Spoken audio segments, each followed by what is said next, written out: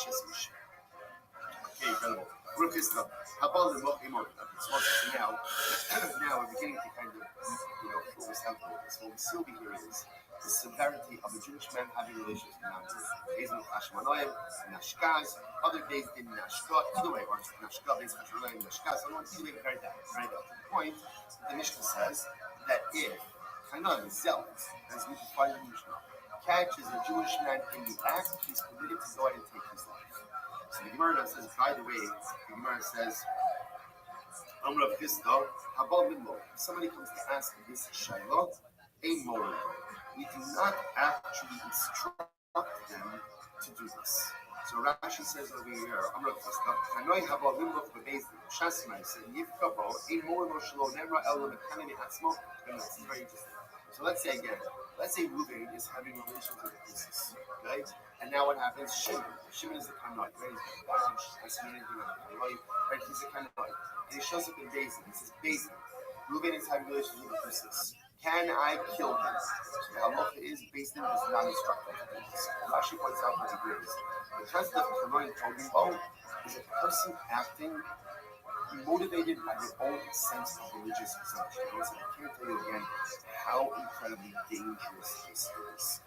Because remember, again, the person who's going to carry this out has to make sure that he is mamish and tzaddik, that he's a kosher, and that he's doing this for all right reasons. That's why the halacha says we don't. This halacha Moshe Messina. Remember, we're going to learn this from Pinchas. That's what it's comes from. But we don't pass on. We don't instruct people to do things. So if someone comes to Bezdin and asks, he says, "Should I do this?" We tell them, "No, don't do it. Don't do it." This is a unique halacha. If someone acts of their own volition and satisfies the criteria, they're not liable for it. Like what Lamaisa, Bezdin will never instruct someone to actually do this. So the Gemara says, if somebody asks, somebody comes to Bezdin, right? Shimon comes to Bezdin, Reuben is having relations with the Pusis, and I'm a Kanoi. So can I do it? No. You tell him, no, do not do it. So much law, not only that, other Shem Pirei, Jimmy, Bahar, Pinchas, no. When we get to just a moment, the paradigmatic example of this was, or not paradigmatic example, the episode where this happened is the story of Pinchas. So remember again, Zimri was a tribal prince of Shimon, had relations with Kazmi, a Midianite princess. They engaged actually in a public act of immorality, and Pinchas killed Zimri. Pinchas kills Zimri and Kazmi, kills them both. So this is the story that gives rise to this concept of Haboel Haramis or Haboel Pusis, Kanoin Kodin Bo. It's based on Pinchas. So just to show you what a dangerous thing this whole thing is, listen to this. Should Pirish Zimri go Margot Pinchas, never got off. If let's say Pinchas killed Zimri after Zimri had already finished the act. Right, let's say Zimri finished with Cosby, and then Pinchas killed him, Pinchas would have been liable for bloodshed. Pinchas Neragalat. Napak Zimri Varagalat Pinchas in Neragalat. So he wrote it furthermore. When Pinchas is trying to come into Zimri turned around and told Pinchas, Zimri would not be Chayyim. Why not? Because Pinchas has the din of a load. So it just seems kind of fascinating. Even though the halacha says that a Kanoi is allowed to kill someone who's having relations with Aramis, but again, it's not part of the legal system. It's halacha Moshe Messina to the point, therefore, that the Kanoi has the din of a rotev. So if the Jewish man defends himself or kills the Kanoi, he's patur. It's patur. It's incredible. So had Zimri turned around and killed Pinchas, Zimri wouldn't be chayiv. It's incredible. So the Gemara goes back there. So we'll say, so remember, just give you a bit more time. So remember, when did all of this happen? Balak, the king of Moab, went ahead and hired Bilam to curse the Jewish people. Bilam was unable to successfully curse the people. So what does Bilam do? Bilam says to Balak, listen, lure the Jewish men into immorality. I can't curse them, but immorality is like the Achilles heel of Klal Yisrael, and Achilles heel of man. So what happened? So Moab, essentially, the Moabite people lured the Jewish men into immorality. The tribe that really fell for this the most was Shimon. So what the Gemara says? There Moshe Hashem Israel.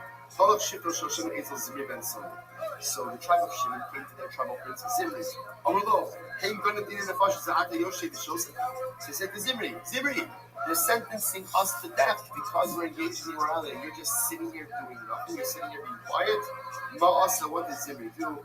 Amad the Kibbutz Chafdal Elat Yisrael. Zimri gathered 24,000 people. Gathered 24,000 people. Bahala Eitzal Chazbi. And he went over to Chazbi. Chazbi was a Midianite princess. And he says to her, Amar Hashmi'ili, have relations with me. Right? So Zimri wanted to make a spectacle. So he says to Chazbi, submit to me, have relations with me. Amra Lo Basmelach. Amra Lo Basmelach. So she said, listen, first of all, Zimri seemed like a nice guy, but I'm a princess. I'm a princess. And my father said I can only have relations with, the Melech, the king of the Jewish people. Okay? Amrullah, Nasi Sheher. So Zimri said, listen, I'm a Nasi. He's referring to himself in third person. I'm a tribal prince. Not only that, I'm even greater than Moshe. How so? I'm the second-born son, the second-born child, and Moshe is the third-born child. So you see, I'm even greater than the leader of the Jewish people. So what does he do? Tough subject Melissa. So Zimri literally he took Chazbi by the hair. He brought her before Moshe Rabbeinu. Amr ben Amram, Zuasura or Muzaris? Moshe, tell me, is this woman mutter or asur to me? Is this woman mutter or asur to me? Bin Tomar Asura, and if you say that she's Asura to me, Bas Yisra Mihitir L'cha, who allows you to marry the daughter of Yisra? You read this incredible chutzpah? So he says to Moshe, tell me, is this woman mutter or asur to me? And by the way, before you say asur, which I know you're going to say, who allowed you to marry Tzipporah? Who allowed you to marry the daughter of Yisrael? Incredible. So the Gemara says, Yisrael and halacha. Moshe Rabbeinu, in that moment, he couldn't remember what the halacha was. He just couldn't remember what the halacha was. So go Kulam B'Kir. We'll say first one out in bottom. So everybody started flying. Let's understand that we're known to this moment. Right? So Zimri is confronting Moshe Rabbeinu, challenging Moshe Rabbeinu's authority. And Moshe Rabbeinu is the man who has all the answers all the time. Right? Moshe Rabbeinu is the one who's like the steward of pleasure and navigates us through every single crisis. Has nothing to say in this moment. Everyone just thinks it's the problem. So what happens? Behind the sitting in both in Pesach all over. Siv, Nayar Pinchas ben Elazar. And what happens? The pasuk says Pinchas ben Elazar saw. Isa asks the Gemara, what did Pinchas see? Amarav Ra'ah Ma'aseh B'Niskar Halacha. He saw everything that was happening, and Pinchas remembered the halacha. Amarlo, Achi Avi Abba, literally again, the brother of my grandfather. Remember again. Pinchas was the son of Elazar, the grandson of Aaron. So Moshe Rabbeinu was his great uncle. So brother of my father's father. You taught us, Moshe Rabbeinu, you taught us when you came down from Har Sinai. Moshe, you taught us a halach, literally a halacha Moshe Sinai.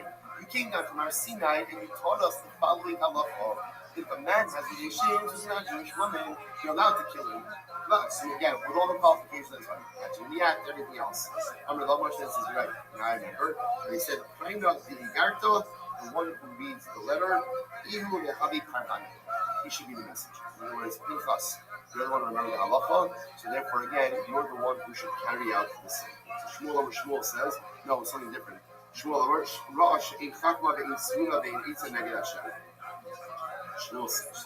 says, Pinchas says something different. Literally translated, there is no wisdom, there is no understanding, there is no counsel. Neged Hashem, opposite Hashem. What does that mean?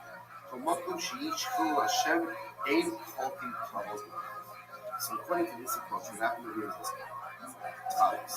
Pinchas saw everything that was happening. So Moshe Rabbeinu forgot that lot. Pinchas knew the halacha. Pinchas acted without consulting Moshe Rabbeinu. Under normal circumstances, we know you can't act. The Talmud can't act without consulting the Rabbi. Pinchas acted on his own volition. Why? Because when he's fulfilling Hashem, we do not worry about the public. When we fulfill Hashem, we act decisively.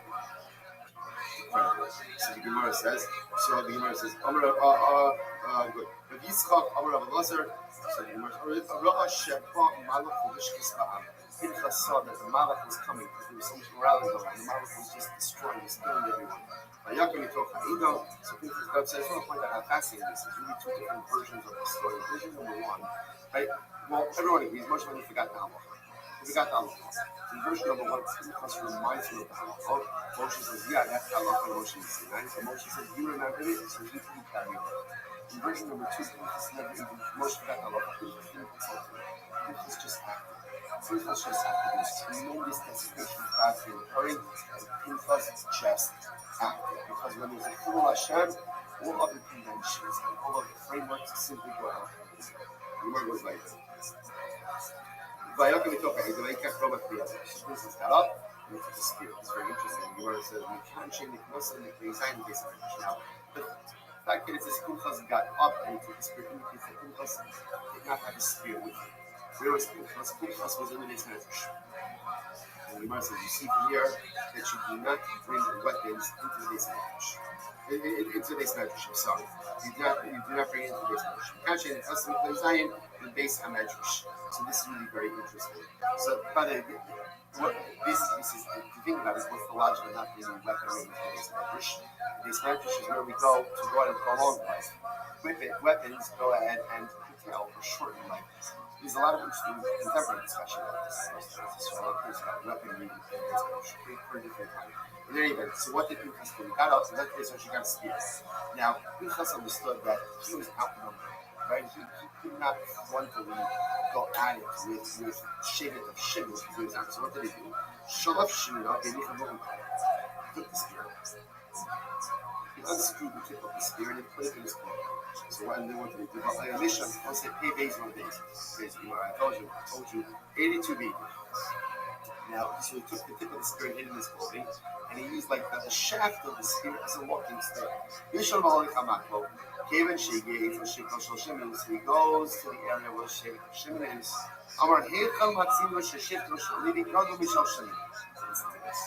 Pinchas says, why should Shimon lately be any holier than Shimon? What is that? He was saying like this, Shimon, you guys look like you're having a great time. Right? You're really living it out, enjoying all this debauchery, this immorality. So why should Shevet Levi lose out? I'm from Shevet Levi. Why should we enjoy life any less than you? So they say, wow. Right? The Gemara says, Amar, Nichalo, Achulas Osracha, right? Look at this, Pinchas is here. And clearly he's here to satisfy his own needs as well. Let him in. Nichnas, so the Gemara says, Nichnas, Yetiru Kushin as Hazal. So he said, let him in.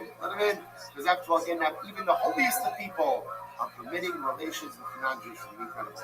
Rabbi Yochanan says, she should be some national with Pinchas. 6 miracles occur for Pinchas in this episode. Number 1, Echad, Shahayro the Zimri Lifrosh Elokesh. So Pinchas walks in, and literally Zimri is having relations with husband. So one would have thought that Zimri sees Pinchas just as basic woman. One would have thought that Zimri would have stopped, but he didn't stop. He shouldn't find out, right? Especially when some Pinchas is getting ready to come. He didn't cry out. Shekilim is a social issue and a social issue. We want to see Pinchas killed Zimri and Chazli as they were actually engaged in relations, and the sword blade pierced them through both their sexual organs. Another miracle. He lifted them up on the spear, right? And they did not fall off the spear. Malach came and lifted up the lintel, the doorway. Again, Pinchas went out miraculously, holding Zimri and Chazli on the spear. The Malach came up and lifted up the door so he can get out. And the Malach came again at the same time was also kind of wreaking havoc. He was killing out people who were immoral, and that kept everybody else distracted while Pinchas killed Zimri and Chazli. So Pinchas came and he threw down the bodies of Zimri and Chazli in front of us. I wonder if I'm going to be all emotional. Able to get through Chafal and everything. So Pinchas says, because of these two people, 24,000 Jews should lose their lives. He is a Kanoi with righteous indignation. You're going to hold people accountable because the actions of these two. Shemeh and Mar, the Gemara says, first one, above Asmalach. This is what it means when it says, Vayamo Pinchas Vayipal. The passage says, Pinchas stood Vayipal. Interestingly enough, Amr Belazar, Vayispalel Lo Nemar. It doesn't say Pinchas David Elo, Vayipalel. Now, by the way, the Shorish of Halal, Pelam and Lamed, means to judge. Lamed Kibirako Sha'asa Pulilos in Kono. So literally again, that Pinchas was judging the Kadosh Baruch Hu. He had kindness, and he had like rebuke, fresh, and how can you do this to people? Two people, two ringleaders, and everyone else didn't held responsible. So Bikshu Malach Yashar is the Dachva. So the Malachim wanted to push Pinchas down. Pinchas was being disrespectful. Amar Lahen Hanichu. So this Kadosh Baruch Hu says, leave him alone, leave Pinchas alone. Kanoi ben Kanoi. He is the son, he is the Kanoi, the son of another Kanoi. Now ultimately again, who is the Kanoi? Shadedly, he's the descendant of Levi, right? Remember again, Shimon and Levi were ones. After Judah was abducted and raped by Shem, Shimon and Levi went out and killed out all of the men of Shem. So Shmuel says, Pinchas is a Kanoi, the son of a Kanoi. Meshiv Chema, ben Meshiv Chema. He is one who goes ahead and literally, he is one who removes divine wrath, the son of one who removes divine wrath. So that's reference to Aaron. Aaron, in the aftermath of the rebellion of Korah, stopped the plague with the It's incredible. So it's so amazing. What do you see? That what the Rebbe Shalom cares about more than anything is that we look out for each other. Is that we advocate for one another. And Shmuel is even willing to excuse other trespasses if he sees that we are motivated by a love for God. So Pinchas is literally acting in specific fashion towards the tribe. One thing about Muslim already like pushing down. Trump's leaving alone. He's being a little flexible. He's being a little flexible. Maybe he's a little harsh, but understand why he's doing it because he wants comments. Because he's pained by what he sees happening to the other Jews. That's what motivated him back, and that's what motivated him to speak. Rabbi says, when a Yid has such incredible Abbas, he cares about his fellow Jews so much, he's willing to take God to task for the mistreatment of Jews. Rabbi says, I'll take it. I'll take it. Leave him alone. He is a Kanoi, the son of a Kanoi. Just like Levi and Shimon did what they did for the dignity of their sister. Just like Aaron did what he did for the dignity of Klal Yisrael. So I know Pinchas is doing what he's doing for the dignity of Klal Yisrael. When you stick up for the dignity of another Jew, when you are there for another Jew, when you're willing to put yourself on the line for another Jew.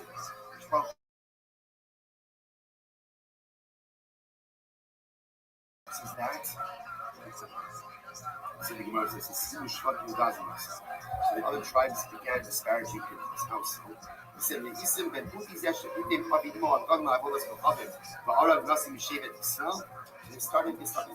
I remember, so Pinchas's mother was from Israel. Actually, Rashi says over here, Avi Imo Yisrael, the Elazar Avi Pinchas, Lakach Mibenos Yisrael. So Pinchas's mother was one of the daughters of Israel, from the family of Israel. So the tribe started disparaging Pinchas. So look at this guy. His grandfather was a priest for Avodah Zarah. And this guy, the grandson of a priest of Avodah Zarah, has the chutzpah to kill a tribal prince. So the pasuk comes and gives the yichus of Pinchas, Ben Elazar, and Aaron. So again, the pasuk itself gives his yichus and says, be careful what you're talking about. Yeah, his grandfather is from Israel, it's true. And he's also the grandson of Aaron. Look at Moshe. Hakdei Moshe. Moshe says to Moshe, literally again, remember, Hinni Nosen Obisi Shalom. Hashem gives Pinchas the covenant of peace. So Hashem says to Moshe, go and extend this covenant of peace of Shalom to Pinchas. Lachain Emor, therefore go tell Pinchas, Hinni Nosen Obisi Shalom. See, I give Pinchas the covenant of peace. And by the way, just as an aside, it's quite fascinating that all the gifts that Pinchas could have gotten, he gets, basically gets the covenant of peace once they shine. In basic level, you don't understand that when a person takes a life, even if it's hard, even if it's just, even if it's needs, the act of taking life fundamentally changes who you are. Shbaruch says, you want Pinchas to remain pure and pristine. You want him to change as a result. Give him this of Shalom. The person who should take life, they look at that trauma. It's totally justified. Right? They look at that trauma. It changes. Take life changes. Shbaruch says, because you did this for me, I'm going to give you peace. That you should find peace in life. That you should find tranquility. That you should not have to live with the guilt and worry because what you did was 100% right. Even though you know that, the trauma is still there. And the Baruch seeks to soothe and rebuke soul of Pinchas, for giving him Bris Shalom. It says, you will have this kapara. Ultimately, again, you have this Bris Shalom. Your act, right? Your act, what you did for Klal Yisrael, should be a kapara. The fact that Pinchas was willing to stand up and do that ritual, the fact that Pinchas was willing to defend the honor of HaKadosh Baruch Hu, that is a plus for many for Klal Yisrael for many generations. I'm not going to write this. Zarz Yemasnai, oh, Tayish, Malak, Al-Kum, Al-Kum, Imo, Dala, Melsi, Asiba, Arpasa, Gemara, Sesame. The pasuk is from Mishnah. Zarz Yemasnai, oh, Tayish, Umelech, Al-Kum, Imo. So what does this mean? So the Gemara says, Dalit, Melsi, Asiba, Arpasa, Baal, also Russia, Osai. So apparently, Zimri did not just have one act of relations with Cosby, but he had a lot of act of relations. It would be again 400, right? Dalit males for Esiva, 424 acts of relations. He did that part of and he engaged in a lot of the Pinchas waited until Zimri finished. Well, I was eventually finished because remember he had to catch him in the act, and he waited until he was tired after multiple acts of relations and he was still engaging. But when you're there, Shemalach al-Kum Ima. The Masli Satana, Shishim, waited for Zimri to have 60 acts of relations. Action Esa Kebetza Hamuzeres. Okay, so apparently, guys, Zimri engaged in so many acts of immorality that his testicle shriveled. Okay? Vehi Haisa Karugam Le'amayim. Because he was filled with zera, with semen so much that she became like a saturated field. Moshe is based on Tanya Rabbi Yosef, Kever Shala Amma. So again, Gemara isn't using the different hyperbolic description over here. It was so bad.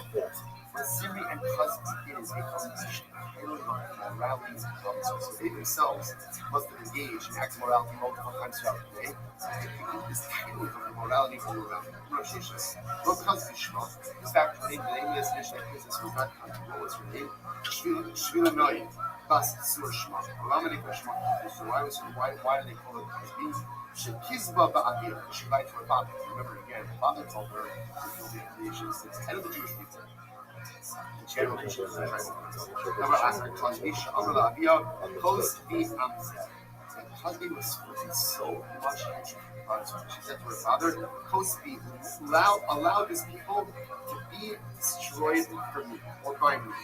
She says over here, Cosby shuffled also on the let them be slaughtered. She didn't give herself. She knew this wasn't going to end well. She was willing to give herself for the destruction of Slavi. Being literally again, if you look between the reeds, right? Between the reeds and the swamp. So she says, being tired overnight, if you look in the secluded places, that's where you'll find Shvila Goy. Why do people look secluded places? Because they want to engage in moral acts. So if you want to find Shvila Goy, look for the secluded place between the reeds. I buy Ba'adi Kalfi, between Shvila Goy. I buy Guf Sali. What is she doing there up there between the reeds? What did she do there? She really prostitutes out her body. Shvila was so immoral that she even has dispersion from her. Incredible. I'm going to be off the road. Kamisha Shemos Yeshua Zimri, right? There were, Kamisha Shemos Yeshua. 5 names were given to the tribal prince of Shema. Zimri, Ben Salo, Shaul, Ben Aknanis, Shmuel, Ben Suri Shebas. Zimri, why was he called Zimri? Hashanasa Kebetza Muzet. So many acts of relations that it's not social. Okay. Ben Salum, Ashehisti, Abonos, Shal Mishpatos. And ultimately, again, Ben Salum actually says over here, Histi, God, she used to be Sapu Lashal Kisla. And it caused Shai Marich and Asmal Vaz, so it caused the iniquities of his family to be spoken about. Shaul, Ashehisha, Atmul Baradeva. He literally let himself out for sinful living. Ben Aknanis, Asha Maisekinas. Called Ben Aknanis, why? Because he engaged in actions like Akananic life actions. Umashmo, what was actually his name? Shmuel Ben Tzuri Shadaishi. Incredible. Also, his name was actually Shmuel Ben Tzuri Shadaishi. Also, I just put down something really interesting. If you think about it, right, so his actual name wasn't Cosby, right? It's Zimri, right? Ultimately, again, the Gemara says, Right? Zibur was a description that represented multiple acts of immorality. So Zibur was Shlumi Elbow, again, is what is the Nasi of Shimon. We just read his name by Hanukkah, which tells us he is so wonderful. Rabbi Princess.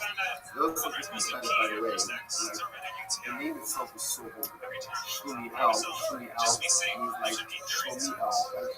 I create a sense of peace and spiritual tranquility and harmony without Kaddish.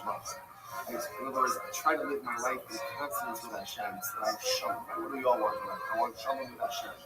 And as a result, Suni Shaddai. Hashem is my rock. Hashem is my rock. So you're talking about a person who actually represents so much Kedusha. Shuni El, I make shalom with Hashem. I live a life of harmony and consonance with Hashem. And as a result, Suni Shaddai. Hashem is my rock. He's my anchor. And you see something amazing. If someone so holy, can literally again drop to the depths of the earth. We're going to say this is a lesson we keep seeing over and over and over, which is no matter how holy a person is, right? Which was one of the last days, which Rabbi says, I'll come in back to the most, do not believe in yourself until the day that you're born. Because the line might think towards quarrelsome, that certain things are beyond you, but not. They're human beings, and will be. And in one moment, I can be in the highest of high, and the next moment, I can sink in the lowest of depths. Such is the nature of the human condition. So you see this of one idea, which is fancy. This is why we have to live like this. So we have to understand that everything we do matters. Every action we take matters. Every decision we make. Because even the smallest, most innocuous decision, and that's there ultimately leads to something. And enough bad, small decisions sets me up for that moment when I have to make a really dramatic decision. I make the wrong one. And then suddenly again, I descend to the depths of the state. You don't usually go from Shlomi El Ben Suni Shaddai to Zimri in just a moment. There's a whole bunch of other things that happen along the way. But we're susceptible to sin. We're susceptible to failure. And that's why, again, living life with a constant sense of vigilance. I'm about to do something. What is it going to do? Where is it going to put me? What's that at? Does it lead me? It's constant awareness, constant vigilance. Again, it's not going to prevent me from making mistakes because we all make mistakes. But at least if I'm always aware of what direction I'm going on, put myself on the right path, I can sink myself from those steep falls. All right, we'll say, wow. Okay, Shkrat, we'll say for today. Tremendous daf. Wishing everyone an incredible day. Look forward to seeing everyone. Kol Tov and Shkrat.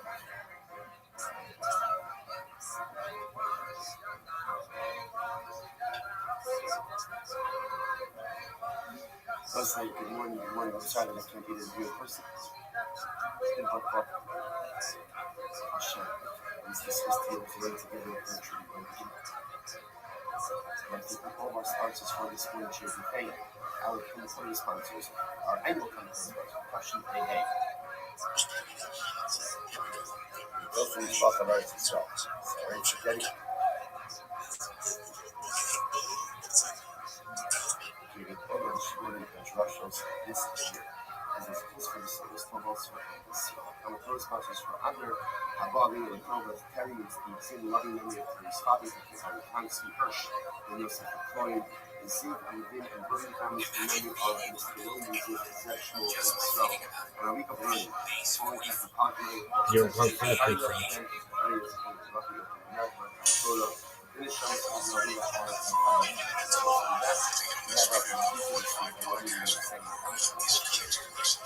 Today's Dr. David. Marshall from Shabbos, we were able to get to the bottom bar. I was one of these 81 and we are not I'm going to ask a kiss. So if one steals a kiss, so again, actually, for example, you got to do a mechanical recosis, or one is going to have a person's now, the top person is a person's with sorcery.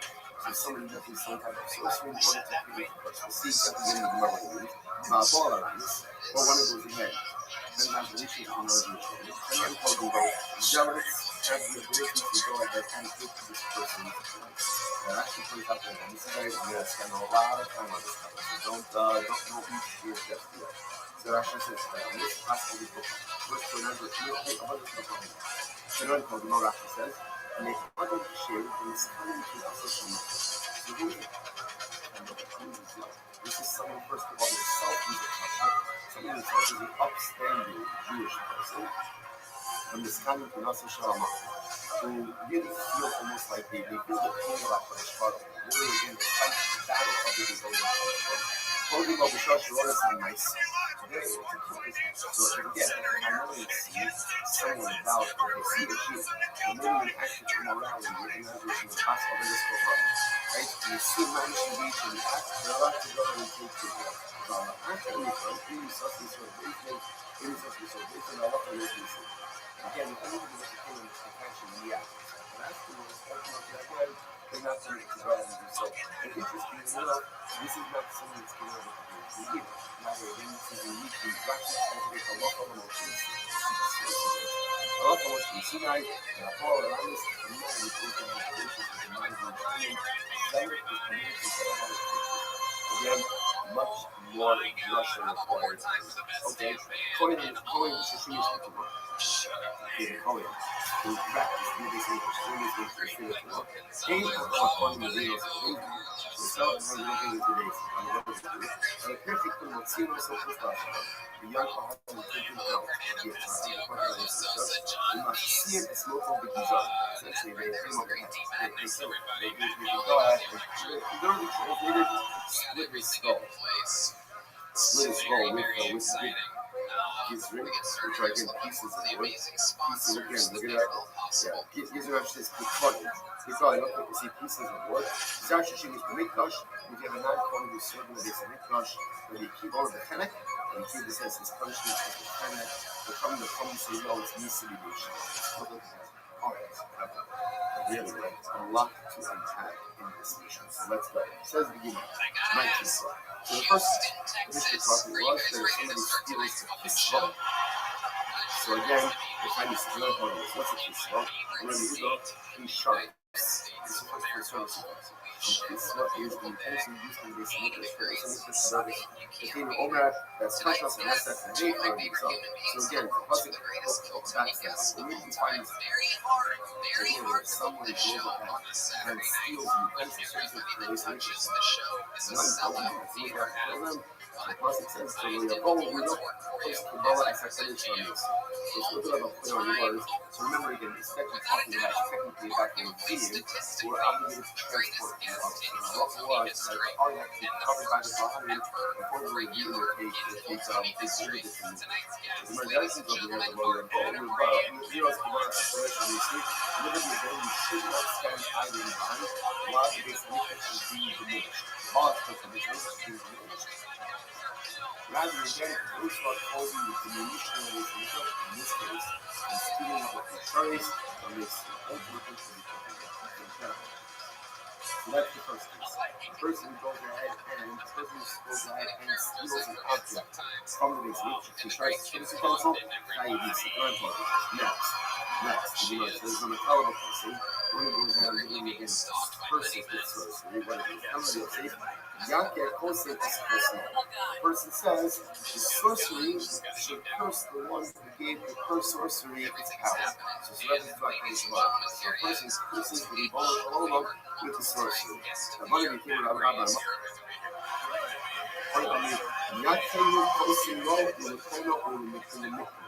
Ultimately, in the course of the sorcery, should go ahead and curse again to its creator, and the one who endowed it and served his power. So therefore, again, if he's a person that contracts has to show him with sorcery.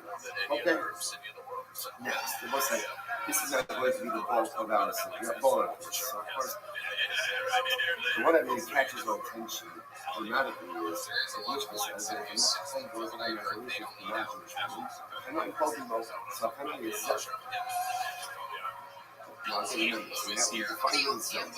So someone himself is a public official.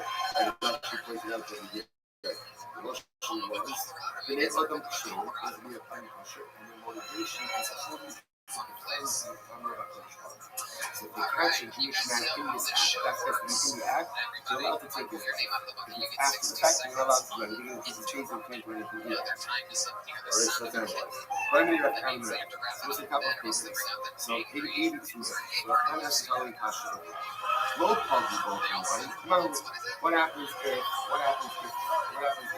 let's say there were no zealots around, or we were zealotless, there were no zealots around, and so the person, the Jewish man, committed this and was not.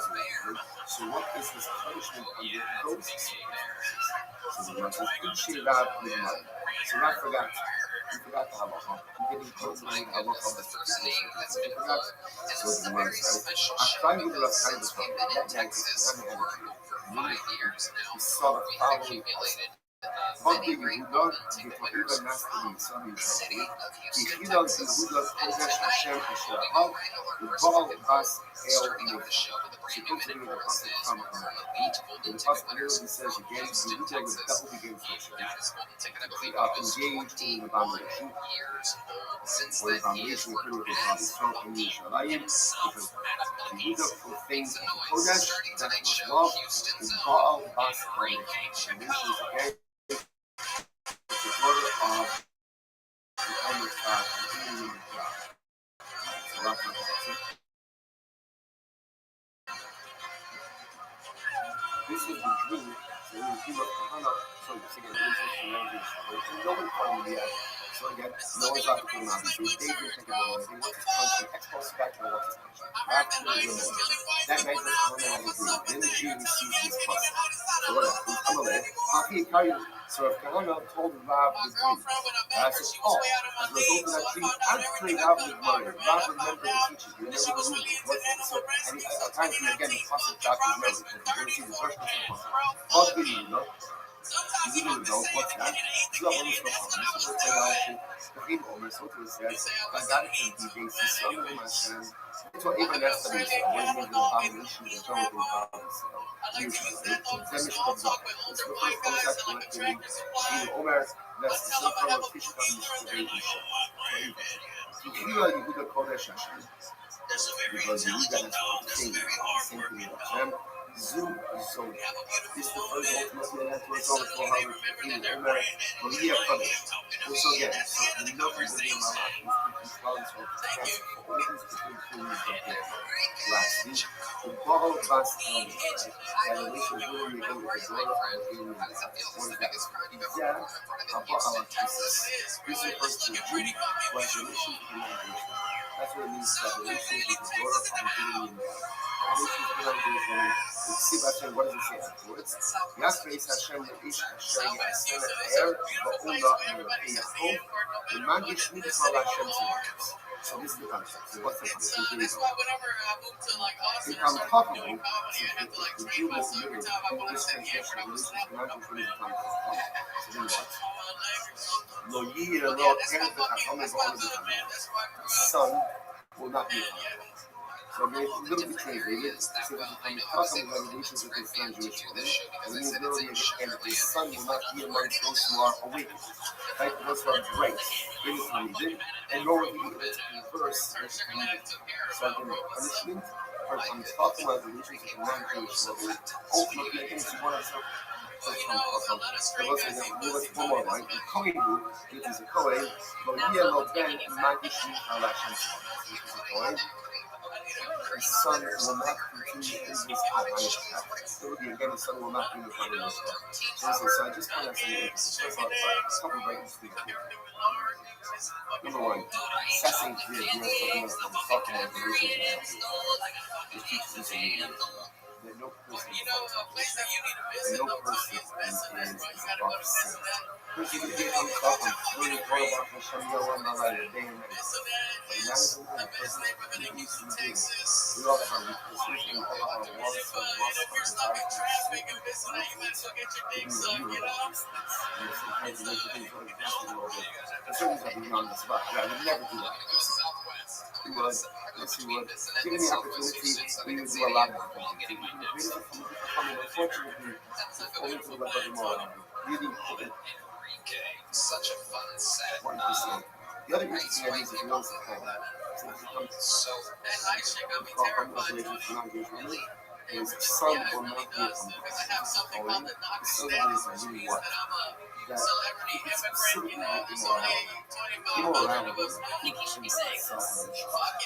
And specifically increase itself on children. An immoral father cannot raise up on his son.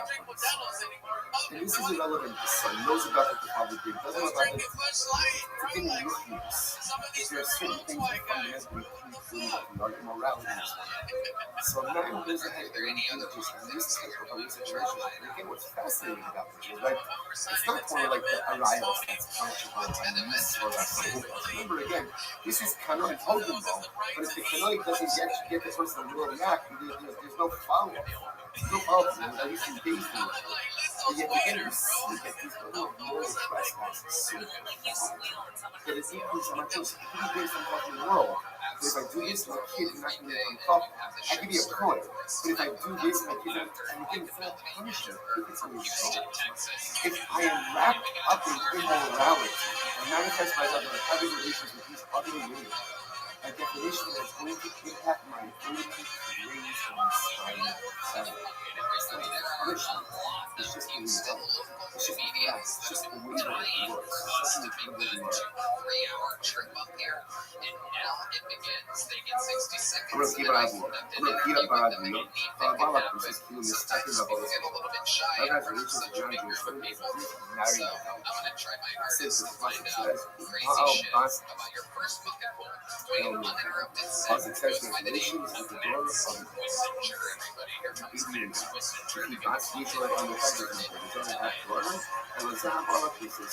This is supposed to be Jewish relations with the non-Jewish woman. We're going to hear about it.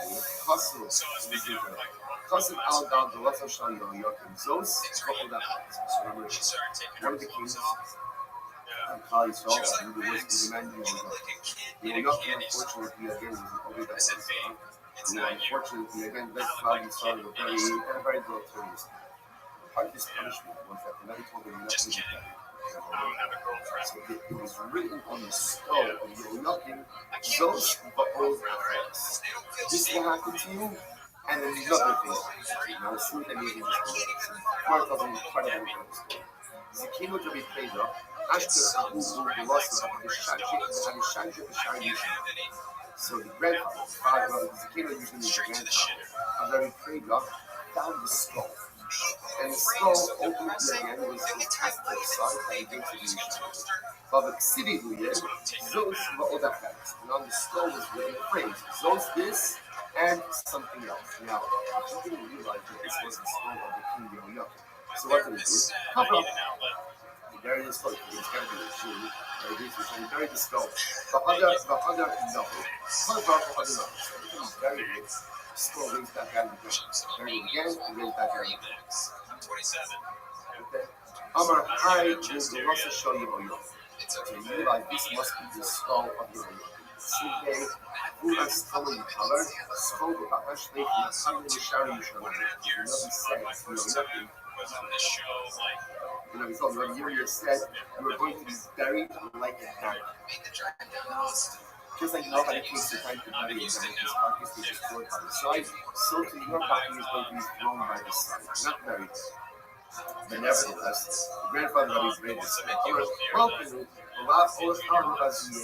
nevertheless, again, he said, you know what? It's not right. Yokim deserves, all this stuff. At the end of the day, he's still a king. And as a king, he deserves some level of covet in the room. So what happened? So what does the grandfather probably pay this? So Shakli Karpa Shirani posted this sixth cup. So you know that you got the US again very good. So they back to their piece of silk and put it in the box. Okay, I cited this. Kazi. So what happened? So the grandfather, his wife came up, and she said, oh, that's interesting. There's a skull in silk in a box. Okay, so she decided to talk to the neighbor about it. I'm a little misleading, say. So she said, they were talking, the neighbors were talking. This is a Kamaisi. This must be the skull of your husband's first wife. Apparently, again, it's not such a marriage. His grandfather was married before. The neighbor says to the front of the page, this must be the skull of his first wife. And what happens? And clearly, your husband cannot forget about his first wife. So what does the wife do? Shagarta Litanura, She took the skull, threw it into the oven, and it wasn't sealed.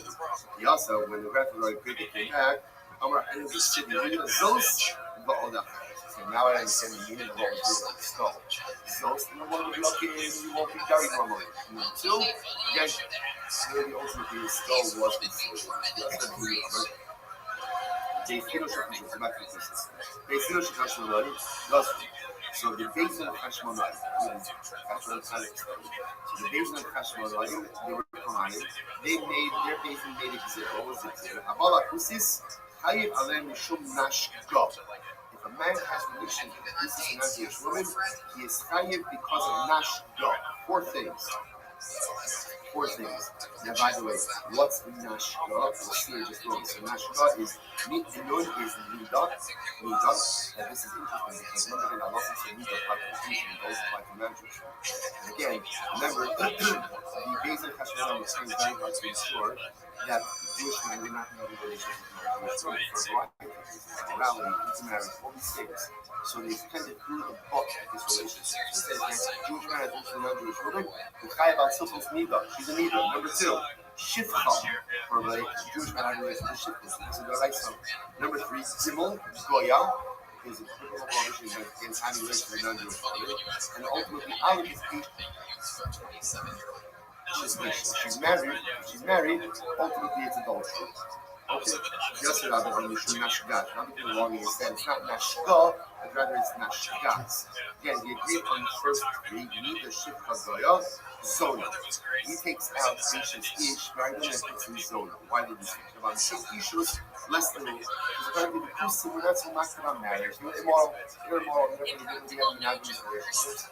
It didn't make sense to put Asia's Ish. But instead, it just makes more sense to put in Zona. The first opinion would say, now, Shayu Badal on the Shia. Okay, maybe they didn't have a formal construct of marriage. We have to do something in Sudan, but the Maisa, they still had an institution of marriage. And they still have a monogamous relationship. Therefore, the man has a relationship. The married pieces is Asia's Ish. Okay, very well. What if this stuff? Above the welcome of so now we're beginning to kind of, focus out for this. So the still is the severity of the Jewish man having a relationship with marriage. Even with Hashmonayim, Nashkaz, other days in Nashka, either way, Nashka based Hashmonayim, Nashkaz, they don't either way very bad. The point is the Mishnah says that if Hanayim is zealous, as you can find in catches a Jewish man in the act, he's committed to go ahead and take his death. So the Gemara says, by the way, the Gemara said, Amrav Kista, Habal Limbo. Somebody comes to ask this Shiloh, a moral. We do not actually instruct them to do this. So Rashi says over here, Amrav Kista, Hanoi Habal Limbo is a base of Shasmais, and Yis Kabal, a moral. So let's say Ruben is in a relationship with this, right? And now what happens? Shimon is a Tanoi. That's the name of the woman. He's a Tanoi. And it shows up in Daisy. It says Daisy. Ruben is having a relationship with the princess. Can I kill him? So how about for Daisy? These things is not instructed. Rashi points out to the viewers. The concept of Tanoi Kohen is a person acting motivated by their own sense of religious self. Again, how incredibly dangerous this is. Because remember again, the person who's going to carry this out has to make sure that he is not Mishra Sadik, that he's a kosher, and if you're in but that's an Allah, because we don't, this Allah promotion, we see that. Remember, we don't have this from us. That's what's custom. We don't ask others, we don't instruct people to do this. So if someone comes to me and asks, says, should I do this? We tell them, no, don't do it. Don't do it. This is a unique halacha. If someone acts of their own volition, satisfying the criteria, you're not liable for it. Right? But the Maisa Bishop will never instruct someone to act for this. So the Gemara says,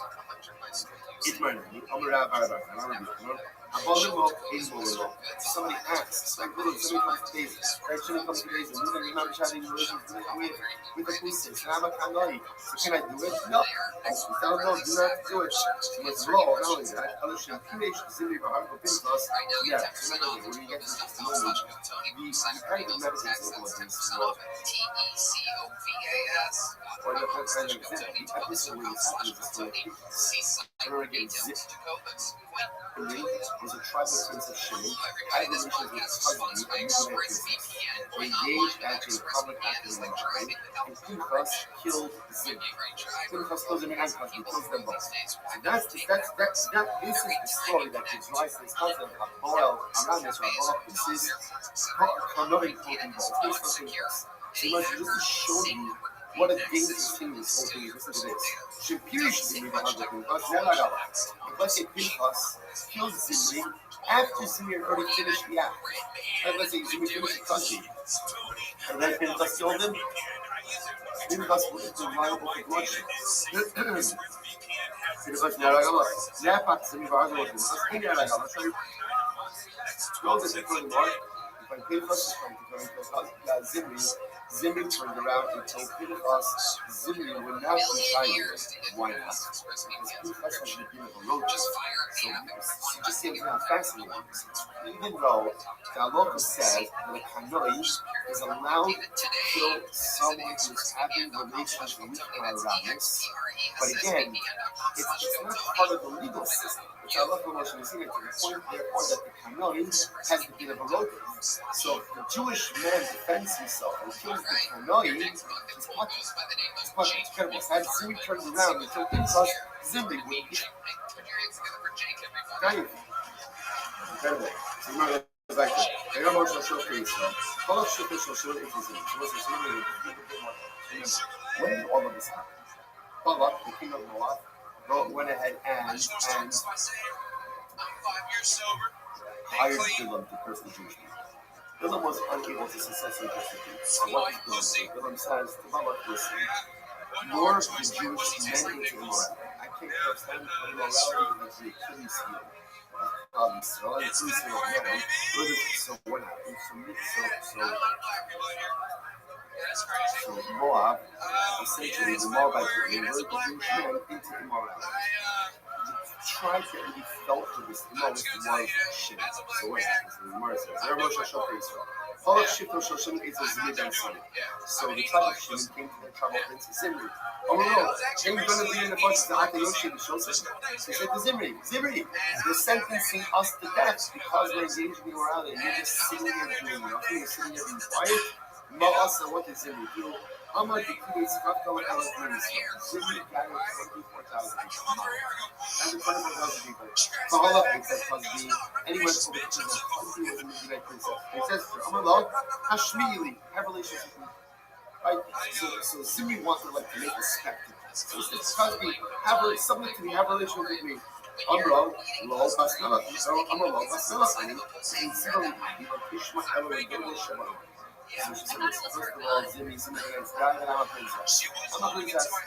My father said I could only have relations with, the Melech, the king of the Jewish people. Okay? Well, I'm a Nasi. So Zimri can listen. I'm a Nasi.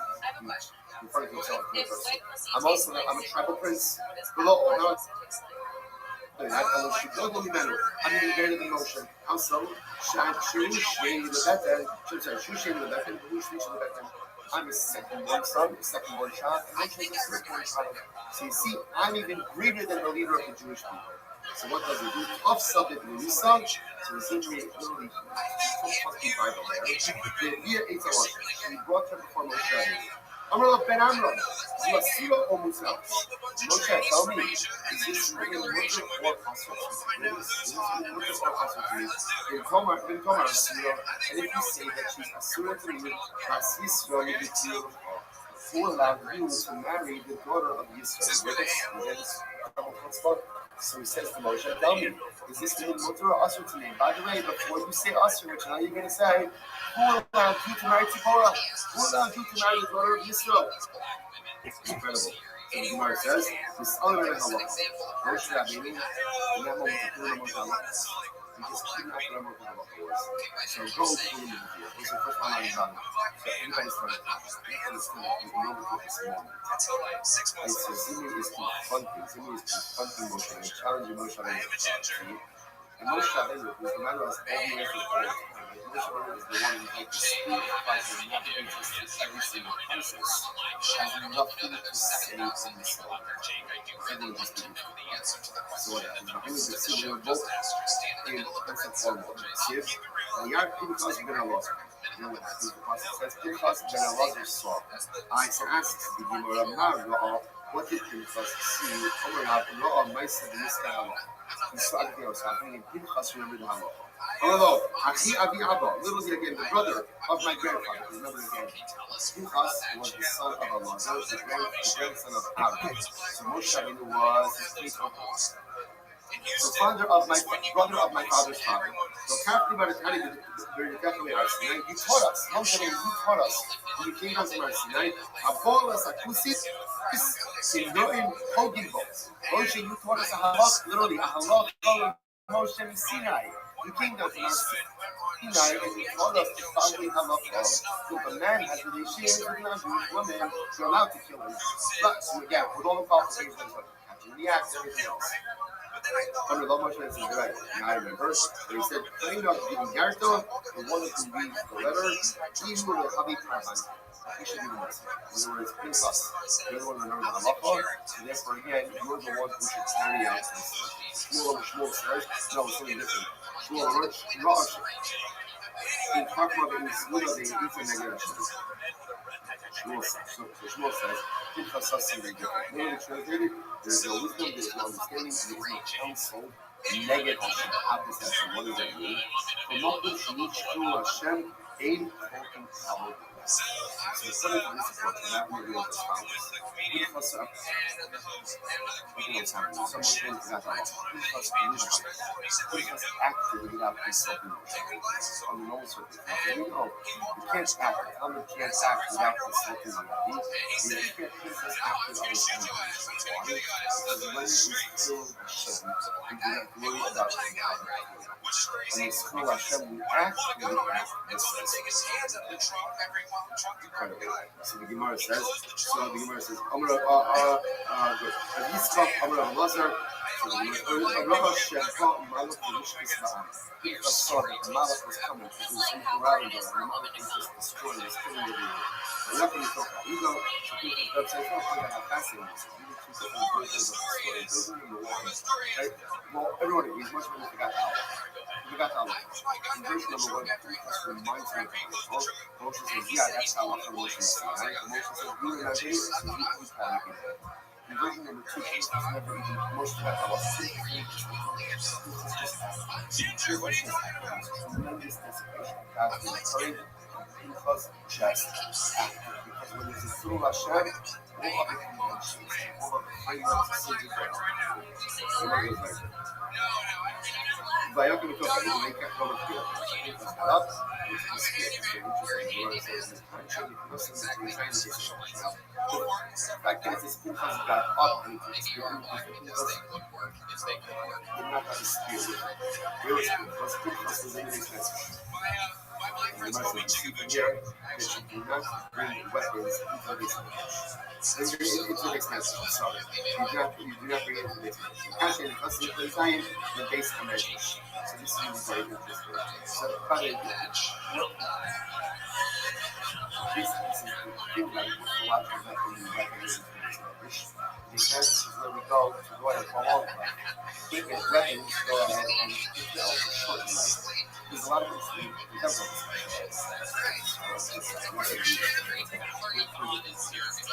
So what this means is we got up and left this over to steal. Now, Pinchas understood that he was outnumbered, right? He could not want to go at it with shimmy or shimmy. So what did he do? Show up shimmy up and you can move it. Unspeakable. So he would put it in his phone. So I knew what he was doing. I missed him. I said, 8 days a day. I told you, 82 days. Now, so he put the spear in his phone, and he used like the shaft of the spear as a walking stick. Yishon Malon Kamakro, David Shigei for Shikos Hashem, so he goes to the area where Shikos Hashem is. Amar Heicham Hatzim Shikos Levi Gago Hashem. Pinchas says, why should Shevet Levi be any holier than Shimon? He says, it's Shimon. You guys are having a great time. In fact, you're really good at enjoying all this debauchery, this immorality. So why should Shevet Levi do that? I'm from Shevet Levi. Why should we enjoy life any less than you? So they say, wow. Right? We must honor. Right, look at this. Pinchas is here. And clearly he's here to satisfy his own needs as well. Lenin, Nichnas, the Gemara says Nichnas, the key of Christian as Hadar. So he said, let him in. Because after all, again, that even the holiest of people are permitting relations with not just for the six miracles of Pinchas. Number one, Echad, Shahayel Zimri Nichosh Elpir. So Pinchas walks in, and literally Zimri is having relations with him. So one would have thought, Zimri sees Pinchas, this almost makes it. One would have thought that Zimri would have stopped, but he didn't stop. Shahayel was down a little deeper. He should have cried out, like especially when he saw the Pinchas getting ready to jump. Yeah, he didn't cry out. That Shakidim is a good social issue, make a Russell issue. I'm going to see Pinchas skilled, Zimri is unbeat, and they were actually engaged on the slope that pierced them through again, through multiple sexual issues. Another note, so when you speak in the Arab, you listen to them, right? You do not follow the speech. The Echad Sheba Malach V'Ygias HaMashkoch, Malach came and lifted up the doorway, to get Pinchas went out, miraculously, holding Zimri and Husby on the speed. The Malach came up and lifted up the doors and he get out. The Echad Sheba Malach V'Ygias the Malach again, at the same time, was also kind of wreaking havoc. He was killing out people who were immoral, and that kept everybody else distracted while Pinchas killed Zimri. Pinchas came to keep them the bodies of Zimri and Husby on Shachar. I want to put them in all those things. Able to give you cup out of Pinchas says, because of these people, 24,000 Jews should leave the life of he is a candidate. His righteous indignation. People are sensible.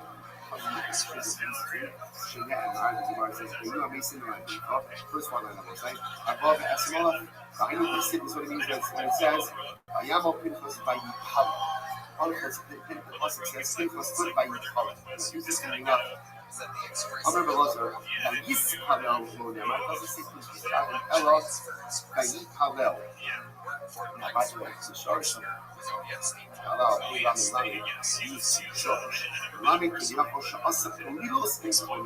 So literally again, that Pinchas was judging that Kadosh Baruch Hu. He had kindness, he had like rebuke fresh and how can you do this? Two ringleaders, and everyone else is getting held responsible. So big Malach Yashar is the double. So Malachim wants to push Pinchas down. This is being disrespectful. Amalahen Hanichu. So he says, leave him alone. Leave Pinchas alone. Hanoi, ben Hanoi. He is the son, he is the Hanoi, the son of another Hanoi. The ultimate, again, proves that Hanoi is shapedly, he's the descendant of Levi. Right? Remember again, Levi, Shimon originally was, after Levi was abducted in Hashem, Shimon really went out and killed all of the He says, Pinchas is a Hanoi, the son of a Hanoi. Meshachima, ben Meshachima. He is one who goes ahead and literally. He's one who removes upon your back, the son of one who removes upon your back. So that's what he's out of the aftermath of the rebellion of Korah to stop the grave with the grace. When he looked like a nice dog, like you just scrubbed someone's cheek or something. Yeah, but the emotional change about me, is that he was actually trying. Is that he advocated for and 12 is when you can excuse other trespasses, he sees that we're motivated by a market presence. After you know, what's going to be back and forth, when I'm looking already, like pushes down. Does it smell like an airplane? Yeah, he's being a little concerned. The British think of a hospital, he's well patched, but understand why he's doing it. Because he's pained by what he sees happening to the other Jews. That's what motivated him back in that time. They were just giving him 12 cents. When he has such incredible abbas and cares about his fellow Jews, and he's willing to give God to task for the mistreatment of Jews, which what he says, I'll take it. Leave him alone. He is a Kanoi, the son of a Kanoi, just like Levi and Shimon did what they did for the dignity of their sister, just like Aaron did what he did for the dignity of Klal Yisrael. So I know Pinchas is doing what he's doing for the dignity of Klal Yisrael. When you stick up for the dignity of another Jew, when you are there for another Jew, when you're willing to put yourself on the line for another Jew, Baruch says that I have no feelings, even if it's only for a little bit of towards me. So the Gemara says,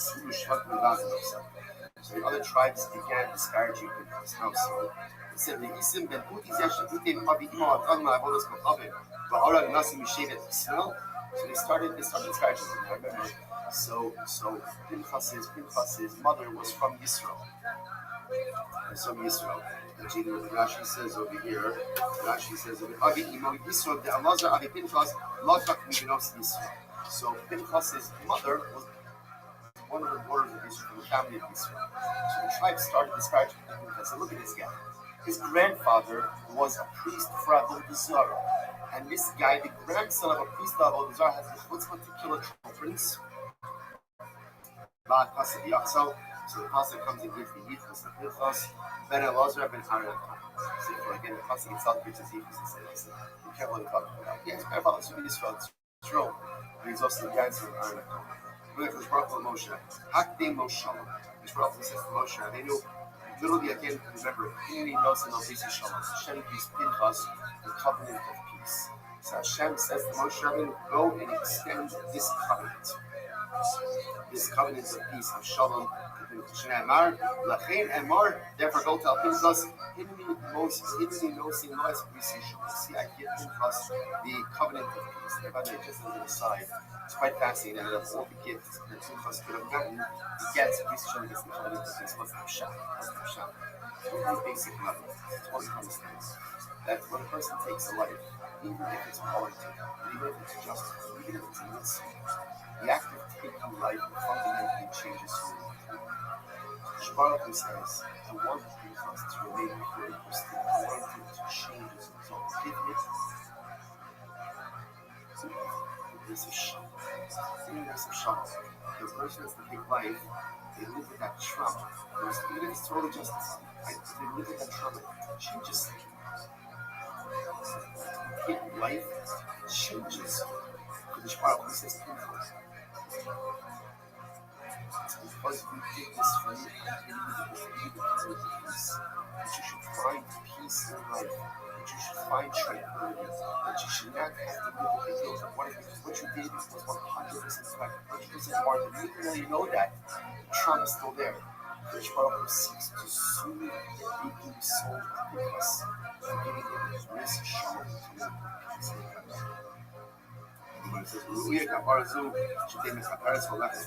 Pinchas, you will have this kapara. Ultimately, you will have this bishon. Your act, right? What you did for Klal Yisrael should be a kapara li'olam. The fact that Pinchas was willing to stand up and do that which was the fact that Pinchas was willing to defend the power of Baruch, that is us or many from Klal Yisrael for many generations. Amra Maida said, Zarzim Asnaim, oh, Tayish, Malach El-Kum, Imo Dalamel, Asiva Abasigamar says, the pasuk is from Mishnah. Zarzim Asnaim, or Tayish, Umelech Al-Kum Imo. So what does this mean? So the Gemara says, Dalit Meos, Asiva Abasigamar, Baal also Russia, so apparently, Zimri did not just have one active relations with Rabbi, but he had a lot of active relations. It will be again 400, right? Dalit Meos, Asiva Abba, 400 contact for active relations. Didn't have 400 that engaged in a lot of the Hindu will Pinchas waited until Zimri finished. Well, obviously not Zimri finished. Remember, he had to catch him in the act, but he waited until he was tired out from multiple acts and was still engaging. But what you know, Shemelach al-Kum Imo, the Masnisa Tana, Shishin. He waited for Zimri to have 60 acts of relations. Action Esa Kebetza Hamuzeres. Okay, so apparently, again, since Zimri engaged in so many acts of immorality that his testicles shorted. Vehi Haisa Karugam Le'amayim. Because the was filled with zera, with semen, so much that she became like a saturated field. Moshe's base saw. Talking of Yosef, Kever Shala Amma. So again, Gemara is engaging in a bit of hyperbolic description over here highlights the idea that the immorality was so rampant. When Zimri and Cosby did is they unleashed horror of immorality in the council. So they themselves must have engaged in acts of morality multiple times throughout the day. They created this tale of immorality all around. Look, Cosby Shma. In fact, her name, the name of this ancient business was not Cosby. What was her name? Shvila Noy. Cosby Sur Shma. Well, I'm going to Shma Cosby. So why do they call her Cosby? She Kizba Ba'avir. She lied to her father. Remember again, her father told her to kill the relations with the head of the Jewish people. And she had a relation with the tribal things. Remember, after Cosby, she told her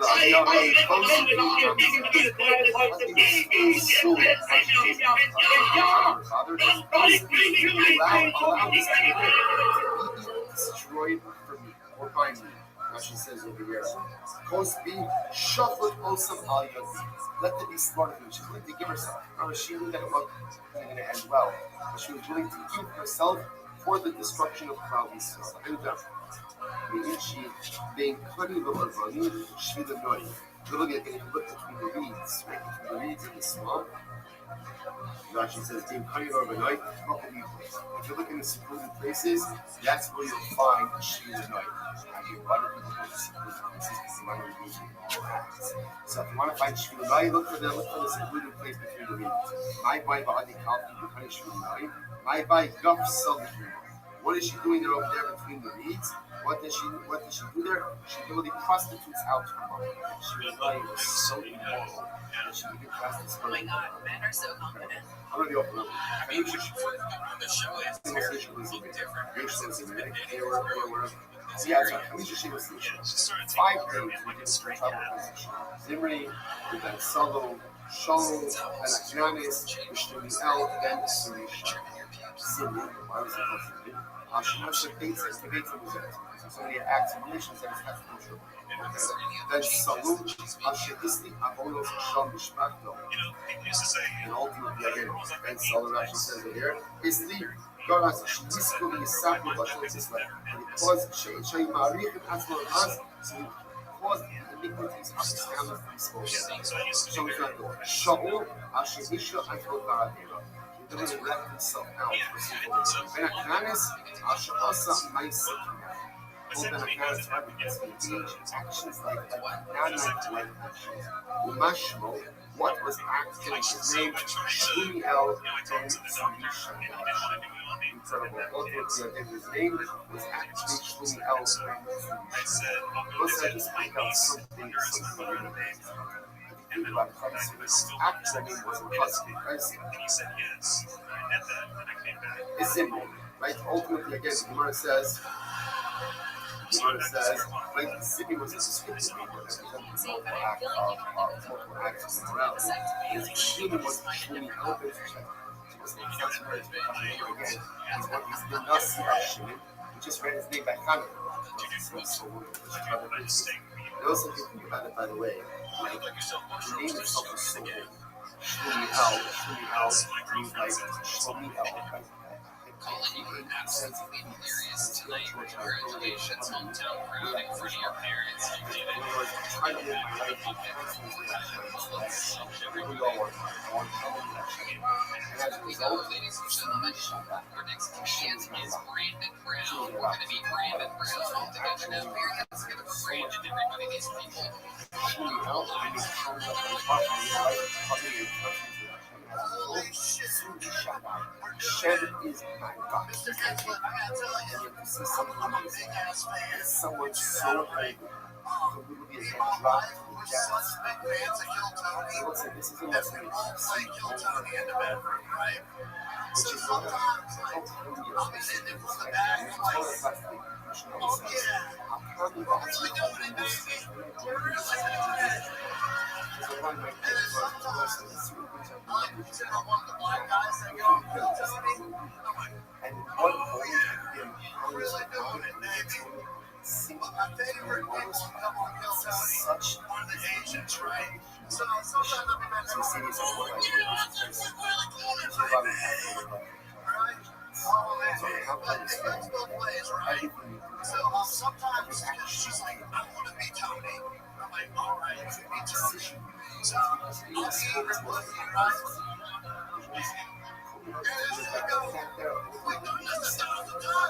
they're not bad small decisions. Sits there in that moment, something the same pets. You don't usually go from trivial Shaddai to simply just the moment. There's a whole bunch of other things that happen in the world. We're susceptible to sin. We're susceptible to failure. That's why I get really like constant sense of vigilance. I'm about to do something. What is it going to do? Where is it going to come? What direction? That doesn't mean constant awareness, constant vigilance. Again, it's not just a vigilance because there's always mistakes. I'm always aware of what direction I'm going on. Put myself on that direction and seek myself. And go steep towards it. Like I was like, Yes. wow, okay, stress once I was done with it for today. Tremendous stuff. Everyone in the conversation, want to see everyone.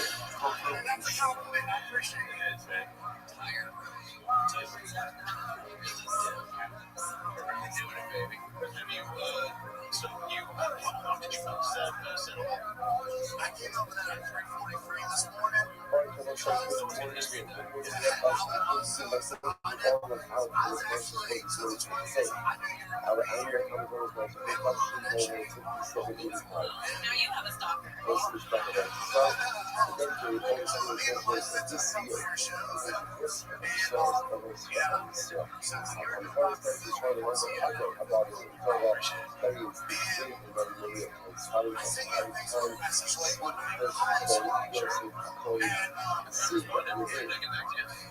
That's what you're for. And then you are, what do you do? It's like you are then solve for the doctor. Like in this conference, right? I had a concept, the memory of Moshe and Anya. Moshe and that's like this today of value. How that beautiful meditation and research and full stop. We have that beautiful collaboration. American outfit, all those things that are on there. Conversations come up. All of those who use commercial have over the response for the industry. As far as the mission being less they are very scheduled to be successful before last future. But we don't let us begin with people from that out of us. They're doing that in that hey, 80. We are picking up at the Mishnah on the request. Sorry, yeah, it's tomorrow. Alright, that's what it is, 79. Just the audio themselves a little bit. And the Mishnah spoke about a very interesting thing. The Mishnah spoke about say a little bit. Is that mixed up with other people? The place literally around the group got mixed together. And the place when you don't know who is who. So on the side, two of two. I go to process. So this process comes in and he's like, no, when you do, once in person, people, you go out and bring them evidence for the closure, those states, satisfaction for that heat and quality, and allow their stomachs to explode essentially, kill them passing. Kill them passing, which the your honest situation is something. By the way, why is Japanese? We understand that this reason, right? Obviously, we can't identify who we really is because it's what we're identifying. Then a lot of the races are going to have this problem. But the China here is, who are the actors? Living in truth is this year. So you may not be sharing so cheap. If you come out talking about that, you don't get mixed into a group of just regular other people. And if that makes the case from here, so what it is our reaction to then he's going ahead and he's getting mixed in with a group of other people who are just cheering. Just innocent people. And literally, we don't know who's moving and who's less to do with each other. So of course, kind of come and make sense. They kind of come already talking. So what are you going to do? What are your options over here? The options are either put everyone to death or put no one to death. So obviously, that's the only going to put no one to death. The Sue, behind him, the legal making us in people. Even though I get us to realize this, we're actually talking about a scenario of where one person is going to say that everyone else is an innocent person. That people going to say that into those circumstances are going to put everyone together in a people who put everyone together in a jail cell or whatever. It's hard to put everyone together and just keep them bound for the stomach exploded. You know that the majority of people in this group are innocent doesn't make any sense. So what is the case? What is the case of Rothschild?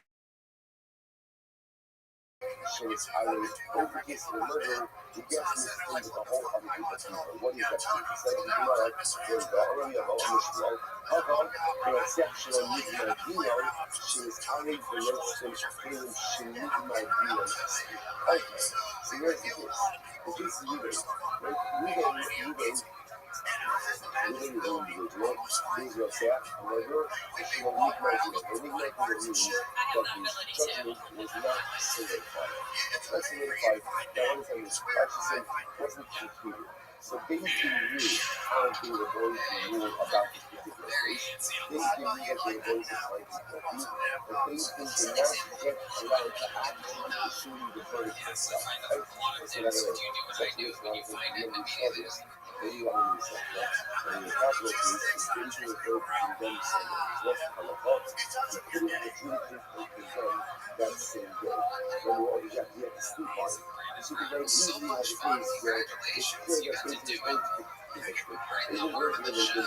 But they didn't get around to issuing judgment yet. And what happens? He escapes. He escapes. And he gets mixed up in a group of other individuals.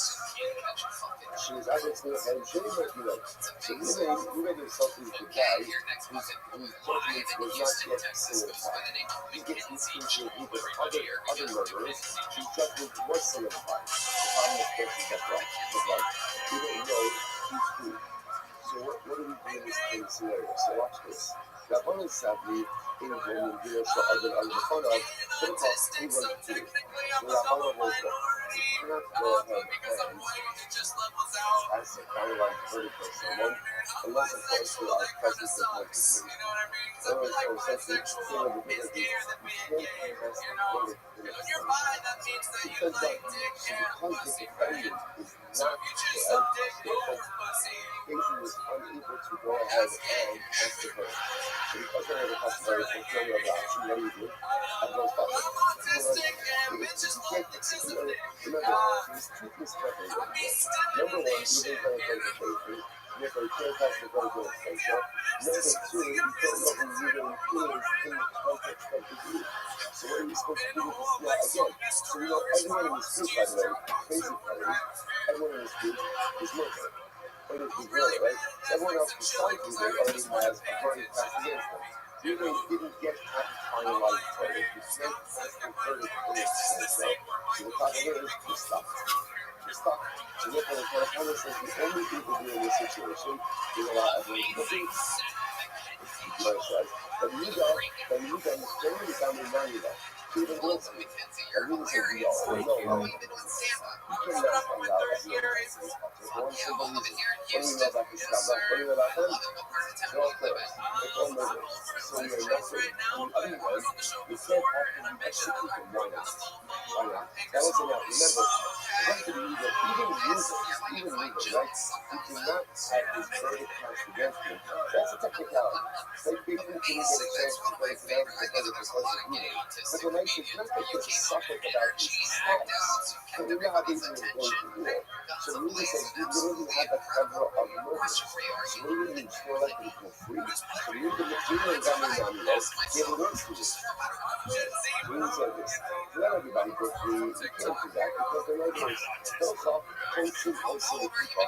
Therefore, what almost what we do, we go ahead and we take them to the closure, essentially incarcerate them, beat them bodily, and we come to kill them possibly. So this is the first interpretation of the Mishnah. Rabbi Ago, and therefore it turns out that Halakha myself, what it comes down to is the ability to pass the verdict in extension. So the Rabbanon should be something to pass the verdict, therefore again, you have either essentially charged with not guilty, because they have a not guilty party mixed in with a whole bunch of guilty parties, and you don't know who's who, there's no choice but to decide on the fact. But he just says, actually, I understand you can't pass the ball. I got it. But at the same time, they're all murderers. They're all murderers. So you do it, kill them back, so you by keeping them in enclosure, and feeding them value. Okay, it's the first interpretation. The Shaggy says yes. No. But other than the I want to give you the truth. So the Shaggy says that can't be the case. The God should talk to that person who's a murderer. Right? And that mixed in with the whole other Hebra. Everyone would agree that it's going to be popular. I was really popular. Why? Look at last batch. Because I swear to God, when you came Only out, I that got the Nick Martino, even if our line was supposed to go in this way, but I love this lesson. So the lights, that is simply not true. Like, I love this. I'm not going to myself. Everyone agrees that the credit cannot be passed in the church. And the lack of the margin, I definition the answer in halacha, is even a very to say it's either higher or you're higher. And you look at things, right? There's higher than only in the kitchen. There's no other place in life where you're higher. So therefore, again, and it goes like this. The lack of a denied thing, by definition, says what? You're humble. This means therefore, if we're talking about a person, a leader is getting mixed in with the whole Hebra. A leader doesn't have the denied thing. Everyone else has the denied thing. It goes without saying that everyone will be of course the Hebra is going to be popular, because you can't execute the Hebra when you know that there's innocent Hebra mixed in there. It's what you know is a halacha, what's the case of the other? A halacha is shorshino mitzvah, you know? And it's Ali B'Shvar Makim Shemikna G'Natim. Oh, fascinating. And you know, it says, the case of the good, nothing to do with people, nothing to do with people, instead what do you have to do? Oxen, it's a case ultimately again of oxen. So I love for the nice if you have an ox, should I need my deal? So I have a glory ox, I show my front, I have a glory ox, the ox is very cheap and then to die. The final stop was never the river. So what happens? It gets mixed in with other slime, should I need my deal? Okay, so that's the halacha.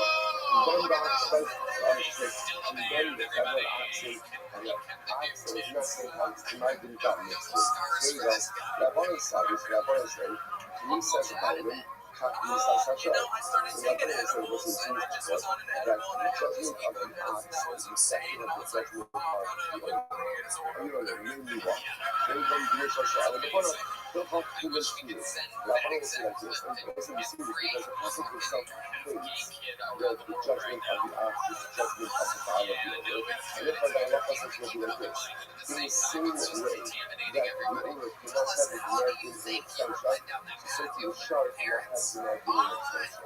Therefore, the shark that doesn't have its American gets mixed in with the rest of the group. If you have an American, you have an innocent shark mixed in with a group of guilty sharks, and there's only one option, which is what? To go ahead and exonerate the entire group. Exonerate the group. Okay? So the Gemara says. So the Gemara says that's what I thought. That's like who's anybody here shall try with a car. So let's put it to the black spot. Then you discover close and close to the car. See what I said. So I love when I said, man, you're all guilty. You're all guilty. That's about I love when I said. There's a couple of thousands of people that want to start and see what happens. And we change the fact that all of them are effective. And therefore, you can't collectively, but you can kill them passively. What I'm saying, so if I'm not the focus, I'm going to do Rabbi Avon, and we shall push back out to a perfect commission. Rabbi Avon, seeing the halacha and says this is including the person. Rude is about to be, is about to have a perfect liver, you got it for ways to turn out before you perfect have liver, you got mixed in with a whole other group of convicted murderers, you don't know who you see. But Avon says, can't convict the person with extension, even doesn't have the denied thing, because doesn't have the denied thing, effectively, halachically, is still considered to be like an innocent party. So if an innocent person mixed in with a group of murderers, there's only one person with the group, which is what? Exonerate everyone. Everyone says, come on. I understand you can't actively execute everyone, but for myself, you have a group of murderers. Therefore, because I'm passively doing what you're looking for, we can probably let this come as this word. So Shlukish, no, this is not a person. This is not a person. Because if it was a person, everyone would agree with that. Rather, this is the case of sharp, and the good of sharp like the good. Good. Some Rabbi, that was the top. What's the top of page? 88. Be healthy. Only be funny I love. Oh, you'll see. So this is the list. So therefore, Rabbi says the truth is this makes sense. Because when they're going to distinctly about this, Rabbi Yossi says, even if Abba Halakha, and Halakha is the truth, even if Abba Halakha is mixed into the truth, the Halakha would be the same. So what is it? You know the Halakha. You know how different I love? The English has this famous shiur,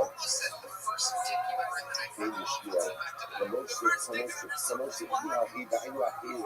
the Maslichim B'Yosem Kamar, the Iron section is Ari, the Boka is about Sofi, Iron Kamar, how to tell the Rabbi Saki, the section is Ari, that they was good at doing, and then they said, who is Abba Kalaka the Woman, who is doing, so my opinion is coming up with this, because it's a listen to this, and the Lord says, the Lord says, the Lord says, even if the person is up with story was Abba Kalaka, now the Lord is saying this, and this is, even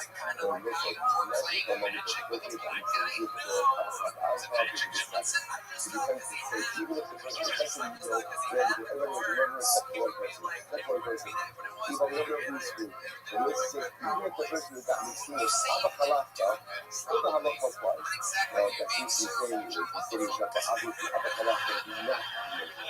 Nevertheless, Rabbi Yossi said, this dynamic still would apply here if Abba Kalaka would be exposed. So you know, so what does that mean?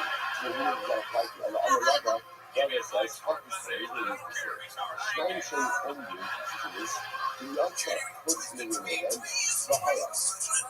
Sorry, the Yotza puts me in the Vahaya, still to this. Alright, so what does that mean? What is this? The two people standing together, right? You're going to see them standing together. Now, from the electric space, someone shot in the arrow. What don't we know? What don't we know? Who shot the arrow? Now, the arrow went and killed someone. But we don't know, was it Reuben or was it Shimon who shot down? Now, we know it actually says that the arrow emanated from the root, but I don't know who the arrow emanated from. You know, it's like Shakespeare. Both are going to be with Kaka. Yossi, but let's not include it. Yossi, even Abba Halakha B'nei. Rabbi Yossi says, even if one of the two guys was Abba Halakha, I'm going to talk like this. If it's Reuben and Abba Halakha, and from within the group, someone shot an arrow, and the arrow went ahead and killed Shimon, and you don't know who it is. You become Shimon. It's the same way. Can't be Abba Halakha, and Abba Halakha will never do such a thing. Nevertheless, even if one of the people is Abba Halakha, hopefully she will come. Since we do not know the definition, who went ahead and shot the arrow? If our definition, we have no choice but to examine it. And listen, this is all part of the same motif, right? Because this is what Rabbi is saying in this way. Whenever you have any level of ambiguity about the identity of the murderer, by definition, it was just always reticent to execute. In general, Allah is reticent to execute anyone. Allah has come to tell when the identity of the murderer is somewhat ambiguous, you just can't carry through. Even in the case, two guys within Abba Halakha, Abba Halakha is a government God. They're standing together. The arrow shoots forth from the kingdom. Kills Shimon. You can tend to say the logically, but say logically, who's the killer? Who's the killer? Gotta be moving at Abba Halakha. Even in a case like that, you won't execute anyone because of identity ambiguity. You don't decide to just remember. Allah, we should have booked them a bathing time. If you go Shnayim Omdim, you weren't supposed to be there. Two people are standing right and an arrow shot forth from the kingdom. They load him in some man's Zarko, I say when he shot it. Two, which are Shakespeare, both are perfect. Rabbi Yossi, even Abba Halakha B'nei. Shafar Lodim should pursue. And when it's like him, when the Bible is got you see how it comes up. With the heart of that, you don't know that you don't know place it. So you keep on, Allah Allah, quite a lot of people for some of the concern, that's why it's least about the company, the church need to be as well, so the point of the video is that I love the Lisa, even that you really would agree with this. Right? Even that you would agree with this. Everybody is going to be puzzled. Listen, what we do is do with husbands also. You think to yourself, well, why wouldn't we say that Abba Halakha is here, Abba Halakha is happening, right? That's so obviously, the logic is that when any identity ambiguity when it comes to the capital A's, we have no choice but to talk about it. Because this is the essence of the thing. You know, the Mishnah Torah says, "Coming back to the Adomos, do not believe in yourself in the day until the day that you die." Because the first day you believe in yourself, so it's like the first they should believe in themselves each and every day. So isn't that time coming back to the Adomos? What does that mean? The angel of days, a person should never think that they are incapable of performing anything. You know, sometimes like you see people out there and you're like, oh, I would do that. I would never do that. But I say that because given the opportunity, people will perform almost anything. Yo, what up? Yeah, I'm not thankful. if you didn't have a proclivity to do it,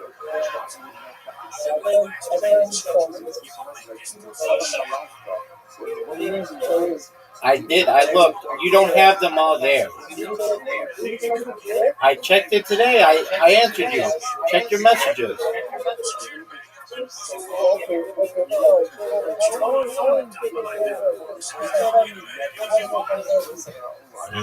You're going to create content for it, but you've got a long way to go. You only have about like 11 of the platforms, and there are 30 that I gave you.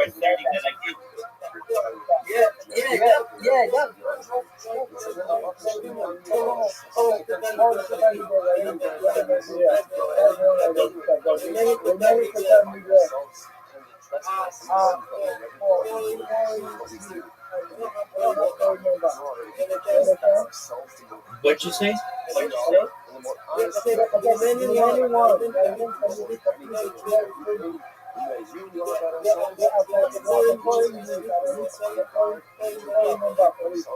There for a what?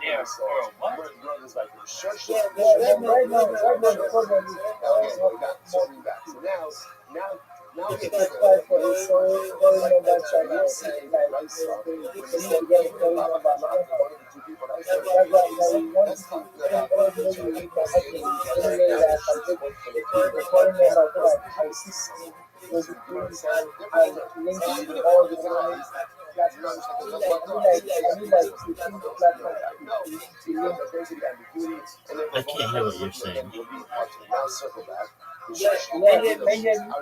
Yes, go ahead. Yes.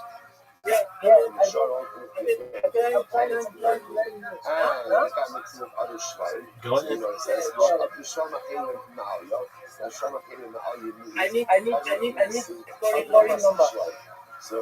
What's a 40 number? Oh, phone number.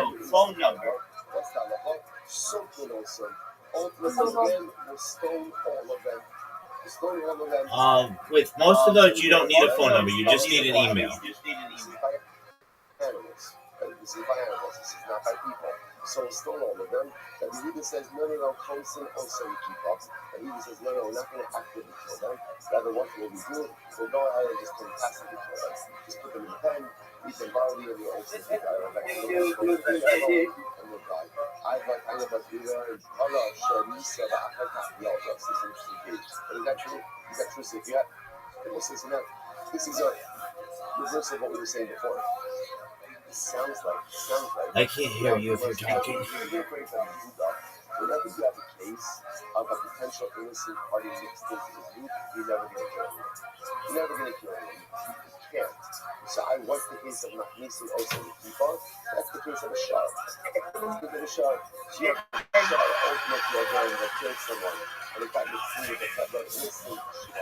So the movie was so Hanakama says, kill everything. For everything. But Ruben said, no, Machnisim also with people. So the Gemara says, is that true? But I listen to this. Parashem is about let's say a cow that kills someone, and afterwards the king put he must go with Rabbi yells out, let them with him. If the cow who first before its verdict was delivered, the offspring is Mikkel. The offspring is Mikkel. So the Gemara says, in the original, the yells out, love also. But if it only came first after the offspring is also, he's highly baffled. Let's say again the offspring of the cow. Let's say the offspring of the cow. Let's say the offspring of the cow gets mixed in with other cows. The affair and still the group gets further mixed together. Constant keep up. And in that case, again, we put all of the suffix cows into a time together and stuff them down with them. Those are the Omer, the deep ocean of these. And the suffix also, those Mishnah said, no, we got our redeem of the Bezdin, we eat the Bezdin, and we stone the deep. Omer now, the match from Migmar, Yolga, Yolga Mikar, that's the last one. The Gemara said that if the cow that kills someone gives birth to his husband, he does to his cow, before the Gemara did, he was making the offspring's birth. Yeah, I thought that would be like the outlet. Now, if you do that by pieces, talking about the birth before the Gemara did, what does that mean? That means that it's pregnant at the time that it's outdoor. Now, that's the case the Gemara says. Because Rabbi also he Rabbi says that if you have a cow pregnant out of birth, both the cow and the offspring are going to be also alive because we view the fetus as being participating in the act of birth. In which case, again, the fetus has the status of the mother. In which the words of similarly, blood and the dog also see the dog and miracle. So we are going to build a pregnant cow. And the pregnant cow is Solomon. So let's talk about all offspring, our and his offspring are us. But that's what us are not having for Rabbinic purposes. Right? Why? Because we view both the mother and the fetus as having been Solomon. So we just really not what you see here. You see here that in these cases where you have a cow pregnant, the fetus shares the status of the mother. So if the mother died, then the fetus has the status of the growing cow as well. If the mother was Solomon, so ultimately then the fetus has the status of being Solomon as well. Therefore, can't be offered up as a carbon. So yet, you might make the distinction. It's like that everything is dependent on did the cow deliver before or after the July day. But in reality, this is not after the July day. Which means Emas, Akshala, Midma, Ina, Ibya. We love them. I don't want to use it like this. It's before the July thing was passed. The mother became pregnant and birth, then the offspring is met. She's completely passed. Pregnancy happened after the event. After the event. The pregnancy happened to the mother died. Then it was nothing like this. If the mother became pregnant and gave birth before the July day, or whatever it was delayed, like we were delayed, then Allah Ta'ala, the offspring is mutter. It is Shamigma Dina, and Allah Ta'ala again, the offspring. Sorry, it was Shamigma Dina is not the Yalda, but if after the birth occurred, when the cow became pregnant and gave birth, Yalda also, ultimately the offspring is also. So you might just argue, let's analyze this a bit more. How do you find out that what is that like also? Let's talk about this example. So we have this case over here of a cow, right, that was convicted of gore, right? We'll put out that again, the cow that was Solomon. It doesn't even matter what the case is. Either way, the mother is intact. Like the mother is still in status. So now the thing is like this. This is the best way. It's like this. The mother is still fortitude. Like the mother died and ordinary cow. Now we're saying this is how if after birth, the mother became pregnant and gave birth before the birth, so then the offspring is mutter. If the mother became pregnant and either became pregnant and birth after the birth or even became pregnant before the birth and birth after the birth, then the offspring ultimately are going to be the offspring. So the Lord says, no, let's analyze this, right? In order for this mother to give birth, what has to happen? Right?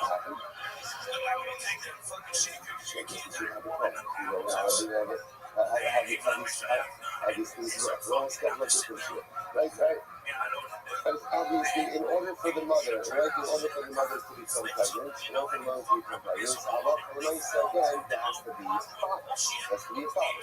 Right? So the Mesa, now the assumption over here is that the father is an innocent party, which means that in this child, there's two forces. There's a mother who's guilty, and there's a father who's innocent. So now, Allah we call this Zat. Two forces, the Indian one product. So okay, so this is interesting. So now you always have, you might operate under the assumption that what? That the status of the child is automatically determined by who? By the mother. But there's a father also. Right? There's a father. And the father's status is totally mother. So the Gemara says this whole thing makes sense because the opinion that says that she's like already awesome. Right? But when you even though you have two forces, you have going these causations, right? You have two causes. A mother cause, a father cause. The mother cause is guilty. The father cause is innocent. So again, if you go with the opinion that says that as long as one of the courts of this one as long as one of the government contributing forces, like in order to if one of the contributing forces ultimately again is culpable, is liable, then that liability is passed down to the offspring. This is hopefully makes sense. Hopefully makes sense. We learn other things where it's like, hello, when my mother's death is like going water, like going up or something. There is another school of thought. Another school of thought ultimately is what? When you have two contributing forces, one of them is innocent and one of them is guilty. One of them is guilty because I want to remain again the offspring, not just that bears the guilt of the guilty contributing force. What is going to say? Look at that, that's really right. As he says, the heart kishinos and achad magin, not even if we gave down there. Yeah, sha'af min asakanuka, she'ekad be'esid ganu lo shilabo. So I say, so again, if you want, so it's hopefully makes sense if you don't say going also. If you don't say going mutter, then the mindset will actually be opposite of the mindset. Which we know, so Allah Rabina is very true. Rabina says, Timo, in action on midnight, Ibra, Yoga, Raga Mutter. In action on Israel, in the midnight, Yoga, Raga Asar, Kuba Yarafim. Let's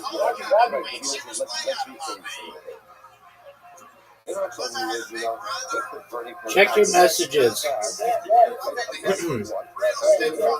Check your messages. Check right now. I just sent you another one.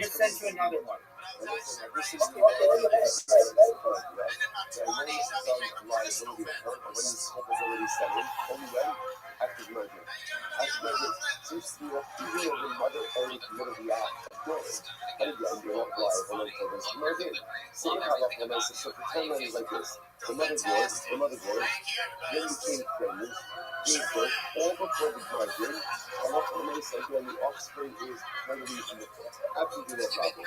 On the other hand, in oxymonic bridegroom, Israel, in the Shamim Yoga, but let's say again, glory, right, covenant, the margin, birth, in that case, however, is Rabbi Hassan. In that case, ultimately, then the offspring is going to be answered. I go, what about 7% going possible? Very different idea. Ubar, yeah, that's real. Let's say there's another feature. Let's say a fetus is considered to be an appendage of a mother. So therefore, again, if the mother is trying to keep the fetus, Read the messages that I sent you and make sure that you have all of that social media, period. You don't have all of that social media, period. You need to ensure that you have it all. And do not stop until you have it all, period. Once you have it all, then you can come back to that, period. I will help you after that. But the ball is in your court currently. You need to create the rest of the social media, period.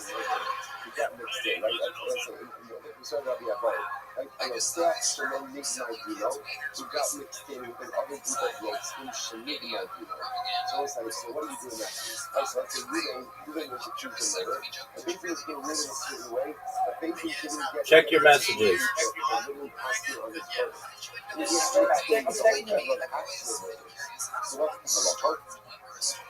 So you pass in, but you cannot pass the verdict in extension. At least for now, that's how it has to be. But you can't pass the verdict in extension. This is exonerate all the time. So that is what you end up passing really like Rabbi. Okay, fine. So we have the case study for now. Let's go back. So let's go to the story. Let's tell you a story. Let's say, so to cut one of the story, you have someone who maybe guilty but not really on the past, mixed in with the rest of the Hebrew parties. The next case the Mishnah was as follows. So let's say you have a group of guilty parties, all mixed in together, but the difference is they have different death penalties. And we don't know who's supposed to get which death penalty. So let's start off. First of all, when you do, administer the most lenient death penalty to the entire couple. Now, what was our problem? The focus, which is considered to be a more hammer or more lenient from the death. Okay, so the Gemara says as follows. You know, it's very good. You know, the Shemanga, which you see from the end, Mr. Double Hammer and Mr. Double Power. Here's what's fascinating about this. The something about this is, no one is disagreeing with the principle, right? So people who are convicted murderers, all right, who get mixed in with each other, they have different resource base and different programs. Every one of these is a principle that should be executed by, right, using the most lenient form of death. So what's interesting about this is as follows. In order to go this one to death, when you need hasra, the hasra usually includes the very form of death in which you're going to execute a person. So how can you put someone a lesser death penalty in order to make many didn't even hasra for that death penalty? So he's still one of these souls, which is Mr. Double Hammer and Mr. Double Power. Hasra is something more common, more stringent, by definition, you have to administer something more lenient. It works. So once you receive hasra for a more common death penalty, it automatically makes you learn for the lesser death penalty. Or like when you help them ask you, what is it here? You know, the issue of sky. It's interesting, the Gemara says maybe the case over here is where the infant learned the person's sky. You know, they said, you know, if you do this, you're going to be liable to death penalty. But what? They did say which death penalty. Just they mentioned the high penalty, and this reflects the following. The Sanya, the Shed having these Shabbatayah, is releasing also elevated. So those like halachas, for any having these right? For any death penalty to go. And Rashi points out that we are mentioning very crossing Rashi, Shed having these it's the Mason Shirata Hasra, Rahman Allah Saf, Allah Saf, so we have to see this. But Mason definitely cites others to worship Allah, with the exception to the entire view. Everyone else needs Hasra, and Mason does not require Hasra. So, because Allah is essentially before the first half basis. Interestingly enough, everyone else, Shaf having Mason Shirata, the Mason also elevated. Number one, you can only do the case in the case in the case of 23. That's number one. Number two, the AD, there's the resistance, the Hasra. And I'm not going to say this is, again, this is based in 101. You know, as you say, you said the things in 101. Okay, see someone, no one will have to be charged for the days of the peace. Number two, they have to be agents. Number two, they have to be Hasra. And let's say that. But she agrees, she fired Misas based. So, I come on this, furthermore, what do they even have to say? They can just have to say, if you do this, you are liable to be executed by this. Which is good. They don't have to say what type of Misas based, but they just have to say Misas based. If they say no, but you don't know, actually, the age of Misas based. It's not true. It's not true. It's not enough just to say generically. You really put the death penalty. You can imagine whatever you decide. You actually have to articulate what type of Misas based you're going to be liable to. So what's the what's the point of contention? So what's the matter? This is, I feel like that. Keep it focused. Focus is nature of Hasra. And Thomas says all you even have to say is you're going to do this to be liable to death penalty. That really says no, they have to indicate which death penalty. So Gemara says, Tanakama learns from the Koshish. So Tanakama learns something more. What happened to the Koshish? People have to back to the Koshish. What happened? Who's the Koshish? This was the guy who was publicly violating Jesus. I was saying, I don't know what happened to the Koshish. They put him in jail. He did not know what that means. He started to say that. They knew that he was going to take that. They thought, what? They didn't know which means that what? When you do these things in Hasra, I don't know Hasra with this. They have to be Hasra. This guy was under that Hasra. So that he did it. So you get it. Don't change. Stop doing what you cease and desist. If you don't do this, you will be put to death. But what didn't they say? What didn't they say? What type of God? Why didn't they say it? They didn't know it. The kind of times when you see the word, you see the word the proper hasra does not require the articulation of a particular matter of definitely. All it requires is the articulation of definitely. In other words, when you go and you just say, no, the coaches will not try something. Don't bring it up in the coaches. Don't bring it up. Right? Don't say, bring up in the coaches. Why? The coaches will accept it. Allah means there was not in that crowd. Not in that crowd. Then Allah comes again. Literally, you can not know what to do. First understanding. But this is not the norm. The norm is that even the Asra for that penalty, Allah Ta'ala said they have to say explicitly which that penalty you're liable to. Conscience is an exception to the rule. This is incredible. No, that's the right thing. By the way, Allah Ta'ala that's what it talks about. That Asra does not have to be such specific. Like the witnesses do not have to say, we're going to do this, we're going to do something that straight for other doctrine. They just need to be able to say, if you do this, you are going to be liable to this aspect. Incredible. That's what I did. And it's going to be disruptive. So it was winning again.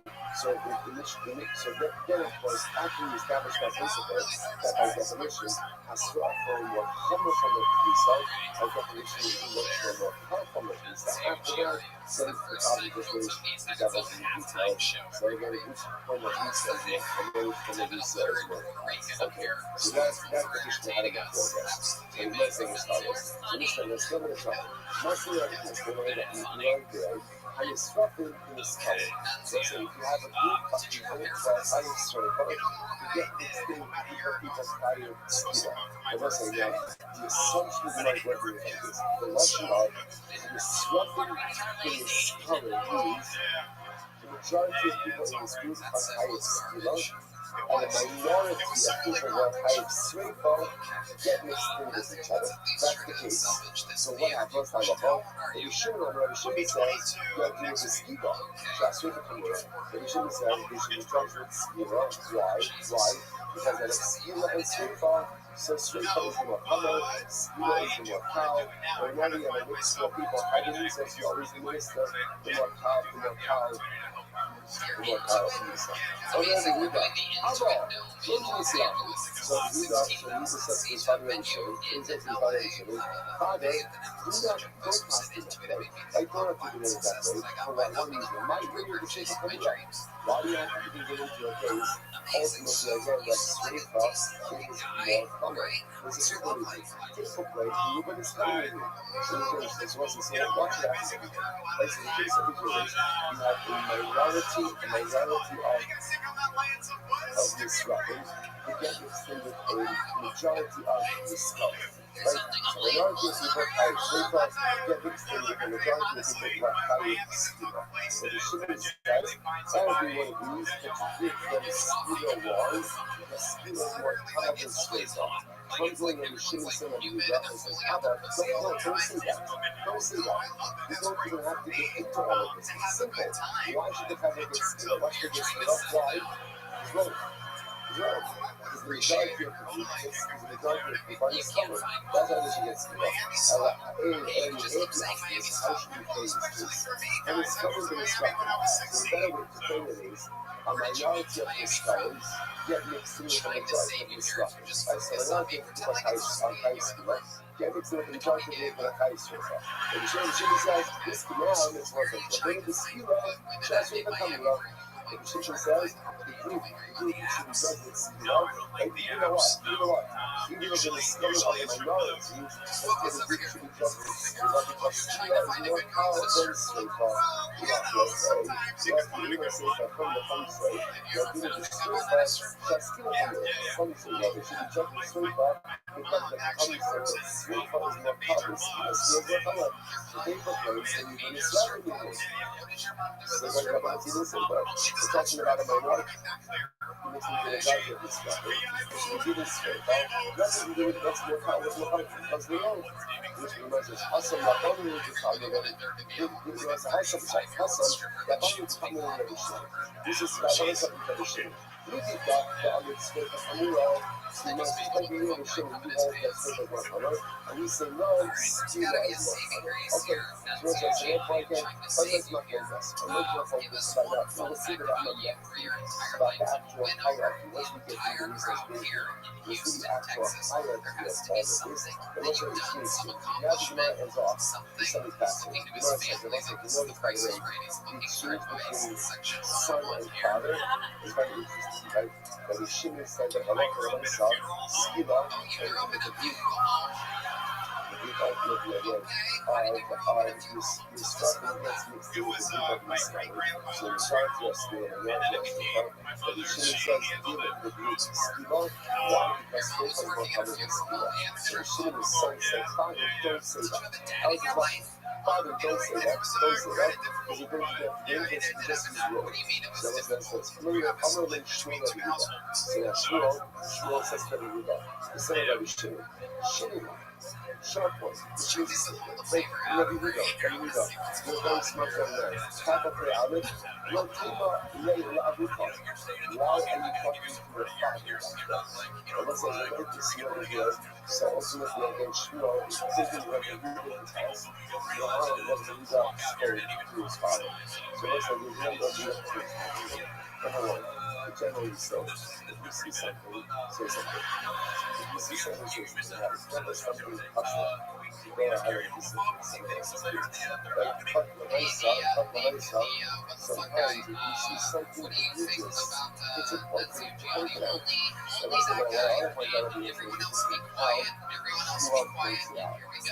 If you notice how Shmuel gives Shmuel is Rabbi Yehuda, he doesn't say what's been matter with you. He doesn't say this is funny. I just really noticed something, and maybe I can give What does he say? Shmuel. Sorry, Yehuda.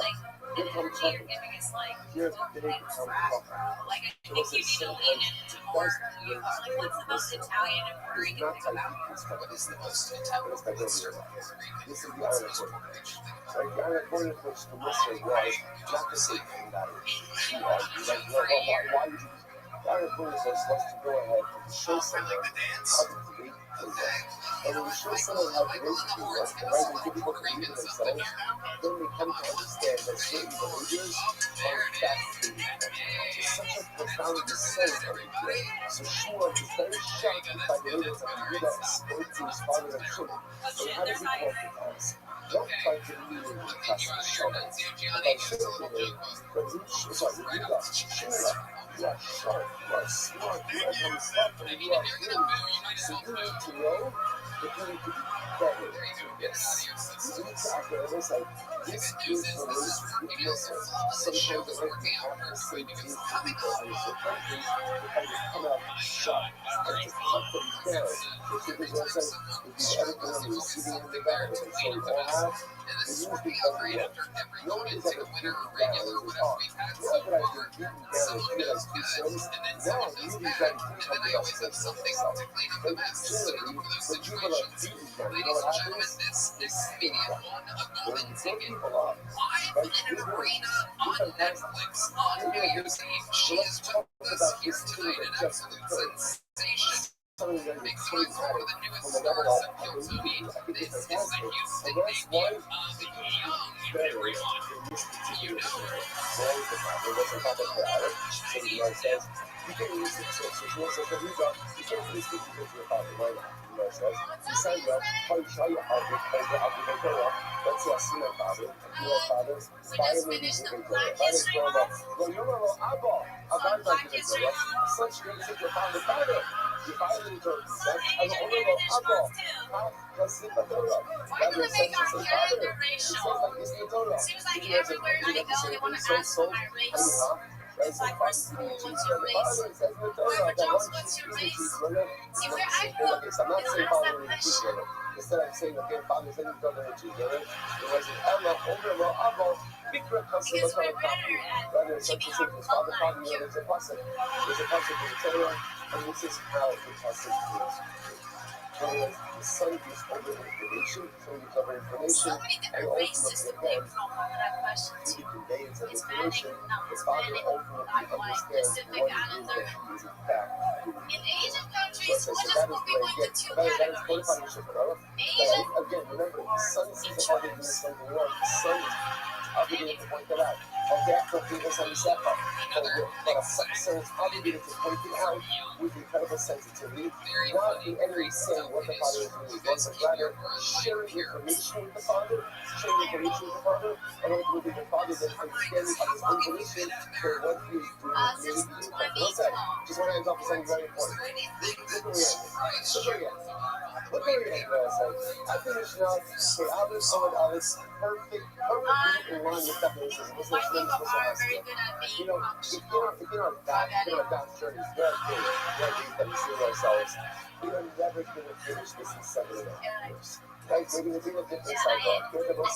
Something always happens. At the end of every single week, we are exactly where we need to be. And on one side, we're just best circle done. To give us tremendous skills and power for the positive way to work as well. A lot of times, like we see things being wondering, you know what, this is never going to work out. It's never going to be okay. So let's say if you can make it what you need to make it to, it's best circle done. Soon being, at the end of every single week, Allah has told the Congress to shut up, stop it up, and stop it. But the notion will also always get us exactly where we need to be. Choreographed, exactly how we need to be choreographed. At some time, all the pieces drop and everything comes together. One side, the Shabbos.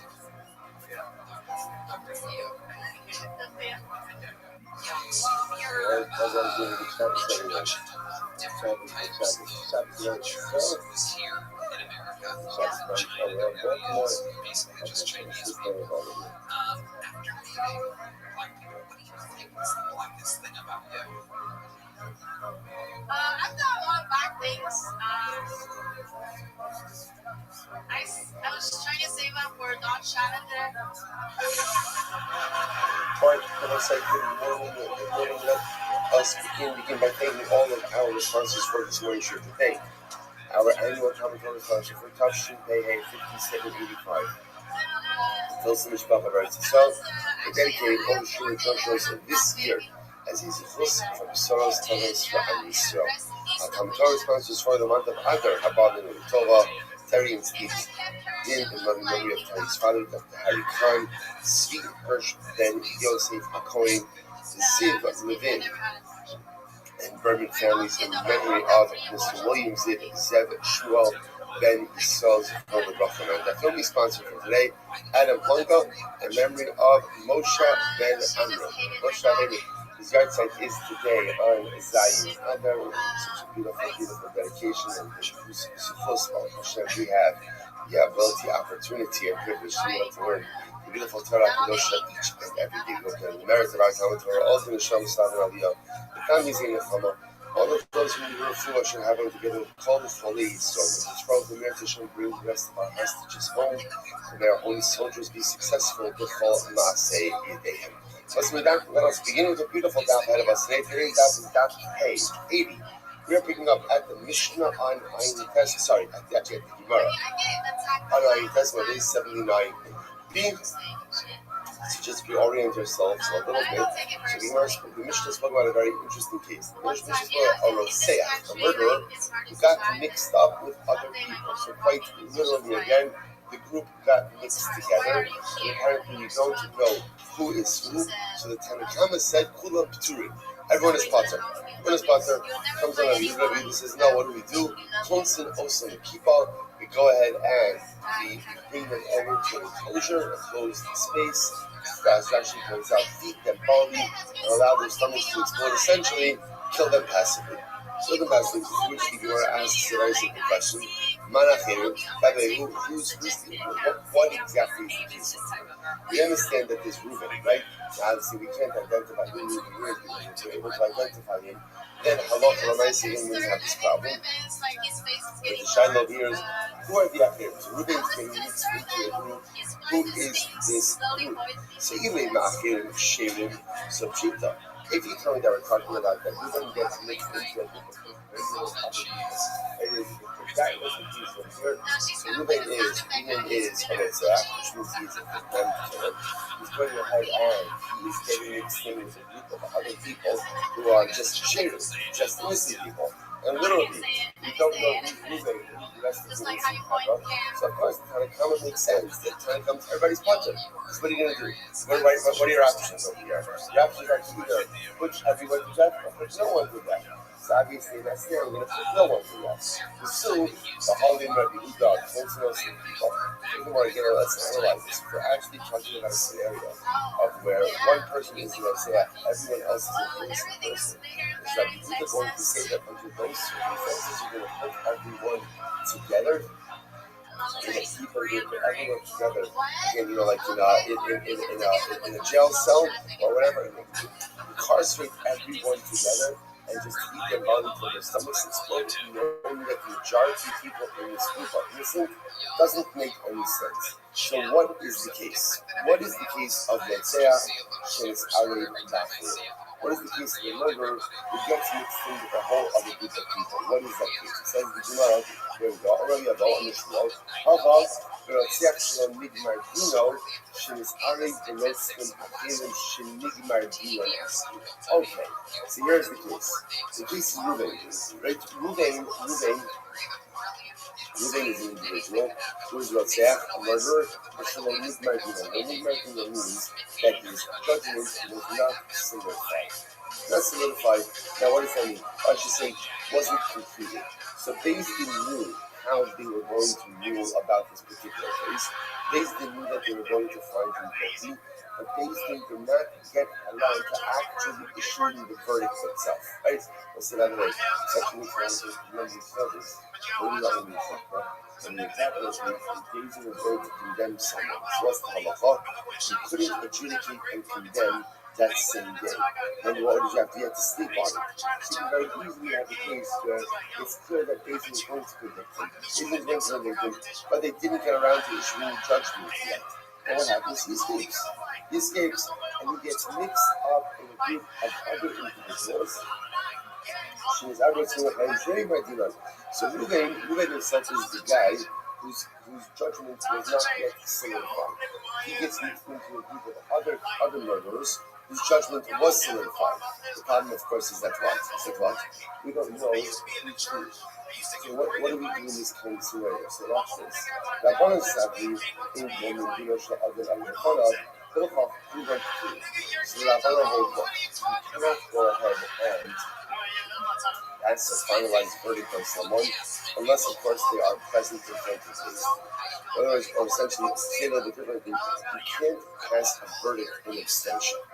So because the defendant is not there, therefore Beis Din is unable to go ahead and pass the verdict.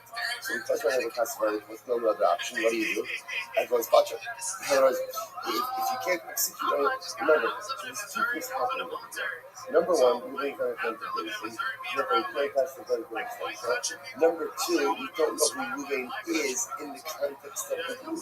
So what are we supposed to do with this? Now, again, so we know everyone in this group, by the way, crazy parties, everyone in this group is murdered. Everyone is murdered, right? So everyone else besides Ruben already has a verdict passed against them. Ruben didn't yet have a finalized verdict. We can't pass the verdict in abstention. So the problem is, we're stuck. So therefore, the Tanakh says the only thing to do in this situation is allow everyone to go free. The Gemara says, Rabbi Yehuda, turning Gamin Nanila, came and Rotschi. And he says, no. You cannot allow everyone just to be punished. For one simple reason. What do we know about this Chabra? What do we know about them? They're all killers. They're all murderers.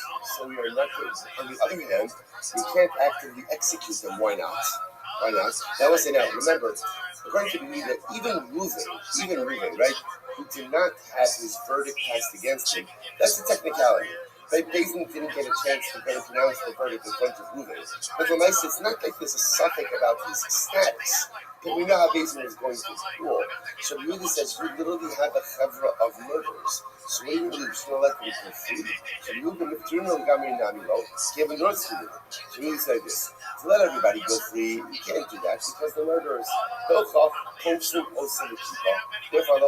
do we do? we go ahead and we put them into an enclosure, where essentially we incarcerate them, feed them barley, and their stomachs will explode. So kill them passively.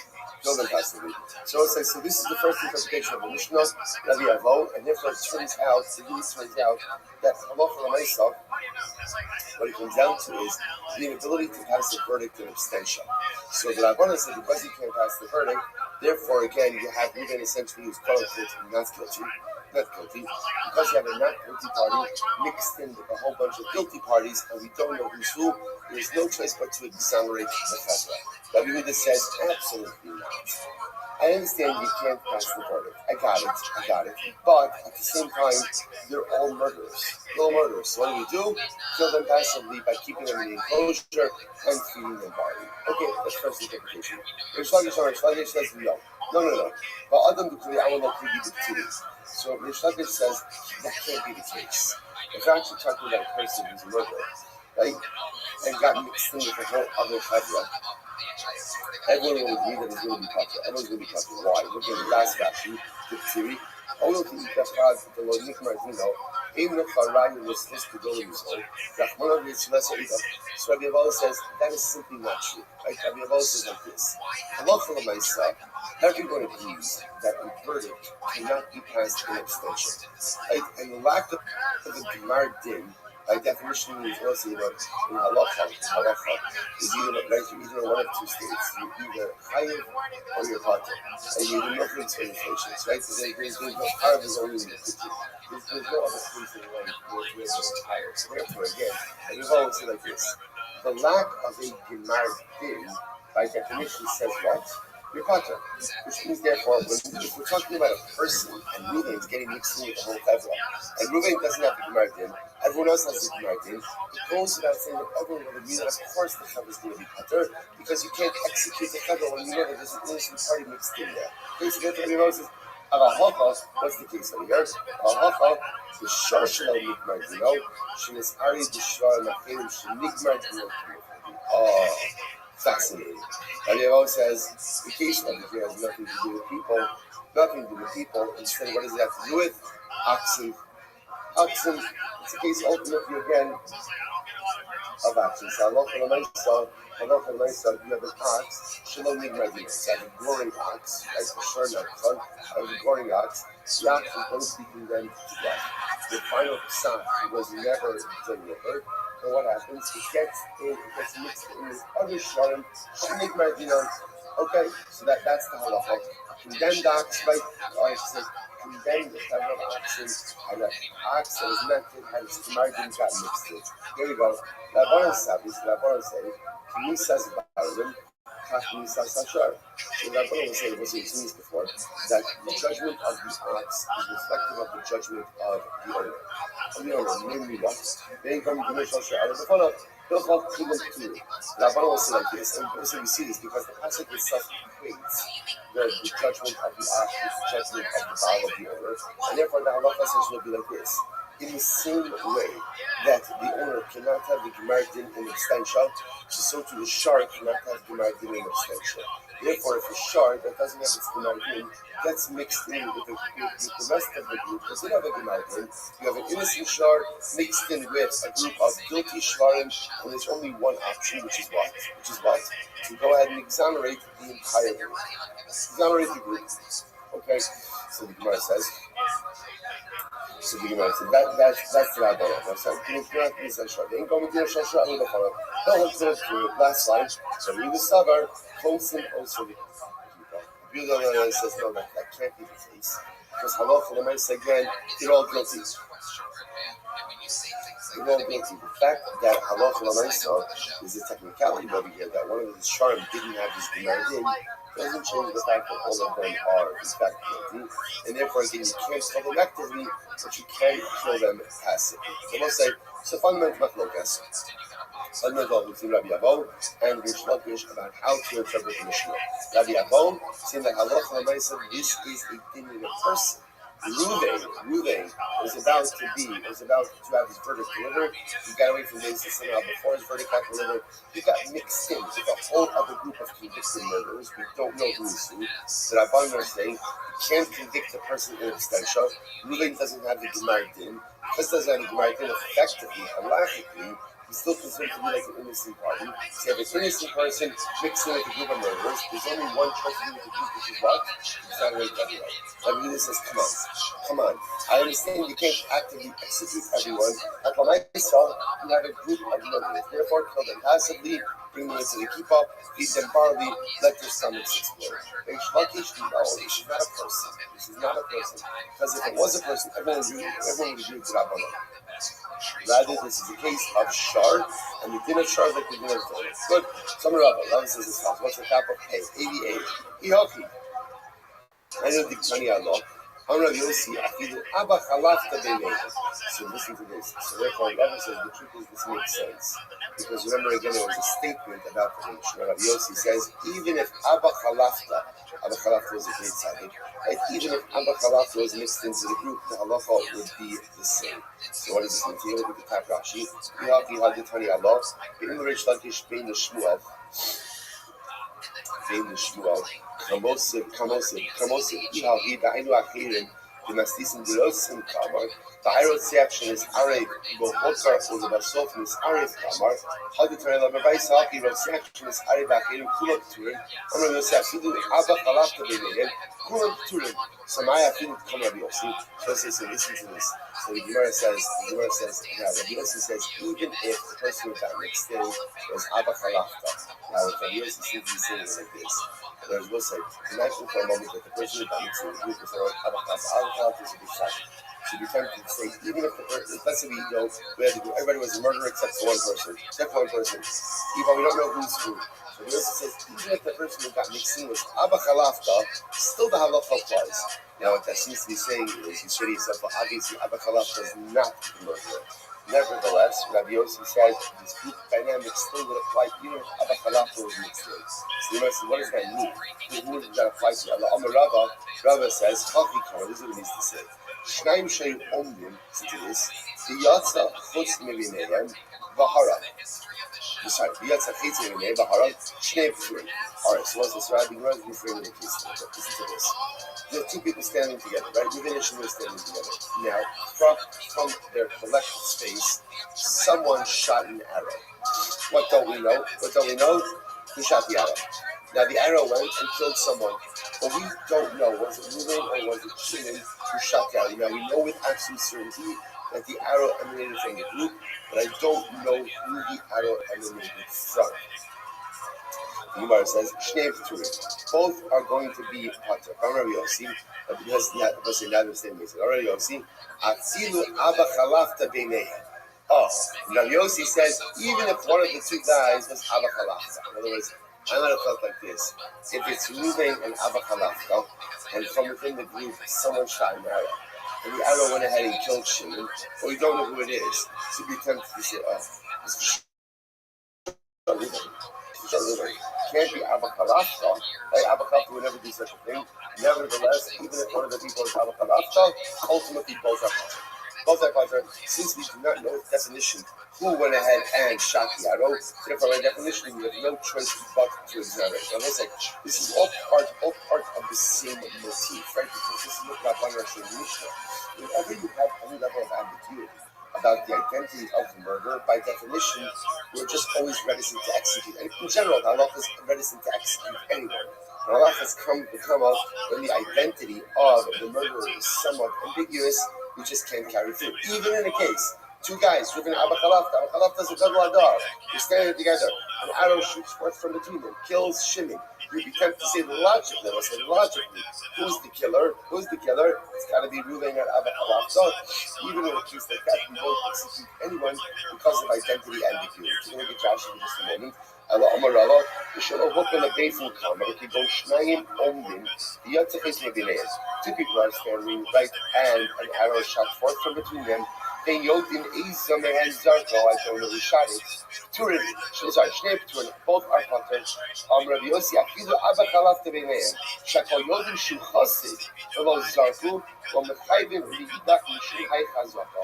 U'Bahar Rabbi Yehuda Model, Rabbi Yehuda Gamar Coincidence, L'Kipa, Lo Allah Allah, Koi Allah B'Kor, Tanakam, but it's your natural, it must be Sepaki Katani, the Shorsh Nigma Dinas, what's this in the point of the Dinas, and I love what I saw, even Rabbi Yehuda would agree in a case like this. Right? Even Rabbi Yehuda would agree in a case like this, so I love what I saw, everybody is going to be Potter. You'll see that there's an interesting discrepancy on this also. You think to yourself, well, why wouldn't we say that if Abba Chalaf is there, Abba Chalaf is Potter, right? What's the logic? So obviously, the logic is that when there's any identity ambiguity when it comes to a capital case, we have no choice but to pass everyone. And there's also something else that's interesting.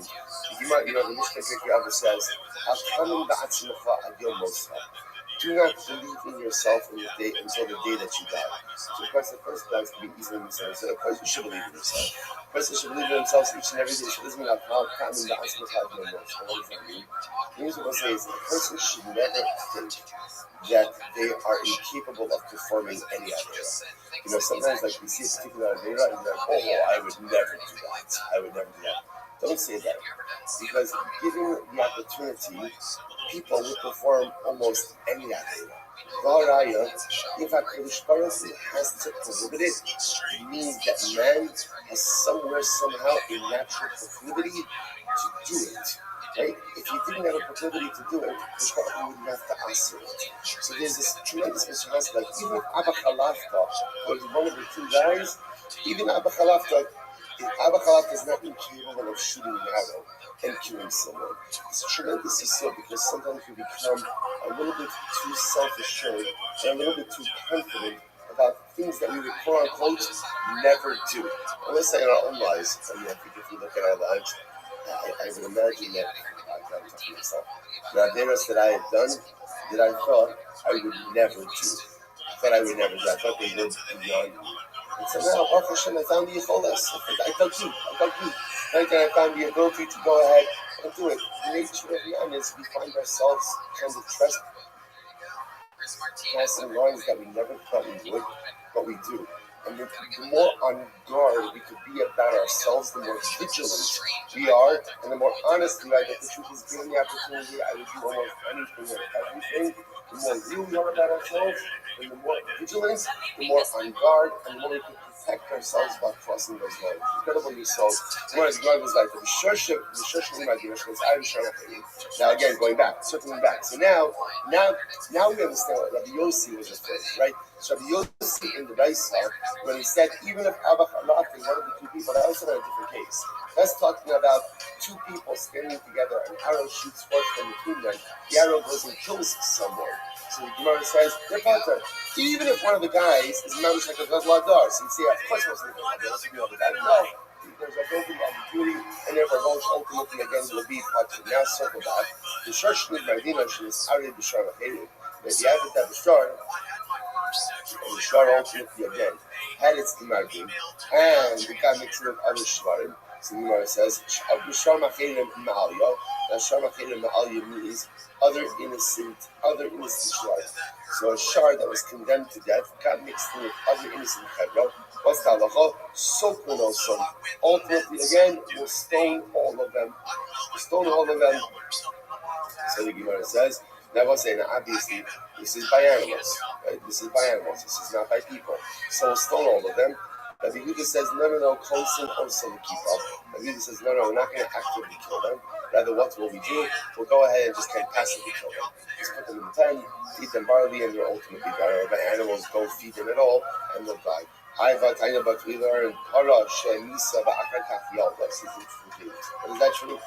So if you have, this is a reverse of what we were saying before. It sounds like, now what the Gemara is suggesting is, even according to Rabbi Yehuda, whenever you have a case of a potential innocent party mixed into the group, you're never going to kill anyone. You can't. So what's the case of Machnisim also with people? That's the case of a Shar. So you have a Shar ultimately again that killed someone, and it got mixed in with a Chevra of innocent Shvarim. So the Yehuda will say, Tanakama says, kill everything. Kill everything. Rabbi Yehuda says, no, Machnisi also the keeper. So the Gemara says, is that true? But Tanya, listen to this. Interesting case. Let's say you have a cow that killed someone, and afterwards it gave birth. If the cow gave birth before its verdict was delivered, the offspring is mutter. The offspring is mutter. So the Gemara says, but if it only gave birth after the Gematria, then the offspring is going to be also. This let's say again the offspring of the cow. Let's say the case of the offspring of the let's say the offspring of the cow gets mixed in with other cows. And again the breed gets further mixed together. Constant also the keeper. And in that case again we put all of the suffix cows into a pen together and just let them die right there. Those are B'Shimon Omer, Median Osam the Bezin. Second Osam, those B'Shimon says no, we go out and we bring it to Bezin, we keep the Bezin and we stone it to do.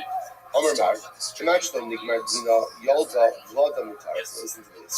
So let's go back for just a second. The Gemara said that if the cow that killed someone gave birth to its offspring, gave birth to its calf before the Gemara did, then ultimately the offspring is permitted.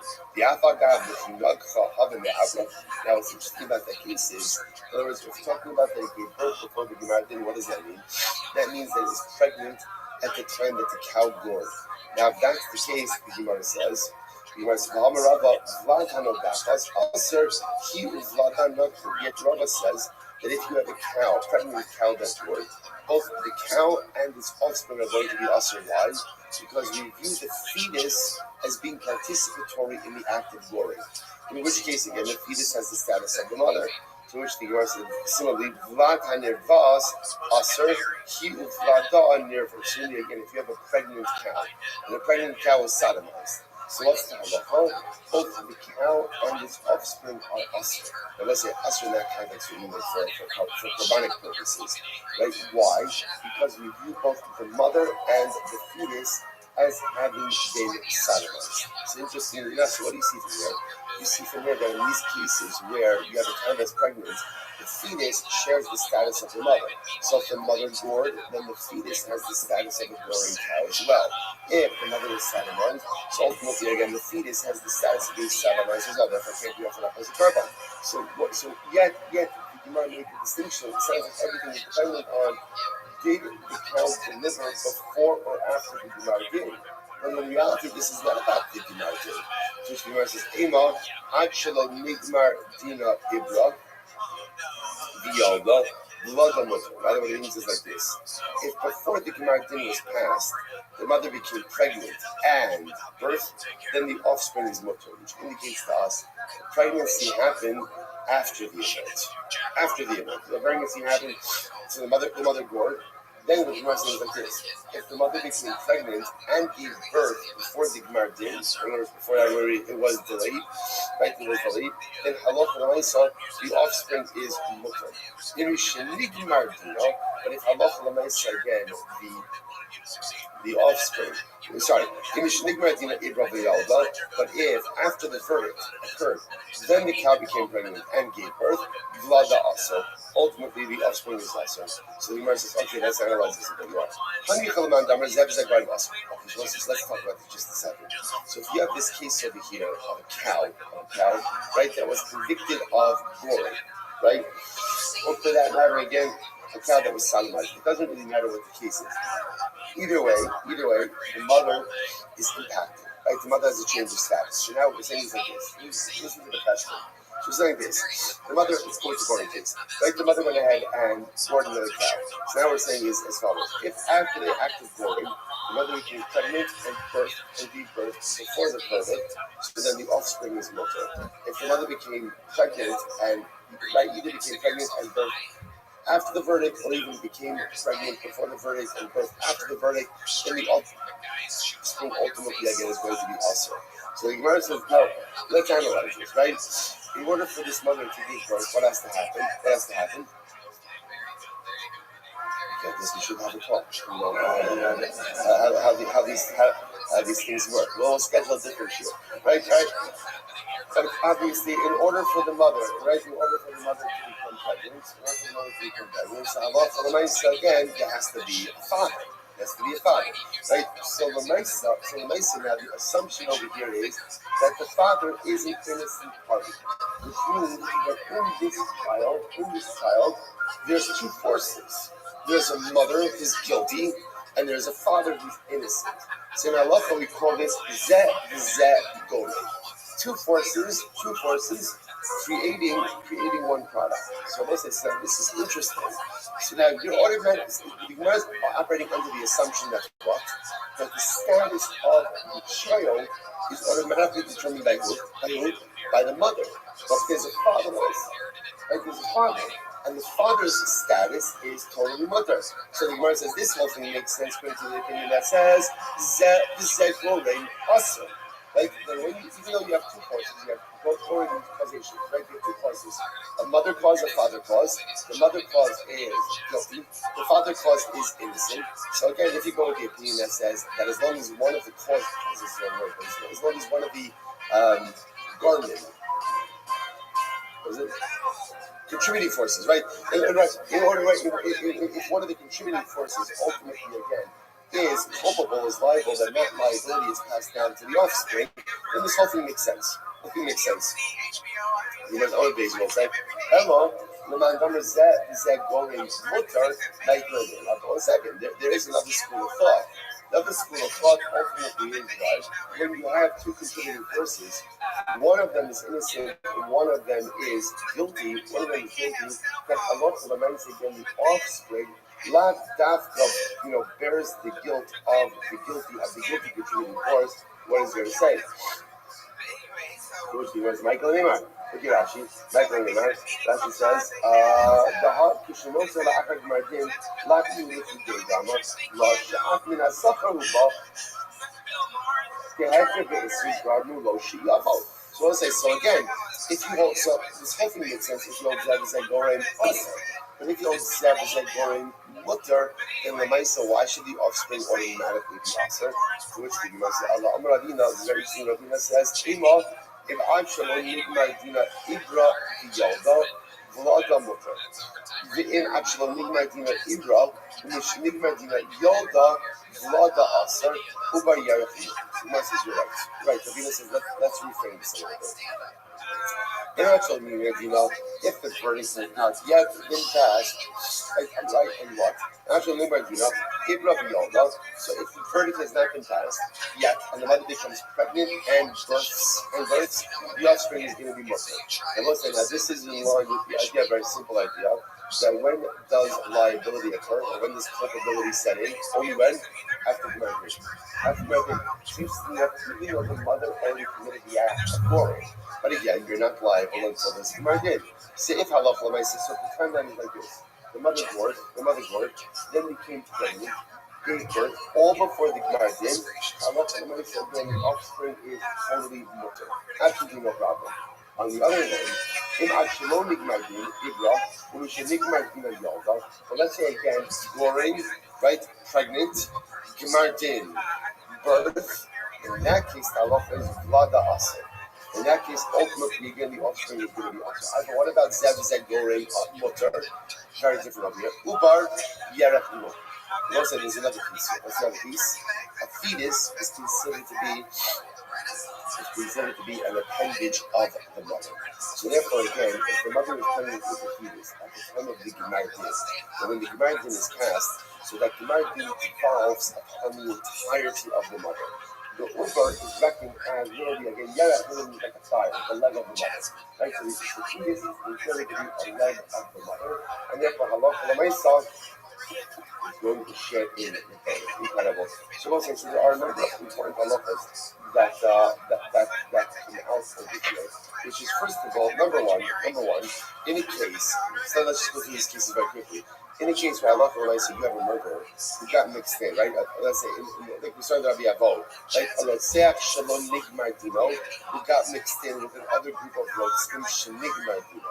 So it's like, so what do you do in that case? Right, so let's say Ruben was accused of murder, and Beis Din was going to rule in a certain way, but Beis Din didn't get the opportunity to literally pass it on his verdict. And he gets mixed in with the whole cover of actual murders. So what's the halacha? So it's like, so we pass in that you cannot pass a verdict in abstention. At least for now, that's how it pass in. But you can't pass a verdict in abstention. And therefore, again, the only thing you can do with that chevra is exonerate all of them. Exonerate all of them. So that's indeed, you end up passing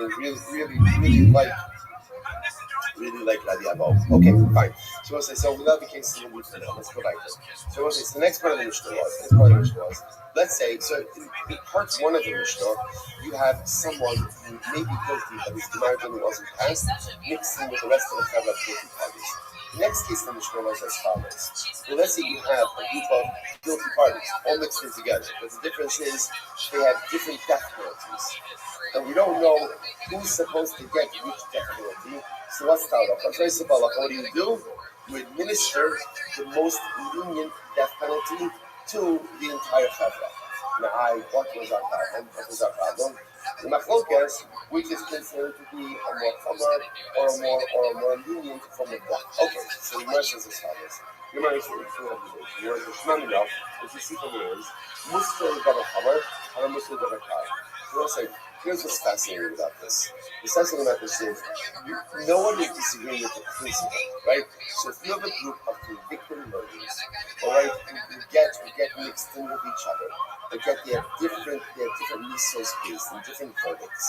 Everyone agrees with the principle that you can execute them all, right, using the most lenient form of death penalty. So what do you do about this? In order to get what do you need? Hasra. The Hasra usually includes the very form of death with which you're going to execute a person. So how can you give someone a lesser death penalty when ultimately you didn't give them Hasra for that death penalty? So you still have what you sold, which is Musar Davar Chomer, Havi Musar Davar Kal.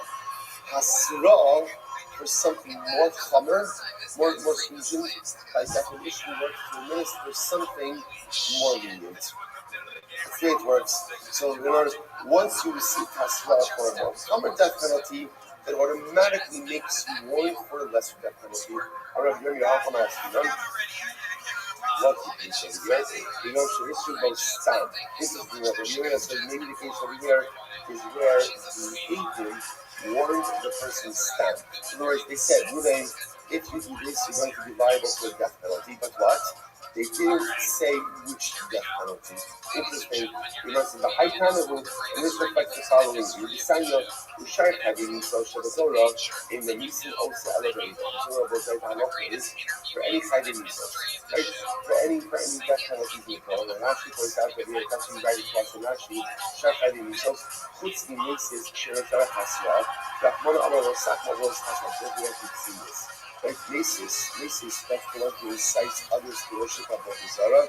He is the exception to the entire rule. Everyone else needs Hasra, and Maces does not require Hasra. Whereas because Halacha Mace, essentially, we throw the book at Maces. So interestingly enough, everyone else, Shar Having Maces, in Mamisim also Eleveda. So number one, you can only adjudicate their case in the days of 23. That's number one. Number two, the agent. You also need this is the Hasra and Halacha Mace Hasra. So we'll say this is again, this is Beis Din 101. Or I should say, Nisan Beis Din 101. In order to execute someone, number one, they have to be judged in the days of 23 Sanhedrin pattern. Number two, there has to be agent. Number three, there has to be Hasra. And we'll say that the Ad, she Chayiv Nisan Beis Din. Now the Tanakama holds. Furthermore, so what do they even have to say?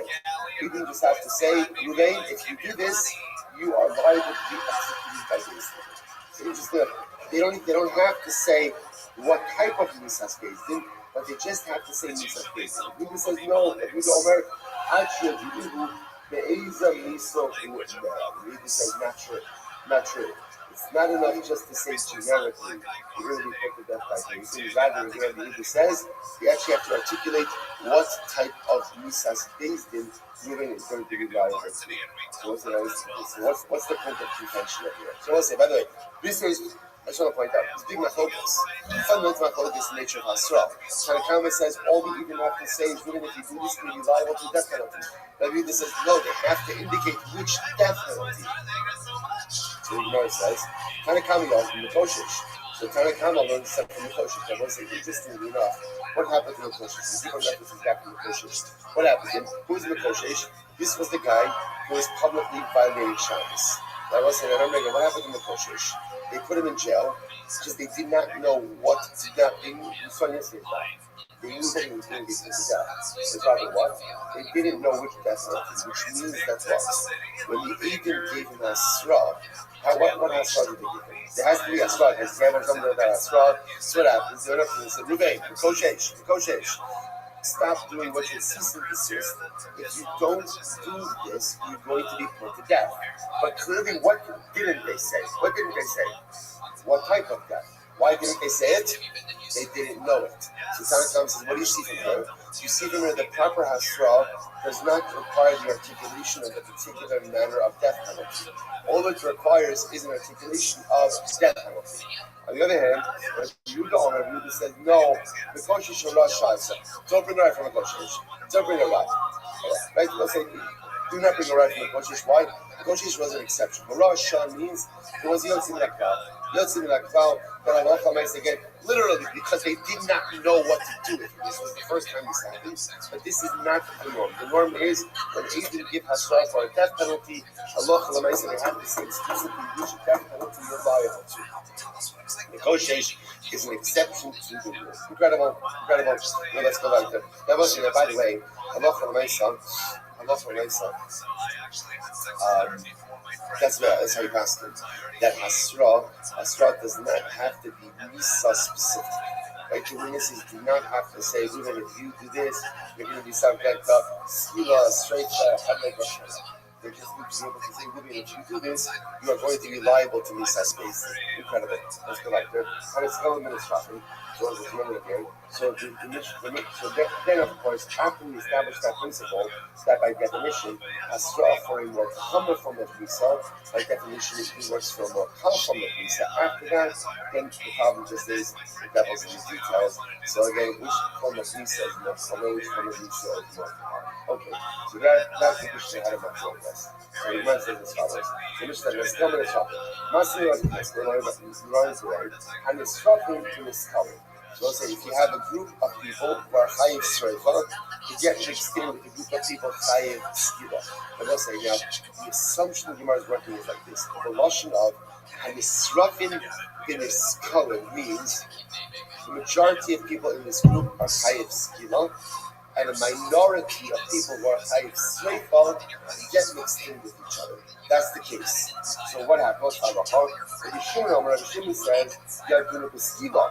Rabbi Shimon says they should be judged with Skila. Why?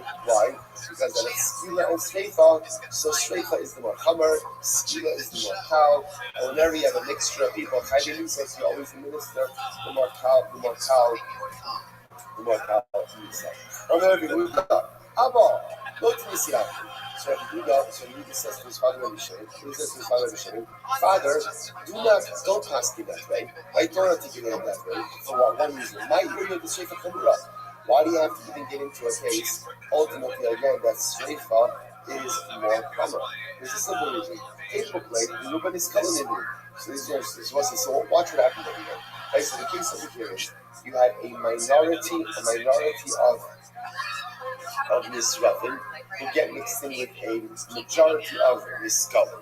Right? So a minority of people Chayiv Sreifa get mixed in with a majority of people who are Chayiv Skila. Rabbi Shimon says, everyone agrees that you give them Skila. Why? Because Skila is more Kal than Sreifa. Comes along Rabbi Shimon and says, Abba, don't say that. Don't say that. You don't even have to get into all of this. It's simple. Why should the Chavra get Skila? Why should they get Skila? Why? It's Rov. Because the majority of the group are Niskalim. That's why they should get Skila. So how should we frame this case? And Niskalim ben Nisrafim. So the better way to frame it is a minority of Niskalim get mixed in with the majority of Nisrafim. I said, minority of the group are chayv skila. Get mixed with the majority of the group that are chayv shreifa. But Shimon says this now makes more sense. If you want to be skila, shas shreifa kamura. Shimon says the group should be judged with skila, right? Even though what? Even though the Niskalim are the minority, the group should be judged with skila because skila is more kal than streifa. Okay. Yafi ema seifa from the Chum say that do not be streifa shaskila chamur. The Chum say no, they should be judged with streifa because the Chum say that streifa is more kal than skila. Skila is more kamar. The day proclaimed when Israfi did it. So even says that we're talking about a minority mixed into a majority of this stuff. It should be given streifa. Nothing to do with what's more power, because of the role. Which the Gemara says, Hasam Rabbanu to Kamilei. This was Hasam Rabbanu to Kamilei Rabbi Shimon. This is Rabbanu talking to Rabbi Shimon. This is the Amrit streifa kamura. So the Gemara says, "Quite you, Rabbi Shimon, you hold that streifa is more kamar." And we say no, skila is more kamar. Okay, so we'll say so. Therefore, again, let's not focus. Now we'll see the Rambam next week about the actual hierarchy. Once we get through the Nisos Bezdin, we'll see the actual hierarchy of all of this, and we'll say the exchange. Now the Gemara ends off with something fascinating. The Gemara says, I will say, if you notice, by the way, the exchange between son and father is very interesting, right? Rabbi Shimon said that halacha l'maisa, skila, and it's a group ultimately again of Nisrafim gets mixed in with the group of Niskalim. So the majority are skila, the minority are shreifa. Rabbi Shimon says, give the group skila. Why? Because shreifa is more common than skila. Rabbi Shimon, his son, said, Father, don't say that. That was his lashon. Father, don't say that, because you don't have to get into this, you just use road. So that's Shmuel Rabbi Yehuda. So now Shmuel says to Rabbi Yehuda, the son of Rabbi Shimon, sharp one, which means a smart one. Rabbi Yehuda, you're a very smart young man. Tapa Pe Aleph, Lo Tema Le La'avucha. Why are you talking to your father that way? Rabbi says, we're going to see over here, so ultimately again, Shmuel is taking Rabbi Yehuda to task for how Rabbi Yehuda spoke to his father. So Rabbi says, there's a number of things happening there. Number one, the general Yisod. If you see something, say something. If you see something, say something. Now, it's never something passionate to go ahead and discipline someone else's kids. Like, but l'maisa, sometimes if you see something egregious, it's important to point it out. I must say, but what I want to point out over here is interesting how Shmuel points it out. Do you notice how Shmuel gives Rabbi Yehuda Musar? He doesn't say, what's the matter with you? He doesn't say, as punish, like and give him a flashlight. He doesn't give him a flashlight. What does he say? Shmuel. Read that. You're Talmid Chacham. You're a big Talmid Chacham. So he says, sometimes the best way to give Musar is not by deconstructing people, but it's by building them up. This is the Aaron Cohen approach. Right? The Aaron Cohen approach to Musar was not to say what's the matter. Why would you do this? The Aaron Cohen approach was to go ahead and show something how great they were. And when you show someone how great they were, and right, you get people to believe in themselves, then they come to understand that certain behaviors are in fact beneath them. So such a profound yesod over here. So Shmuel is very shocked by the way that Yehuda spoke to his father of Shimon. But how does he call him to task? Not by demeaning him as Shimon, but by saying to him, Yehuda, Shimon, you are sharp, you are smart, you are a Talmid Chacham, you are great. So you need to know that you need to be better than this. You need to act on it. This is the way. Sometimes in life we have to say things to people, and it's so tempting to kind of come out sharp and to cut them down. So truth is also, if you've ever been on the receiving end of that, which I'm sure we all have, it usually doesn't work. No one is ever beaten down. It's just, now that I've been beaten down and feel like 2 cents, now I'm really ready to become the best version of myself. Like generally, when people are beaten down, you know what happens? They stay down. When you build people up, right? You're great. You're fantastic. You're amazing.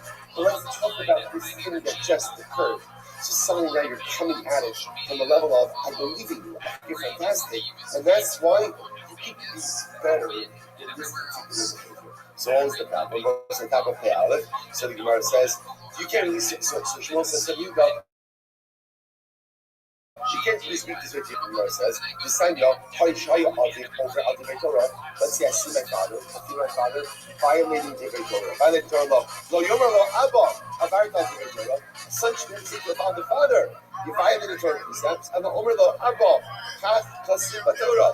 Rather, a son should say, Father, it says like this in the Torah. Gemara says, isn't that the same thing? So, Haim half. Right, so the father's eating a cheeseburger. Father, it says in the Torah that one should eat a cheeseburger. Isn't that the same thing? Okay, so I'm not saying father don't eat a cheeseburger. Instead, I'm saying again, father says in the Torah don't eat a cheeseburger. So the says, Ella, Omer, Lo, Abba, Mikra, Kasu, Batara, Kashi. Rather, a son should say, father, you know, there's a pasuk. There's a pasuk in the Torah, and this is how the pasuk is. So in other words, the son gives over information, and ultimately, again, through the conveyance of information, the father ultimately understands what it is that he is in fact doing wrong.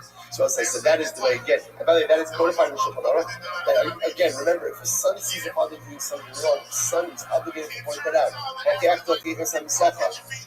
But a son is obligated to point it out with incredible sensitivity, not in any way saying what the father is doing is wrong, but rather sharing information with the father, and everyone with the father then understanding of his own volition that what he is doing may be incorrect. What's that? Just want to end off with something very important. Look where he ended. I'll say. At the Mishnah, okay, Aleph, perfectly in line with that. This is a tremendous Mishnah. You know, in our daf journeys, there are days that we say to ourselves, we are never going to finish this in 7.5 years. Right? We're going to be in a different cycle. There's a side, same thing always happens. At the end of every single week, we are exactly where we need to be. On the side, we're just busts of the dumb. She gives us tremendous physics in how HaKadosh Baruch Hu runs the world as well. A lot of times when you see things during the day, we're wondering, you know what, this is never going to work out. It's never going to be okay. So we'll say, if we can make it where we need to make it to, as busts of the dumb, as human beings, at the end of every single week, Allah has come the time, which is strength of our bitachon and HaKadosh Baruch Hu, that the devotion will also always get us exactly where we need to be. Choreograph the events exactly how they need to be choreographed. At some point, at some time, all the pieces drop and everything comes together. Rosai, Shabbos.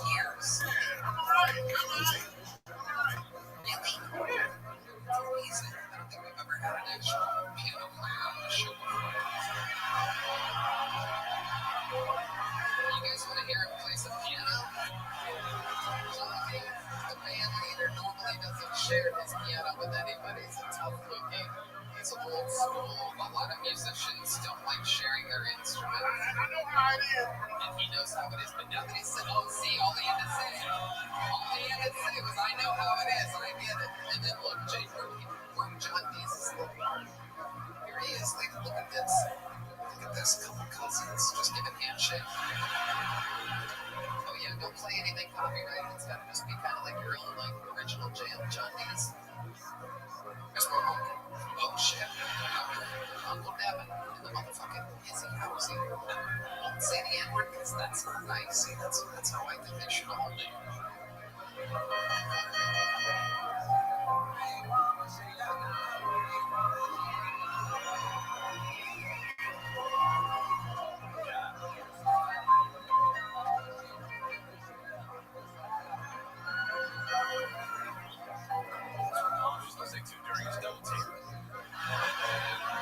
Keep going. I'm gonna sing a little song. When I'm in Houston, my favorite kind of bug is gastro. I cheat like I'm an astro.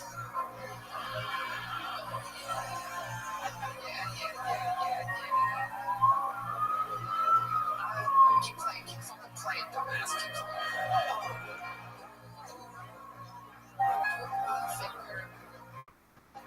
Fucking music. Electrical socket. Shocking little wind from the Houston Rockets. There's traffic all over the shit town. And there's no real entertainment to be found. Cause all the artists moved to Boston. Even Boston. Anywhere to get Boston.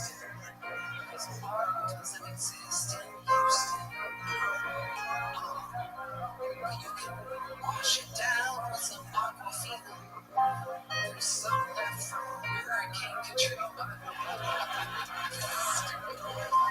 Stupid. For the more time they've been held in the keys.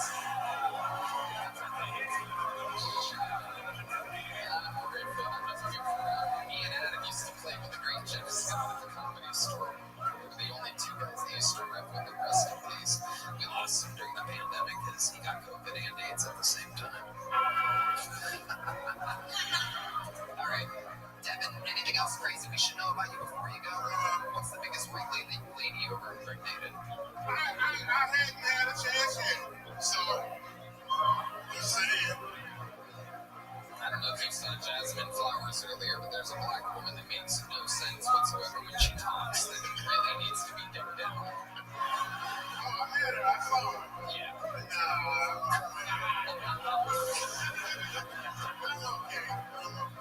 Another episode of Nah, but definitely kind of. Is there a white lady that wants to be impregnated right now? He's in his wife. Devin, thank you so much. There he goes, Devin Callahan. Oh. Thank you so much. There he goes, Devin. He just realized who I was, everybody. Hey, wait, you're the Puerto Rico guy. There's another one. See you later. Ladies and gentlemen, like I said, Saturday nights are hard on this show. We created so many superstars, and a lot of them were booked tonight in their own sold-out shows around the world. However, I was able to secure the man who I think is one of the fastest young rising comedians in the world. You see him every week writing and performing a brand new minute. At one point, he was recognized as the Dark Storm of Atlanta, Georgia. Now, he is the Dark Storm of Austin, Texas. I present to you the future. It's District Flynn.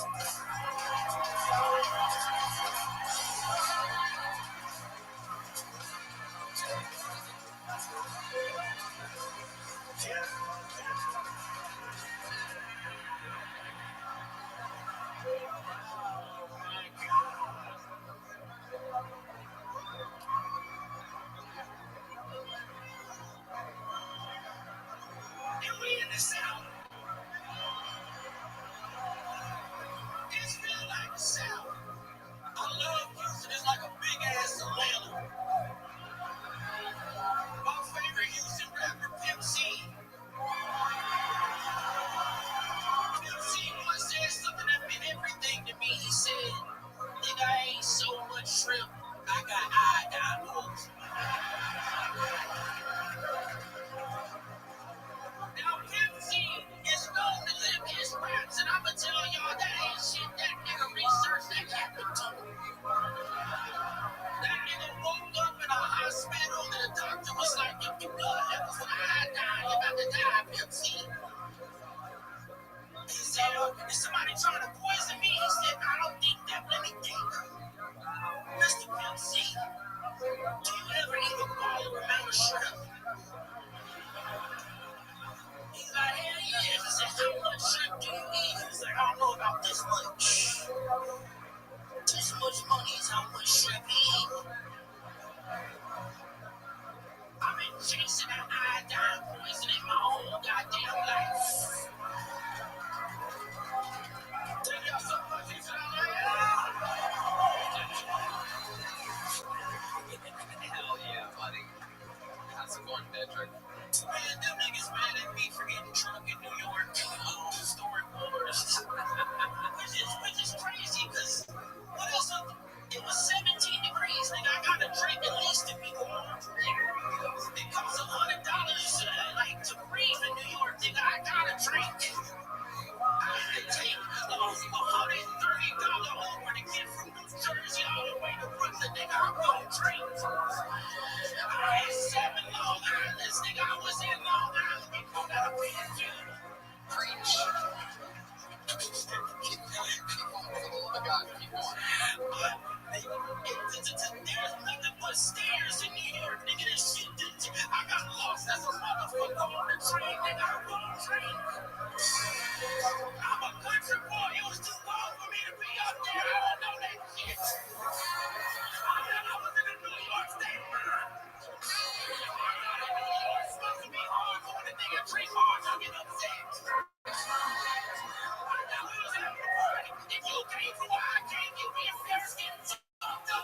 Great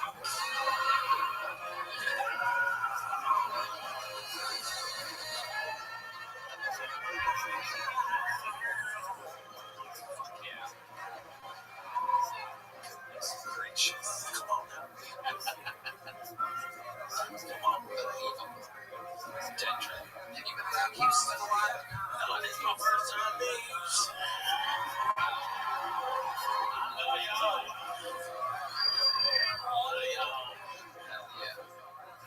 Houston loves you as well, Denver. This is would you like to tell the people what you got today on the way here? Yeah, I just got this new Boogie Gold chain, cause that nigga mad right. So, I gotta match my team.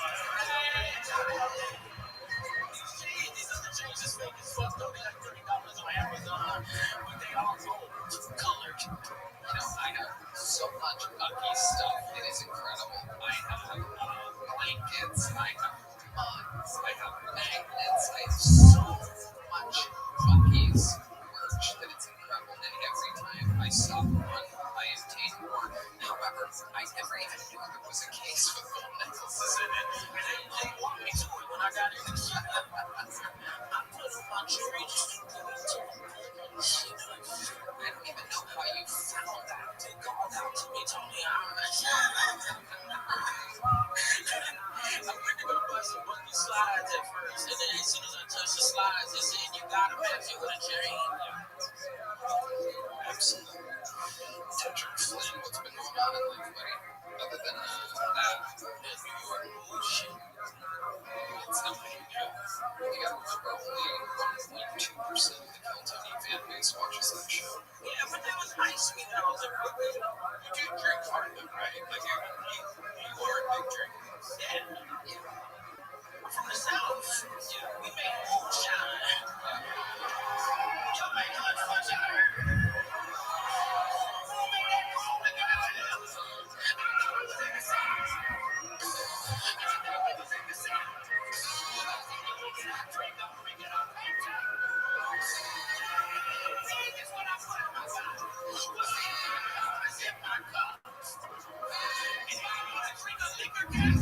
Because it makes me feel good. That's what I call it's a liquor casserole. I'm getting word your preaching is going so hard in the paint that Jasmine Flowers just had her diabetes cured. I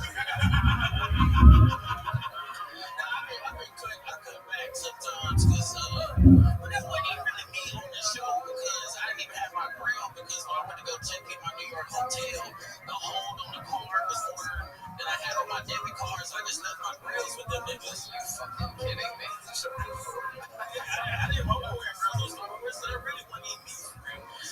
That was just different. That wasn't a dog storm, you know what I'm saying? But, you know, you ask for the storm, I bring the storm. You know, I gotta be a tornado sometimes. Don't let me off the lunch. You're the one putting yourself in chains, buddy. Yeah, that's makes sense. Hilarious. I'm the last day of Black History Month.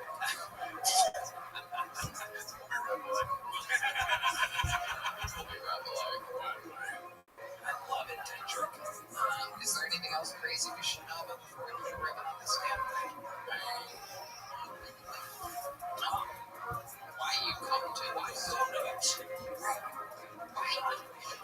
Because I fucking love this place and I heard great things in rap songs. All I know is I'm coming to Houston. It's killing Tony's heels and I'm in it. Yeah, Tony's in Dallas, I'm in it.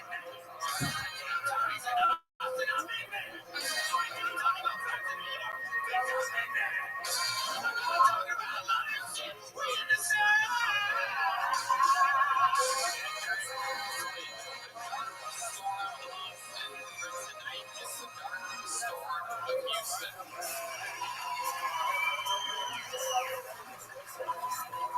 Fun fact, everybody, and tickets are not on sale yet. We are coming to on October 17th, save the date. We are doing a Kiltony in Sugarland here at the Smart Financial Center, October 17th. So you can put that in your little calendar.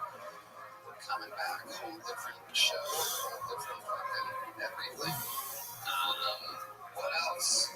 Did you guys have a great night tonight.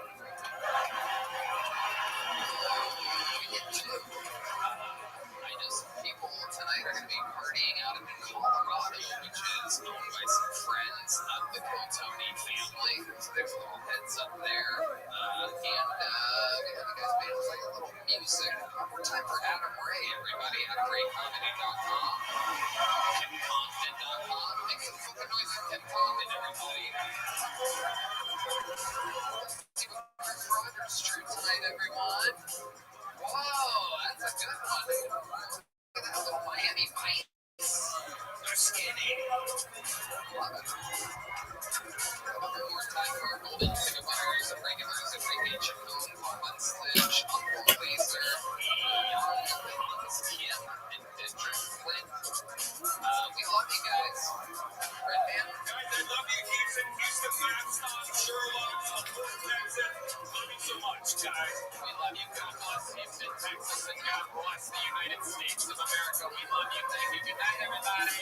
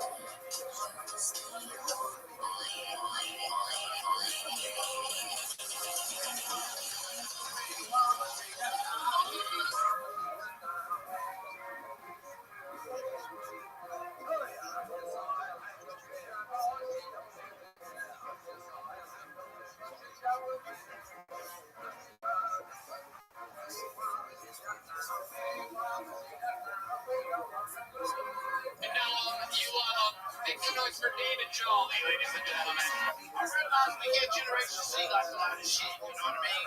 Because y'all was raised like on the internet and stuff. We had the internet growing up. You know who raised us? It was PBS. But we ain't have no business watching that shit either. Remember the Magic School was? Everybody on that bitch was on ass. That bitch been Frizzle one number goddamn hit me, man. I bet that bitch had a bush on that beaver. Pushing beaver, bitch. She ain't teach them kids nothing.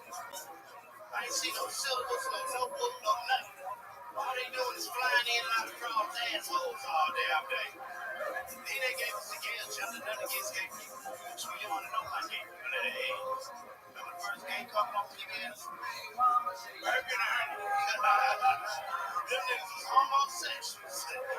Real kind too with the dickies. You know what I mean?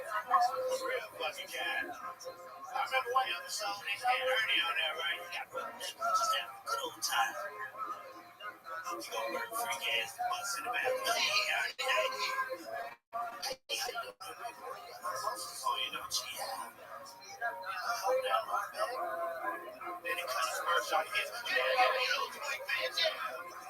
Alright, I'm sorry. Apologizing to the streets of Sesame. It's really your birthday. It's your 43rd birthday right now. Oh, yeah, man. I forgot about it. Yeah, you're on the show. That's what's back on track again. You got to miss it. Your hands out here, man. You are the oldest looking 43-year-old I've ever seen in my entire life. So, like, hey, you only got 6 months, motherfucker. No, you better get that Botox. 2 months before I'm 40, not 43.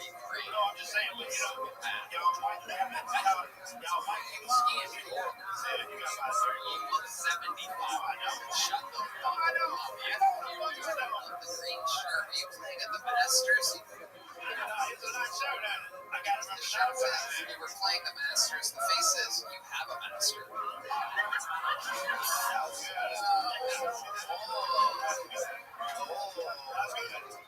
Late face. Alright, that's gonna be edited out for sure. Never called anybody slave face before, but I'm feeling a little comfortable today. Alright, that's good. I have a comeback some high still, you know what I mean? So that's why I never come back to that fucking song, you know what I'm saying? You guys all know David. You guys think his set tonight? What do you think? Anything crazy? I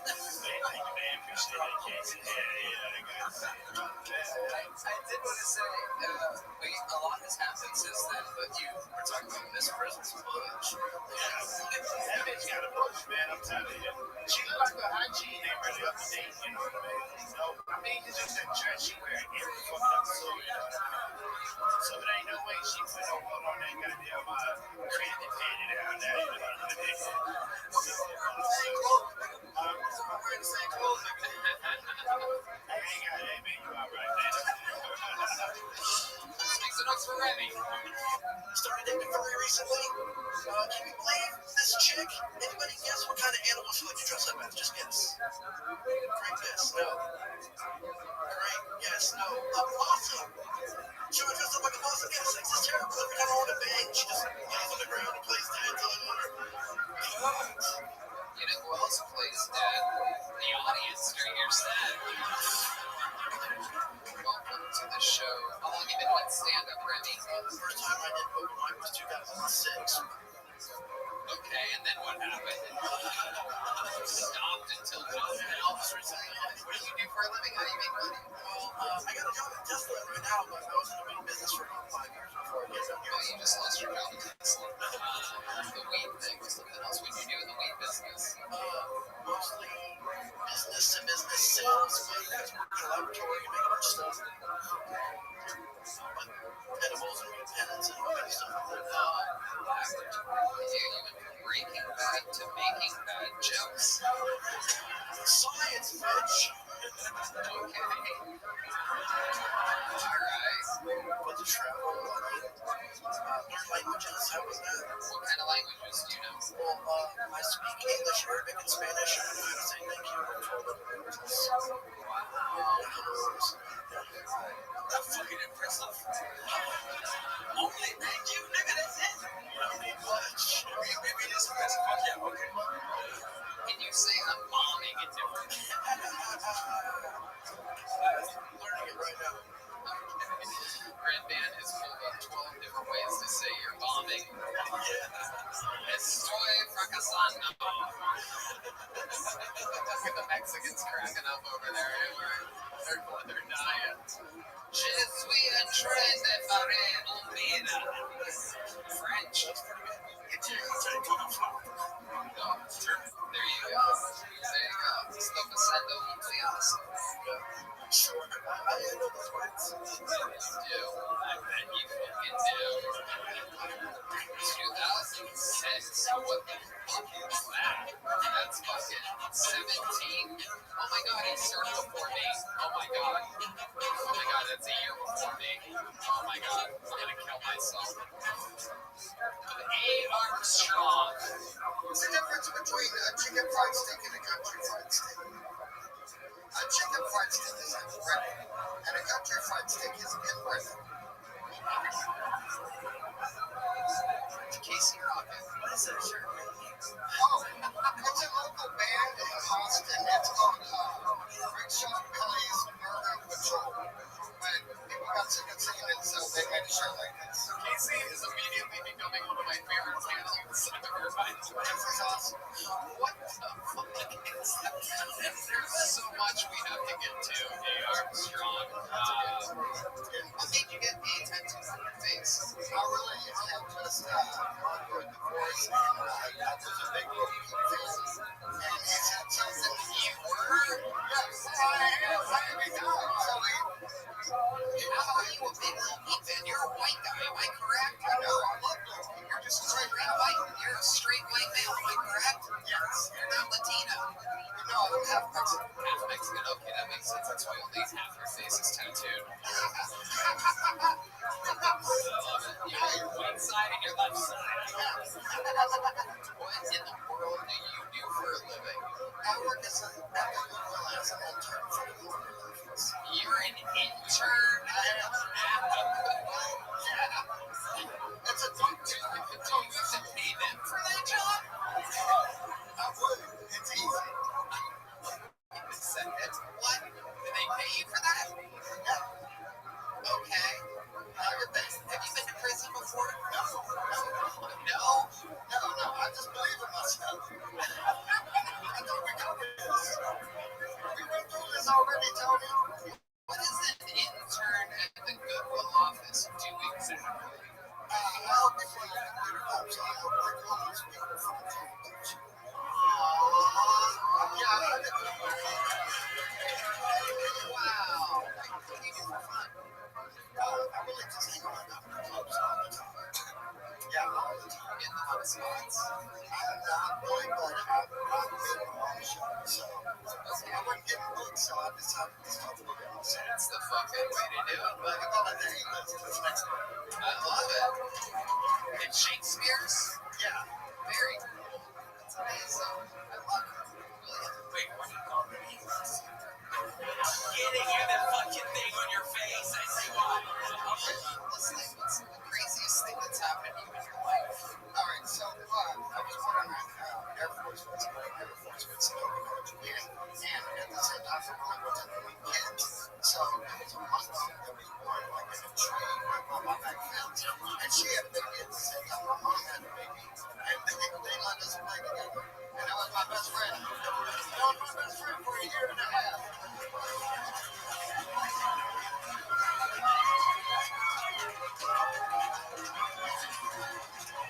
An instant legend. Playing your best friend was a monkey the first 2 years of your life? It's true, it's true. I believe it. I really do. I know a monkey impersonation. You want to see it? Yes.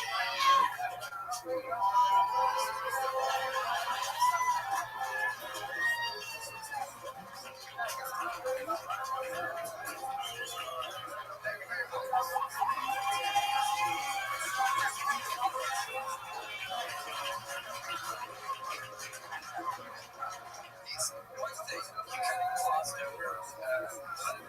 He said, I've never been to prison, I just believe in myself. Which is a great line. That's awesome. Yeah. I got a tattoo for free.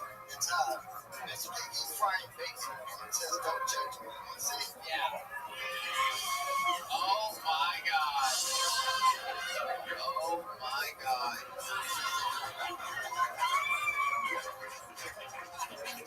Wow. Easy. What's it so big? It hurt like a motherfucker.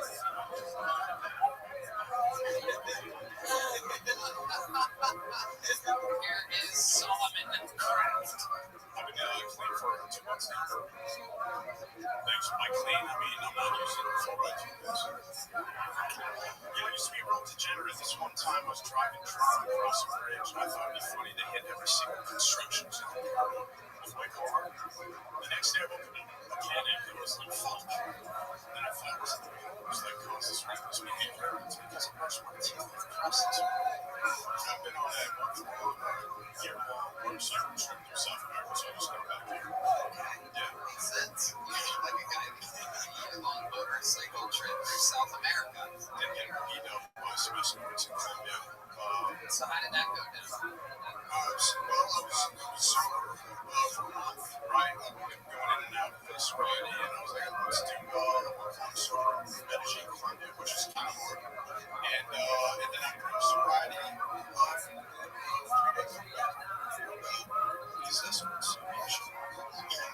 Why did they decide to beat the shit out? Because they wanted more money, and I was like, I'm not going to give you more money. You guys should leave. And then they got aggressive. They wanted me to leave the apartment. So I left the apartment.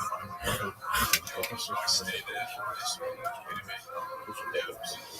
With their fists? Fist. Oh, there, on the back side of your head? On the head, chest. They were more small than me. Not the thighs and ass, but was that anyone else? Was that not anyone? Yeah, I was Been here in Colombia for 3 days. I spent 6 years in the Navy. I was in special warfare. So I drove the boats from the SEALs and stuff. Wow, you dragged the boats out. States, Mississippi, so that's what I'm doing. So, You were fighting wars in Mississippi? yeah. But I did do 2 deployments, and I thought it was more like Iraq, Afghanistan, Dominican Republic, and Thailand.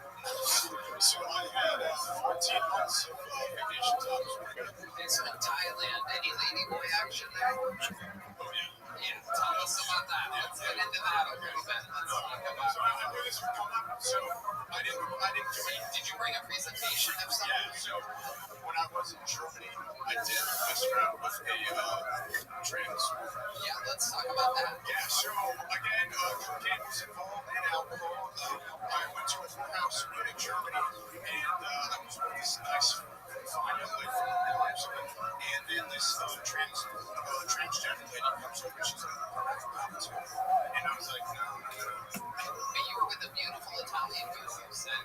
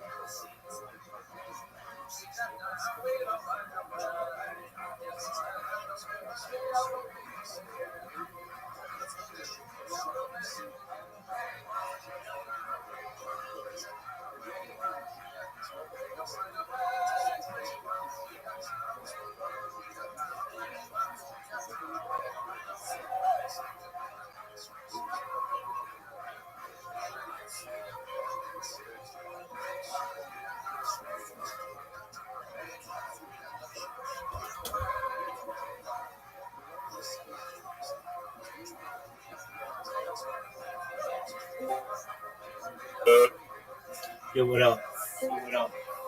Why is the quality so poopy? Because you haven't boosted the server. If you boost the server, it increases the quality. Is that how that works? Check Discord, baby. Is that how that works? Dog, that's how that works. I didn't know that. Okay, well, Can you you explain explain it it. more? Dog, I'm not here to explain these things to you.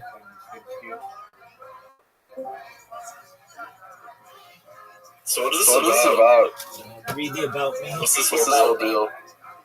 What's this about, man?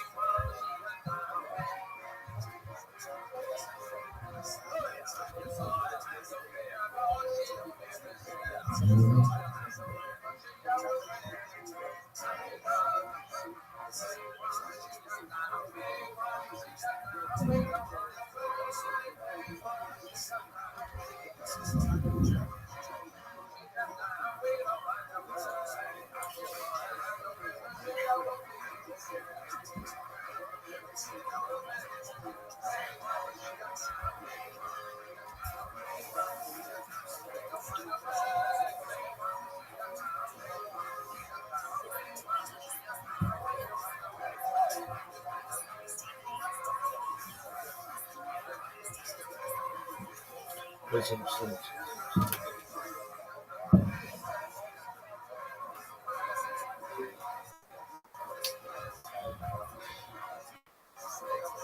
It is 6 of these 15786, Tuesday, March 24th.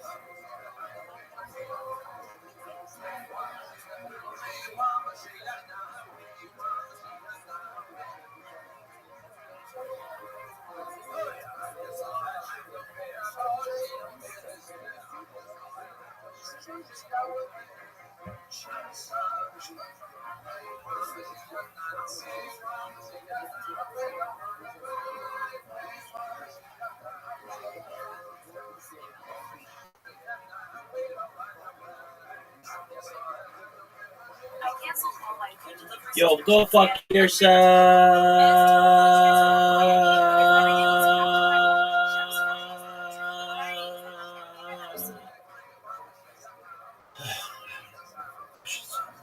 This is day 88 of this bitch. Really? Yeah. Coffee and Kabbalah and coffee.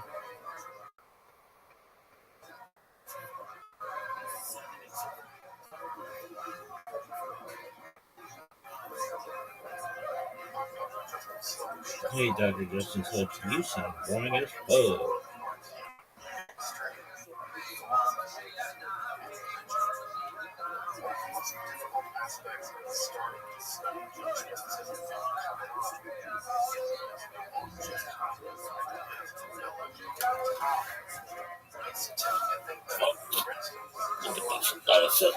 Look at this.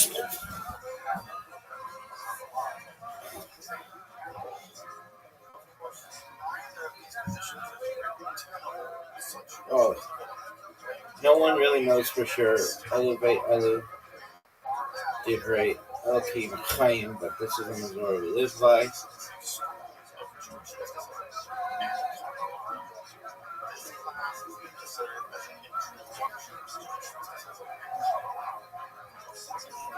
$37.61.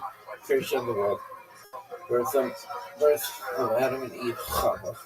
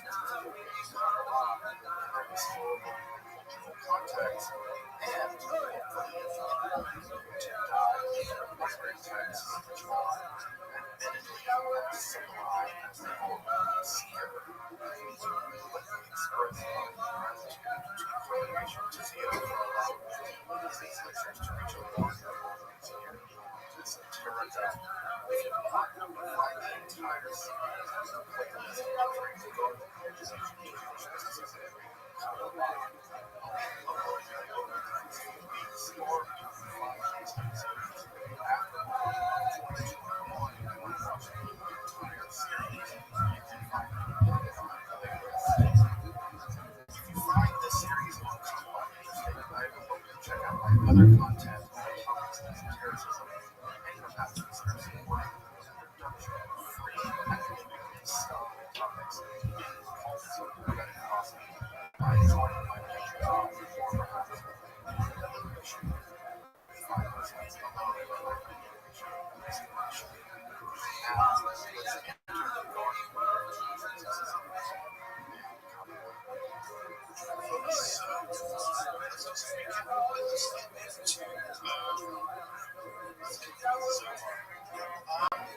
So, as we talked about last time, Kabbalah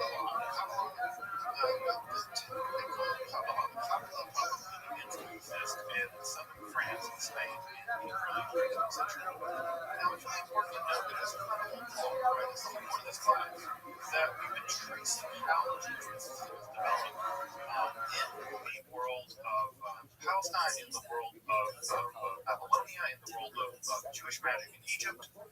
And we've been tracing how that's being slowly moving into the European context. And it's in that situation, beginning in the early 13th century, maybe the late 12th century,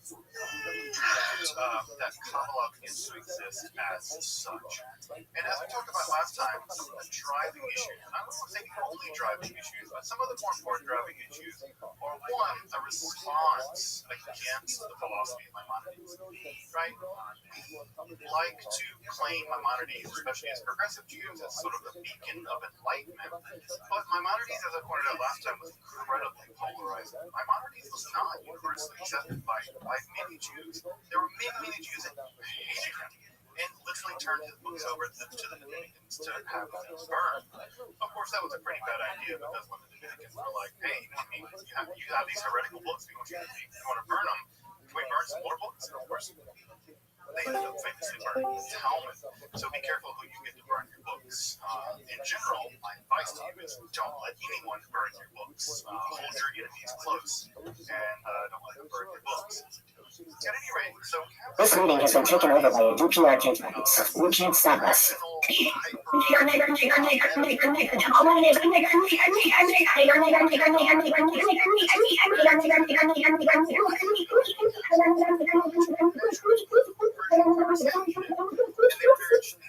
travel to go into the realm of God, sit on God's throne, and maybe be transformed into an angel. In my life, this is just a complete nightmare of idolatry and paganism. And so he really tried to get rid of this. And so in some ways, Kabbalah is a response against that modernism. I think the second thing that's really driving the rise of Kabbalah is what sometimes I call the gap problem. And this gap problem really comes from the inheritance of the Neoplatonic philosophies.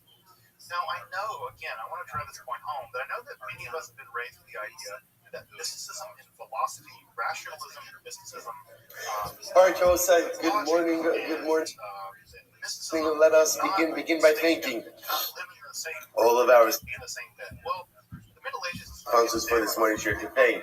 Our annual Talmud Torah sponsor for Tavshin Pei, the Tosim Mishpach of Eretz Yisrael, for dedicating all the Shurim and Drushos as his chus for Besoros Tovos for Am Yisrael.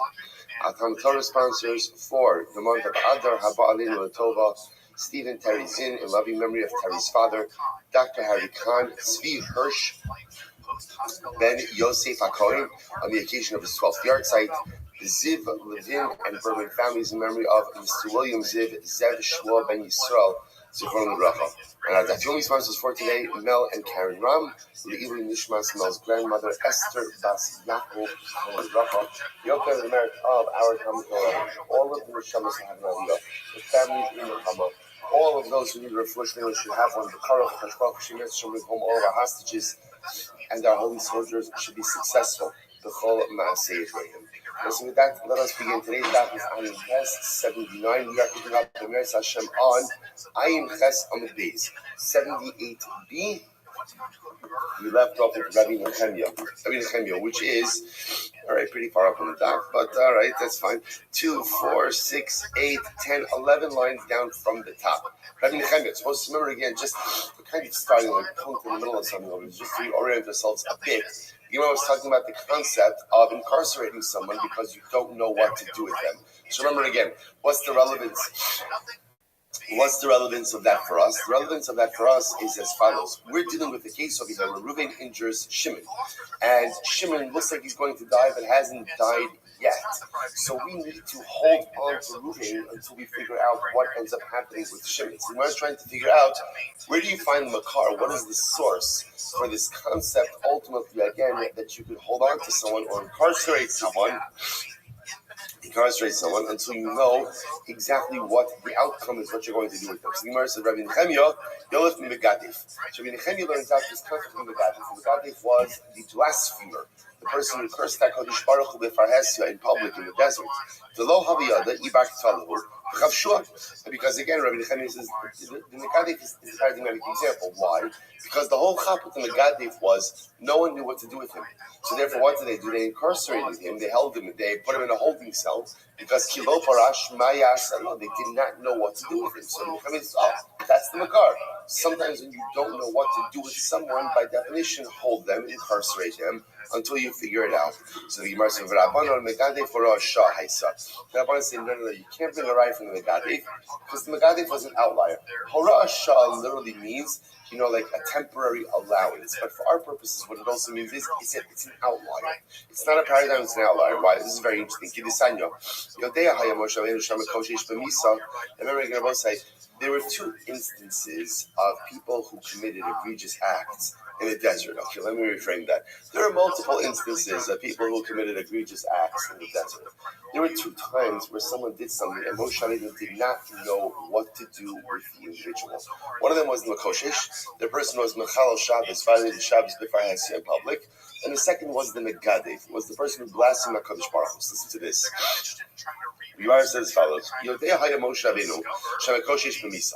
Moshe knew that the Makoshish, the guy was Mechal Shabbos. Moshe knew that he was Chayiv Misa. Shneimar Mechalaleha Mos Yumas. Because everyone knows that the punishment for Shabbos desecration is death. Elo Lo haya yodea be'eza misanera. What didn't Moshe Rabbeinu know? Moshe Rabbeinu didn't know which death penalty should he get. Shneimar, ki lo parash ma yasalo. Aval Gadif, lo ne'emar bo, lo ne'emar bo. Ela farish lo pi Hashem. Shlo haya Moshe yodea imhu ben misa kol ikar imlav. But by Megadef, Moshe Rabbeinu had no idea what his punishment was. It's interesting.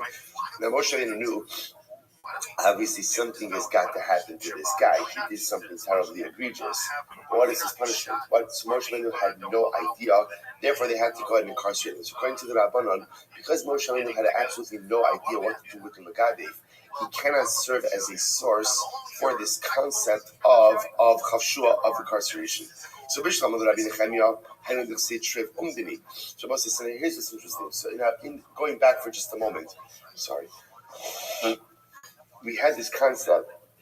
Well, folks, we We had this concept of umdini. Umdini means that Bezdin evaluates or evaluates. So remember again, we saw this in the Mishnah.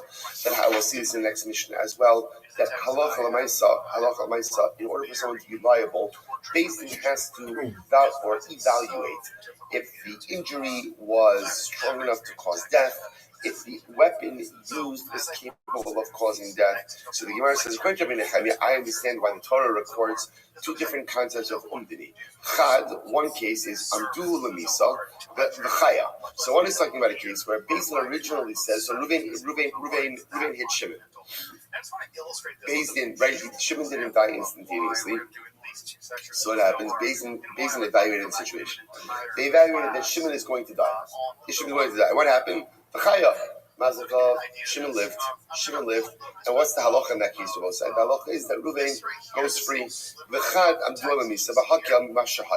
The other case is where Ruvain again injured Shimon. Shimon, Baruch Hashem, Shimon looked like he was going to die. Then Baruch Hashem, he has a recovery, or I should say, a partial recovery. That in that case also Ruvain goes free.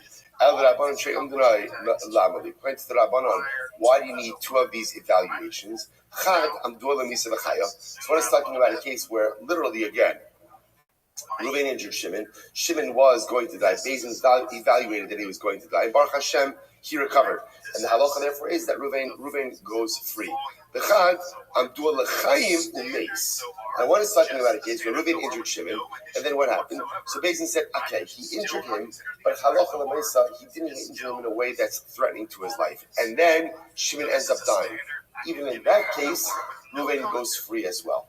Right? Why does Ruvain go free as well in that case? Because halacha l'maisa, at the end of the day, Bezdin originally evaluated that Ruvain did not do something that potentially caused Shimon's death. Rabbi Nechemiah would say, no. Halacha l'maisa in a case where Bezdin evaluated, where they said Shimon's not going to die, right? And then he died, of course Ruvain is going to go free. Right? There's no shaila over there. Why? Shari yotza mi Bezdin zakai. Because again, once Bezdin already went ahead and said that Shimon is not going to die as a result of these injuries, Ruvain is scot-free already. Now again, he may be high for damages, but Allah Chamaisa is not going to be brought back to Bezdin for any kinds of proof. Okay, let's say first word line. It's an interesting case over here. Ruvain injures Shimon, right? And what happens? Bezdin evaluated, and they said that Shimon is going to die of these injuries, or this is the type of injury that could bring about Shimon's death. And what happened? Baruch Hashem, Shimon lived. What's the halacha? Potrin also. Ultimately, Ruvain is pater. Again, also we'll have to see exactly what pater means. Pater, obviously, what does pater mean? What does it mean? Pater from death penalty, right? The shaila is he going to be chayiv in damages? All right, we'll get to that. But conversely, let's say again, Ruvain injured Shimon, and then what happened? Bezdin evaluated and they said, okay, Shimon is going to die as a result of these injuries. And then what happened? And then Baruch Hashem, Shimon's condition improved. What's the halacha? Omdin also omed sheni l'mamon. Oh, very interesting.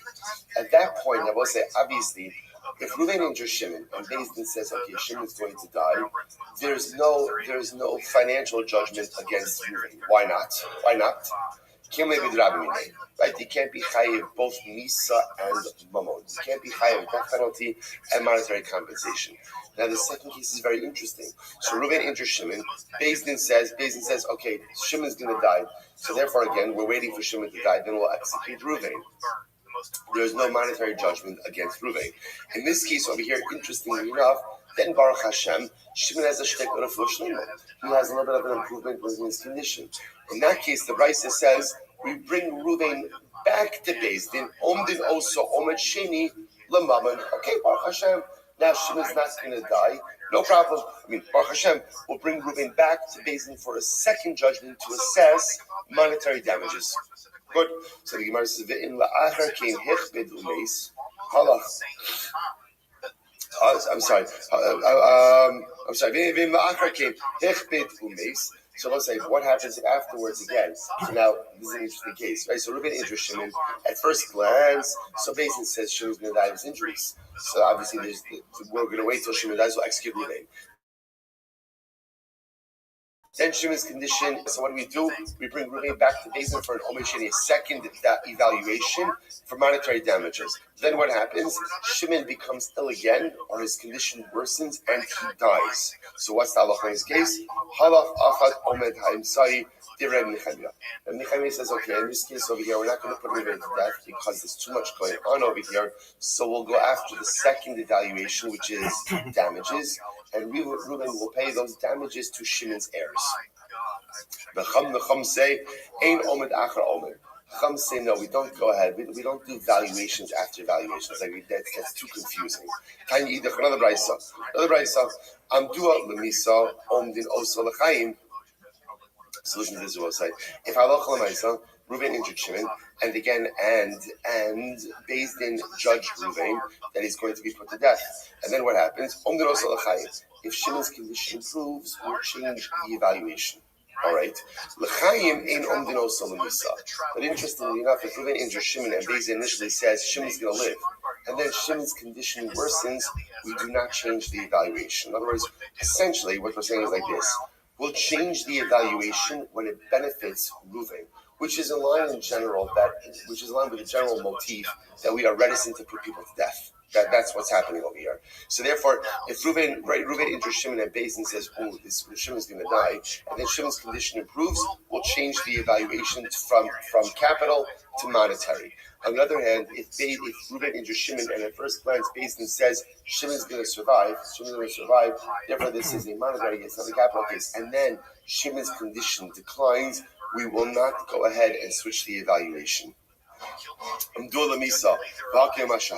What happens if we originally evaluated the situation and we said that, okay, Shimon's going to die, and then Baruch Hashem, Shimon's condition improves, right?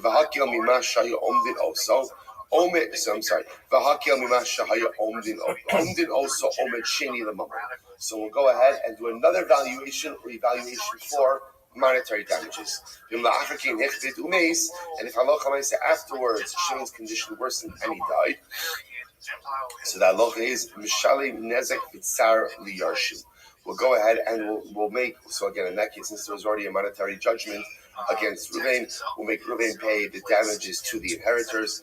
Me'emasai mishalim, just in general, by the way, when assessing damages, you want to say, especially in these kind of cases where there's an injury, maybe he's going to die, then he gets better. How do you evaluate damages? From ultimately from the time of the injury. So we don't, it's interesting, we don't assess damages. Let's say from the time that Shimon's condition improves, and we switch it from a capital case to a monetary case, rather we assess damages from the time of the injury itself. And ultimately, again, the Stam Mishnah follows Rabbi Nechemia. Okay. So the way that Rambam Paskin is just in this case, because this is actually an interesting case about changing the status of valuation. So the way that Rambam Paskin is over here, going to read this to you, it says, Hamakis chavera be'evan be'egraf u'yosef omnin oso. Imamdu l'chaim, no secham yishudvar v'niftar, v'afilu chala hamuka be'echbir me'ismach masamaka harizeh pater. So what's the number says like this? Reuven enters Shimon. If Beis Din evaluates the situation, they say, okay, you know what? Shimon's going to live. He's going to live, obviously, we'll say, and obviously, Bezin is consulting doctors with this also.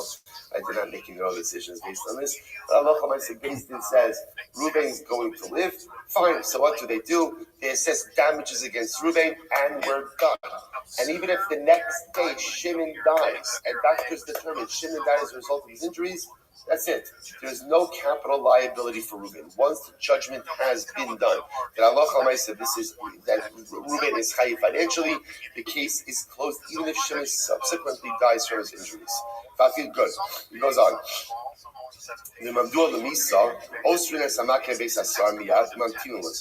The halacha if Reuben injures Shimon and Bezin assesses it and they say Shimon's going to die. Shimon's going to die. So what do we do? What do? We incarcerate Reuben until Shimon dies. In Mace, Yehari Kamaka, Vim Hekab and his rapper of Fushlim of Allah Pushaka Shabri, Mishayim Back, Mishnah Benefta. So this is interesting. In this case, so if Shimon dies, we'll put Reuben to death. If Shimon experiences a refuah shalema, now we'll get to this. What is actually we saw this in yesterday's daf? What is the definition of refuah shalema? Definition that Shimon walks on his own volition outside. Right? In that case, Reuben is totally free. So that's not what I'm asking. So again, halacha said if Bezin assesses that Shimon is going to survive, we make this a monetary case, assess damages against Reuben, and Reuben goes on his way. Even if Shimon drops dead next day, and it's clear that it's a result of his injuries, the judgment is done. If on the other hand, Bezin evaluated that Shimon is going to die as a result of this injury, we incarcerate Reuben until the time of death of Shimon.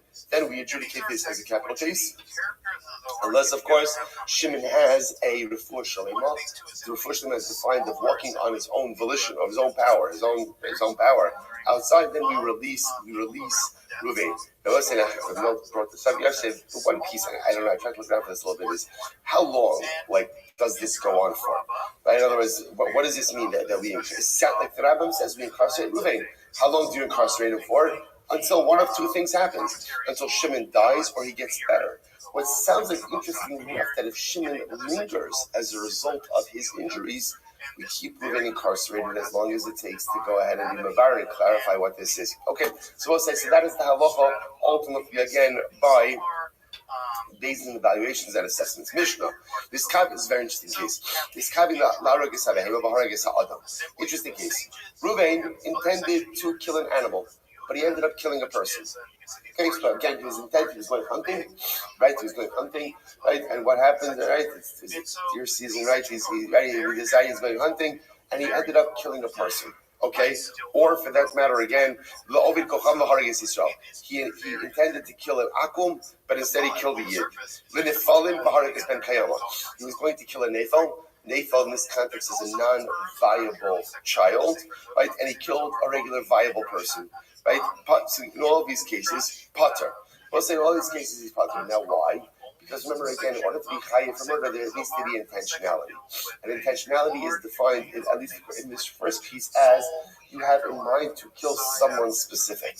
But if, again, I want to say in all of these cases, Reuben did have in mind to kill someone specific, and then that mindset did not materialize. Therefore, he's going to be pater. Next, this kavim la'kosa amasna, v'avalo hayabah kedei lachamis amasna, v'halchola alibo. Listen to this. Reuben goes over to Shimon, and his intention is to hit Shimon on the leg, right? Very hard. Now, again, but that type of injury on the leg would not have caused Shimon's death. Reuben did not aim his punch, his blow very well. So what ends up happening? He ends up hitting Shimon on the heart, and when he hits him on the heart, Shimon dies.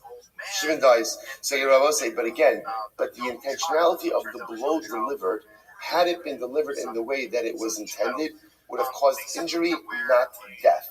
But because the blow was not delivered in the way it was intended to be delivered, it causes death. So the Gemara says, what's the halacha? Pater. Reuben's pater. Once again, the Rabbi said, because we see in order to be chayiv for capital cases, there has to be intentionality.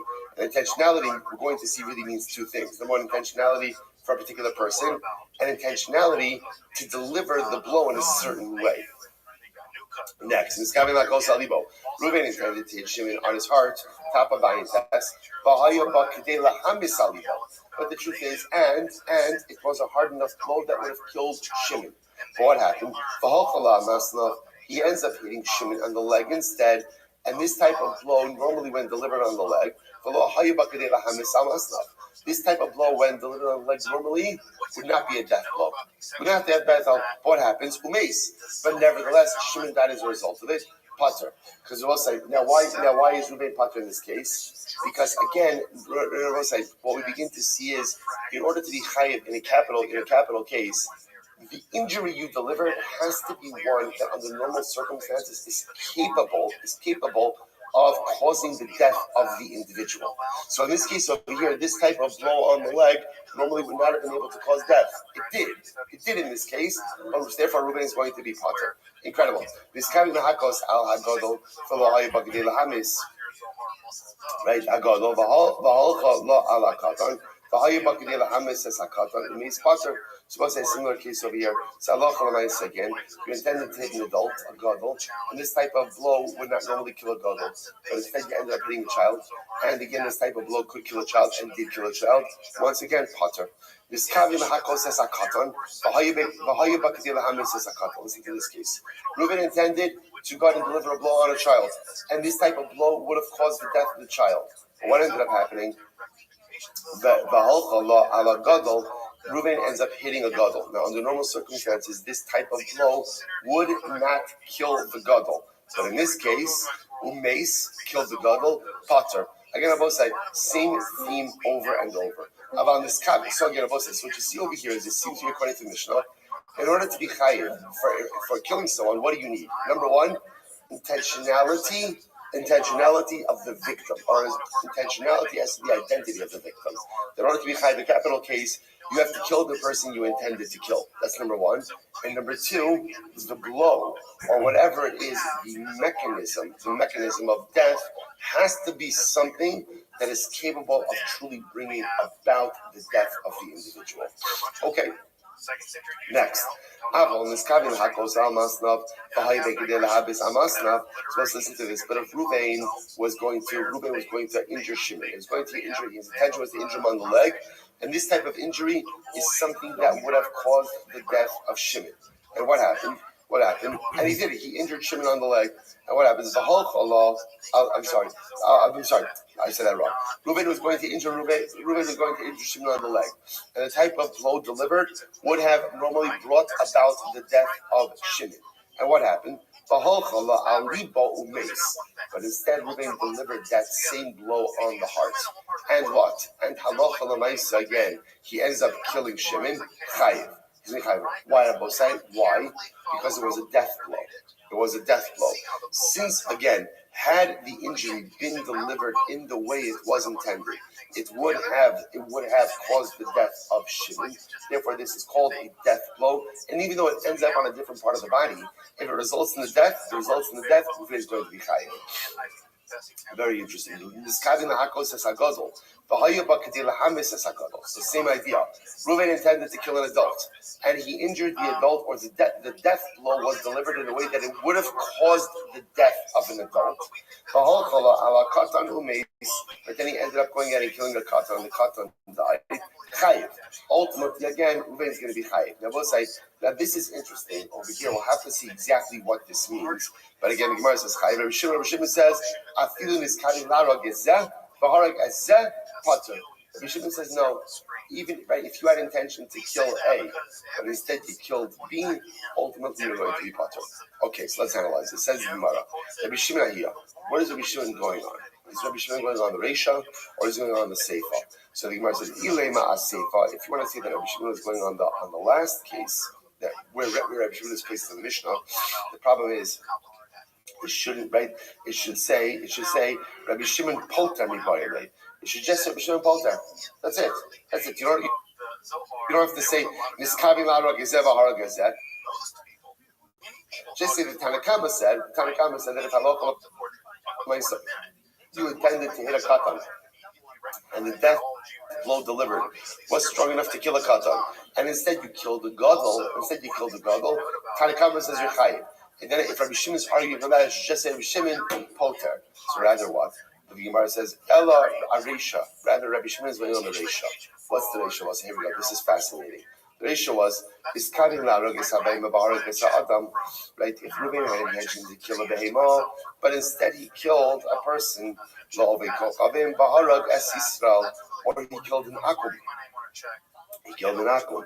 And instead he killed a Jew, or the Nephalim Baharag is Ben Kiyama. He had intention to kill a non-viable baby, and instead he killed a viable baby. In all of these cases, pater. All of these cases, pater. Now, I'll say, now what can you infer from this? Hanis kavin larog gezeh v'harag gezeh chayiv. Now, I'll say, interestingly enough, which you could infer according to the Tanakama, which is indeed what the Tanakama says later on.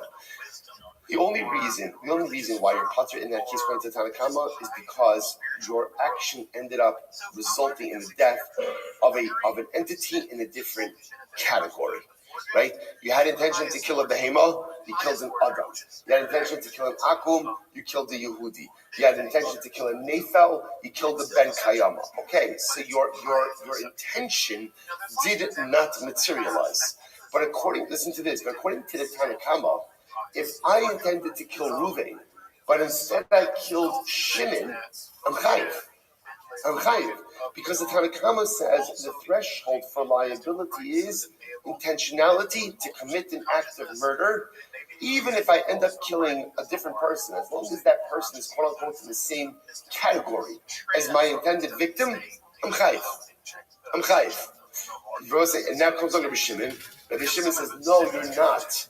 Rabbi Shimon says, I feel in this kavin lara gezeh bahara gezeh pater. Rabbi Shimon says, no, that is not true. That is not true. In order to be chayiv for murder, two things have to occur. Number one, you have to deliver a blow that is capable of causing death, and your intended victim must be killed. But if you end up killing the wrong person, you cannot be tried for a capital crime. Now again, there's still other forms of liability, but Lamaisi, you can't be chayiv for murder. So I'll say, so I just want to point out, this is a just so you understand, this is a raging machlokes. So this is what's happening over here. According to Tanakama, as long as you end up killing someone in the same category, you're going to be chayiv. Okay, if it's different categories, Adam behema, Akum Yehudi, Katan Gadol, Nephel Ben not even Katan Gadol, Nephel Ben Kayama, two different categories. Okay, you're not going to be chayiv. But within the same category, even though again you end up killing the wrong person, you're going to be chayiv. Shimon says, no, that's not the way it works. In halacha, you're only chayiv for a premeditated act of murder with a death blow that is capable of causing death, and with the victim you intended to kill. Incredible. Raging machlokes. So Pshita, so the Gemara says it's obvious. Koi Reuven v'Shimon, listen to this. If Reuven and Shimon are standing together, so Amar, one of the Reuven kamechavna, the Shimon lo kamechavna, and what happens? And let's say again, Reuven and Shimon are standing together. Ploni, right? The murderer. Murderer comes along and says, "Listen, guys, I'm going to kill one of you. I actually differently. I'm going to kill Reuven. And by the way, I only have kavanah for Reuven. Hinumi muchan mezuman, right? La'avar avera shekasa batorah shal shlichus, right? And I only have in mind to kill Reuven. It's my kavanah to kill Reuven. And what happens? He ends up killing Shimon. I know Plutayu. So we'll say, okay, so that's the machlokes. Tanakama and Rabbi Shimon. According to the Tanakama, you'll be chayiv. According to Rabbi Shimon, you're not chayiv. The Gemara says, listen to this. This is wild.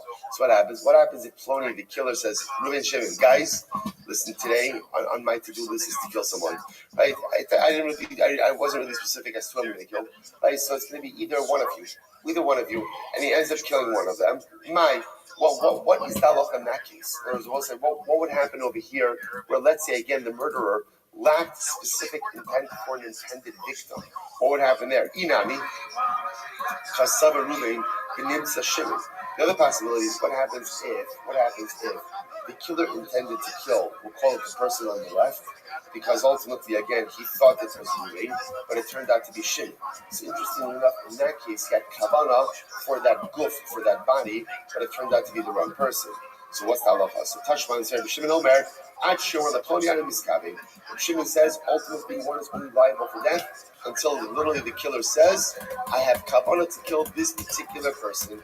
My time to Shimon. He's supposed to say, so again, it turns out that according to Shimon, the only time you're going to be liable is when you have specific intent for a particular person, and that specific intent materializes. That's when you will be chayiv. So what I say, by the way, my time to Shimon, what's Rabbi Shimon's logic? What's Rabbi Shimon's logic? So the Gemara says, the pasuk says, "Va'arav lov v'kama lov."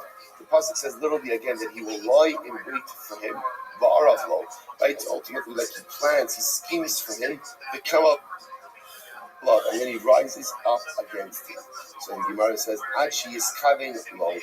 Ultimately, again, until he goes ahead and has kavana for him. So Rabbi Shimon says essentially the pasuk says that Allah L'Maisa, you're only going to be chayiv in a capital case until you have specific intent for the victim, and that specific intent materializes in exact accordance with, I should say, your actions materialize in exact accordance with your intent. Rabbana Amir Yeremiyanai, Prat Zorik Em Nago. So by the way, the Rabbanon say that pasuk of Va'arav Lo V'kama Lo, which will say that pasuk really seems to like scream intentionality. That you're only going to be chayiv, if you intentionally go ahead and murder someone, which again, you have a specific kavanah for someone, and that kavanah materializes. So what did the Rabbanon use it for? The Rabbanon used that for a different case. Listen to this. Prank, the Zorik Evan Lago. That comes to exclude a case where I will say, I come along, and there's a group of people standing, I throw a stone into a group of people, and the stone kills someone. So the pasuk teaches me I'm not chayiv for that. Now again, when I say I'm not chayiv death. I'm not chayiv death penalty for that. And says, by the way, what's that case? That happens. What's that way? Just like on a moral, ethical level. It's an interesting case, right? I take a stone, I throw it into a group of people, the stone falls on someone and kills them. The Rabbanon will say, I'm not chayiv for killing someone. Why? Now, you have the mercy. By the way, what's the case? Even in the Kusim, the Echad Yisrael and Table Kusim. So we're talking about a case of 9 Kusim and 1 Yid. So okay, that makes sense. Why? Because again, there was a row of Kusim, and therefore one would not be chayiv in a capital way for the death of a Kusi. Even if it's half and half. Even if it's half and half, ultimately, again, it's a suffix about whether or not there's capital liability. And therefore, again, I'll be part of wow. What's the case? The case ultimately, again, is where there were 9 Yisrael, right? 9 Yidden, and 1 Kusi. But nevertheless, I'm Potter. What's the pshat? Davane Kusi Kavua. That was again because since the presence of the Kusi is established, therefore Allah L'Maisa is Kavua, right? He's established. And we have a principle called Kavua. Let's say again, this is the famous case of you find a piece of meat, right? And there are 9 non-kosher stores, and 1 kosher, or the reverse case as well. So what's the status of the piece of meat? It depends where you find it. You find it in the public, you find it in the store. We have a concept. Kol kavua, anything that is established within a group, essentially switches the group dynamics and makes it 50-50. So even in the case where you have 9 Jews and 1 Kusi, since that Kusi is established in the group, it's considered to be like half and half. And now, nevertheless, if I throw a stone into that group and the stone kills someone, I am not liable for that. So so again, so therefore, what we have over here is just to point out, we are left with this raging wave. I cannot really even underestimate the raging kite or the ragingness of this debate, right? So again, I will say, literally again, I have in mind to kill Ruvain and I end up killing Shimon. What's my liability? According to the Rabbanon, I'm chayiv. Why? Because I had in mind to commit an act of murder, and I ended up murdering someone who is in the quote-unquote same category as my intended victim. Therefore, I'm chayiv. According to Rabbi Shimon, I'm potter. I'm potter from death penalty. Chayiv with a lot of other bad stuff in life. But again, potter from the death penalty. Why? Because according to Rabbi Shimon, in order to be chayiv for a death penalty, there has to be a premeditated act, a desire to kill someone, and my intentions must materialize upon the intended victim. Incredible. So let's analyze more. So Bishlama, Rabbanon, that means coming out of chayiv. So according to Rabbanon, will say that if I have in mind to kill Ruvain and I end up killing Shimon, I'm chayiv. So the pasuk says, was I told us at the end that if men are fighting and they end up going ahead and shoving the pregnant woman, and she ends up miscarrying. So I was talking about again that the men are fighting and they end up causing the death of the third person, right? So Ruvain's fighting with Shimon. His intention is to kill Shimon, but he ends up killing someone else. So therefore the Torah says, the Chsiv imason jiyah v'nasata nefesh tachas nefesh. The pasuk says Reuben's fighting with Shimon, and Reuben ends up killing someone. Torah says v'nasata nefesh tachas nefesh. Reuben is liable in capital, which means that even though Reuben had a mind to kill A, but he ends up killing B, he's going to be liable. Elder of Shimon, what does Rabbi Shimon do with that pasuk? To which the Gemara says, moment. Rabbi Shimon understands it doesn't mean capital case. Rather, what does it mean? It means monetary compensation. According to Rabbi Shimon, if Reuben's fighting with Shimon with the intention of to kill Shimon, and he ends up killing someone else, so it's not capital liability, but rather what is there? Financial liability.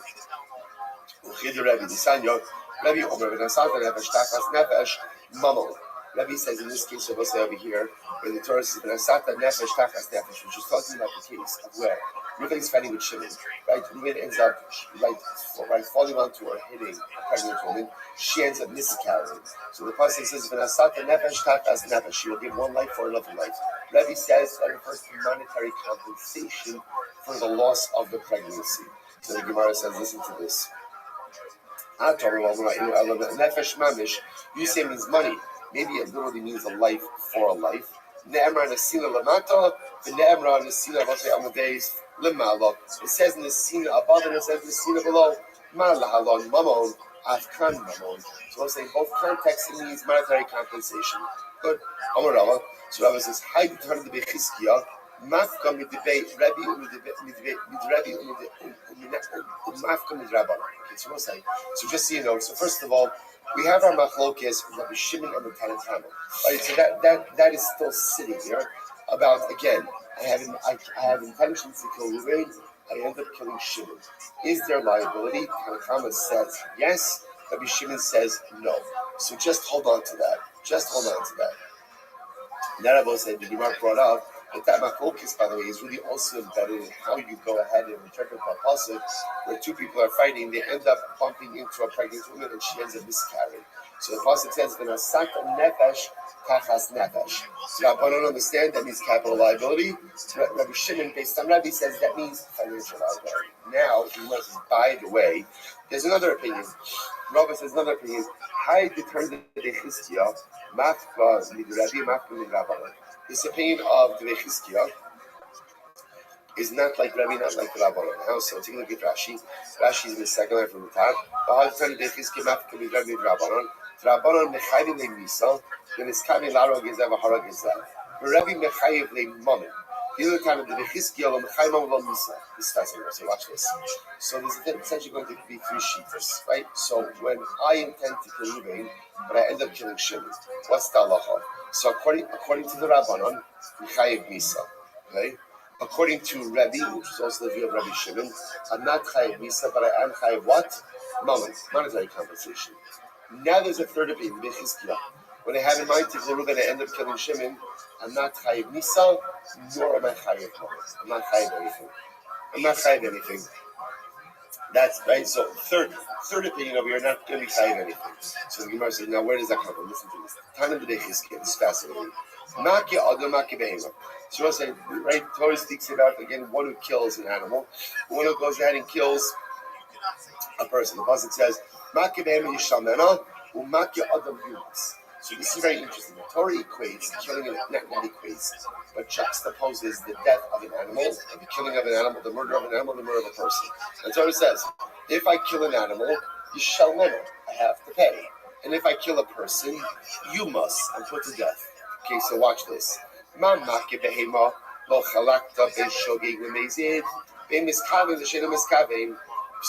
comes to killing an animal, the halacha makes no distinction to whether or not what, a meshogeg or a mezid.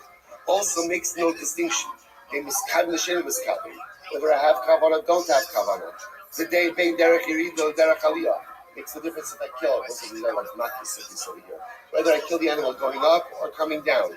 And in all cases, we'll say if I kill an animal, makes no difference. Shogeg, mezid, aliyah, makes no difference. What's the halacha? I'm chayim monetary compensation to the owner of the animal. Watch this. So we'll say what the Beit is focusing on over here is this juxtaposition of the death of an animal to a death of a person, to show that just like when it comes to the death of an animal, it doesn't make a difference how I kill the animal. What's the halacha? What's the halacha? I'm liable. I'm liable. So too, when I go ahead and I kill a person,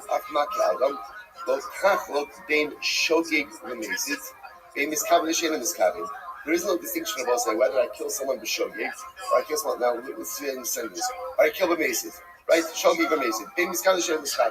Intentionality, lack of intentionality. Derech yirida, derech aliyah. Whether I kill a person going up or coming down. So Rabbi say in all cases of murder, now the variable is sometimes you're chayiv death for killing someone else. But one thing is clear, which is in all cases of murder, I'm never chayiv murder. So this is the Bechizkiya Shita. That anytime you kill a person, you are never chayiv financially. Now, whether or not you're liable to be put to death, that's going to depend on how the murder occurred. But one thing is clear, which is you're never chayiv mamon, and that's the juxtaposition. When you kill an animal, it doesn't matter how you kill the animal. One thing is clear, which is what? You're chayiv mamon. When you kill a person, one thing is clear, you're never chayiv mamon. Whether you're chayiv misa or not is a different discussion, but never chayiv mamon. So the Gemara says, now what does it mean that you don't have kavanah? Ilay b'shem miskavin klal and a shogeg. So when we say, we'll say, what does it mean in the case where it says I'm not miskavin? So if not miskavin it means I didn't have kavanah to kill someone at all. That's called shogeg. Ela pshita she miskavin lazeh ela lazeh. Rather, we'll say shogeg means I killed someone accidentally. And miskavin means I had intention to kill Ruvain and I ended up killing Shimon. V'katani l'chayv moment el l'pochro moment. Rabbi, what do you see? But yet, nevertheless, in that case, I'm not chayiv moment. V'ibar katalohu my itzrich l'miftei moment. 1 second. Obviously, if I have a death penalty, then of course there's no need to exempt me from monetary compensation. Why? Why killing the drug mine? Ella lav shmanina lav bar katalohu. The lav bar mamon. Rather, we'll say, what do you see from here? If there's a case where I'm not liable to that penalty, and I'm also not chayiv for money.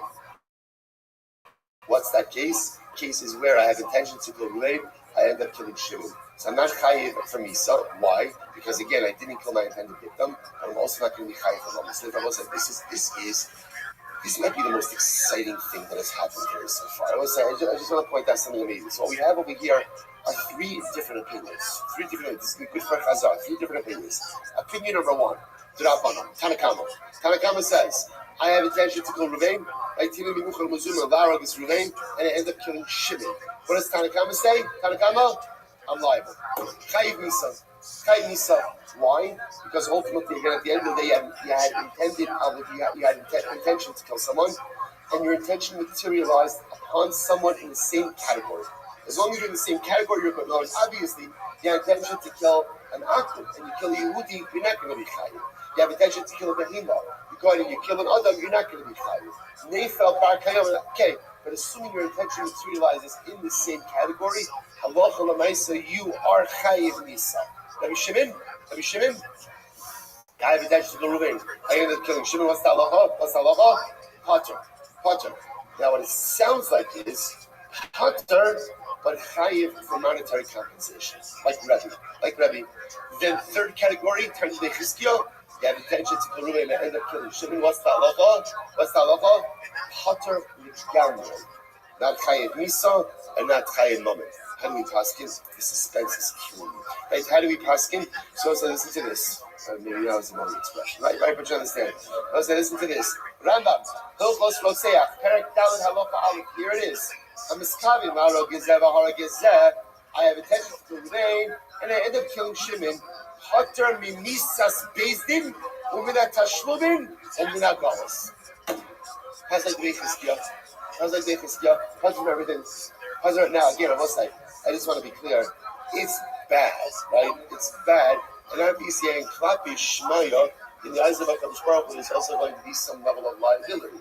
But halacha l'maaseh, I have intention to kill Ruvain. I end up killing Shimon. I'm not chayiv death, right? No death penalty. Not chayiv tashlumin, and not even chayiv galus. Now, what's galus? Remember, can't wait to get to Maseches Makos. It's so exciting, right? But Lamaisa, again, when does Galus come out? Shogeg. So, you can't call it a shogeg. You can't call it a shogeg because halacha Lamaisa, again, it wasn't accidental. There wasn't intentionality over here, right? Not Hayif Tashlum because, as the Nechizkiya said, apparently in any case with his bloodshed, it's not monetary compensation. And also, again, not Hayif because I lack intentionality. It's incredible.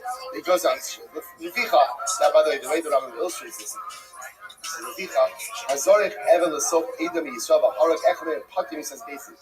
Rambam illustrates this in an interesting way. I throw a stone into a group of Jews. Right? So we'll say, and now again, I know that when you throw a stone into a group of people, that's the possible it's going to cause death. And in fact, it causes the death of someone. I'm Potter. That's how you pass it. Like Rav Shimon, but as modified by Tanakh and Chizkiya. So therefore, I will say again, you tend to kill A, you end up killing B, even if they're in the same category. Potter from Esau, Potter from Tashlumin, Potter from Gavas. Absolutely incredible. Riveting. All right, we'll say Mishnah, let's go. We're catching up with the rest of the Daf world. Emir Hashem. ROTHSCHILD is Ari Ba'Cherim. This is an interesting case. A murderer gets mixed up with other murderers. So I will say, which by the way, it happens, right? Sometimes based on the decisions you make, really dictates the chevra that you hang with. Right? It's just like the chevra that you associate with makes you the kind of person that you are. Sometimes the person you choose to become also dictates the chevra that you end up gravitating towards. So Rotzeach shenis arev ba'acherim. How does that even happen, right? A murderer gets mixed up with other murderers. So what's the halacha? So we'll have to see. Well, in all reality, so besides the Musar Haskell with it, that ultimately your actions will dictate, right? Your peer group influences your actions, and your actions often dictate your peer group. So I'll say if a murderer gets mixed up with other murderers, so what's the halacha? Kulan Pturin. I'm sorry, that was other. Really, the case of this, achira means other people. So in other words, Reuben kills someone, Reuben gets mixed up with other people. We'll have to see the exact mitzvahs of this in the Mishnah, but it sounds like we don't know which one Reuben is. Kulan Pturin. Everybody is Potter. Okay, we'll see the dynamics of that case. Rabbi says, no. Constant also the kippah. We put them all literally again in the jail cell.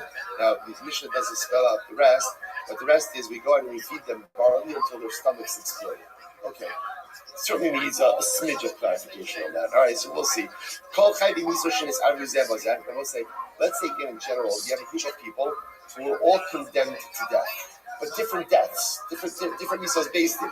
And now, because they all got mixed up, we don't know who is subject to which penalty. And as one can imagine, no one's saying, I'm the skila guy, me, give me skila. And the guy says, give me sreifa. So no one's coming forward and volunteering the information. So all we know is we have a group of people who are all subject to a death penalty. We don't know which death penalty. So what's the halacha? Nidonim b'kala. We administer the most lenient death penalty to all of them. Such a that halacha is we're going to see you cannot give someone a more stringent death penalty than the one they are obligated to. So therefore, by definition, if we're not sure which death penalty, we give them the more kal one. Now, of course, there's going to be a little, as we know, there's a machlokes as to in misos based in which is considered to be more kal and what's more chomer. So, for example, haniskelim and israfim. Let's say you have a chevra. Some of the chevra is chayv skila, some of the chevra is chayv sreifa. You don't know who's who. So, what do you do? Rabbi Shimon already don't have skila. Rabbi Shimon says we give them all skila, right? Why? Shasreifa chamura, because everyone knows sreifa is more chamer than skila. From the screen, they say no, we don't have a sreifa. It's the opposite. We give them sreifa. Why?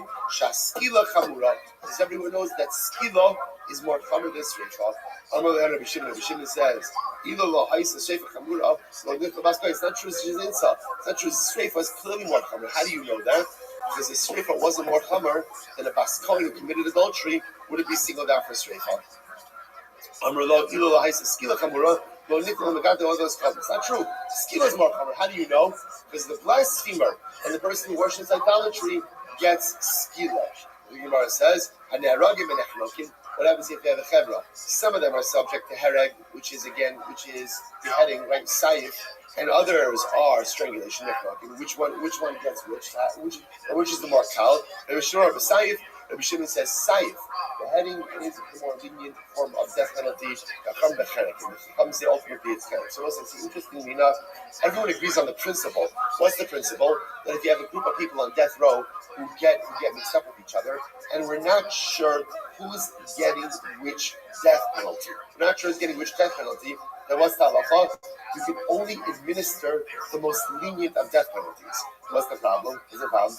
So there's a machlokas again in two categories between skila and sreifa, which is kal, which is chamar, and between chenek and herek, which is kal and which is machar. We'll say shkoyach. Incredible. We'll stop here for today. We are all caught up. Tremendous stuff. Great job.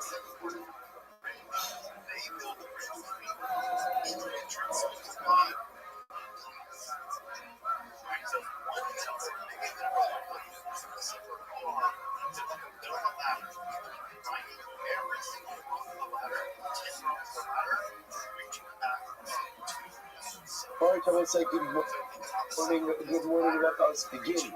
Beginning, I'm thanking all of our sponsors for this morning show to thank our annual commentary sponsor for Touching Pay 5785 and Tosin Mishpata. We're dedicating all the shooting and rushers this year and the source of the Soros Towers for all of Am Yisrael. Our commentary sponsors for the month of August, Stephen Terry Zinn, in memory of Terry's father, Dr. Harry Khan, Tzvirosh Ben Yosef HaKohen, and the Ziva Levin and Berman families in memory of Mr. William Ziv Zev Shmuel Ben Yisrael. What's with that? Let us begin with a lot ahead of us in Yetz Hashem. Today's daf is Ayin Ches 78. We are picking up on daf Ayin Zayin days 77b, about 15 lines down from the top. So the Gemara says, we'll see some very interesting cases over here. Well, it says as follows.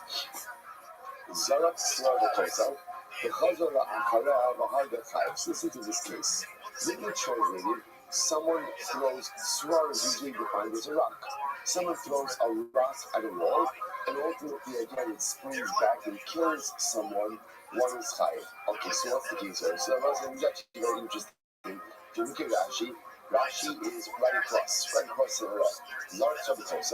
In his Kabbalah Lahar this Chavero, he has intention to kill his friend. Now, what's the game? If he's out, so I'll be looking at the close in the clock. The Chazra Mikofol Lachorah. So Rashi points out that we're talking about a case of intentionality, but ultimately, again, so even is throwing the rock at the wall with the intention that it ricochets off the wall in order to go ahead and kill Shimon. So such an act, that even though the stone is ricocheting off the wall, however, the Ma'aseh is considered to be the koach of the vein, and therefore it is going to be chayiv. So the Gemara says the Tanakh. So again, we further define this kingdom evil. Hamisachakim the cover. So what are you talking about over here? This is the case of those who go ahead and play a game. Literally play with the ball. Shahar Gubin now again, the Shogun Bowling, if they kill someone intentionally, they're chayiv Nisa. If they kill unintentionally, ultimately again goes. So what's the case over here? Sticking with the Rashi, one more Rashi. Can go English Hamisachakim the cover Shahar. This is so interesting. We're given Tinokos, Lahakos Hakadra because of the koach. It was common for children, young people, to go and take the ball, throw it against the wall with immense force. Kadishatatsu Lakarahari, that the ball would go ahead and ricochet off the wall and go very far. After the thrower would throw the ball, so the thrower would run to the wall. And what would you do over here? To go over that someone would catch the ball, and throw it after the runner. Throw it after the runner. In the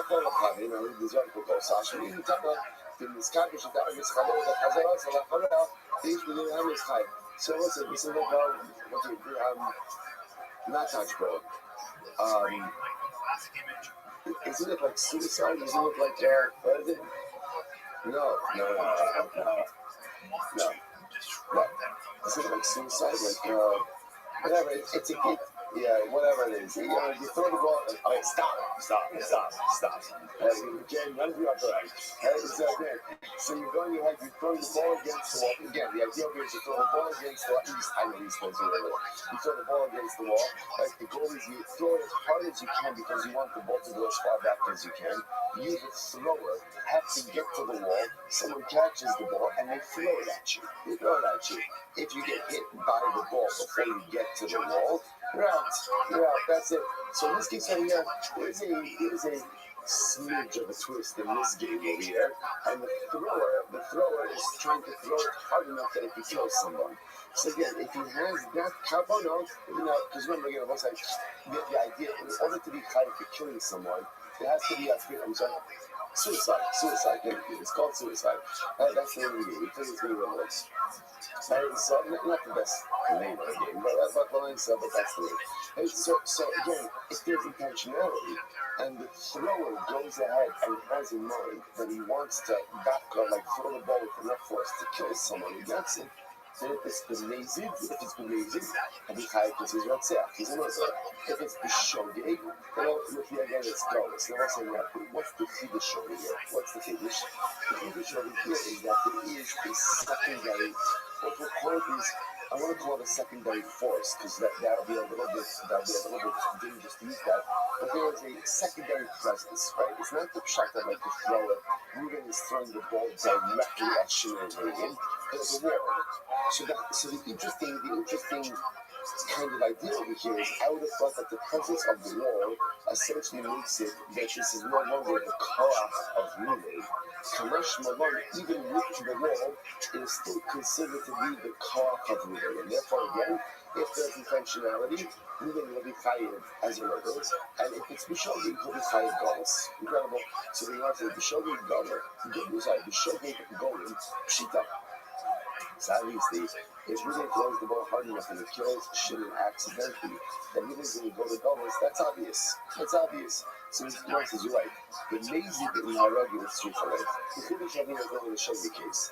The chiddush over here is in the lazy case. And if Ruben did it intentionally, he goes to golos. What's the chiddush over here? Now the tema, Asras Sap. Eki, meaning like the hydrate. I might have thought that this is a case of what we call Hasras Safek.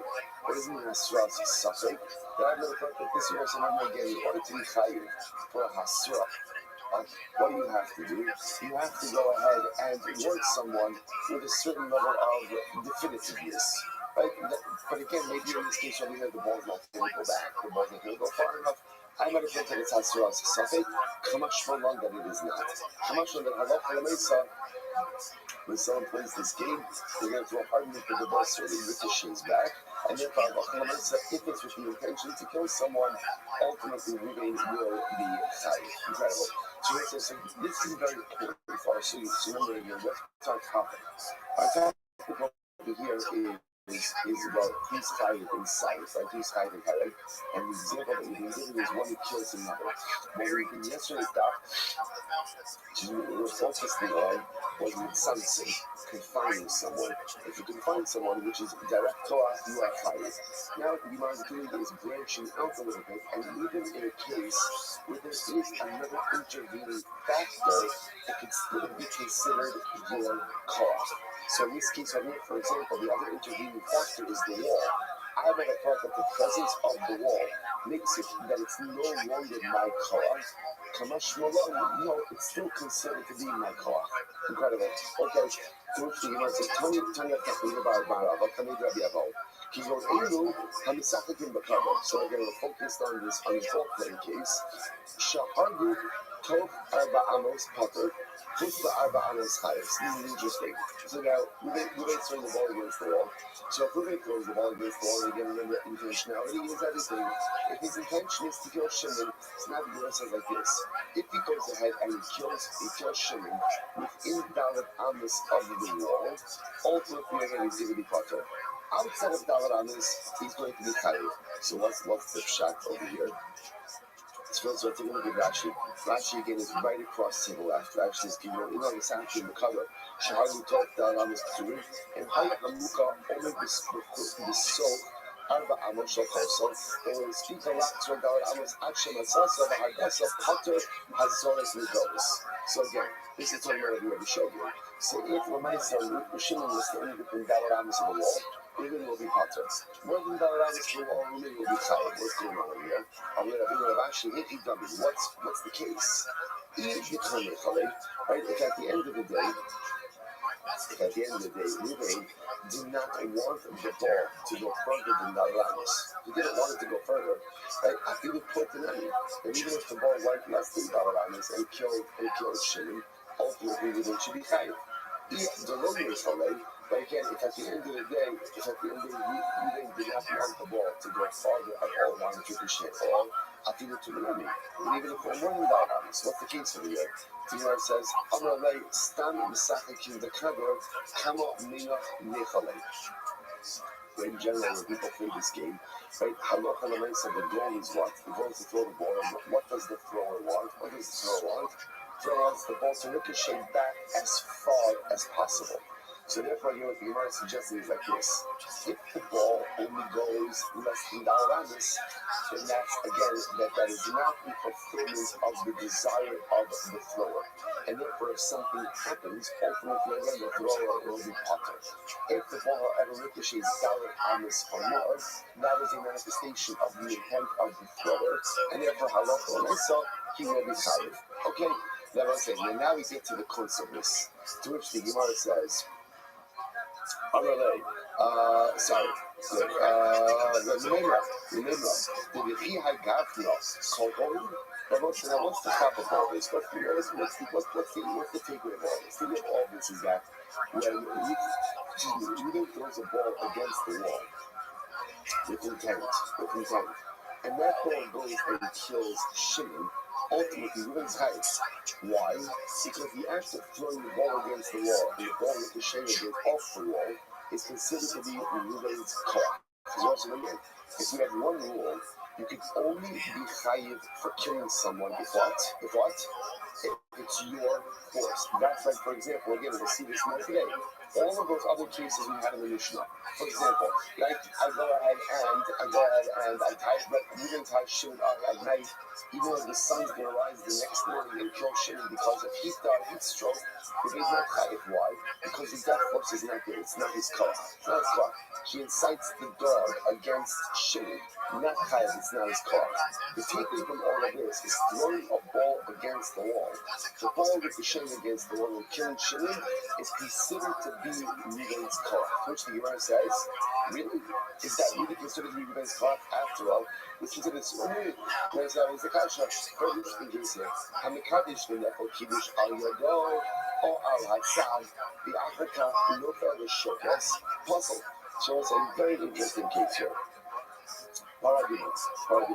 How do you create the para? Remember again, how do you create the paradimo concoction? You take the red heifer, you go ahead and you slaughter it. You burn it, you create ash. You then mix that ash with spring water, with mayim chayim. Right? You go ahead and afterwards, you take that, you mix it, then you sprinkle it. Now, that's interesting enough, the ash has to be applied or has to be added with the koach of the individual. Right? If the ash drops in by itself or doesn't come in with the koach of the individual, then the entire concoction is in doubt. Take a look at Rashi just a moment. Hamikadish, first of the intermediate, why does Rashi Hamikadish? Mechatas be'efer nesinas efer alamayim kari kiddush kizam sexto. So he says, so now what happened in this case over here? In this case, right, what calling Reuben has the ash. The ash goes ahead and falls out of his hand, and what happens? It hits against his hand and falls into the water. Or for that matter, again, it falls on the side of the utensil with the water, and then falls in afterwards. What's the halacha? Puzzle. The concoction is puzzle. Why? Because apparently this is considered to be a lack of coke. So what do you see here? That when something comes out of your hand, hits something else, and then goes into the final destination, that's not your koach. That's not your koach. Therefore, using that logic, if Reuben throws the ball against the wall, the ball ricochets off the wall and kills Shimon, what should be the halacha? That also should not be his koach. That shouldn't be his koach. What's the case over here? The show says. If you look at Rashi says over here, the show says, first white line, and the first white line, Lonitas Mikras, the Kid of Shona, Ella Meatsu, the Kaza, the Shasas, Miyoko, the Shokes. Show says, Kino, my show says. So what's the case over here? You can imagine the case over here where the ash falls out of the hands of Ruben, falls onto the side of the cleat, stops. Then, a moment or two later, slips in. Okay, that's a very different case. Because in that case, when the ash itself comes to rest, even just momentarily, on the side of the cleat, then the co-op of Ruben ends, and then the rest of it trickles in afterwards. That's very different than the ball case. Why? In the ball case, there's no cessation of dynamic activity. The ball leaves Ruben's hand, it hits the wall, it ricochets in the dip. So Ruben's co-op never stops. So it's a very interesting distinction. So even if there's an intervening wall, the fact that there is never a cessation of dynamic activity makes it my car. The moment that there's a cessation of dynamic activity, i.e. the ash sits on the side of the place, maybe just for a moment, right? You can see it, falls on the place, and then just like a second later slips in. That's no longer my car. Also, tremendous Mr. Haskell in that also, the whole avoda of life. This is why perpetual growth and perpetual movement is always necessary, even if it slows down a little bit. Because as long as I'm always going, it's my car. Right? So even if it's a little bit slower, a little bit faster, as long as I'm always growing, I'm always moving, it's my initial car. The moment kind of you stop for a moment, that's the moment where your co-op ends. The moment where your co-op ends, some stuff moves this way, stuff moves that way, but it's no longer your co-op. Incredible. So now go back there. So the Gemara says, good. Which is the Tashma, another case. Very interesting case. You have a needle. The needle is ritually impure. Let's say, came in contact with a mace, right? So that you want to go out and purify it. How do you purify it? You pour on the spring water from the water of Para Aguma. Okay, so now what happened? Nine Shai Suna ala Paris, the Hiza ala. So what do you have? So interesting, this was I have the common needle that is sitting on an earthenware vessel. So now what happens? The Hiza ala, you sprinkle the waters of the Para Aguma on the needle. Safek ala Mechat, Hiza, Safek ala Paris, Hiza, right? So Mitzah ala Haza also. Puzzle. So then sprinkle the water. Now we're not sure again, did the water go on the needle, or perhaps the water hit the klicheres, the earthenware utensil, and then splashed back on the needle. What's that? Puzzle. Ultimately, it is puzzle. Based on what we learned, it actually should work. Why? Because even if the water sprinkled, even if the water splashed back off the klicheres onto the needle, that should still be what? My car.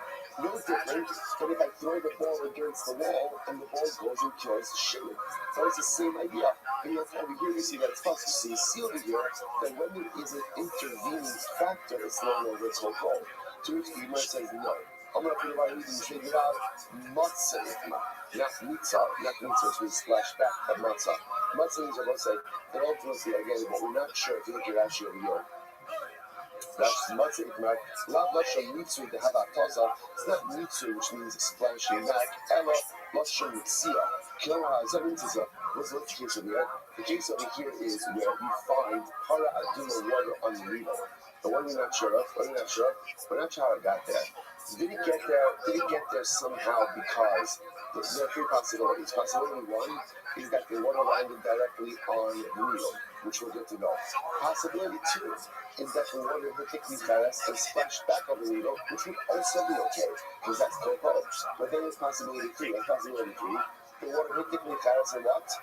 Trickled back onto the needle. That would not be good. So that's what I both say. These two attempted approaches, both by Paraduma, to kind of diffuse the Gemara's argument, both fell flat, they both failed. And therefore, hello for the Maisa, what he thought originally, namely that Kol will work, whereas that when you throw a ball against the wall, and that when you throw the ball against the wall, with intention to kill Shimon, and the ball ricochets off the wall and kills Shimon, halacha l'maisa, Reuben will be chayiv. Even if it could be the wall, then it's still considered to be kol. Let's go back there. So Itmar, Amar Papa, still similar cases. Haman the Katsu the Chavrei, Ba'ashkele Bit So listen to this. Reuben ties up his friend Shimon. And he goes ahead and afterwards releases, right, business and ties him up by a dam of water.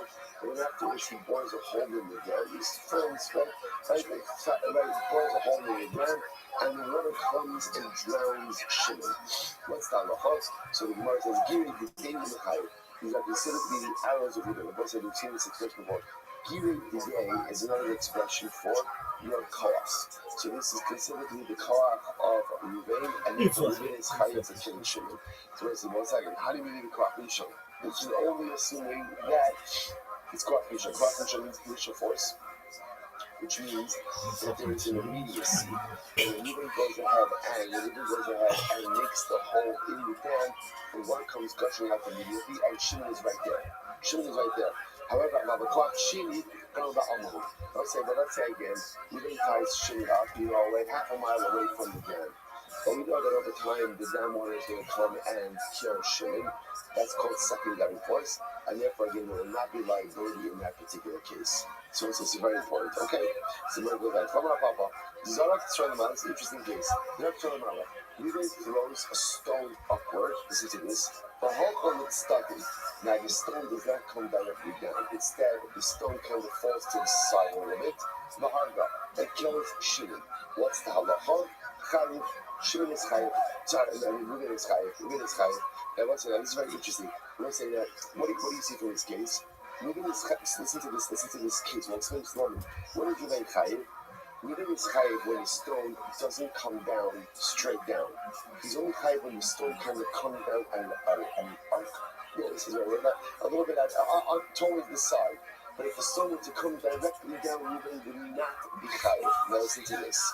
You know, it says, my time, what's the reason for that?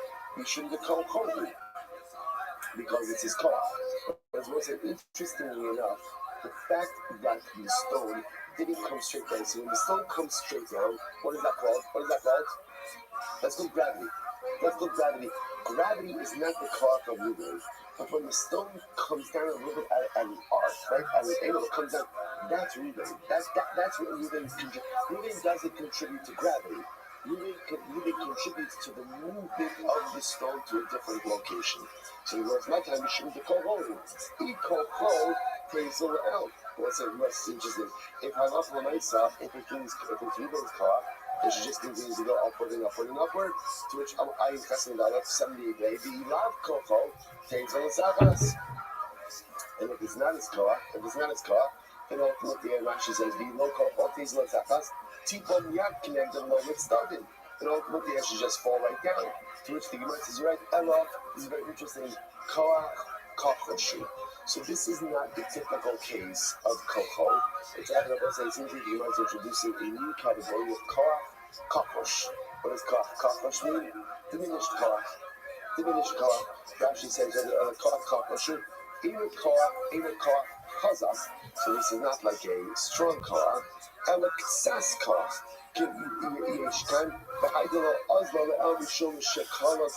This shows my version.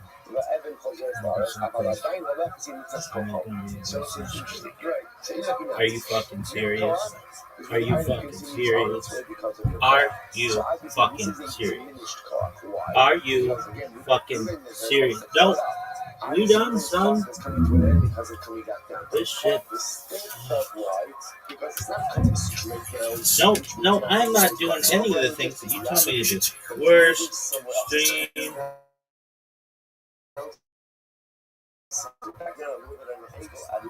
That's Reuben's koach, but again, not a full-blown koach, but rather a koach ktsas, a little bit of a koach. Okay, incredible.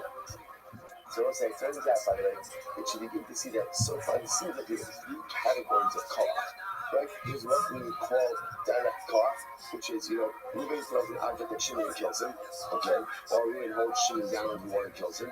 There's almost like a we'll call it an indirect koach, which is really throwing the ball against the wall with intention. Then ricochets off and kills Shemit Chayiv. And then there's almost what we call diminished koach, right? So direct, indirect, diminished. What's diminished koach? Really throws it up with the intention that it's going to come down over here. So again, when it comes down to the angle of the arc, that diminished koach. Incredible. So what's the interesting case here? He calls somebody, so Makros, remains, listen to this. So 10 people come along and they hit Ruben. They hit Ruben with Makros, with steps, and he dies. Now, whether they did this, so ultimately, again, whether they hit him at once, or they hit him at once, or they did it one after the other, they are pater. That we give them the same, we give them the same like this. They, as I mean, so again, so it's a kind of hold that local myself, whether they go ahead and whether they all hit together or they hit one after the other, ultimately are going to really happen. Because there's joint responsibility over here. You can't point your finger at one particular individual. And you don't say it's no, it depends. If they go out and they do it together, ultimately are going to really happen. But the Zach Isaiah, one after the other, the last guy who hits Ruben, he's going to be fired. Why? And one thing is clear. He's the one who actually tasted the death of Ruben. So once it's one again in Halacha, there is culpability for hastening death. Hastening death is tantamount to bloodshed itself. So therefore, the last guy who will go ahead and hit Ruben, he's going to be hired for going ahead and doing it. It's already open. It's very interesting. You stay in the Achadashi. Or the Tanakama and the Rigo and Sira. That's in the same passage. Listen, this is fascinating. Listen to this. Neish Kiyake Kol Nefesh Adam. This is fascinating. So the pasuk is if a person, the King of the Russian, the Ishmael, Kiyake Kol Nefesh Adam. But also that Kol seems to be a little bit extreme. If a person will kill the entirety of the Nefesh. So what does that mean? So the Gemara says, Rabbi Sadri, Kol Nefesh, Adi the Kol Nefesh. You're going responsibility of what? If you took the entire life. In order to get the responsibility, one person has to take the entire life. So in this case over here, where you have 10 people involved, one person is not taking the entire life, therefore they can't be responsibility. But if you look at the same suburb, Kol Nefesh, Kol Divi Nefesh. When we say this is many, Kol Nefesh means any number of Nefesh. If you take any number of Nefesh, goes on saying, so isn't that fascinating? So the Rabbanan, Kol Nefesh means only Chayiv. If you take a life in totality, but if you only use one of many, you're not Chayiv. But you know, see that? Kol Nefesh, even any amount of Nefesh that you take, you are responsible for. Incredible. Rabbi says, how come when the Hori gets that trait? This is very interesting. How come when the Hori gets that trait? Let's talk about our terms over there. Everyone agrees that if you kill a trait, you're pater. You kill a trait, you're pater. Now, again, who's a trait? Now, if you look at actually just the way it actually says over here, how come when the Hori gets that trait? Kidon Nefesh Habeshet or Kalas Hamor. It's like a traitor is someone who has some type of fatal internal, or some type of internal injury from which he will definitely die. Okay? We're going to come up with different terms. So that's a traitor. So actually, the example is, his esophagus or his windpipe is cut. Or he has some type of hole in the brain, some type of fatal injury from which he's imminently going to die. So listen to this. So Rabbi says, everyone agrees if you kill a traitor, you pater. And they say, why are you pater to kill a traitor? Right? Because in Halacha, a traitor is considered to be as if he's dead already. That's all that's with a traitor. But you kill a traitor, there's no liability for that. The ghost is Bidei Shemayim, the ghost is Shemayim, Shu Chayim. So what's it? Then you have a ghost is Bidei Shemayim. Now, what's a ghost is Bidei Shemayim? What's a ghost is? A ghost is someone who is dying. Very interesting, when you have ghosts, it doesn't have to be that someone has an internal injury. Ghosts is not ghosts. It's what typical case of ghosts is Bidei Shemayim. Someone is very old, They're just dying. Just dying. Also, people just sometimes die of old age. So the person is dying. That's called the grosses bidei shamayim. Like, remember, there's no picture. This is one of the terms. Because often people kind of read grosses and shreifa together because the best thing to be done. It's very different pieces. Shreifa has some kind of internal injury, which is 1000% fatal. A grosses is just someone who's dying. There may or may not be similar, maybe it's not injury, could it be old age, or it could be just some type of illness, something else. But treat that again as an internal injury. So if you go ahead and everyone agrees that if you kill a grosses, you're fired. And also, it's very important. Why? Because a grosses is considered to be fully alive in every way. A shreifa is halachically considered to be dead. A grosses is fully alive. That's why these are major topics in end-of-life issues. So if you go ahead and you make end-of-life decisions that actively accelerate the death of a grosses, one can be liable for that. So you know, it's like, they're not going to other grosses to the other. So what's the point of contention over here? Grosses to the other. What's grosses to the other? The ancient actually says over here, he goes that shekalav lomas matmas hamakos and a law so harishonim shreifa. So what's like grosses to the other is someone again who, let's say, was injured, has an injury, but not a shreifa injury, but nevertheless is dying as a result of those injuries. So what is that person's status? So the Gemara says, not the Daniel shreifa, not the Daniel grosses. One of the things it says, a grosses bidei adam is like a shreifa, and one says, no, a grosses bidei adam is like a grosses bidei shamayim. So we go, not the Daniel shreifa. So what it says that a grosses bidei adam is like a shreifa. My time, what's the reason? My time, I'm going to Daniel the grosses bidei shamayim. Why does he not compare to the grosses bidei shamayim? Grosses bidei shamayim was out of the nice stuff. Because the grosses bidei shamayim was like,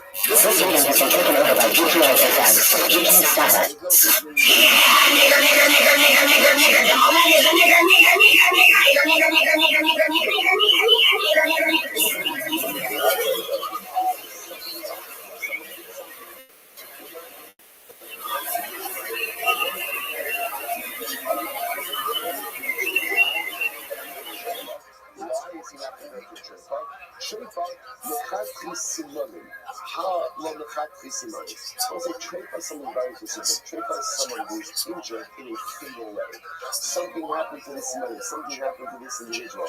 There's a very specific injury that has occurred, and that's why again there's liability. How do you kind of relationships? Let's say the kind of ultimately again, we talk about relationships. The ish kiyake kom nefesh adam. The person will go, before the person will go ahead and really strike another nefesh adam.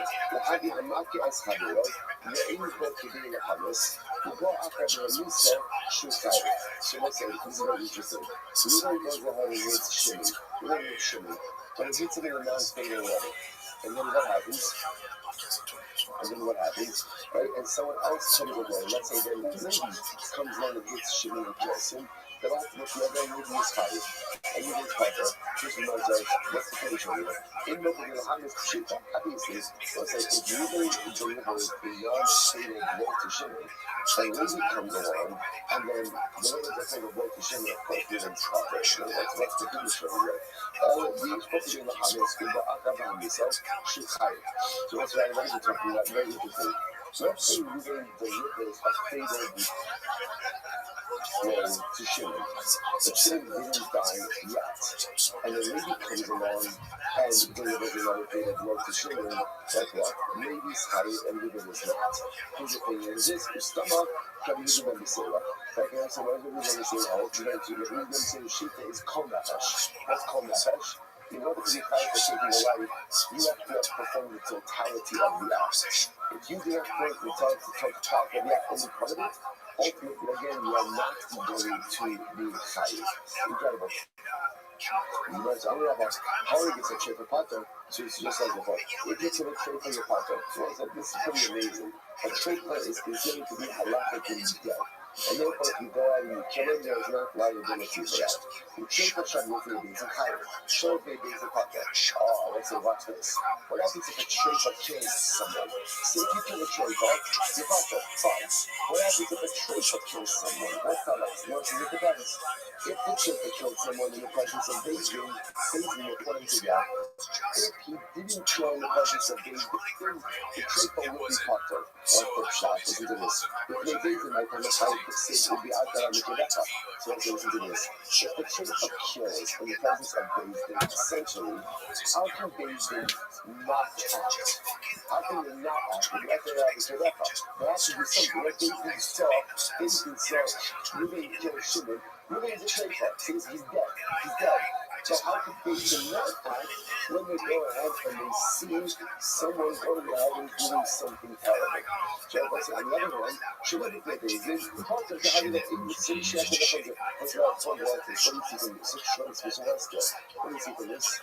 you see something wrong, you have to act. You have to act.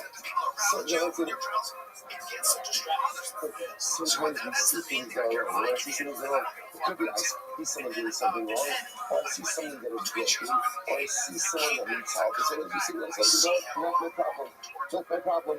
If you see it, it is your problem. If you see it, you have to try to do something about it. You have to try to help. In this case over here, David didn't see someone doing something terrible. The guy's a traitor. He's a lot of pretty good as dead. I got it.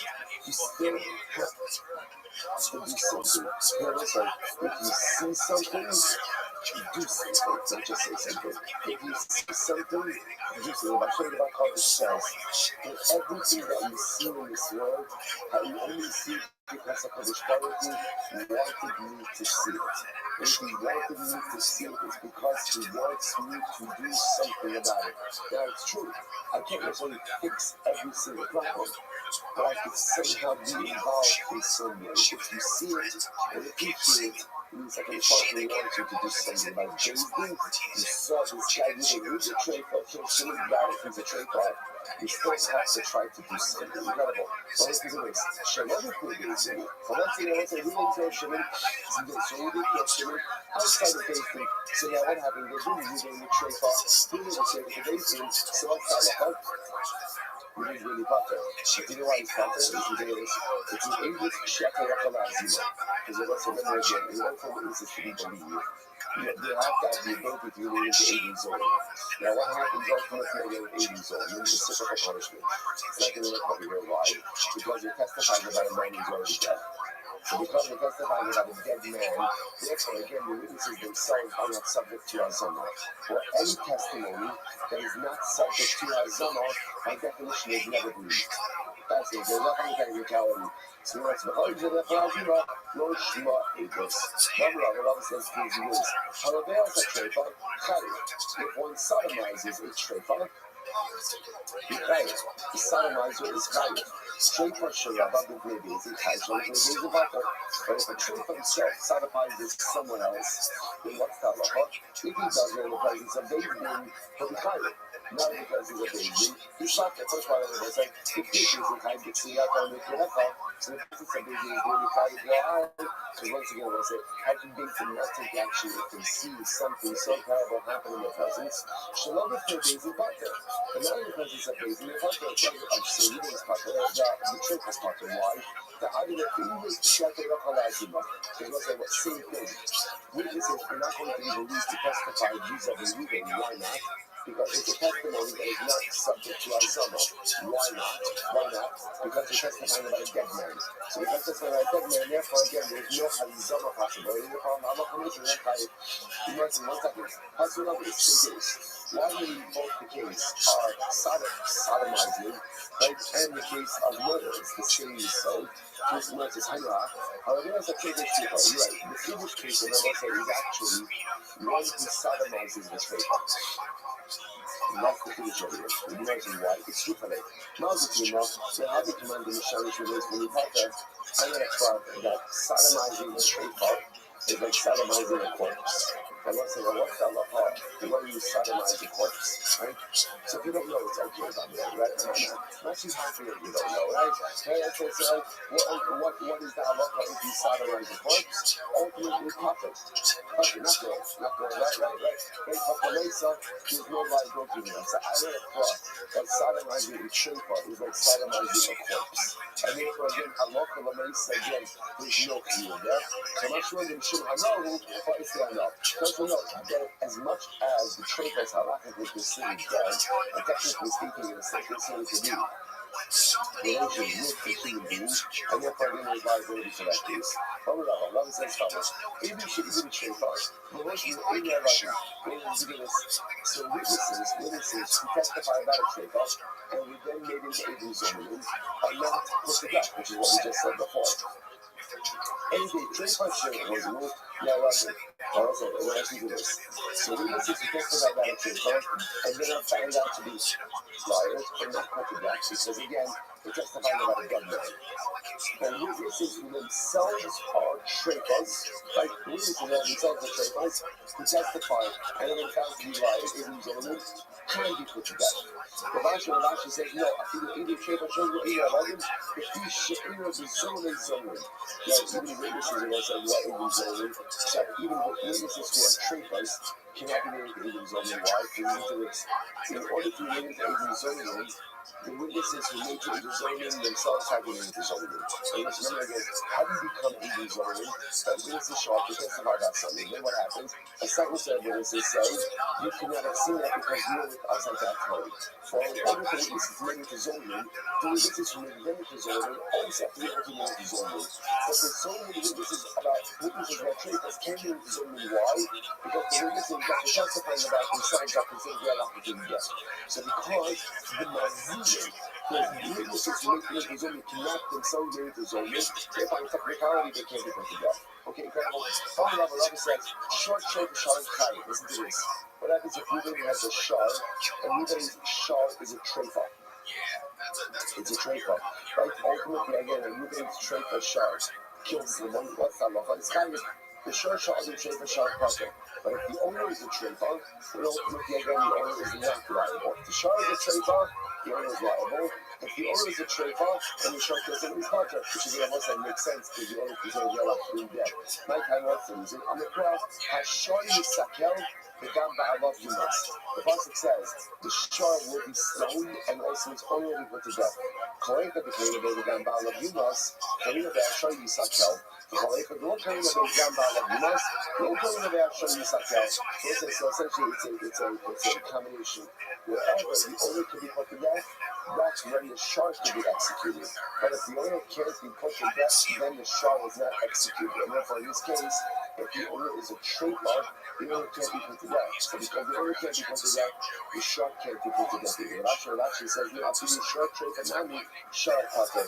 Even if the owner is totally fine, but the shard is a trademark, you also can't put the shard to death. Why not? My time, Kevan the Uli Bain and other Siri, shard nami pater. Because essentially the Rashi is going to say like this: any case where the owner himself will be pater, like the shard also be pater under similar circumstances. Which means the owner would be pater if he is a trademark. So therefore, Allah the owner will also be pater. Since if the owner will trade for the pater, so if the shard is a trade for the shard will also be pater. Okay, incredible. She's the one from Halak. So I'm going to have to think that Allah's Nachash for Yeshina for Omen, the think of Makish, the site of Nachash pater. So once we're going back to the Mishnah, we have an interesting case of what happens if Reuben takes a snake. He holds the snake's mouth open and he takes the snake's fangs and he plunges it into Shimon's hand. So what's the halacha? So in that case again, that Yehuda held that you're chayiv, and the Chacham said that you're pater. Now what's the logic? The Gemara says. So Rabbi says that the strange of the Gemara have to say is as follows: that in the snake, the poison, the venom, is already on the tip of the fangs. It's already there. And therefore Allah essentially when Reuben is directly killing Shimon by inserting the fangs of the snake into the Shimon's fangs. And therefore again, Makish B'Sayif, ultimately again, Reuben is going to be chayiv, liable to death by the heading, but not pater. But ultimately again, the Nachash is pater. Don't go into the Nachash. Why? Because the Nachash is like a sword. Nachash doesn't do anything because the venom is just already right there, it's already present. You know, comes like a hundred. Oh, that's not nothing. It's not true. A snake decides to produce its own venom, and therefore, even though Reuben is taking the teeth of the snake and plunging it into the hands of Shimon, It's the snake that produces the venom, and therefore it's the snake that's killing Shimon, not Reuben. And therefore, again, halacha l'isah. Therefore, the Gemara says, "V'aras nafesh v'yashro l'machli v'chichach nafesh b'skila v'nafesh pater." Therefore, halacha l'isah, again, the snake is going to be executed, but ultimately, again, Reuben is technically pater. But I say, by the way that I'm passing halacha l'isah, that I'm passing ultimately like the Chachamim, that we don't view the venom as being there on the picture of the fangs of the snake. And therefore, we view this case, even though Reuben himself is taking the snake and putting it into the hand of Shimon, we view that as the snake killing Shimon, not Reuben. And therefore, technically speaking, the snake is liable, but Shimon is not. And therefore, Shimon will not be executed there. You're talking about technicality. There was obviously very bad. But once again, that's the halacha. Mishnah. Hamakis Chavera. Being the Evan, being the Egro, Vandur the Misos. What's the interesting thing over there? Reuben hits Shimon. Right, either with a stone or with his fist. Now what happens was that Shimon doesn't die immediately. But things did it says, so maybe says, okay, Reuben definitely delivered the death blow. In other words, he definitely injured him enough, and he's going to die as a result of this injury. Okay? Then what happens? The Heikyon and Nashaya, and the Akanikan hits the release. Interesting case here. Then what occurred? Then Shimon Bach had a step in recovery. Right, he got a little bit better, but then ultimately he succumbed to his wounds. So what's this? That's how lucky. See what they're doing in this case? So again, Reuben injured Shimon, and David saw, okay, this was an injury that definitely could result in death. Then what ends up happening? Shimon has a shtick with a fish label, right? But then ultimately he dies. So what's the halacha? Now let's say, when he dies, he definitely gets hit by a bus, right? In other words, he died literally as a result ultimately of one of these injuries. But again, in the middle there, it was this little bit of an affair. So what's the halacha? But he looks and says, Chai. Thomas says, ultimately again, you're going to be chayiv for killing Shimon. Rabbi Nehemiah, we're part of Shagrai Mizabah. Rabbi Nehemiah says, no, he's part of why? Rabbi doesn't even get some proof. So proof of what? So proof that maybe Shimon's death wasn't solely the result of the injury he sustained from the way, since he did have a little bit of this before Shimon.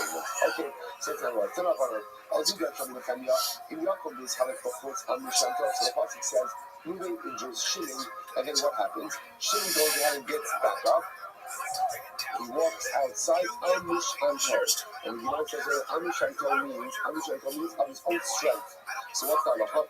78, and therefore again, Reuben does not have liabilities.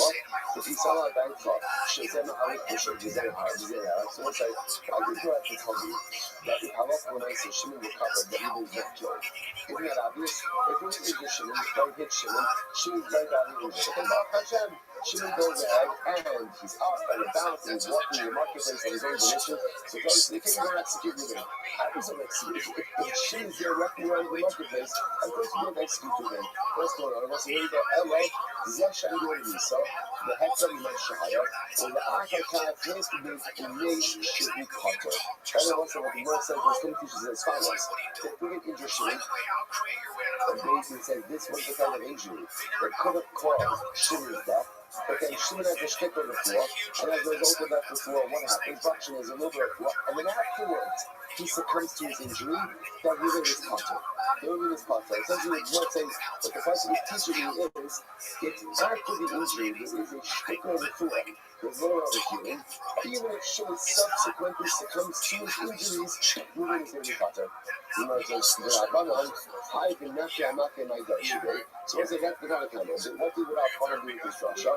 The Rabbi, Shekov Shidoso. He's actually, when he teaches like this. I want to say in every case of injury, right, when Reuben injures Shimon, and now again, you're not sure what's going to happen, Shimon, the guy's going to recover, they've been incarcerates Reuben until we see what happens with Shimon. Right? So that's how look like. We incarcerate Reuben until we see what's going to happen with Shimon. Then the Kenya, Habi Shimon, Reuben is going to be incarceration. This was this many times before. In the Jewish legal system, there is no concept of incarceration. There's no jail. There's no jail in the Jewish penal code. Why? Because Chazal understood a long time ago, punishments are meant to be rehabilitative. That's the goal, right? Either rehabilitative or they provide atonement. Either they allow you to come back to function a member of society, or ultimately again you can't come back to society or execute you, but the punishment atones for your sin. So in that light, locking someone up in a cell and keeping them for prolonged amounts of time has zero rehabilitative effect on a person. Like this is not a finish. No one is right from the beginning of Torah. That's why there's no concept of incarceration. The only time we find incarceration is when we don't know what to do with the person. So, for example, the most suggesting over here, you didn't injure Shimon. Is the injury going to result in death or not? You got to hold them. You got to hold them until you figure out what to do. So you might see, so Rabbi Kenya, how do you show? We're going to become your own concept of incarceration. We are to Mikoshish. So that's what it is Mikoshish, right? Mikoshish was the guy who would gather together, chop wood on Shabbos. Chop wood on Shabbos. He publicly gets secreted Shabbos. So remember again, the Pasuk says that in Chumah Mishmah, they incarcerated him. He learned that because they didn't know what to do with him. So they learned that incarceration. Rabbanah is not from Mikoshish. So why did Rabbanah also not from Mikoshish? Because Mikoshish, Bartholomew, in Moshe, Mohava, Yoga, Kaplan, no, Mikoshish was different. The reason they cut it in Mikoshish is they knew that they were going to execute him. What didn't they know? How to execute him. La Fuki High, the one that Ibak Talamu, Ilabak Talamu. That's different than in this case. In this case, when we injure Shimon, we don't know what to do with him. Right? Is it a murder? Is it not a murder? It's a different kind of incarceration. I'm going to say, we'll stop over here today. We're going to pick up again with this student incarceration tomorrow, which is really quite interesting. It's an excellent job. Just remember, sometimes it's not about where you end, but it's about where you began. Right? So look at where we began, and I'll say, and again, if we're right, tremendous accomplishment here. Start coming right.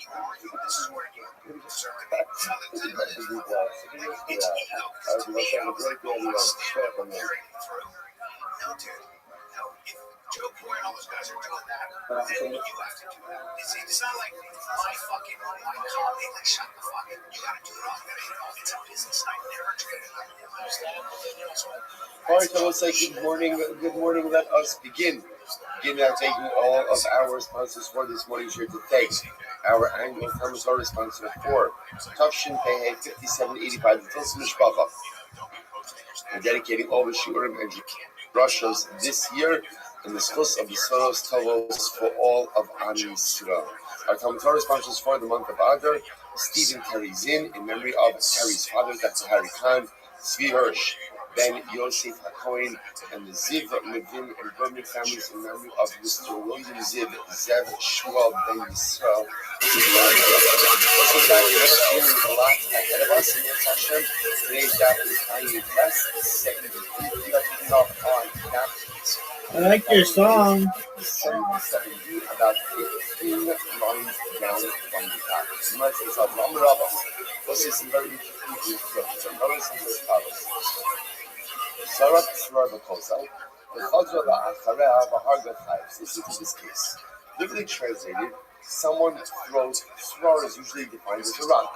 Someone throws a rock at a wall, and ultimately, again, it screams back and kills someone. One is high. Okay, so what's the case here? So it's actually very interesting. If you look at Rashi, Rashi is right across to the left.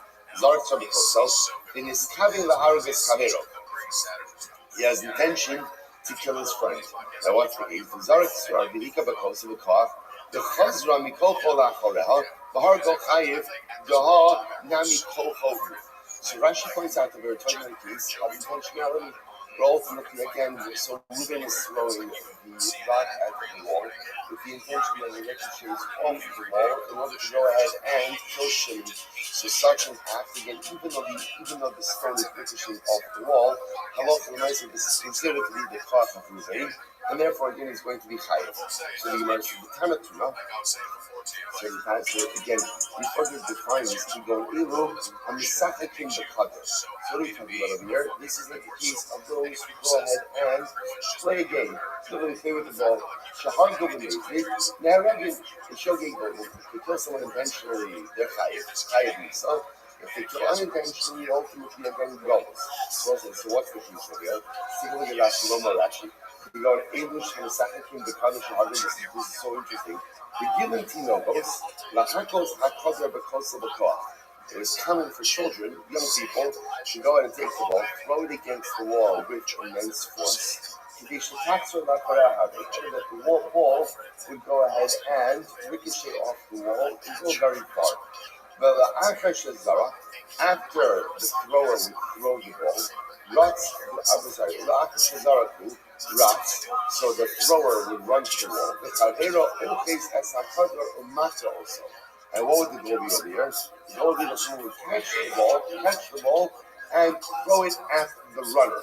Throw it at the runner in Yakol Lachad, who deserves the goal. Sashi, in the Takash, in the Skavish, Targis, Kaver, the Kazaras, and Akorel, Ish, the Hamis High. So I say, this is like not touch ball. Isn't it like suicide? Isn't it like, what is it? No. Isn't it like suicide? Like, whatever. It's whatever it is. You throw the ball. Okay, stop. Again, none of you are correct. So again, so you're going ahead. You're throwing the ball against the wall. Again, the idea over here is to throw the ball against the wall. I know these things. You throw the ball against the wall. Right. The goal is you throw it as hard as you can because you want the ball to go as far back as you can. You, the thrower, have to get to the wall. Someone catches the ball and they throw it at you. If you get hit by the ball before you get to the wall, you're out. That's it. So in this case over here, there's a smidge of a twist in this game over here, and the thrower is trying to throw it hard enough that it can kill someone. So again, if he has that kavanah, because remember again, let's say the idea, in order to be chayav for killing someone, there has to be a suicide. Yeah, it's called suicide. That's the name of the game. Pretty serious. And so not the best name, but that's the name. So again, if there's intentionality and the thrower goes ahead and throws the ball, and wants the basketball, like throw the ball with enough force to kill someone, but if it's the lazy, because he's a murderer. If it's b'shogeg, then ultimately again it's go. So we'll say that. What's the chiddush over here? What's the chiddush? The chiddush over here is that there is a secondary. What we'll call it is, I want to call it a secondary force because that'll be a little bit dangerous to use that. But there is a secondary presence, right? It's not the pshat like the thrower.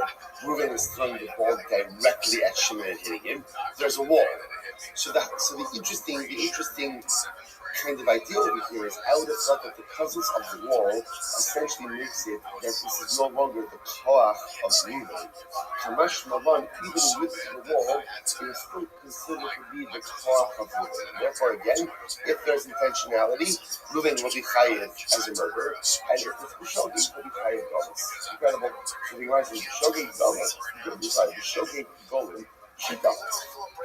Obviously, if Ruben throws the ball hard enough and it kills Shimon accidentally, that Ruben's going to go to golas, that's obvious. So the question is right. The Mazik in Herod is three. The Chiddush over here is not in the Shogeg case. The Chiddush over here is in the Mazik case. That if Ruben did it intentionally, he goes to golas. What's the Chiddush over here? Ma'odetema hasras safeki. I might have thought that this is the case of what we call hasras safek. What does it mean hasras safek? That I might have thought that this was, remember again, in order to be chayiv for a hasra, what do you have to do? You have to go ahead and word someone with a certain level of definitiveness, right? But again, maybe in this case over here, the ball's not going to go back, the ball's not going to go far enough. I might have thought that it's hasras safek. How much more long that it is not? How much longer when someone plays this game, you're going to throw hard enough that the ball sort of ricochets back, and therefore, if it's with the intention to kill someone, ultimately Ruben will be incredible. So we'll say, so this is very important for our students. Remember again, what's our topic? Our topic over here is who's hiding inside, right? Who's hiding inside? And the example that we've been giving is one who kills another. What we yesterday thought we were focusing on was with Samson, confining someone. If you confine someone, which is direct koach, you are fine. Now what the Gemara is doing is branching out a little bit, and even in a case where there is another intervening factor, it could still be considered your car. So in this case over here, for example, the other intervening factor is the wall. I'm at a purpose of the wall makes it that it's no longer non-core. The next level, no, it's still considered to be non-core. Incredible. Okay, so which the Gemara says 20 we go Ilu and the Sachikim B'Chadar. So again, we're focused on this goal point, please. Shahargu Tok Arba Amos Pepper. What's the Arba Amos Hayes? This is interesting. So now, Ruben throwing the ball against the wall. So if Ruben throws the ball against the wall, again, remember, intentionality is everything. If his intention is to kill Shimon, now the Gemara says like this. If he goes ahead and kills Shimon within Dalit Amos of the wall, ultimately again he's going to be covered. Outside of Dalit Amos, he's going to be fired. So what's the shot over here? First of all, we're going to Rashi. Rashi again is right across to the left. Rashi is the Imam is acting the Chadar. Shahagu Tok Dalit Amos Kuri. And Haya Hamuka only the soul. Arba Amos Shokosol. So when we speak a lot of Dalit Amos action, I saw so Bahagasa Potter Azorik Nigolis. So again, this is talking about we have a shogun. Say if the Maisa Shimon was standing between Dalit Amos and the wall, Reuben will be Potter. More than Dalit Amos and the wall, Reuben will be Chayiv. What's going on here? I'm going to actually hit you, dummy. What's the case? Eat the Kane color, right? If at the end of the day, Reuben did not want the ball to go further than Dalit Amos. He didn't want it to go further. Right? He would point to them. But even if the ball went less than Dalit Amos and killed Shimon, ultimately Reuben should be chayiv. But again, if at the end of the day, Reuben did not want the ball to go farther at all, wanted to stay for all, and even if it went more than Dalit Amos, what's the case anymore? The Gemara says, Amar Lei Stam Misachikim B'Kedor Kama Meinach Nechalim. In general, when people play this game, right? Allah said the goal is what? The goal is to throw the ball. And what does the thrower want? What does the thrower want? The thrower wants the ball to ricochet back as far as possible. So therefore, what the Gemara is suggesting is like this. If the ball only goes less than Dalit Amos, then that's, again, that is not the fulfillment of the desire of the thrower. And therefore, if something happens, ultimately, again, the thrower will be punished. If the ball, however, ricochets Dalit Amos or more, that is a manifestation of the intent of the thrower, and therefore, he will be high. Okay, now we get to the consequence, to which the Gemara says, Amalei, good, the Nemra, the Yehi Gavna, now what's the half of all this? What's the takeaway of all this? The takeaway of all this is that when we didn't throw the ball against the wall with intent, and that ball goes and kills Shimon, ultimately Reuben's chayiv. Why? Because the act of throwing the ball against the wall and the ball ricocheting off the wall is considered to be Reuben's chayiv. You want to remember again. If we have one rule, you can only be chayiv for killing someone if what? If it's your force. That's why, for example, again, we'll see this more today. All of those other cases we had in the Mishnah. For example, I go ahead and Reuben ties Shimon up at night, even though the sun's going to rise the next morning and kill Shimon because of heat stroke. Reuben's not chayiv. Why? Because the death force is not there. It's not his koach. It's not his koach. He incites the dog against Shimon. Not chayiv. It's not his koach. The takeaway from all of this is throwing a ball against the wall. The ball ricocheting against the wall and killing Shimon is considered to be Reuben's koach, which the Gemara says, really? Is that really considered to be Reuben's koach after all? Listen to this. There's always a kasha. Very interesting case here. HaMekadesh v'nafal kiddush al yado o al hatzad v'achakach nofel v'shokes puzzle. So it's a very interesting case here. Paraduma. How do you create parad? Remember again, how do you create the paraduma concoction? You take the red apple, you go ahead and you slaughter it. You build it with ash. You then mix that ash with spring water, with mayim chayim. Right? You go ahead and afterwards, you take that, you mix it, then you sprinkle it. That was interestingly enough, the halacha is the ash has to be applied or has to be added with the koach of the individual. Right? If the ash drops in by itself, or it doesn't come in with the koach of the individual, then the entire concoction is invalid. We're going to get Rashi just a moment. HaMekadesh, first of the intermediate rabbis in Rashi, HaMekadesh, Mechat as be'efer yisinas efer alamayim, Kari Kiddush, in some sense, good. Listen, so now what happened in this case over here? In this case, right, we'll call him Ruvain, has the ash. The ash goes ahead and it falls out of his hand, and what happens? It hits against his hand and falls into the water. Or for that matter, again, it falls on the side of the utensil with the water, and then falls in afterwards. What's the halacha? Puzzle. The concoction is puzzle. Why? Why? Because apparently this is considered to be a lack of kochot. So what do you see from here? That when something comes out of your hand, hits something else, and then goes into the final destination, that's not your koch. That's not your koch. Therefore, using that logic, if Ruben throws the ball against the wall, the ball ricochets against off the wall and kills Shimon, what should be the halacha? That also should not be his koch. That shouldn't be his koch. So which the Gemara asking on what's the case over here? The show says. Really good Rashi, that's good. What here the show says. First white line, and the first white line.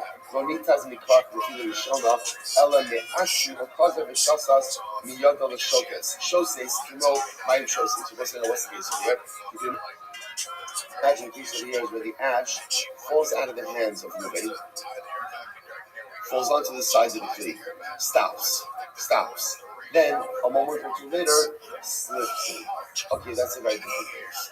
Because in that case, when the ash itself comes to rest, even just momentarily, on the side of the tree, then the koach of Ruben ends, and then the rest of it trickles in after. It's very different than the ball case. Why? In the ball case, there's no cessation of dynamic activity. The ball leaves the income, it hits the wall, it ricochets immediately. So Ruben's koach never stops. So it's a very interesting distinction. So even though there's an intervening wall, the fact that there's never a cessation of dynamic activity makes it my koach.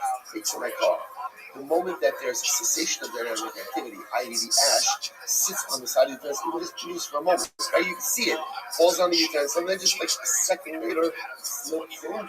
That's no longer my koach. There's a tremendous hospital in that also. So the whole avoda of life. This is why perpetual growth and perpetual movement is always necessary. Even if it slows down a little bit. Because as long as I'm always going, it's my koach. Right? So even if it's a little bit slower at times, a little bit faster at times, but as long as I'm always growing, I'm always moving, it's my initial koach. The moment kind of you stop for a moment, that's the moment where your koach ends. The moment where your koach ends, some stuff moves this way, stuff moves that way, and it's no longer your koach. Incredible. Smart goes back there. Yeah. Smart says, good. Mishnah says, Tashma, another case. Very interesting case. You have a needle. Now the needle is ritually impure. Let's say you came in contact with a mace, right? So now you want to go ahead and purify it. How do you purify it? You pour on this water from the water of Para Avimo. Okay. So now what happens? My Shaya Nisuna ala Haras, Bihiza ala. So what do you have? So interesting because I have the tummy needle that is sitting on an earthenware vessel. So now what happens? Bihiza ala. You sprinkle the waters of the Para Duma on the needle. Safek ala Mechat, Hiza, Safek ala Haras, Hiza, Mitzah ala Hazal. So they sprinkle the water.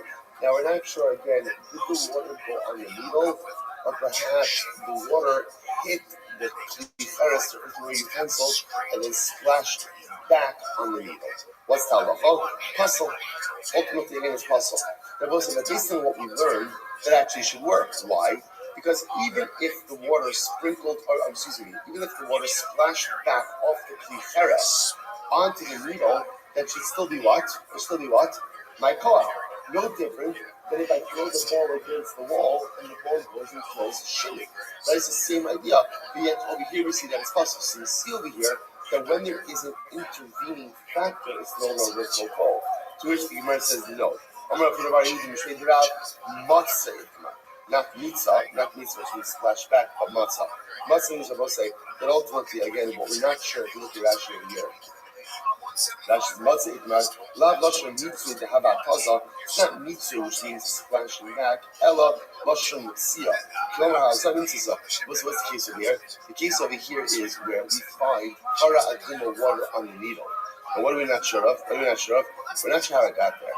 Did it get there somehow because there are three possibilities. Possibility one is that the water landed directly on the needle, which we're good to go.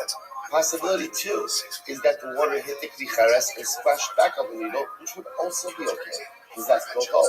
But then there's possibility three. What's possibility three? The water hit the klichares and what? Trickled back onto the needle. That is next. Therefore, I will say these two attempted approaches, both by Paraduma, to kind of diffuse the Gemara's argument, both fell flat. They both failed. And therefore, halacha l'maisa,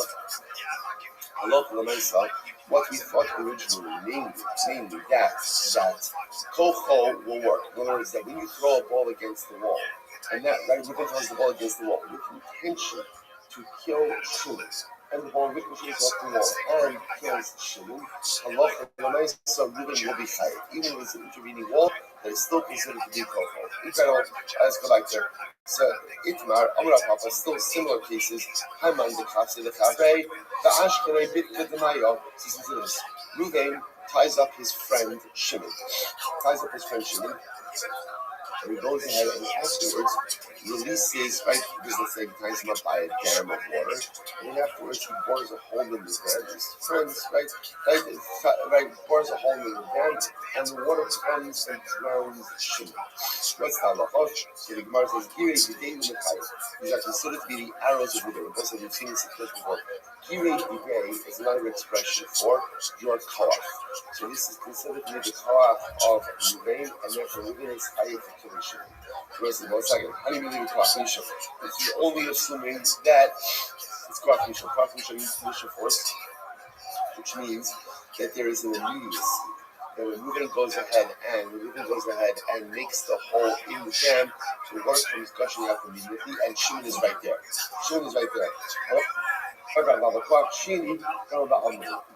Let's say again, Reuven ties Shimon up, away half a mile away from the dam. But we know that over time the dam water is going to come and kill Shimon. That's called secondary force, and therefore there will not be liability in that particular case. So this is very important. Okay, let's go back. Come on, Papa. Reuven throws a stone upward. Now the stone does not come directly down. Instead, the stone kind of falls to the side a little bit. Vaharga, it kills Shimon. What's the halacha? Chayiv. Shimon is chayiv. Reuven is chayiv. This is very interesting. You will say now, what do you see from this case? Reuven is chayiv. Listen to this case. I'll explain slowly. When is Reuven chayiv? Reuven is chayiv when the stone doesn't come down straight down. He's only chayiv when the stone kind of comes down this is where we're like a little bit towards the side. But if the stone was to come directly down, Reuven would not be chayiv. Now listen to this. The Gemara says, "Only my brava should have my time.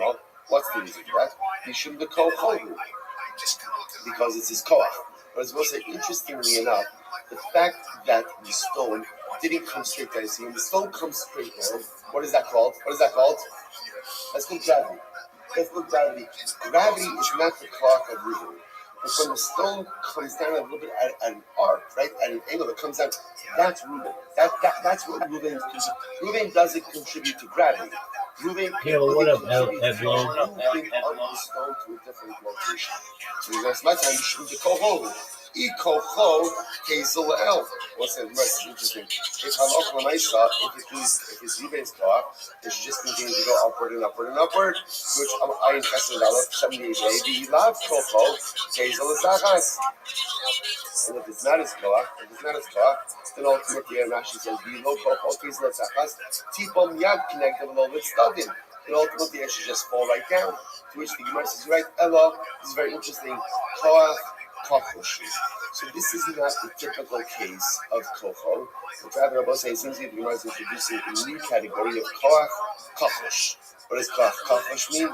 Diminished koach. Rashi says over here, koach, kochoshu. Eno koach, chazak. So this is not like a strong koach, ela ksas koach. Yishkan, the Haidelo Oslo, the El Mishum Shekala Koach Chozak Hazruka, the Eben Chozers Lares, Avaladain Holachas Mitzas Kochal. So it says, right, so Imaginami. Real Koach is where the item continues on its way because of the Koach. So obviously this is a diminished Koach. Why? Because again, Ruben's intent was to throw it out. Obviously Ruben's Koach is coming to an end because it's coming back down. But his Koach is still felt. Why? Because it's not coming straight down, which would not be Ruben's Koach. Well, rather it would just be gravity, but it's moving somewhere else. It's coming down somewhere else. So the fact that it's coming down, the arc, that's Ruben's Koach. But again, not a full-blown Koach, but rather a Koach Sas. A little bit of a Koach. Okay, incredible. So it turns out, by the way, that you begin to see that it seems like we have three categories of Koach. Right? There's what we would call direct Koach, which is, Reuven throws an object at Shimon kills him. Okay? Or Reuven holds Shimon down under the water and kills him. There's almost like we'll call it an indirect Koach, which is Reuven throwing the ball against the wall with intention that it ricochets off and kills Shimon. And then there's almost what we call diminished Koach. Right? So direct, indirect, diminished. What's diminished Koach? Reuven throws it up with the intention that it's going to come down over here. So again, when it comes down to the ankle of the arc, that's diminished Koach. Incredible. So what's the interesting case is, because so 10 people come along and they hit Reuven. They hit Reuven with maklos, with staffs, and he dies. Now, whether they did this game, so ultimately, again, whether they hit him at once, or they did it one after the other, they are patur. They are patur. Rabbi Yehuda ben Meseira says like this. They Rabbi Yehuda ben Meseira Omer, so again, so trying to come a hold, but I'm not for myself, whether they go ahead and whether they all hit together or they hit one after the other, ultimately again they're going to be patur. Because there's joint responsibility over here. You can't point the finger at one particular individual. And you know this is no. If they go ahead and do it together, ultimately again they'll be patur. But the Zah, one after the other, the last guy who hits Reuven, he's going to be fired. Why? Because one thing is clear. He's the one who actively hastened the death of Reuven. This is number again in halacha. In halacha, there is culpability for hastening death. Hastening death is tantamount to bloodshed itself. So therefore, the last guy who goes ahead and hits Reuven, he's going to be chayiv for going ahead and killing Reuven. Already open him. This is very interesting. Both the Tanakama and the Rabbi Meseira darshan the same passage. This is fascinating. Listen to this. V'ish ki yakek kol nefesh adam. So this is fascinating. So the pasuk is, if a person, listen to the lashon, the ish man, kiyake kol nefesh adam. The rest of that kol seems to be a little bit extreme. If a person will kill the entirety of a nefesh. So what does that mean? So the Gemara says, Rabbanan Sabri, kol nefesh, adi kol nefesh. There's only responsibility of what? If you took the entire life. In order for there to be responsibility, one person has to take the entire life. So in this case over here, where you have 10 people involved, one person is not taking the entire life, therefore there can't be responsibility. Rabbi Yehuda ben Meseira savar, kol nefesh, kol duhuna. Rabbi Meseira says, no, kol nefesh means any amount of nefesh.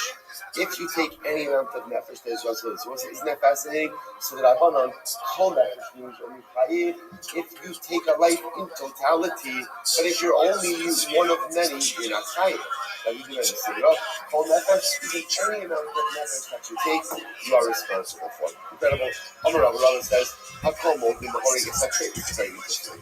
Hakol modim b'horig es ha-treifa, shu patur. Rabbi says, let's talk about our truth anyway. Everyone agrees that if you kill a treifa, you're patur.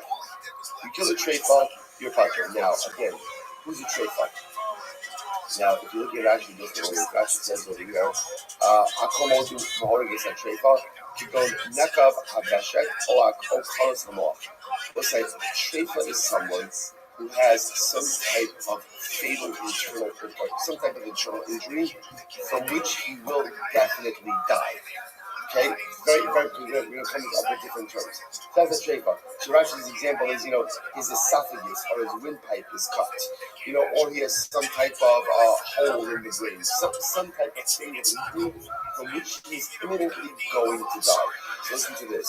So Rabbi says, everyone agrees if you kill a treifa, you cut it. And listen, now why are you cutting a treifa? Right? Because in halacha, a treifa is considered to be as if he is dead already. That's halacha with the treifa. So therefore, you kill a treifa, there's no liability for that. The ghost is Bidei Shemayim. The ghost is Shemayim Shuchayim. So then we have a ghost is Bidei Shemayim. Now, what's a ghost is Bidei Shemayim? What's a ghost is? A ghost is someone who is dying. But interestingly enough, ghost doesn't have to be that someone has an internal injury. Ghost, not ghost. What's the typical case of ghost is Bidei Shemayim? Someone is very old, very ill. They're just dying. These are also people just sometimes die of old age. So the person is dying. That's called the ghost Bidei Shemayim. Right? Remember, there's no. That's why I want to define our terms. There's often people kind of lump ghost and treifa together because they're both imminently dying. Very different reasons. Treifa has some type of internal injury which is 1000% fatal. The ghost is just someone who's dying. There may or may not be something else. Maybe it's not an injury. Could just be old age. It could be just some type of illness, something else. But a treifa, again, is an internal injury. So if you go ahead and everyone agrees that if you kill a ghost, it's your chayv. The is very important. Why? Because a ghost is considered to be fully alive. A treifa is halachically considered to be dead. A ghost is fully alive. That's why these are major topics in end-of-life issues. So if you go ahead and you make end-of-life decisions that actively accelerate the death of a ghost, one could be blind. So the Gemara says, so what's the point of contention over here? Ghost is Bidei Adam. What's ghost is Bidei Adam? It's very interesting. Rashi says over here. So goes there. Shekarov lamos maknos hamakos eloloa so harishonim treifa. So let's say ghost is Bidei Adam is someone again who, let's say, was injured, has an injury, but not a treifa injury. But nevertheless is dying as a result of those injuries. So what is that person's status? So the Gemara says, married medamile treifa or married medamile ghosis. One opinion says a ghosis bidei adam is like a treifa, and one says no, a ghosis bidei adam is like a ghosis bidei shemayim. So we go, medamile treifa. The one who says that a ghosis bidei adam is like a treifa. My time, what's the reason? My time, I'm medamile the ghosis bidei shemayim. Why does he not compare it to a ghosis bidei shemayim? Ghosis bidei shemayim knows how to be myself. Because the ghost is Bidei Shemayim, nothing happened to the ghost of Bidei Shemayim. There's no traumatic event, there's no injury, no one did anything to the person. That's the definition of a ghost. The Gemara says, hi, is Bidei Maisa. But that ghost is Bidei Adam, something happened to him, someone did something to him. The man can the ghost of Bidei Shemayim, the one who compares a ghost is Bidei Adam to a ghost is Bidei Shemayim. My time, Lamadamile the treifa. Why is he not compared to a treifa? Treifa, mechatri simonim. We'll say treifa is something very specific. Treifa is someone who is injured in a fatal way. Something happened to this man, something happened to this individual. There's a very specific injury that has occurred, and that's why, again, there's liability. First, we get a Tana ultimately again. We talk about it. It says, the person will go, as we quoted before, the person will go ahead and literally strike another nefesh adam. Lahavi hamake es haviro ve'im bo kedei lahamis ubo akar behemiso shirchayev. So we'll say this is very interesting. Reuven goes ahead and hits Shimon. But he hits him in a non-fatal way. And then what happens? Right? And someone else comes along. Let's say then Levi comes along and hits Shimon and kills him. Then ultimately again Levi is chayiv. And Reuven's pater. Just Gemara says, what's the Kiddush right here? In Mokadil Hamas Pshita. Obviously, we'll say if Reuven delivers a non-fatal blow to Shimon, and Levi comes along and then delivers a fatal blow to Shimon, of course, Reuven's pater. What's the Kiddush over here? Yesh Mokadil Hamas Uba Akar Bahamiso Shuchayiv. So what is it talking about? Very interesting. Let's say Reuven delivers a fatal blow to Shimon, but Shimon didn't die yet, and then Levi comes along and delivers another fatal blow to Shimon. That's what? Levi's chayiv and Reuven is not. His opinion is this: Ustama Kavi Ben Besera. Like you say, where's Rabbi Meir holds? It's very interesting. Rabbi Meir's shita is kol nefesh. What's kol nefesh? In order to be chayav for taking the life, you have to have performed the totality of the act. If you do not perform the totality of the act, only part of it, ultimately, again, you are not going to be chayav. Incredible. Gemara's Amrava, Harig is a treifa pater, so it's just as before. If you kill a treifa, you're pater. So we'll say this is pretty amazing. A treifa is considered to be halachically dead. And therefore, if you go ahead and you kill him, there is not liability for that. The treifa shad with me days in chayav. Show if they days in pater. Oh, we'll say, watch this. What happens if a treifa kills someone? Say if you kill a treifa, you're pater. Fine. What happens if a treifa kills someone? What's that like? The says it depends. If the treifa killed someone in the presence of Beis Din will put him to death. If he didn't kill in the presence of Beis Din, the treifa will be pater. What's the pshat? Listen to this. If they Beis Din, my time chayiv the will be artar on the kibecha. So listen to this. If the treifa kills in the presence of Beis Din, essentially, how can Beis Din not act? How can they not act? If you have to Rabbi Kibecha, they have to do something. Like Beis Din saw Reuven kill Shimon. Reuven is a treifa, so he's dead. He's dead. But how could Beis Din not act when they go ahead and they see someone going ahead and doing something terrible? So on the other hand, Shalom b'fnei Beis Din, Potter to having that agency, she had to go for this. Before you go on this, what do you see from this? What do you see from this? When you see something wrong, you have to act.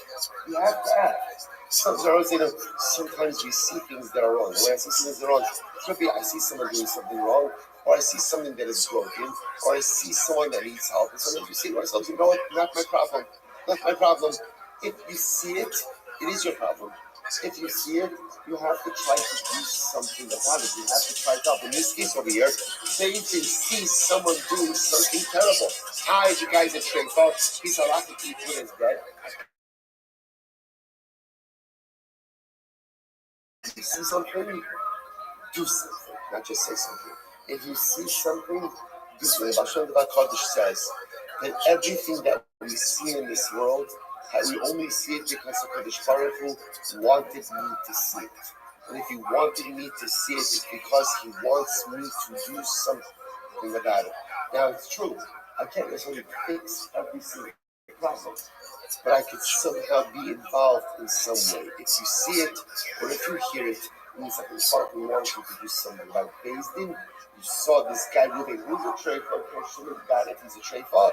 You still have to try to do something. Incredible. Now listen to this. Shalom b'fnei Beis Din. Well, let's say, Reuven killed Shimon. So Reuven killed Shimon outside of Beis Din. So now what happened? They bring Reuven the treifa. Reuven the treifa to Beis Din. So what's the halacha? Reuven's going to be pater. But you know why he's pater? Listen to this.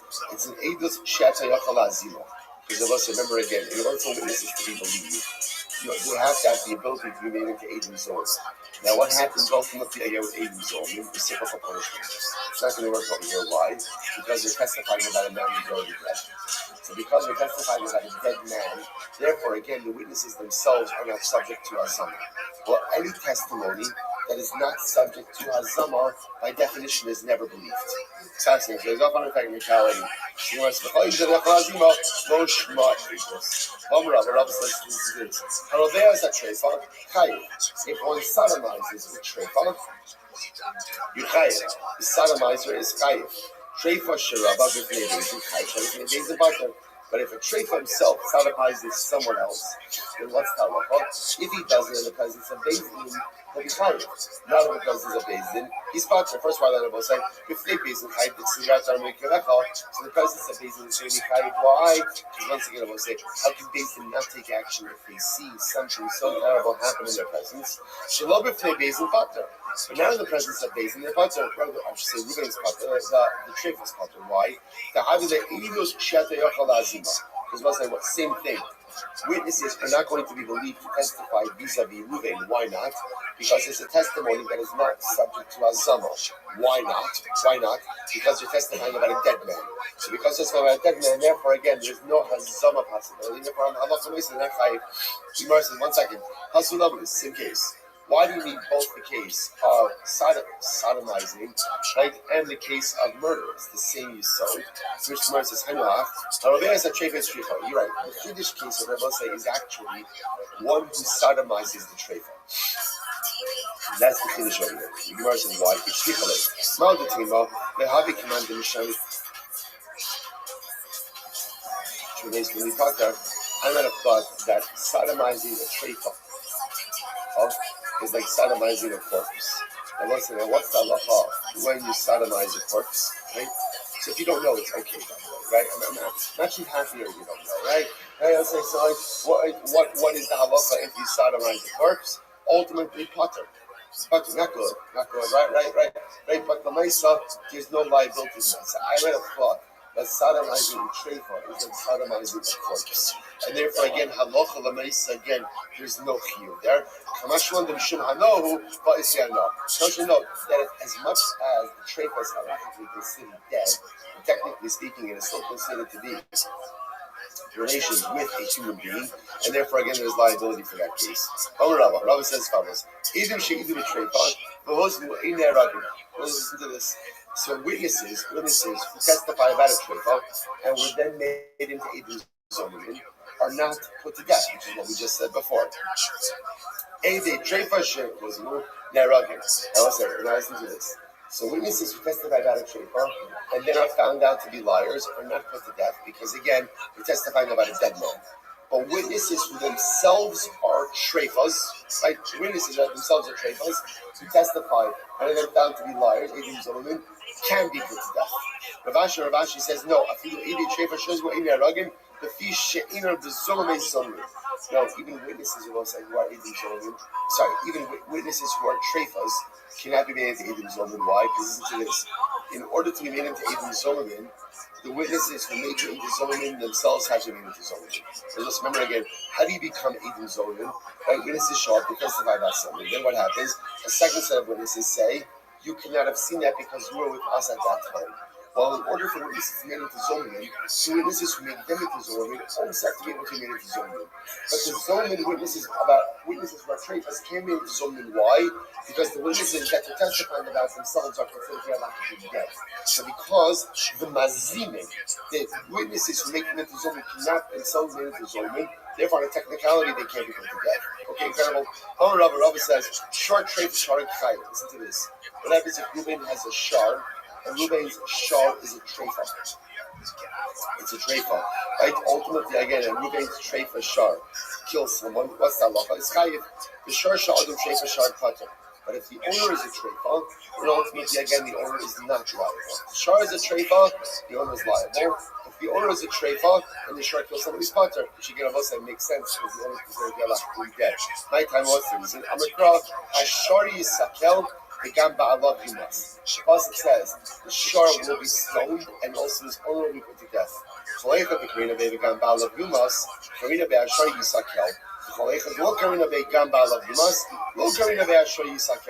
we'll say, so essentially it's a combination. Wherever the owner can be put to death, that's when the shar can be executed. But if the owner can't be put to death, then the shar is not executed. And therefore, in this case, if the owner is a treifa, the owner can't be put to death. So because the owner can't be put to death, the shar can't be put to death either. Rashi says, no, after you shar treifa nami, shar pater. Even if the owner is totally fine, but the shar is a treifa, you also can't put the shar to death. Why not? My time. Kevan de ilu bailin abu k'tiri, shar nami pater. Because essentially, Ravashi is going to say like this: any case where the owner himself will be pater, right? The shar would also be pater under similar circumstances. So since the owner would be pater if he is a treifa, so therefore, halacha l'maisa, the owner will also be pater. Since if the owner were a treifa would be pater, so too if the shar is a treifa, the shar will also be pater. Okay, incredible. She's about to tell it. So I'm going to back up. Because the aras nachash b'yeshiva who omid lefichach makish b'saif nachash pater. So once remember again back to the Mishnah. What happened in the Mishnah? We had an interesting case of what happens if Reuben takes a snake. He holds the snake's mouth open and he takes the snake's fangs and he plunges it into Shimon's hand. So what's the halacha? So in that case again, In that case, Rabbi Yehuda held that you're chayiv, and the Chacham said that you're pater. Now, what's the logic? The Gemara says. So Rabbi says like this. First, Rabbi Yehuda, we have to say is as follows: that in a snake, the poison, the venom, is already on the tip of the fangs. It's already there, and therefore Allah Lamaisal, essentially, when Reuben comes, Reuben is directly killing Shimon by inserting the fangs of the snake into the Shimon's hands, and therefore again, Makish B'Sayif. Ultimately, again, Reuben is going to be chayiv, right? Liable to death by beheading. The Nachash pater, but ultimately, again, the Nachash is pater. No difference in the Nachash. Why? Because the Nachash is like a source. Nachash didn't do anything because the venom is just already right there, very present. They're according to the Chachamim. Aras Nachash Mi'atzim. No, it's not true. A snake decides to produce its own venom, and therefore, even though Reuben is taking the teeth of the snake and plunging it into the hands of Shimon, it's the snake that's producing the venom, and therefore it's the snake that's killing Shimon, not Reuben. And therefore, again, halacha l'maisa. Therefore, the Gemara says, "Aras Nachash Mi'atzim L'maki L'fichach Nachash B'Skilo Shamakish Pater." Therefore, halacha l'maisa, again, the snake is going to be executed, but ultimately, again, Reuben is technically pater. So I said, by the way that Rambam Paski is halacha l'maisa, Rambam Paski is ultimately like this Chachamim, that we don't view the venom as being there on the tips of the fangs of the snake, and therefore we view this case, even though Reuben himself is taking the snake and putting it into the hands of Shimon, we view that as the snake killing Shimon, not Reuben, and therefore technically speaking, the snake is liable, but Shimon is not, and therefore Shimon will not be executed again on gets off on a technicality. Again, I will say, obviously very bad, but let me say again, that's the halacha. Hamakis Kavero, Bein Be'even, Bein Be'egrov, Vamdur B'Misas. What's the interesting thing here? Reuben hits Shimon, right, either with a stone or with his fist. Now what happens? We'll say Shimon doesn't die immediately, but Bezdin says, okay, Reuben definitely delivered a death blow. In other words, he definitely injured him enough that he's going to die as a result of this injury. Okay, then what happens? The Hekel Mamashahara, Ula Achni can Hichbid Mace. Interesting case. Then what occurred?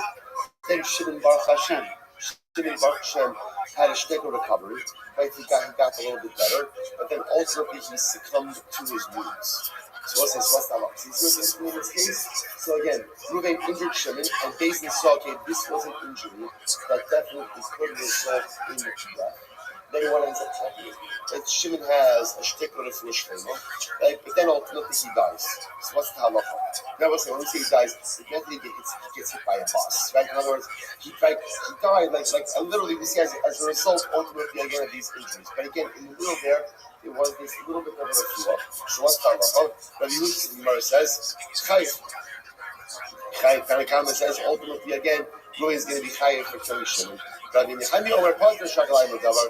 And Nechemia says, no, it's Pater. Why? Rabbi Davar needs their subtuf. Subtuf that what? Subtuf that maybe Shimon's death wasn't solely the result of the injury he sustained in the way, since he did have a little bit of this before Shimon. Okay, so let's analyze. Turn up on as we do Rabbi Nechemia, in Yaakov is Halach Bachos Tamil Shantel. So the pasuk says, Reuben injures Shimon, and then what happens? Shimon goes ahead and gets back up. He walks outside Al Mishanto, and the Gemara says that Al Mishanto means of his own strength. So what's that? 78a. And therefore again, Reuben does not have liability. What? So let's say, why does there have to tell me that if Halacha L'Maisa Shimon recovered, that Reuben is not killed? Isn't that obvious? If Reuben injured Shimon is very badly injured. But then Baruch Hashem, Shimon goes ahead and he's up and about and he's walking in the marketplace of his own volition. So Torah says, okay, we don't execute Reuben. How does it execute? If Shimon's there walking around the marketplace, of course we don't execute Reuben. What's going on? Well, so here we go. Elo, Zeshem Gormisa, the Hekam Mashaya, or the Akar Hef Mace Shirtu Pat. That was what the Gemara said was going to teach us as follows. That if Reuben injured Shimon, Bezdin says this was the type of injury that could have caused Shimon's death, but then Shimon has a shtickle refuah, and as a result of that refuah, what happens? Baruch Shimon has a little bit of refuah, and then afterwards he succumbs to his injury. That Reuben is pater. The Reuben is pater. Essentially, what the Gemara is saying. What the pasuk is teaching me is, if after the injury there is a shtickle refuah, There's little of a healing. Even if Shimon subsequently succumbs to his injuries, Reuven is going to be pater. The Gemara says, "Rabbanan, I've been makia my darshibay." So we'll say that's the kind of comment. What did Rabbanan do with this drasha? Rami shechov shinosa. This is very interesting. No, what it teaches like this. We'll say in any case of injury, right? Where Reuven injures Shimon, and now again we're not sure what's going to happen. Shimon, when the guy is going to recover, Beis Din incarcerates Reuven until we see what happens with Shimon. Right? That's the halacha. We incarcerate Reuven until we see what's going to happen with Shimon. But Nehemiah, Chadush Sheminolim, when we lose Rabbi Nehemiah learn out incarceration, we've spoken about this many times before. In the Jewish legal system, there is no concept of incarceration. There's no jail. There's no jail in the Jewish legal code. Why? Because Chazal understood. Chazal understood a long time ago, punishments are meant to be rehabilitative. That's the goal, right? Either rehabilitative or they provide atonement. So either they allow you to come back as a functional member of society, or ultimately, again, you can't come back to society. We'll execute you, but the punishment atones for your sin. So in that light, locking someone up in a cell and keeping them for prolonged amounts of time has zero rehabilitative effect on a person. This is not a condition. That's why there's no concept of incarceration. The only time we find incarceration is when we don't know what to do with a person. So, for example, the Gemara suggests over here, Reuven injured Shimon. Is the injury going to result in death or not? We got to hold them. We got to hold them until we figure out what to do. So, the Gemara says, Rabbi Nehemiah, where does Rabbi Nehemiah learn out the concept of incarceration? No, that's in Mekoshish. So there was a case of Mekoshish, right? Mekoshish was the guy who gathered water, chopped wood on Shabbos. He publicly desecrated Shabbos. Remember again, the pasuk says, they incarcerated him. They didn't know what to do with him. So then he went down incarceration. Rabbanan left him Mekoshish. So why don't Rabbanan also learn from Mekoshish? The Gemara says, Mekoshish bar Tomahu u'Moshe lo habei yada katli b'mai. No, Mekoshish was different. The reason they incarcerated the Mekoshish is they knew that they were going to execute it. What didn't they know? How to execute it.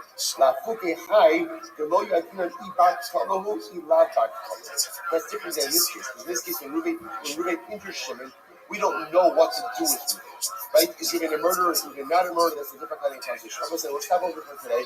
We're going to pick up again with this sugya of incarceration tomorrow, which is really quite interesting. We'll say, excellent job. Just remember, sometimes it's not about where you end, but it's about where you began. Right? So look at where we began, and again, in that light, tremendous accomplishment here.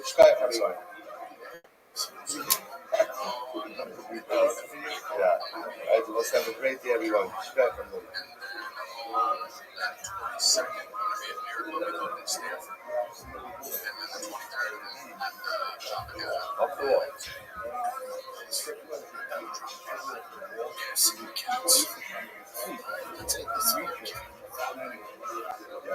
This is extreme. Yeah. Different dark. You should have asked in New York. I don't know why we were at it. I played this in New York. What I'm saying, I remember it was close. Anyone who's got choose to cancel it, it's not New York. Yeah, because the goal was to try to put the money in the ball. And really, as hard as you can, twist the little ball.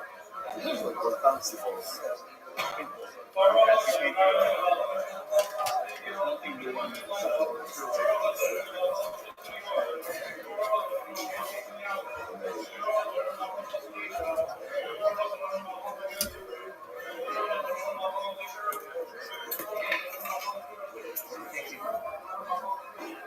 That is helpful.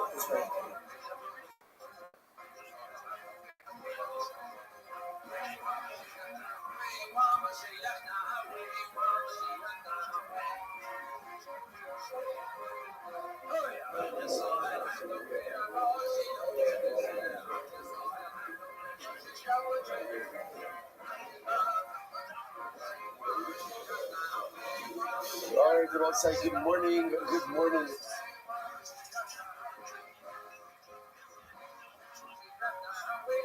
Baruch Hashem, an incredible schos to be able to continue in our journey of Sanhedrin. Begin by thanking all of our sponsors for this morning. Share to thank our annual Talmud Torah sponsor, Friday, Talmud Torah Lecture 4, Tavshin Pei. The Tilson Ishbachah. And we have some dedicated what we should trust this year in this class. Abisar's Tavos for Abisar. Our commentary sponsors for the month of Adar. Habarim Tova, Tari and Steve Zinn, loving memory of Tari's father, Dr. Harry Khan, Svi Herschel Ben Yosef HaKohen, on the occasion of his 12th yahrzeit in our and the Ziv, Levin, and Berman families in memory of Mr. William Ziv, Zev Shmuel, Yisrael, Zehon Levacha, all of the Neshamas HaMaliyah, the families in the Chama, all of those who need a full Shabbat, they will come calling so much. Yishbal Kamet should bring home. All of our hostages and our holy soldiers be successful. B'chol Maaseh Yedeihem. But so with that, let us begin. We have a lot to do today, Baruch Hashem. A lot to do today. Today's daf is Ayin Zayin 77. We are picking up on Ayin Vav Reis 76b, 12 lines down from the top. Tan Rabbanon. Some really beautiful Gemara today. Tan Rabbanon. Ha'oiv HaShchilach, person who loves his neighbors. Tamakari is Krobov, and he goes ahead and he brings his relatives close. V'hanose es Bas Achosa, and he marries his niece. He marries his sister's daughter. V'anava Sarah La'ani, Mishas Dochko, and he lends money to an ani, to a poor person, at a time that the ani is struggling. Alava Kasib Omer, as Tikra, V'Hashem Ya'aneh. When you call out, HaKadosh Baruch Hu will answer. So it's a really beautiful Gemara. Because so many times that we go through life and we're wondering what exactly is like the recipe for success, right? But what do I want more than anything? I want to know that when I reach out to HaKadosh Baruch Hu, he's going to answer. But they want to know that when I need something, that Yibbono Shalom is going to be there. So what kind of person do I need to be? What is it that I need to do in order to have responsiveness, right? Responsiveness to HaKadosh Baruch Hu, right? What is it that I need to do in order to make sure that HaKadosh Baruch Hu is going to be there for me? And it's so beautiful. Sometimes Chazal give you these formulas. So what's the formula for success? Someone who loves his neighbors. Loves his neighbors. Which means, you know what's interesting about your neighbors is, although to a certain degree, you could try to choose them, right? Because you could choose where you live. Once you go ahead and you move somewhere, you definitely can't control who lives around you, right? What's after that? What's after that is Makavi's Krova, someone who brings his relatives close. You certainly can't choose your relatives. Maybe certain relatives you do choose, but a lot of relatives you don't choose. So what's the common denominator here? Common denominator is a person who's able to get along with other people. A person is able to go to forge relationships. You get along with your neighbors. You get along with your relatives. You are an agreeable person. You are an agreeable person. Diagnosis is Basachoso is the same idea. Now let's say that actually the truth is this you see comes in Chazal more, but Chazal's almost like focus on marrying one's niece, your sister, your daughter, but leaving aside the actual marriage of a niece. The idea, if you think about it, it represents really relationships going from, I would say, further out to closer in. There's neighbors, relatives, and a niece. So we know this in life that sometimes the most difficult, sometimes the most challenging relationships are the ones that are closest to you. And those are the most challenging relationships. You like to think, of course you get along with your family. Right? Of course you get along with these guys. Of course you get along. No, that's actually sometimes it's the people that are closest to you that you have the most difficult time forging a meaningful relationship with you. So if I could be the kind of person and go from outside the circle to inside the circle, who could get along with my neighbors, who could get along with my relatives, who could get along again with my spouse, right? Which Chazal terminated as the sister marries with my sister. If I could do that, what does it take to build relationships in life? What does it take? What does it take? I call this a million patients. I've taken this. There's no wrong answers to this, by the way, because it takes a lot of things. But I think on the most basic level, the primary need that it takes to build relationships in life is vatranos, willingness to yield. A willingness to yield. Like Rabbi Nachman writes, I've quoted this many times, but that's not Rabbi Nachman. Tov Stichios Latron. That's it. Tov, listen, it's good to be mevater. It's good to yield. It's good to yield. It's good not to always have to have everything your way. it's good to be able to know how to sometimes give in to the other, because it's just not worth the fight. And if you think about it, in each and every one of these relationships, you need to be in the doctor. You want good neighborly relations? You want good neighborly relations? What do you need? What do you need? You need to learn how to be a doctor. Why? Because at some point in time, your neighbor, whatever they're going to do, they're going to leave their trash out, or the trash is going to go into your lawn, or perhaps they have a dog, and the dog gets loose and messes itself in your backyard for prolonged amounts of time. It's just could happen. It could happen, right? So if you want to have relationships with your neighbors, vatra. You want to have relationships with your family, you have to be mevater. You want to have shalom bayis with your wife, you have to learn how to be mevater. You have to learn how to yield. Otherwise, all of these relationships become unsustainable. And the Gemara says, if you're the kind of person who could create relationships with others, here's what it says, I promise, I'll have a relationship with you as well. I'll have a relationship with you as well. How does that relationship manifest itself? That when you call out to me as Tikra, you call out to me, and Hashem will go ahead and listen to you. And of course, that last one is the Ani. It's interesting because the way to read that Ani case is Hamalba Sela Ani B'Shas Dochko. So the way it's understood is you're lending money to an Ani at a time that an Ani is having difficulty. So I was looking at this last night, because it was just late, so yes, but it doesn't make sense. It's interesting because what does it mean, an ani who's struggling? By definition, if you're an ani, then what? Then you're struggling. So maybe it means like this. Hamal b'as ani b'shas dochko doesn't mean that you lend money to a struggling ani. What it means is you lend money b'shas dochko even when you're struggling. It's talking about the lender. It's easy to be about tzedakah. And it's easy to be mevater. It's all the sinida of vatrelis. Because what's tzedakah? Tzedakah is being yielding with your money. It's my money. I worked for it. I worked very hard for it. I earned it. Why should I give it away? That's what it means to be mevater. You have to have emotional vatrelis, and you have to have financial vatrelis. So if I'm the kind of person who's financially mevatel, financially yielding, and I help another person out even when I'm having a difficult time. The Gemara says, Chazal said, you're that kind of person. You're mevatel for people. You're mevatel emotionally. You're mevatel financially. You're yielding. You're giving. Chris Baruch Hu says, if that's the kind of person you are for others, I promise I'll be there for you as well. Incredible Gemara. All right, let's go back there. So let's back to Shreifa. Also, that's handy. So this is the pasuk says over here, quoting, this is the Isha Sheikah as Isha, the Ima Zimani. So this is if a man marries a woman and her mother, so it's Zlos. By Yisrael to also the Hen. So this is interesting. Here we go back by Shreifa. Also him, the perpetrator, the Hen, plural. Now listen. Now the Pashtus. The Torah telling me over here is once you're married to Rachel, he can marry Rachel's mother. And if he does so, it's punishable by Sreifa. But listen, who's punishable by Sreifa? It doesn't, Rachel didn't do anything, right? Rachel just married Ruvain legally. The fact that Ruvain then goes and marries Rachel's mother, that's on Ruvain and the mother. So why does it say that Ruvain and Eshen and them, plural, both women, are put to death? That can't be what it means. So the Gemara says as follows. So, I'm talking about Osovi Eshen, and Osovi Es Achos Megillah Bishmas. Rishon believes that Ruvain is put to death with one of these women, i.e. the mother-in-law. But the Kira Kiva says, Osovi Eshten. And Kiva says, no, it means him and both of them. So what's going on over here? What exactly is the machlokes over here? I'm not dying my shmo is darshan ikameir.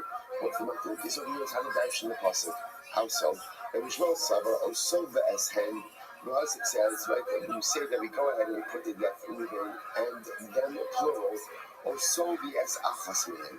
The reason means Eshen doesn't mean both of them. Eshen means Achas Mehem. It's a contraction. One of them. One of the women. She came to Russian woman called La'achas Hina.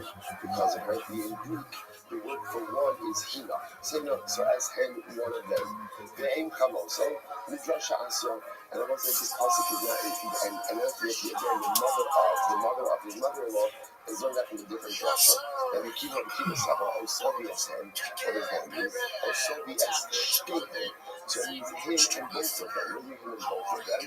The Kim Chamos and Hakak Siba. And again, Rabbi Shmuel is learning out the prohibition. Sorry, Rabbi Akiva is learning out the prohibition of mother-in-law, mother-in-law's mother, thank you, mother-in-law's mother from this particular pasuk. Rava says, no, the point of Kadesh is something else. The focus of Rava says, what is the size of the mother-in-law after the death of the wife? So again, we're going to get to Rachel Paris. So obviously, when we're going to get Rachel, so we're going to invite his mother-in-law, Rachel's mother, is pregnant with him. What happens when Rachel dies? Like, does the mother-in-law prohibition still remain? So as Rabbi Shmuel said, so Rabbi Shmuel says, yes. In fact, the mother-in-law prohibition remains even after death, right to the point that the relationship is punishable by death. Rabbi Akiva Saba is still about that. If you're on the other alone, it's only in the search. Obviously, only in the search. It's answered, but it's not straight up. Okay, it looks like that brings to a conclusion our study on Sreifa Shkoyach. Says the Mishnah, maybe I like it, not like it, don't tell I like it that way. Right, so it says, so we go from Sreifa to Herod. Herod, remember, again, is decapitation. That's killing someone with the sword. So the Abraham and Herod, these are the people who are put to death where the other word for Herod is Saif. Saif, but again, classically it's called Herod, decapitation with the sword. So these are the people who are killed with the sword. Who are they? Number one, Harotzeach. Somebody murdered someone else.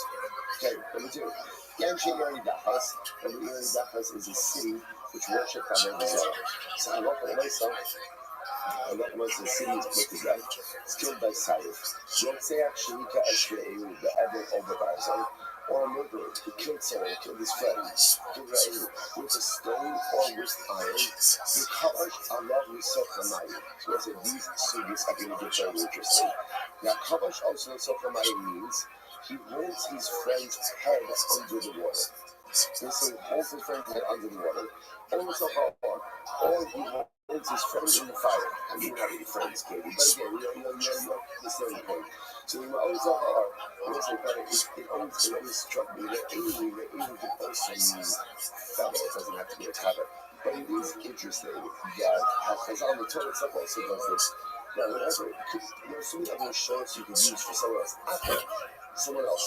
Let's say it's fascinating to see, in general, like, Rabbi Nachman writes that when one commits an Avera, every Avera always has like a twofold component to it. On one end, there's the Avera, but there's also the lost opportunity for a mitzvah. Like in the moment that I could have been doing the Avera, in the moment that I was doing the Avera, I could have been doing something positive at that very same moment. So the reality of the loss and the commission of the Avera is true to personally as well. And for every person at home, and for every enemy, they could have been a friend. So it's interesting to see that the Torah got there first. See, Ruvain's killing Shimon, he's holding his head under the water. And the Torah calls him the aliens. It didn't have to be this way. So there's that reality, there's that obvious, that terrible mistreatment, but there's also the loss of perhaps what could have been a friendship. Okay, David, so hold me to fire. Maybe Yochalalos Misham Umis. Now listen, we're going to see all of this. And Shimon is unable to take his head out of the water. He's unable to get out of the fire, and therefore he dies. Chayiv. Ultimately, everyone is going to be chayiv for this. That's an act of bloodshed. It's not the case. So for the second man is so hard. Yochalalos Misham. What happens if Reuben pushes Shimon into the water, or pushes Shimon into the fire, and ultimately again, Shimon could have gotten up. He could have gotten up, but he didn't. He makes and he dies. Pater, in those cases, we do not pater. So this is quite fascinating. Even though Reuben pushed Shimon into the water, and even though Reuben pushed Shimon into the fire, since Shimon could have gotten up but failed to do so, Reuben is not liable. She said, if again Ruben goes ahead and incites a girl to go ahead and bite Shimon, he incites him to bite Shimon. Oh, she smells like killers. That's how Nachash. Potter, ultimately is Potter. Why? Because one said this is going to be a case of drama. This is causation. Because in these cases over here, Ruben is creating a force, but he's not the direct damager. It's the dog that is damaging. It is the snake that is damaging. Even though here, Ruben riled it up. He should cause a Nachash. What happens if you took a snake? Right? Literally held the snake's open and put the snake's fangs into Shimon. Now, it's interestingly enough, it's the venom that kills Shimon, not Ruben. What's the halacha over here? So the words of Ruben Chayiv, and Ruben says, no, in that case, that's direct kara, and therefore Ruben is going to be Chayiv. That's Chachamim poetry. Chachamim on the other hand say that Ruben is going to be Potter. Let's see, a lot to talk about in this here. Let's see the Gemara. Arishmuel. We've made Mado Namra Yad the Barzal. So this is very interesting. That we give Rashi. Take Rashi in the Gemara. Last short line in Rashi. Then Namra Yad. Shemashimena the Eben Yad of the Kli Eitz Yad. So it's like in these cities where it talks about killing someone, the Russian of the pasuk is if Ruben kills Shimon the Eben Yad. Eben Yad. Now, what that means is literally it could be a stone that he's holding in his hand, but what we really need to understand is that Yad means that you have the ability to kill someone with that Evan. In other words, that what we're going to see that in order to be liable for going ahead and killing someone, Allah myself, the item that you put the person with has to be capable of delivering a death blow. It is like you're willing death blow. If I go ahead and I take a pebble, Ruben takes a pebble, it's a little pebble, it takes that Shimon, and somehow, again, under normal circumstances, all the time if you feel like I've lost someone, whatever, they get a ding, but it happened to be that it hit Shimon in the well, and however it isn't any guys, Ruben's not going to be fighting for that, because what he did not really have the capacity and the ability to cause death. So that's why I told you he's lashon of the Yad by Evan and by Eitz. So the question is, why doesn't it use the same lashon of Yad by Barzos? One thing, Shabbat Shalom is proportion. Because ultimately, again, Barzos is different. And that when it comes to wood, so ultimately again, when it comes to iron has the unique ability to go ahead and kill. Even in a very small shield. So Rabbi says, so there's no difference that iron has the ability to kill in even the smallest amount. Therefore, when mixing the Torah both shield, therefore the Torah didn't give a shield. What's unique about iron? So Rashi points out over here, Shabbat is the culture of the third white line on the bottom. I did Triva, Shetot is when Na'at, the Veshet over the day. That's because iron could stab. So because iron can stab, therefore even the smallest amount of iron has the ability to cause death. Therefore the Torah doesn't use the luxury of Yad. Yad means that normally the item used to kill someone has to have a shield in order to generate liability. When it comes to iron, because iron is so dangerous, even without a shield, ultimately again there's going to be liability. The honeymoon, it buys in with us. But this is all assuming the cloth. This is all assuming the halacha. So one way ahead and here's an organ that could be treated. Okay, to cover from the second line. So what's the lesson to this? So now remember the Mishnah said, if Ruben goes and holds a shoe under the water, there's liability for that. So the Gemara says like this. The Gemara says, Misha Rabbi Sekalash Malan, the Sefer Rabbi Sekalash Malan. Both the Mishnah say that the beginning of the Barisach, both teach us tremendous lessons. What are the lessons? Here we go. So the Mishnah Rabbi Sekalash Malan, in the first case, the Mishnah teaches us a Chimish. Apagar, the Lord in the Gafo, Kevan de Yakola, Les Mishan, in Mace, Chayim. So let's say in case number one of the Mishnah, in this case number one, here's the moment where you didn't vote Shimon's head under the water. And again, Shimon dies, Ruben is tired. What's the Kiddush there? The Kiddush there is, how did Shimon get into the water? I don't know. Ruben didn't put him there. Ruben didn't decide to put him there. Right? So in other words, the condition of Elisha is, even though Shimon already in what Reuben didn't put in there, but if Shimon comes, if Reuben comes up, I'm saying that as well. Right? Reuben didn't put Shimon in there, right? Shimon was in the water, Reuben comes along and holds Shimon's head under the water, there's liability for that, even though Reuben did not place him there. Sefer of Musa Shimon, what's the condition of Sefer? After that, the God keeping the Allah was Misha in this pocket. The condition of the Sefer is, remember what's happening in Sefer? Reuben pushed Shimon into the water. Let's see now again, and let's say Shimon dies. If Shimon had the ability to get himself out of the water and didn't do so, even though he was only in the water because Reuben pushed him there, Reuben will not be liable. Incredible. Kamash Minoj, they say, how is it a liability for holding someone's head under the water or for holding someone in the fire? In other words, but here, I didn't create these circumstances, right? Shimon may already be in the water, or Shimon may already even be in the fire. How did I know that if Reuben holds his head under the water, holds him in the fire, that Reuben is liable? It's very interesting. On the Shmuel, the Pasuk says, Eva.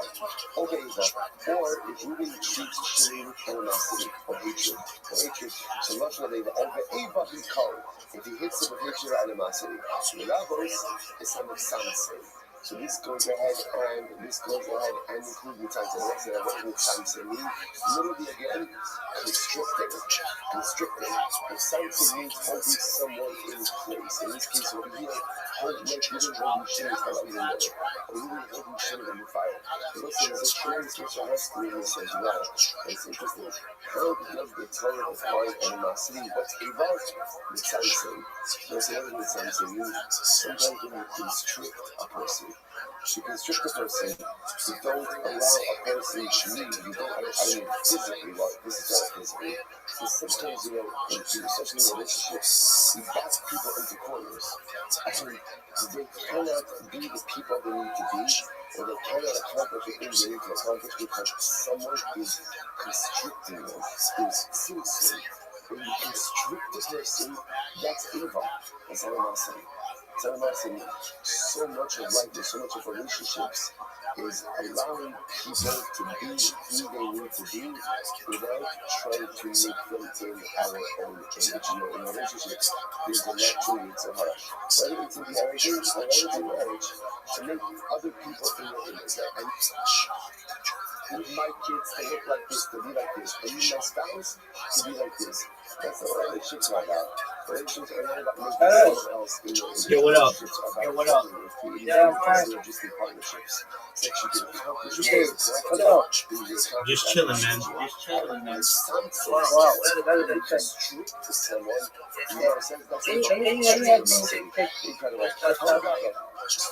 Okay, what do you need me to do? What does that mean?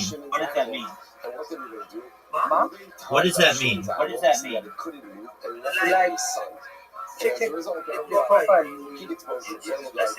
Okay, Isaac, I'm going to be honest with you. It's pretty easy. I sent you a list of 30 different social medias, right?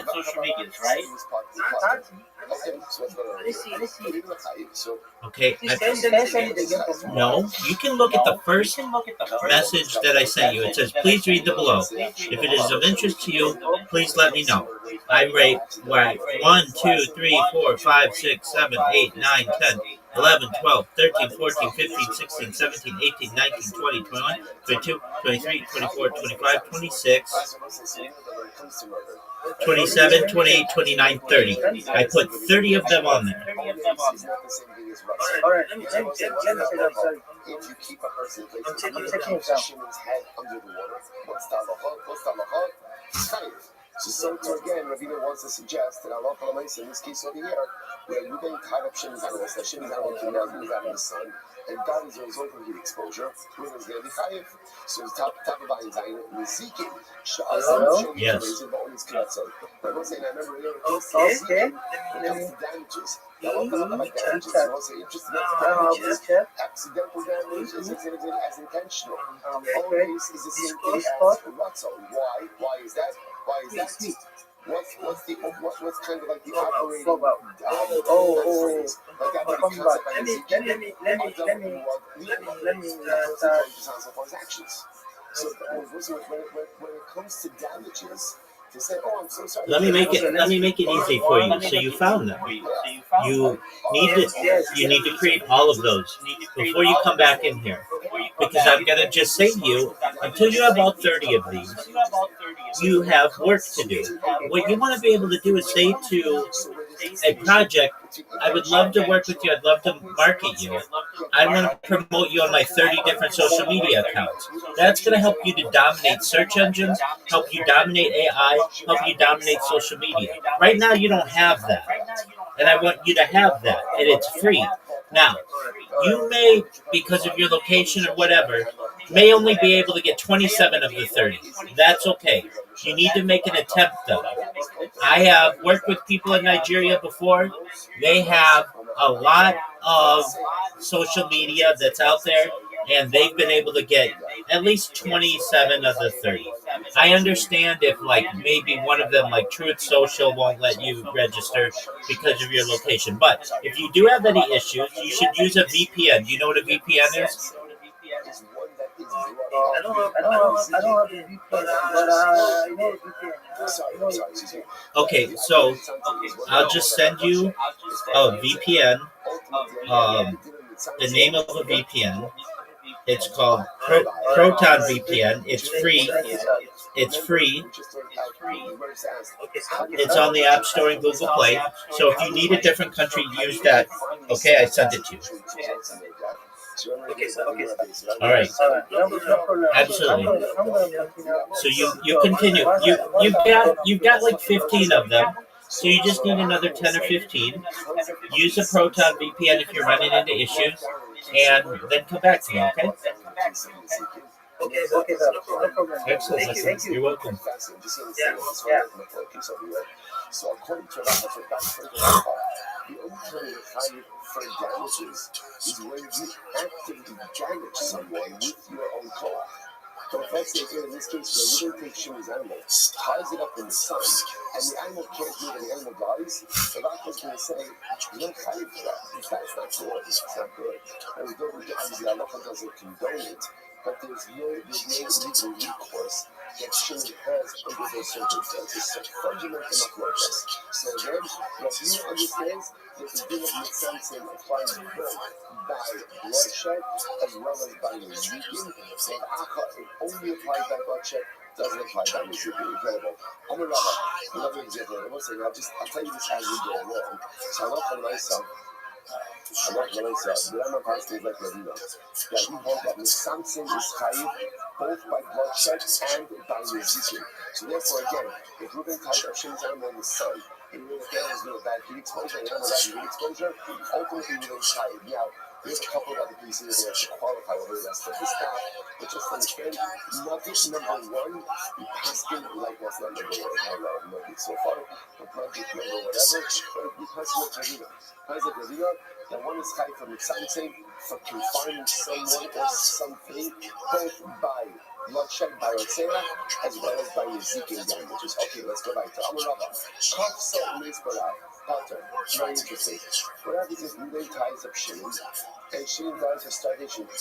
Whatever, 5 days later, Shimon's had no food, no water, and then the first Rabbi had food and water, and Shimon dies. So that says that Reuben is Potter. Reuben is Potter. And let's find out why. Which sounds very strange to us. What's the logic of that? Take a look at Rashi. Rashi's in the first short line. Kafsel is put out. The Bishash Kafsel in Kan Divar Hariga. The Arab Adam Eilot, the Chazak, לאחר זמן כל שעה, ולאדם לצמצם מונעים ובוער בכל גזומה. So listen to this. Essentially, that would be by paskin that mitzamtzim, holding someone in place, and then dying as a result of being held in place is chayiv. That is only if the force which brings about death is present at the beginning of the event. So, for example, Reuben holds Shimon's head under water, right? So Reuben is going to be chayiv. Why? because the water, right, which is the vehicle of death, is right there in present. Right? So again, in the previous case, if you notice, right, we didn't tie Shimon's animal up in the blazing sun. The sun is there. The sun is there. But in the case where, let's say, we will create a reality for Shimon, but there's no death force that's present in that moment, then Reuben will not be chayiv. So, for example, Reuben ties Shimon up. Shimon dies of starvation 5 days later. Okay, at the time that he said, okay, but at the time that he tied him up, again, there was no starvation, but there was no death force. So because there was no death force, therefore there is no technical liability. I wasn't obviously in the eyes of Kodesh Baruch Hu. I'm sure the Rebbe Rishon is not smiling upon Reuben for what he's done. We're talking about in a very technical and realistic framework. Is there liability or not? Could Bezdin execute Reuben for what he did? So I said it's a very important principle. In order to be chayiv for something, for confining someone, the death force has to be present at the time the person was confined. If the death force only comes later, there is no liability. Next, Hamarava, another example. Hamarava, Kafsa Bechama Umes, Betsina Umes Chayiv. If Reuben tied Shimon up, and he tied him up in the blazing sun, right? Or he tied him up in the freezing cold, ultimately, and then Shimon dies, Chayiv. Ultimately, again, so Reuben is going to be chayiv. But on the other hand, so Chama Lovo, so Tina Lovo, let's say Reuben ties Shimon up at night. And at night, it's fine, there's no sun. When the sun comes up the next morning, that time it gets to midday, Shimon is going to die of heat exposure. So Reuben's potter. Why? So idea why? Because at the time that Reuben tied Shimon up, there was no present death force. So because of that, ultimately again, Reuben is going to be potter. And so Kamalovo, so Sima Lovo, potter, incredible. So the Gemara says, Rabbi says, cups of the finale. So this is very interesting. If Reuben tied Shimon up in front of a lion, potter. That's quite fascinating. Reuben is potter. So let's say that, why is that exactly? You're going to be Rashi very close. Comes off the Harry Potter, did you know me more halakapos, no halakapos in Ari? And let's say, actually, we do not ask this way. And this is fascinating. Why? Because let's say, clinical tests have shown that your chances of survival with a lion, whether you're bound or not bound, are non-existent, right? Rabbi says your chances of survival are no better if you're untied with a lion than if you're tied up with a lion. So therefore, it's interesting. So Rabbi says, if we didn't put, I don't know, the idea here is you're going to see this. That the nights, I remember again, with a wild animal, we saw this in the Mishnah, about she's about inciting the dog. Those cases seem a lot more like drama, so kind of like causation, because it's not Reuben killing Shimon, but rather it's the lion killing Shimon. So the fact that Reuben went around and tied Shimon up, okay, its chances are going to be how to be untied. So I like the right side, he's talking, let's have to be, we're going to see, but I'm not asking him, he's like that, he actually tied it. But again, let's see for the Rabbi says, because of Harry Potter, if they Yitushin Chayiv. So this is very interesting. If Reuben ties Shimon up with Yitushin, what are Yitushin? Yitushin are nets. So I guess a person could die as a result of prolonged net stinging. Some disease or whatever else reaction. So the rest of us say, what's the idea here? Because if Reuben was untied, what could he do? Like actually untied, he could shoo it away. The fact that he's tied up now, so the fact that he's tied up like that ultimately results in his death. So as Rashi says, I feel with maybe Tushin on front. Rashi says, no, even with Tushin, even with Nas, he's still going to be potter. Why? Because the nets that he dies from are not the nets that are present at the time that he's tied up. Once again, the death force is not present. How does it work with the nets? This net never comes, this net never goes. Right? So again, who causes it? It's the collective net that goes ahead and causes his death. But again, the death force is not present at the time that he is tied up. Incredible. So let's say, so again, I'm not giving information, I'm going to say this before. In order to be chayiv from the Tzantzei, so I'm established number one, be chayiv from the Tzantzei, both by Nezikin, by Nisa, by Yotzeh as well as by Nezikin. Nugget number 2, you're only chayiv from the tzamtzes if the death force is present at the time that you tied up the individual. Incredible. So let's go right there. Says the Gemara. If not, Kafar of Gigis, this is very interesting. Upar of Ma'azifar. If let's say we didn't took Shabbat, we didn't take a barrel, we put the barrel over Shimon. Right? Not put Shimon over the barrel, right? But he went ahead and he put the barrel over Shimon. And it actually says over here, actually right across to the right, Kafar of Gigis, who makes the Havla. And ultimately, again, apparently the issue with going ahead and putting a barrel over someone is suffocate. Over time, they will suffocate. So the Gemara says, Kafar of Gigis, the Parla Maziba, or Shimon sleeping. And what does Reuben do? Reuben goes ahead and opens up a piece of the ceiling so that frigid cold air comes in while Shimon's sleeping and ultimately kills him. It actually says over here, so he opens up the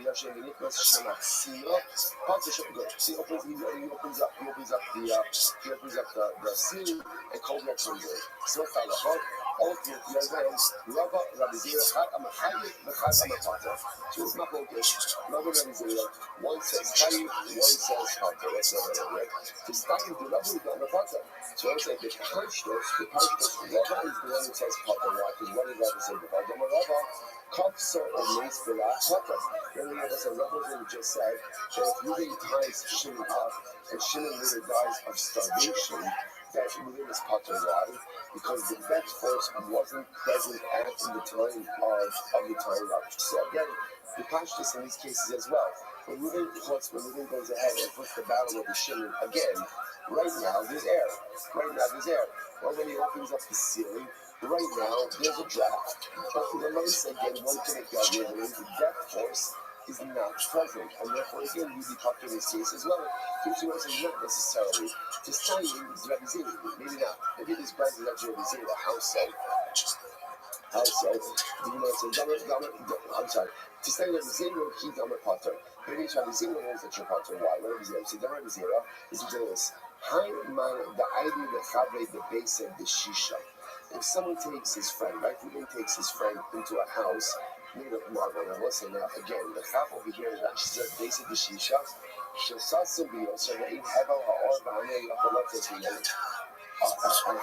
that is made of marble could be made airtight. So Reuben puts Shimon in an airtight home. The Adlik Shraga Umes, and then he goes ahead and he lights a candle, right? And Shimon dies, what's Kalaha? Chayv. This is fascinating. Now, why is that? Why is it Chayv? By lighting the candle, what does Reuben do?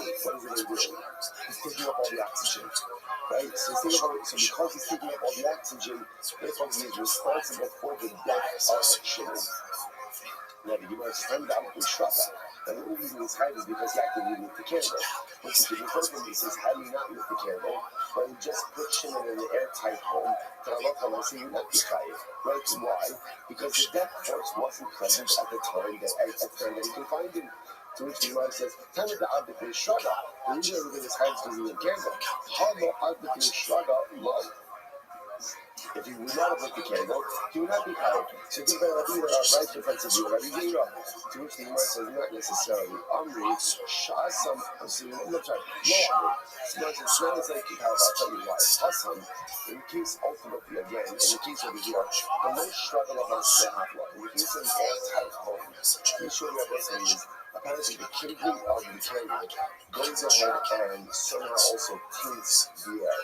So apparently the actual act of going ahead and lighting the candle, had you not lit the candle, so Shimon would have been just fine. I mean, for some prolonged amount of time, but it would have been fine. But my skill had the shaiti on the base. Haka, in the case of here, of the barrel, the bias, and also the very master have the shaita. So it's interestingly enough, the Gemara says, so the cases are not really compatible. Hassan below struggle of Maskad, without the candle, the future air would not have started the right time, but Hassan, but over here, below struggle, many must go out of the Shaita. But over here, ultimately, again, even without the candle, the future air begins. So, Lavdatka, which you could compare, both cases. And that's interesting enough, the way we passed it in this case over here is we kind of, so the interest, what comes out of here is my focus. Right, so Rabbi puts the barrel on top of Shimon, or right, what was the other case? Rabbi puts the barrel on top of Shimon, or opens up the roof, right then it becomes cold. So what is the halacha? What is the halacha? So it's my focus. Now the only my focus is ultimately who says what.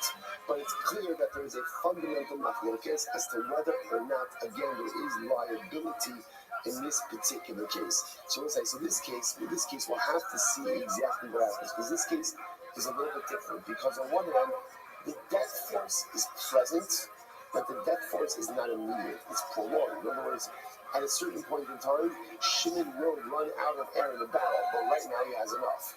At a certain point in time, perhaps the cold will kill Shimon, but right now it's not an impact. So we'll see this case in Eretz Hashem, what we do with this case, because this is kind of like a little bit of an in-between, where on one hand the death force is present, but the death force is not necessarily present in its entire full amount. So again, hold on to this case, what we will look back with the Rambam, who in Eretz Hashem put all of this together in a beautiful panoramic halachic view for us. But so we'll just point out how incredibly striking this lashon over here is. Like kafa le'ikigigis. Right, so what happens? So Reuben is putting Shimon a barrel, right?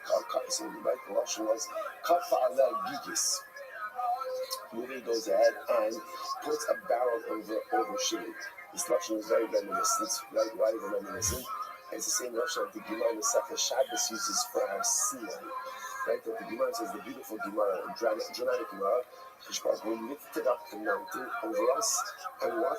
Held it over us, kigigis, like a barrel. So apparently, what's fascinating about a barrel is good information as well. Don't put it inside of the barrel, why not? Because if it tips over in front of you, apparently, you can suffocate inside of a barrel, The Rebbe Shalom is telling us something very amazing. Sometimes a person could feel like they're suffocating in Yiddishkeit. It could happen. That a person feels overwhelmed, ultimately again by the responsibilities, overwhelmed by the realities that sit upon our shoulders. And sometimes the gigis of Torah could ultimately feel overwhelming. It's almost as if HaKadosh Baruch Hu is validating that Rebbe Shalom said, we all have moments like this where I know what I have to do, or I know what I should be doing, but the reality is it feels very overwhelming for me. It feels very overwhelming, and it feels incredibly suffocating. And the Rosh is saying, I get it, I understand it.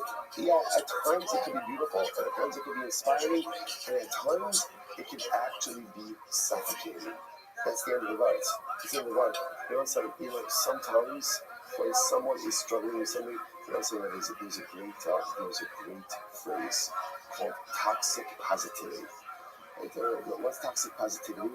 Toxic positivity, and we all know people like this. When you're struggling with something, you go over to them, what do they say? It's going to be okay. It's going to be okay. You're going to be fine. And what's your ultimate reaction to that person? I really want to kill you, but anyways, right? Be quiet. I know it's going to be okay. I got it. I've been around. I know I'm going to be fine. But that's not what I want from you. Don't tell me it's going to be okay. And you're sweet, charming. It's going to be okay. You're so strong. You're going to be fine. Shut up. Right? I know. I understand. I got it. Right? I got it. Sometimes what a person needs when they're going through difficult times is just some empathy. It's just some validation. That's all. Don't tell me it's going to be okay. I know I'll make it through. I'll stand strong. I'll remain standing. Just validate what it is I'm going through. That's all. Just tell me it must be really hard. Or I'm so sorry for this, or there's something that I can do to help. Don't tell me it's going to be okay. And then I said, the God was saying, you really learn this out. You really learn that toxic positivity is truly toxic. And sometimes the best thing you do for someone is just be them empathy and just be there for them. It's powerful. Cover and how to do this. I got it. This total thing, this Yiddishkeit thing, it's big. And I got it. Sometimes it can feel like it's suffocating. That's it. No, but you can do it, right? But to be good, I got it. Just know, I'm not going on with you. Just know that at the end of the day, I'm there with brothers. I'm the one who's telling you about. that's a real barrel. I put the sparks on holding the barrel. So because I'm holding the barrel, we got this together. But I certainly understand that at times, the responsibilities may feel profoundly overwhelming. All right, let's get on to it. Said the Gemara. On the Rabbi, Duck Bar is a very interesting case. Duck Bar, the Sula Bar, listen to this. Ruben pushes Shimon into a pit. Pushes into a pit, and what happens? But there was a ladder in the pit. So remember again, just in the what's happening over here. Now, interestingly enough, remember, a pit also has a hara, right? A pit, we've seen this before, so it's like a double commentaries, right? Now, a pit has some type of like noxious fumes inside of it also. So clearly, if Shimon stays in the pit, he's going to die. The good news is, there's a ladder. But what happens? We bought every single, and what happens? You know, so just understand, come on the race. Maybe it pushes Shimon into a pit, but the pit has a ladder. What happened? Now someone else came along, we bought every single. Someone else came along and moved the ladder. Okay? Who caused the single? Maybe even Ruben himself came along and took out the ladder. Potter, ultimately Ruben is Potter. Why is Ruben Potter? Isn't it the Shajin Yachala mystery? And what's the top over here is, as long as at the time that Ruben pushed Shimon, there was a ladder. There was a, as long as it was there at the time of the pushing, then what?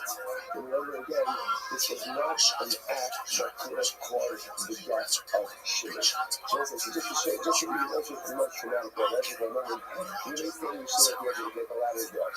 Ruben pushes Shimon. Because Shimon hits the ground in the pit, Ruben kicks out the ladder. Ruben's still not getting tired. Why? Because everything is determined by the moment of the pushing. Right? Because that was the act. And since at the moment that Ruben pushed Shimon, the ladder was present, therefore this was not an act that could have caused bloodshed. Because again, it might say the ladder was there. Listen, obviously again, we're talking about the fact that Ruben will not be technically loud, but obviously Ruben's a bad guy. He's a bad guy, right? And things catch up with bad people.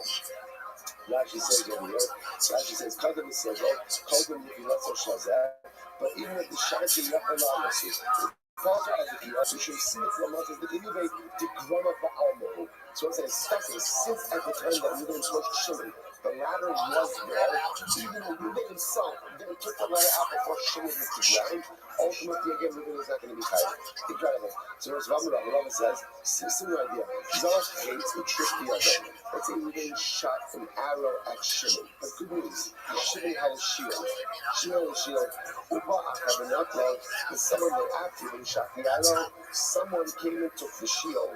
After the roof of the knuckle, or even if Ruben himself took the shield, Potter, Ruben's going to be talking loud, but even the shot today makes up the second gear. So that's what it was. Remember, everything was determined at the moment that Ruben shot the arrow. And at the moment that Ruben shot the arrow, what was the Metzias? What was the Metzias? Shimon could not be hung by the arrow. So therefore, this act of shooting the arrow was not an act which could cause bloodshed. Because it couldn't cause bloodshed, therefore, again, Ruben is not going to be tight. Even if, as again, let's say Ruben is lightning fast, he shoots the arrow, and so after he shoots the arrow, he goes and grabs Shimon's shield. So now the arrow kills Shimon. Ruben's getting bucker. Because at the time that he killed Shimon, the arrow could not have killed Shimon. Incredible. So the man says as follows. Another case. Another case, listen to this. Let's say Ruben shot an arrow at Shimon, the Salmon and the other. But it's okay, because Shimon has the remedy for an arrow. In other words, I guess the arrow was could have pierced him, and he had a bandage, he had a deception, whatever he used, wanted to bandage up the wounds, and it would have been just fine. Okay? So after the arrow shot, someone else came along and stole his medication. After the root of them of Israel, or Ruben himself came and stole the medication. Potter ultimately Ruben very popular. But even the shot of a Yachim is not on Sabbath. Also, it's all the same thing. In order to be high for bloodshed, it has to be that at the time of the act, the death force was present. But at the time of the act, the death force was not present. So again, the ladder was in the pit, right? The shield was in the hands of Shimon. Shimon had the remedy for an arrow piercing. even though it was subsequently removed after he was thrown into the pit, or after he released the arrow, or after he went ahead and shot the arrow, and even if David himself removed it, still going to be part of why? Because at the time of the act was not capable of causing the death of Shimon. Rashi is very clear. The truth is, even if, like, let's say Shimon didn't have the remedy, and it said that the remedy was readily available in the marketplace, right? So therefore, again, even in that kind of case, it's clear that Reuben's act was not the one which could have caused bloodshed. I'm going to lock up my brother Rashi. There's none more someone now. What happens if Halacha and so at the time that Reuben shot the arrow, Shimon didn't have the medicinal remedy. But then after he shot the arrow, Shimon came upon the medicinal remedy. What's that?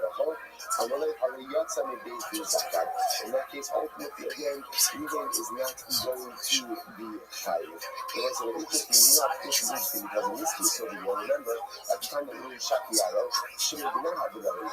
He didn't have the remedy. But since Halacha and he did get the remedy before Reuben was brought to the Torah. Therefore, Halacha and Reuben will not be chayiv. Rabbi, so stop over here for today. There's much more again. We're just throwing out all of these cases right now. Tomorrow is that we'll really consolidate this into a comprehensive framework. Incredible. Gemara. Shkaya, everyone.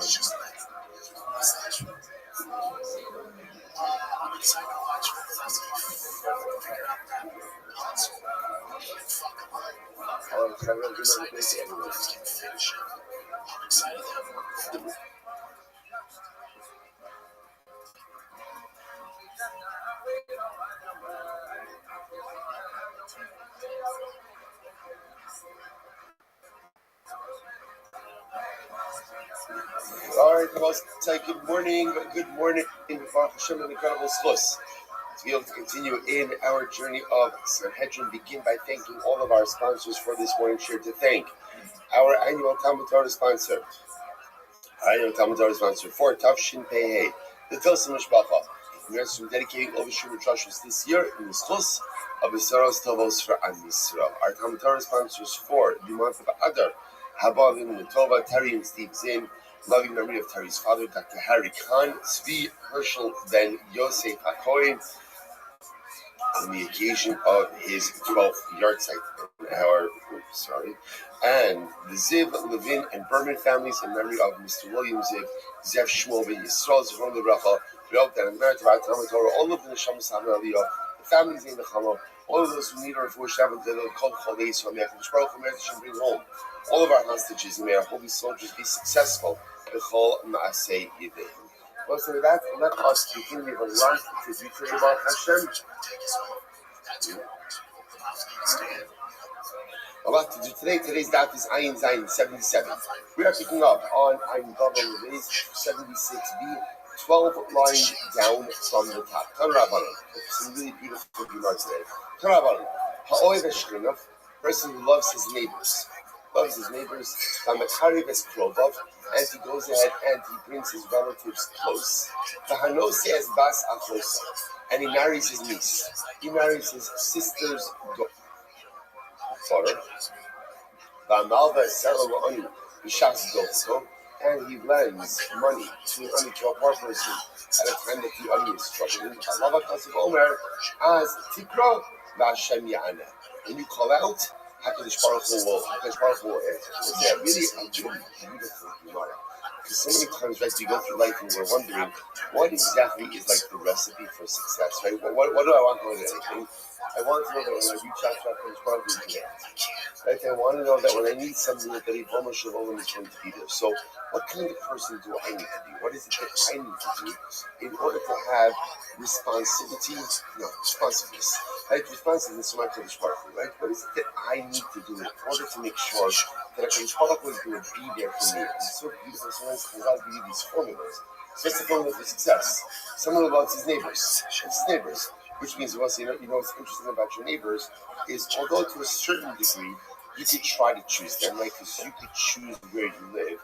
Once you go ahead and you move somewhere, you definitely can control who lives around you, right? What's after that? What's after that is Chavis Krova, someone who brings his relatives close. You certainly can't choose your relatives. Maybe certain relatives you do choose. But a lot of relatives you don't choose. So what's the company now you over here? common denominator is a person who's able to get along with other people. A person is able to go to forge relationships. You get along with your neighbors. You get along with your relatives. You are an agreeable person. You are an agreeable person. God knows he has basachol, so it's the same idea. They will say now, actually, the truth is, this you see conflicts with more, but Chazal's almost like focus on marrying one's niece, and leaving aside the actual marriage of a niece. The idea, if you think about it, if you think about it, it represents really relationships going from, I would say, further out to closer in. There's neighbors, relatives, and enemies. So if you notice in life that sometimes it's difficult, sometimes the most challenging relationships are the ones that are closest. Those are the most challenging relationships. You like to think, of course you get along with your family. Of course you get along with your spouse. Of course you get along. No, that's actually sometimes it's the people that are closest to you that you have the most difficult time fortune in meaningful relationship. I could be the kind of person that going from outside the circle to inside the circle. Who could get along with my neighbors? Who could get along with my relatives? Who could get along again with my spouse? Right? With Chazal, I term it as the sister of many people. If I could do that, what does it take? What does it take? What does it take? I thought it was a million patients. I think there's no wrong answer to this, right? It's a lot of things. But I think on the most basic level, the primary need that it takes to build relationships in life. How are you? Willingness to yield. A willingness to yield. Hope you're having a good day. That's not Rabbi Nachman. Tov lihios lachon. That's it. Tov lihios. It's good to be mevater. It's good to yield. It's good not to always have to have everything your way. It's good to be able to know how to sometimes give in to the other because it's just not worth the fight. And if you think about it, in each and every one of these relationships, you need to be mevater. You want good neighborly relations? You want good neighborly relations? What do you need? You need to know how to be mevater. Why? Because at some point in time, your neighbor, whatever they're going to do, they're going to leave their trash out, or perhaps they're going to be alone, or perhaps they have a dog and the dog gets loose and messes itself in your backyard for a long amount of time. It just could happen. It could happen, right? So Lamaisa, if you want to have relationships with your neighbors, Vatron. You want to have relationships with your family, you have to be mevater. You want to have shalom bayis with your wife, you have to learn how to do mevater. You have to learn how to yield. Otherwise, all of these relationships become unsustainable. And Gemara says, if you're the kind of person who creates relationships with others, this Rabbi says, I promise, I'll have a relationship with you as well. I'll have a relationship with you as well. How does that relationship manifest itself? That when you call out to me, as Tikra, you call out to me, and Hashem will go ahead and listen to you. And of course, that last one is the ani. It was like, it's interesting because the way to read that ani case is Hamalva Selam Bishas Dochko. So the way it's understood is you're lending money to an ani at a time that an ani is having difficulty. So I was looking at this last night, it was just late, wasn't it? It doesn't make sense. It's interesting because what does it mean an ani who's struggling? By definition, if you're an ani, then what? Then you're struggling. So maybe it means like this. Hamalva as an ani b'shas dochko doesn't mean that you lend money to a struggling ani. What it means is you lend money b'shas dochko even when you're struggling. It's talking about a lender. It's easy to be about tzedakah, and it's easy to be mevater. It's all the sinita about trust. What's tzedakah? Tzedakah is being yielding with your money. It's my money. I worked for it. I worked very hard for it. I earned it. Why should I give it away? That's what it means to be mevater. You have to have emotional vatrons, and you have to have financial vatrons. So if I'm the kind of person who is financially medaka, financially yielding, and I help another person out even when I have a difficult time. The Gemara says, Chazal say you're that kind of person. You're mevater for people. You're mevater emotionally. You're mevater financially. You're yielding. You're giving. This Baruch says, if that's the kind of person you are for others, I promise I'll be there for you as well. Incredible demand. All right, let's go right there. Then I want to go so back to Shrefa. Also, that's the concept section over here, quoting. This is the Isha Shayita as Isha Zimadu. So this is if a man marries a woman and her mother. So it's close. Ba'ish Yisrael to also the Ashen. So this is interesting. He'll be burned by fire, Shrefa. Also him, the perpetrator, the Ashen, plural. I will say, now the Pashtus, the first thing over here is once you're married to Rachel, once he's married to Rachel, he can marry Rachel's mother. And if he does so, it's punishable by Sreifa. They will say, who's punishable by Sreifa? It doesn't, Rachel didn't do anything. Like, Rachel just married Ruvain legally. The fact that Ruvain then goes and marries Rachel's mother, like on Ruvain and mother. So why does it say that Ruvain and Eshen and them, plural, both women, are put to death? That can't be what it means. So the word says as follows. So I come up on Soviet Eshen, and Soviet as Achel goes to Rebbe Shmuel. No, you don't even believe that Ruvain is put to death. This is one of these women, i.e. the mother-in-law. And if you Rabbi Kiva says, oh, so they stand. Rabbi Kiva says, no. It means him and both of them. So it's not over here. My man asks, what exactly is it? What exactly is the machlokus over here? I'm Rabbi Mashmal's darshan ikanei. What's the machlokus over here? Is how to darshan the pasuk. How so? Rabbi Shmuel Savar, oh, so ve'eshen. So as it says, right, we say that we go ahead and we put the death moving, and then plural, oh, so the es achas line. It really means es hen. Doesn't mean both of them. As hen means achas means contraction. One of them. One of the women. She came to Lashon Yuvani, calling la'achas hina. Because apparently in Greek, the word for one is hina. Say no, so as hen is one of them. Ve'en chamo. So, Midrash Asya, and I will say this pasuk is not, and ultimately again, the mother of his mother-in-law is going after the different drasha. Rabbi Kiva such. Osovias, what does that mean? Osovias Shtehen. So it means him and both of them. Doesn't him and both of them. Ve'im Chamosa Hachaksiva. And again, Rabbi Shmuel is running out the prohibition. Sorry, Rabbi Akiva is running out the prohibition of mother-in-law. Mother-in-law's mother. Thank you. Mother-in-law's mother from this particular pasuk. Rava says no. The point is protection of somebody else. My focus in Rabbi says, what is the status of a mother-in-law after the death of the wife? So again, Ruvain is married to Rachel. So obviously, when Ruvain is married to Rachel, so Ruvain's mother-in-law, Rachel's mother is pregnant to him. What happens when Rachel dies? Right? Does the mother-in-law prohibition still remain? So Rabbi Shmuel says, the most likely reason is Rabbi Shmuel says, yes. In fact, the mother-in-law prohibition remains even after the death of the wife to the point that the relationship is punishable by death. Rabbi Akiva Savar Yisur Baba. Rabbi Akiva, on the other hand, it's only an Isser. We say only an Isser. It's Asser, but it's not Sreifa. Okay, I will say that brings to a conclusion our sugya on Sreifa Shkoyach. Says the Mishnah. On to a lighter topic. So we go from Sreifa to Herod. Herod, remember, again, is a decapitation. That kills someone with the sword. So these are the people who are put to death. The other word for herek is saif. But again, classically it's called herek, decapitation with the sword. So these are the people who are killed with the sword. Who are they? Number one, harotzeach, someone who murders someone else.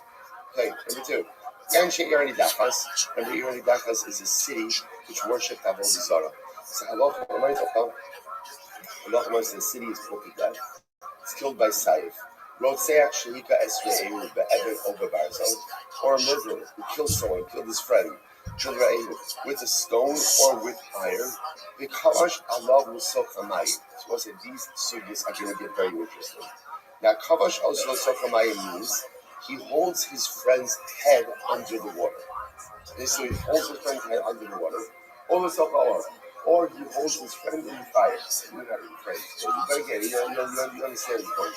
So we always talk about we'll say, brother, it always struck me that Elu could also mean fellow. It doesn't have to be a cover. But it is interesting that the Torah itself also does this. That whenever there are so many other Rishonos you could use for someone else. Someone else. Let's say it's fascinating to see, in general, like Rabbi Nachman writes that when one commits an Aveira, every Aveira always has like a twofold component to it. On one hand, there's the Aveira, but there's also the lost opportunity for a mitzvah. Like in the moment that I could have been doing the moment that I was doing the Aveira, I could have been doing something positive at that very same moment. So there's like this duality of loss in the commission of the Aveira. It's true interpersonally as well. Right? For every person that I harm, and for every enemy, there could have been a friend. So it's interesting to see that the Torah is that first. So here Reuben's killing Shimon. He's holding his head under the water, and the Torah calls him Re'ehu. It didn't have to be so. So there's that duality. There's that obvious, that terrible mistreatment, but there's also the loss of perhaps what could have been a friendship. Okay, anyway, so it calls him into the fire. Now we're going to see all of this. And Shimon is unable to take his head out of the water, or he's unable to get out of the fire, and therefore he dies. Chayev, ultimately, and Reuben is going to be chayev for this. That's an act of bloodshed. Another case. What happens if Reuben pushes Shimon into the water, or pushes Shimon into the fire, and ultimately, again, Shimon could have gotten up. Could have gotten up, but he didn't. Umeis, and he dies. Potter. In those cases, Reuben are Potter. So also, this is quite fascinating. Even though Reuben pushed Shimon into the water, and even though Reuben pushed Shimon into the fire, since Shimon could have gotten up but failed to do so, Reuben is not liable. She's Sabazakala. If again Reuben goes ahead and incites a dog to go ahead and bite Shimon, he incites him to bite Shimon. Or she's Sabazakala as a nachash. Potter, ultimately, it is Potter. Why? Because Rose says this is going to be a case of drama. This is causation. Because in these cases over here, Reuben is creating a force, but he's not the direct damager. It's the dog that is damaging, it is the snake that is damaging. Even though, again, Reuben riled it up. What happens if Reuben took the snake? Like, literally held the snake's mouth open and put the snake's fangs into Shimon. There was an interesting thing about it's the venom that kills Shimon, not Reuben. What's the halacha over here? So the Gemara says, Reuben says, no, in that case, that's direct koach, and therefore Reuben is going to be chayiv. The Chachamim kosher. The Chachamim, on the other hand, say that Reuben is going to be potter. I just want to say a lot to talk about in this segment. Let's see the Gemara. Amar Shmuel. We've named Malo Ne'emra Yad the Barzal. So this is very interesting. Look at Rashi. First Rashi in the Gemara. Last short line in Rashi. Lo Ne'emra Yad. Kimash Ne'emra Even Yad or B'kli H Yad. So we'll say in the sugis where it talks about killing someone, the lashon of the pasuk is if Reuben kills Shimon the Even Yad. Even Yad. Now, what that means is literally it could mean a stone that he's holding in his hand. But what we really mean to understand is that Yad means that you have the ability to kill someone with that evan. In other words, the halacha we're going to see that in order to be liable for going ahead and killing someone, halacha l'maisa, the item that you kill the person with has to be capable of delivering a death blow. If it's not capable of delivering a death blow, in other words, if I go ahead and I take a pebble, Reuben takes a pebble, just a little pebble, he throws it at Shimon. And somehow, and again, under normal circumstances, what would have happened if you threw a pebble at someone? Whatever, they'd get dinged, But it happened to be that it hit Shimon in a way, and however it hit him, and he dies. Reuben's not going to be chayav for that, because what he did not really have the capacity and the ability to cause death. So that's why I told you use lashon of yad by Evan and by Eitz. So the Gemara says, why doesn't it use the same lashon of yad by Barzal? Very interesting. Shabarzal is disproportional because ultimately, again, Barzal is different. That when it comes to wood, so ultimately, again, When it comes to iron has the unique ability to go ahead and kill. Even in a very small shear. So Rabbi says, so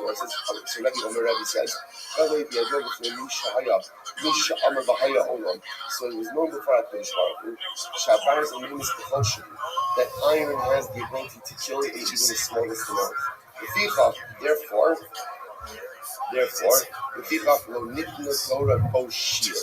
Therefore, the Torah didn't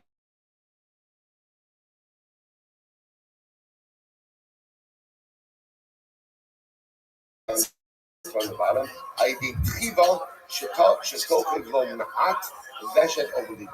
That because iron can stab. So because iron can stab, therefore even the smallest amount of iron has the ability to cause death. Therefore the Torah doesn't use the lesson of Yak. Yak means that normally the iron used to kill someone has to have a shear in order to generate liability. When it comes to iron is this, and also when it's even without a shear, ultimately again is going to be liability. The Hanimili, the Bazing was. But this is all assuming the block. This is all assuming the Halakha myself. One went ahead and pierced an organ that could be fatal. Which means you cover yourself in light. Listen, as this. I remember the Mishnah said, if Reuben goes and holds a shimon under the water, there's liability for that. So the Gemara says like this. The Gemara says, Isha Abisa Kamash Malon, Sefer Abisa Kamash Malon. Both the Reish and the Sefer, the beginning and the end of the Brisa, both teach us tremendous lessons. Wonderful lessons. Here we go. So the Reish in the first case, the Mishnah teaches us to finish. Afagav, the lot in the gospel, Kavan de Yafalalos Misham, the case, Kai. So we'll say in case number one of the Mishnah, what's case number one? Case number one is where Reuben holds Shimon's head under the water. And again, Shimon dies, Reuben is Kai. What's the Kiddush there? The Kiddush there is, how did Shimon get into the water? I don't know, but Reuben didn't put him there, or Reuben didn't necessarily put him there. Right? So in other words, the Kiddush in the narration is, even though Shimon's already in the water, Reuben didn't put him there. But if Reuben comes up, right? Reuben didn't put him in the water. Shimon was in the water. Reuben comes along and holds Shimon's head in the water. There's liability for that, even though Reuben did not place him there. Sefer Abusa Torah. What's the Kiddush of the Sefer? Afagav the Dafal, Kivan the Yafalanos Misham Umeis Pasuk. The Kiddush of the Sefer is, remember what's happening in the Sefer? Reuben pushed Shimon into the water. Now again, and let's say Shimon died, Shimon had the ability to get himself out of the water and didn't do so. Even though he was only in the water because Reuben pushed him there, Reuben will not be liable. Incredible. Kamash Minoan. They'll say, how do we know that there's liability for holding someone's head under the water or for holding someone in the fire? In other words, like here, I didn't create these circumstances, right? Shimon may already be in the water, or really, Shimon may already even be in the fire. How do I know that if Reuben holds his head under the water, holds him in the fire, that Reuben is liable? Very interesting. In the Shmuel, the Rashba, Pasuk says, Obe'eva. Or if Reuben treats Shimon with animosity or hatred. So Lashon Aveva, Obe'eva hiko. If he hits him with hatred or animosity. The Rabbos is Hametsamse. So this goes ahead and includes Mitzamse. What does Mitzamse mean? Literally again, constricting. Mitzamse means holding someone in place. In this case, over here, Reuben holding Shimon's head under the water, or Reuben holding Shimon in the fire. And listen, there's tremendous hospital in this as well. And it's interesting. How does the Torah define animosity? What's involved? Mitzamse. What does Mitzamse mean? Sometimes when you constrict a person, you don't allow a person to move. You don't, I mean physically, well, this is not physically. But sometimes, especially in relationships, you back people into corners. And they cannot be the people they need to be, or they cannot accomplish the things they need to accomplish because someone is constricting them. There's tzimtzum. When you constrict a person, that's evil. That's animosity. So much of life and so much of relationships is allowing people to be who they need to be without trying to make them in our own image. In relationships, there's a natural Yetzer Hara. Whether it's in parenting or whether it's in marriage, to make other people in your image, right? I need my kids to look like this, to be like this. I need my spouse to be like this. That's what relationships are about. Relationships are not about making someone else in your image. Relationships are about forming and creating beautiful things that you can accomplish more as a collective than you can accomplish as an individual. And when you make someone, when you constrict someone, the Gemara says that's evil. That's animosity. Incredible. Hogava. Story. There was a guy who was some other place with Rabbi Shimshon and Mesa. So Ruvain had Shimon's animal. And what did Ruvain do? Ruvain tied up Shimon's animal so that it couldn't move and left it in the sun. And as a result, the animal died. Heat exposure, the animal died. So what's the halacha? Ravina Mechayev. Ravina said that the guy was potter. I can call him Ruvain. Avach said he was potter. Okay, so what's going on here? Ravina Mechayev. So Ravina says, of course he's chayev. Why? When it comes to murder or an accidental murder, it's not the same thing as an intentional one. But only and extenuating circumstances is not the same thing as premeditated. Yet, highly boss on the samson. Right? So we know that when it comes to murder, right, even though again, accidental killing is not the same thing as intentional. Ones is not the same thing as ratzon. The other will say, what's the halacha if you keep a person in place? If you didn't keep Shimon's head under the water, what's the halacha? What's the halacha? He's chayiv. So too again, Ravina wants to suggest that halacha in this case over here, where Ruvain tied up Shimon's animals, that Shimon's animal cannot move out of the sun, and that is the result of the exposure. Ruvain's going to be chayiv. So the top of Ayin Zayin, Nizikin, Sha'asam Shogi Kamezid, but only Skiratzon. I was saying, I remember here when it comes to Nizikin, when it comes to damages. Now, what's the talk about damages? What's the interest in damages? Accidental damage is as intentional. It's the same thing as ratzon. Why? Why is that? What's kind of like the operating not phrase, but the operating concept by Nizikin? Adam muad bioma. A person is always responsible for his actions. So when it comes to damages, they say, "Oh, I'm so sorry, it was an accident. Okay, I forgive you. Pay up." Right? Oh, it was only extenuating circumstances. I understand. Pay up. You're always responsible for damages. That's what Venus Papa, which is very interesting.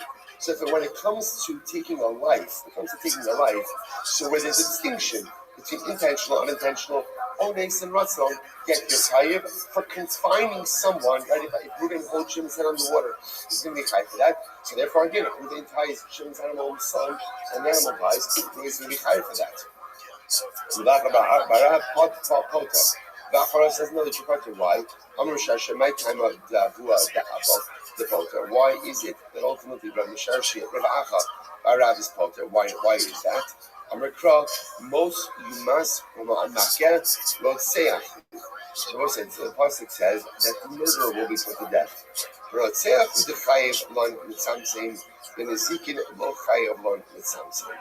ultimately, Rav is fascinating. Sorry. Rav idea is like this. The din of mitzamtzim is one that is brought up by nizikin, by damages. Sorry, excuse me. The idea of mitzamtzim is one that is brought up by bloodshed. It's brought up by Roseah. Ultimately, again, the din of mitzamtzim is not brought up by nizikin. Which also I want to point out, remember, we just learned out, the verse asked, how do you know that you're chayiv from mitzamtzim? How do you know that you're chayiv for confining someone in a situation which results in their death? So remember again, what did the Rabbi say? The Gemara says, Obe Eva, he called Biadol, Viamos. Remember, we learned that from Obe Eva. Let's talk about this in numbers. So Acha will say, the concept of mitzamtzim is dafka brought down in a case of murder. It's not brought down in a case of mitzamtzim, and therefore it doesn't apply. Whereas most I said, this is really quite fascinating. Just to understand that this one not my focus over here. So according to Rabbi, the only time you're chayiv for damages is when you actively damage someone with your own koach. But if, let's say again, in this case, where Ruvain takes Shimon's animal, ties it up in the sun, and the animal can't move and the animal dies, Rabbi is going to say, you're not chayiv for that. That's not good. It's not good. There's no, obviously, Allah doesn't condone it, but there's no legal recourse that Shimon has under those circumstances. So fundamental not progress. So again, Ravina understands that the din of mitzamtzim applies both by bloodshed as well as by Nezikin. Rav Acha, it only applies by bloodshed, doesn't apply by Nezikin. Incredible. Amar Rava, another example. I will say now, I'll tell you this as we go along. So halacha l'maisa, the Rambam Paskin is like Rabbi, that we hold that Mitzantzin is chayiv both by bloodshed and by Nezikin. So therefore, again, if Reuben ties up Shimon's animal in the sun, in a way that the animal is going to die of heat exposure, and the animal dies of heat exposure, ultimately Reuben's chayiv. Now, we have a couple of other pieces we're going to have to qualify or really less of this stuff, but just understand, nugget number one, we paskin like, well, it's not number one, we've had a lot of nuggets so far, but nugget number whatever, and we paskin like Ravina. Because like Ravina, that one is chayiv from Mitzantzin for confining someone or something, both by bloodshed, harotzea, as well as by Nezikin damages. Okay, let's go back to Amar Rava. Kaf so umeis barav, Pater. Very interesting. What happens if Reuben ties up Shimon, and Shimon dies of starvation? Whatever, 5 years later, Shimon had no food, no water, have a little person to grab that food and water, and Shimon dies. So Rava says that Reuben is Pater. Reuben is Pater. They will say now, why? What? Which sounds very strange to us. What's the logic? Well, let's take a look at Rashi. Rashi's in the first short line. Kafso misparav. The bishar shekafso ein kan dvar hariga.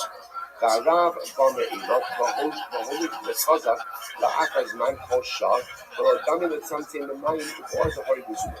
Just listen to this. Essentially, Rabbi Paskin that mitzantzim holding someone in place and then dying as a result of being held in place is fire. That is only if the force which brings about death is present at the beginning of the event. So, for example, Reuben holds Shimon's head underwater. Right? So Reuben is going to be high. Why? Because the water, right, which is the vehicle of death, is right there in presence. Right? Similarly, again, in the previous case, if you notice, right, Reuben tied Shimon's animal up in the blazing sun. The sun is there. But in a case where, let's say, Reuben creates a reality for Shimon, but there's no death force that's present in that moment, then Reuben will not be chayiv. So, for example, Reuben ties Shimon up, Shimon dies of starvation 5 days later. Okay, at the time that he can swim, but at the time that he tied him up, again, there was no starvation. Like there was no death force. Because there was no death force, therefore there is no technical liability. It wasn't obviously in the eyes of Kodesh Baruch Hu. I'm sure that Yibam Hashem is not smiling upon Reuben for what he's done. We're talking about in a very technical, legalistic framework. Is there liability or not? Can Bezdin execute Reuben for what he did? So also it's a very important principle. In order to be chayiv for something, for confining someone, the death force has to be present at the time the person was confined. If the death force only comes later, there is no liability. Next, Hamarava, another example. Hamarava, Tzchaf Sabachama Umeis. L'tzina Umeis Chayiv. If Reuben tied Shimon up, and he tied him up in the blazing sun, right? Or he tied him up in the freezing cold, then Shimon dies, Chayiv. Ultimately, again, so Reuben is going to be Chayiv. But on the other hand, so Chama Lavo, so Tzina Lavo. Let's say Reuben ties Shimon up at night. And at night, it's fine. There's no sun. When the sun comes up the next morning, by the time it gets to midday, Shimon's going to die of heat exposure. So Reuben's pater. Why? Same idea. Why? Because at the time that Reuben tied Shimon up, there was no present death force. So because of that, ultimately, again, Reuben is going to be pater. But Sof Kamalavo, Sof Tzina Lavo, pater. Incredible. So the Gemara says, Rava says, Kafsa Lefniari. So this is very interesting. If Reuben tied Shimon up in front of a lion, pater. That's very fascinating. Reuben is pater. They will say now, why is that exactly? Take a look at Rashi. Rashi's right across. Kafsa Lefniari pater. Di'inami lo haya kafos, lo haya yachal ha'chaksa asal minari. They will say, absolutely, you do not have to do this way. And this is fascinating. Why? Because also, clinical tests have shown that your chances of survival with a lion, whether you're bound or not bound, are non-existent, right? Rabbi says your chances of survival are no better if you're untied with a lion than if you're tied up with a lion. So therefore, it's interesting. So Rabbi says, if Reuben put And I will say, the idea here is we're going to see this, that the mice, remember again, with the wild animal, we saw this in the Mishnah, about Shisa was exciting the dog. Those cases seem a lot more like grandma, like causation, because it's not moving killing shit, rather what is it? It's the lion killing shit. The fact that moving went ahead and tied shit up, okay, it says you didn't know better how to do untied. So Allah from the mice, he's part of it. It happens to be, we're going to see the Rambam asking in a case like that, you actually chayiv. But again, we'll see it from later. Rava says, because of the Harry Potter, B'fnei Yitushin chayiv. So this is very interesting. If Ruvain ties Shimon up with Yitushin, what are Yitushin? Yitushin are gnats. So I guess it was like this person dying as a result of prolonged gnat stinging. Yeah, there's something maybe disease or whatever. What else? Reaction. So the mice want to say, what's the idea over here? Because if Ruvain was untied, what could he do? Right? Actually points out you could shoo it away. The fact that he's tied up now, so the fact that he's tied up, that ultimately again results in his death. So what's Rashi says, Rashi says, no, even with Yitushin, even with gnats, he's still going to be potter. Why? Hani azli v'hani asu. Because the gnats that he dies from are not the gnats that are present at the time that he's tied up. Once again, the death force is not present. How does it work with the gnats? This gnat ever comes, this gnat ever goes. Right? So again, who causes it? It's the collective gnat ever that goes ahead and causes his death. But again, the death force is not present at the time that he is tied up. Incredible. So let's say, so again, nugget of information over here, said it before. In order to be chayiv from the Mitzamtzim, so we've established number one, you're chayiv from Mitzamtzim both by Nizizi, or by Nisa, by Rotzeach, as well as by Nizik. Nugget number two, you're only chayiv from Mitzamtzim if the death force is present at the time that you tied up the individual. Incredible. So let's go on. Says the Gemara. Itmar. Kafal of Gigis. This is very interesting. If let's say Reuben took a barrel, and he put the barrel over Shimon. Right? Not put Shimon over the barrel, right? But he went ahead and he put the barrel over Shimon. And Rashi tells you over here, actually right across to the right, Kafal of Gigis. And ultimately, again, apparently the issue with going ahead and putting the barrel over someone is they suffocate. Over time, they will suffocate. So the Gemara says, or Shimon sleeping. And what does Reuben do? Reuben goes ahead and opens up a piece of the ceiling so that frigid cold air comes in while Shimon is sleeping and ultimately kills him. Rashi says over here, so he opens up the ceiling and cold air comes in. So what's halacha? Ultimately, again, Rabbi Zera, Chad Amar Chayiv, Chad Amar Pater. So Machlokas, Rabbi and Rabbi Zera, one says Chayiv, one says Pater. Let's go over here. This time, the Rabbi will do Amar Pater. So I say the Pashtos, Rabbi is the one who says Pater. Why? Because what did Rabbi say before? Amar Rabbi, Kafso Omeis Berah Pater. Remember, Rabbi said, Rabbi was the one who just said that if Reuben ties Shimon up and Shimon later dies of starvation, that Reuben is Pater. Why? Because the death force wasn't present at the time of the tying up. So again, you catch this in these cases as well. When Reuben goes ahead and puts the barrel over Shimon again, right now there's air. Or when he opens up the ceiling, right now there's a draft. But Lamaisa, again, one can make the argument that the death force is not present. And therefore, again, you'd be caught in this case as well. Which one says not necessarily. This time, Rabbi Zera, maybe not. Maybe this price is actually Rabbi Zera. How so? The Gemara says, I'm sorry. This time, Rabbi Zera, he Damar Pater. Maybe it's Rabbi Zera holds the Pater. Why? Rabbi Zera. So, Rabbi Zera, listen to this. The idea of the Chavei, the base of the Shisha. If someone takes his friend, right? Even takes his friend into a house made of marble. And listen, again, the top over here, that's the base of the Shisha.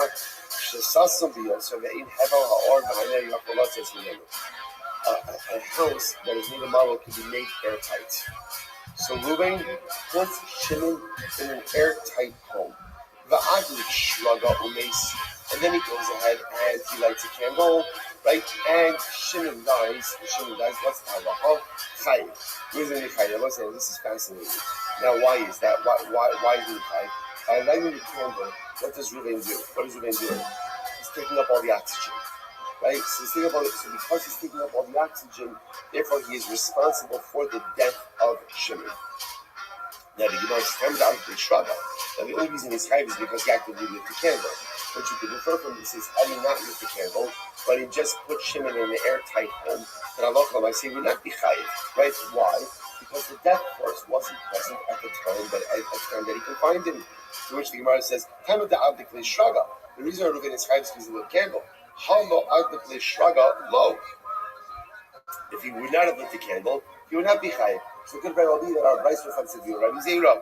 To which the Gemara says, not necessarily. Amri, Shasam, Lo Amri. The Gemara says, it's not necessarily comparable. I'll tell you why. Hassan, in the case ultimately, again, in the case over here, the low struggle of Maskal Havla, in the case of the airtight home, the issue of Rabbi is apparently the kindling of the candle goes ahead and somehow also taints the air. So apparently the actual act of going ahead and lighting the candle, had you not lit the candle, so Shimon would have been just fine. I mean, for some prolonged amount of time, but would have been fine. Lamaskal Havla b'shaiti amud beis. Hacha, in the case over here, excuse me, of the barrel, of the bias, the low shaganami maskal havla b'shaita. So as I say, interestingly enough, the Gemara says, so the cases are not really comparable. Hasam below struggle of maskal without the candle, the putrid air would not have started the right time, but over here, below shaganami maskal havla b'shaita. But over here, ultimately, again, even without the candle, the putrid air begins. So not that which you could compare both cases. I was saying, interestingly enough, the way we pass there in this case over here is we pass now. So the interest, what comes out of here is machlokas, right? So Reuven puts the barrel on top of Shimon, or right, Reuven puts the barrel on top of Shimon, or opens up the root, right? Then it becomes cold. So what is the halacha? What is the halacha? It's machlokas. Now the only machlokas is ultimately who says what. But it's clear that there is a fundamental machlokas as to whether or not, again, there is liability in this particular case. So as I said, in this case, we'll have to see exactly what happens. This case is a little bit different because on one hand, the death force is present, but the death force is not immediate. It's prolonged. In other words, at a certain point in time, Shimon will run out of air in the barrel, but right now he has enough. At a certain point in time, perhaps the cold will kill Shimon, but right now it's not an impact. So we'll see this case in Meretz Hashem, what we do with this case, because this is kind of like a little bit of an in-between, where on one end the death force is present, but the death force is not necessarily present in its entire full amount. So again, hold on to this case, we're going to loop back with the Rambam, we're going to put all of this together in a beautiful panoramic halakhic view for us. So we'll just point out how incredibly striking this lashon over here is that kafa lein kigigis, right? So what happens? So Reuven is putting Shimon a barrel right on top. So right, the lashon was kafa lein gigis. Reuven goes ahead and puts a barrel over Shimon. This lashon is very reminiscent. Right? Why is it reminiscent? It's the same lashon that the Gemara on the second Shabbos uses for Hasina. Right? That the Gemara says the beautiful Gemara, dramatic Gemara, which will lift it up the mountain over us and what? Hold it over us peaches like a barrel. So apparently, what's fascinating about a barrel is good information to know. Don't put it inside of the barrel. Why not? Because if it tips over in front of you, apparently you could suffocate inside of a barrel. Inside the barrel. The emotional thing is telling us something very big. Sometimes a person could feel like they're suffocating in Yiddishkeit. It can happen. It can happen that a person feels overwhelmed, ultimately again by the responsibilities, overwhelmed by the realities that sit upon us.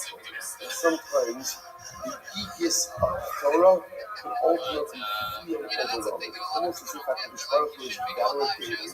That we all have moments like this where I know what I have to do, or I know what I should be doing, but the reality is it feels very overwhelming to me. It feels very overwhelming, and it feels incredibly suffocating.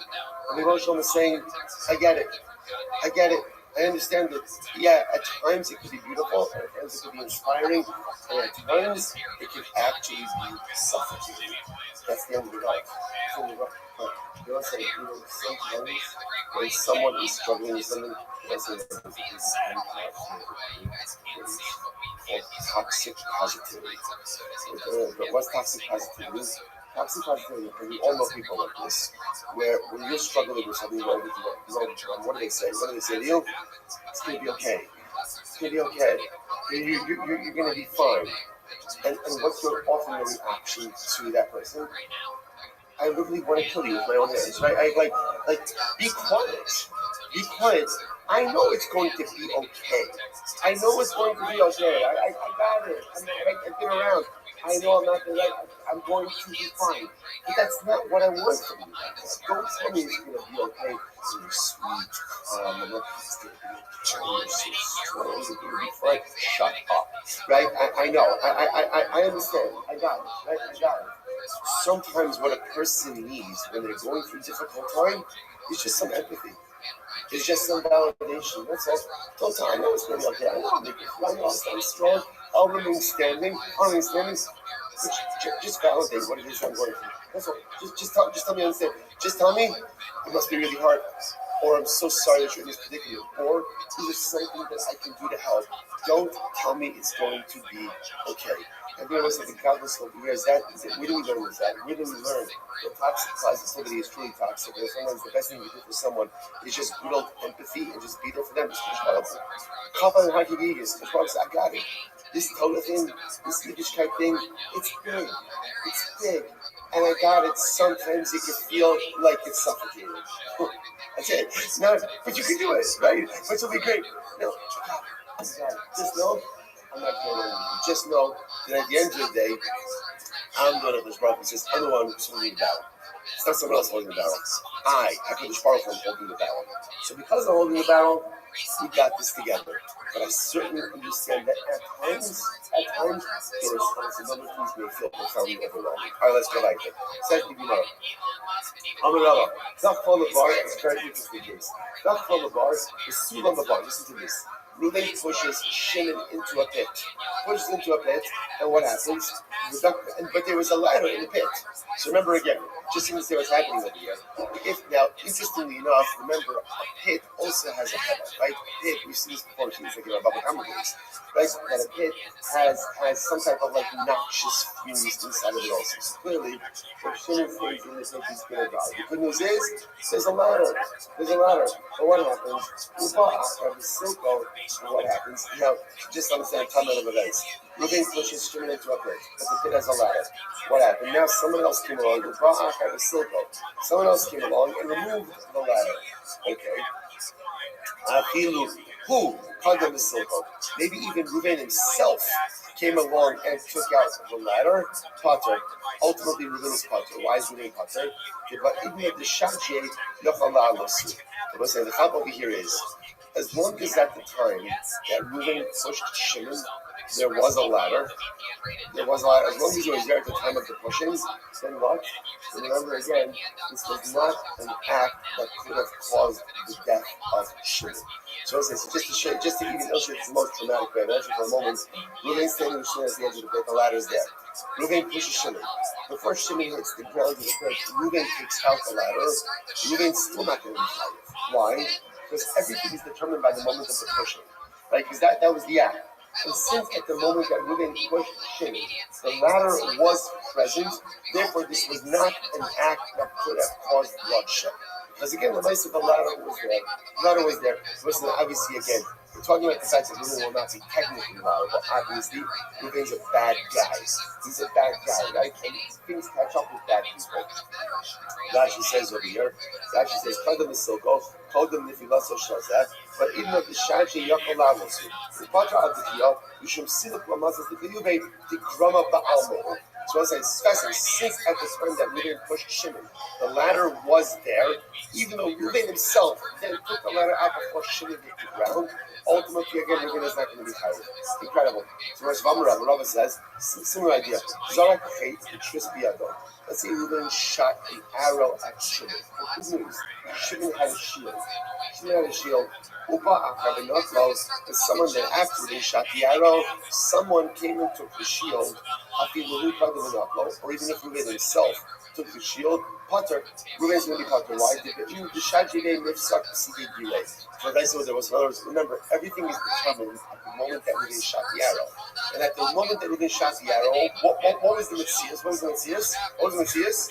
Shimon could not be hurt by the arrow. So therefore, this act of shooting the arrow was not an act which could cause bloodshed. Because it couldn't cause bloodshed, therefore, again, Reuven is not going to be fighting. Even if, as again, let's say Reuven is lightning fast, he shoots the arrow, and someone after he shoots the arrow, he goes and grabs Shimon's shield. So that now the arrow kills Shimon. Reuven is going to be butter because at the time that he killed Shimon, the arrow could not have killed Shimon. Incredible. Incredible. So the Gemara says as follows. Another case. Good. Amrava. Zar Kates. This is this. Let's say Reuven shot an arrow at Shimon. The salmon and the Yado. But it's okay because Shimon had the remedy for an arrow.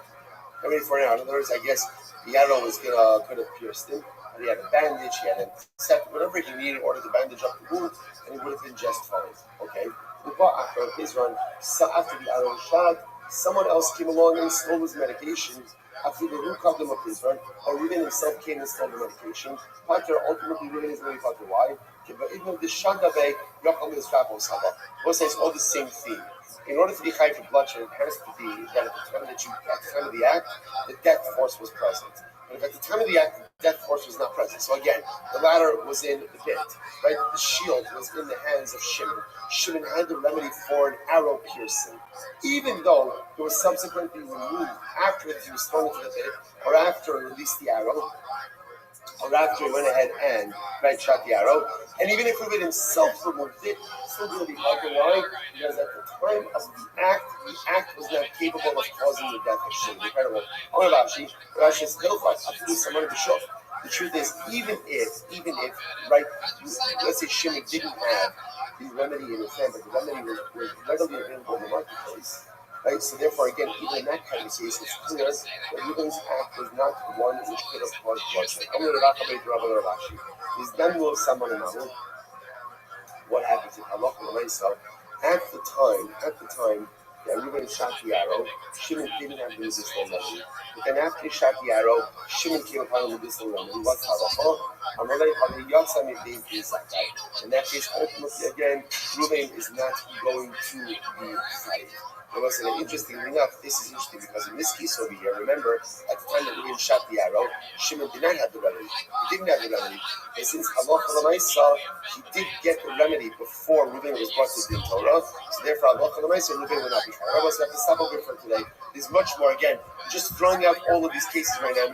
Tomorrow's daf will really consolidate this into a comprehensive framework. Incredible Gemara. Shkayach, everyone.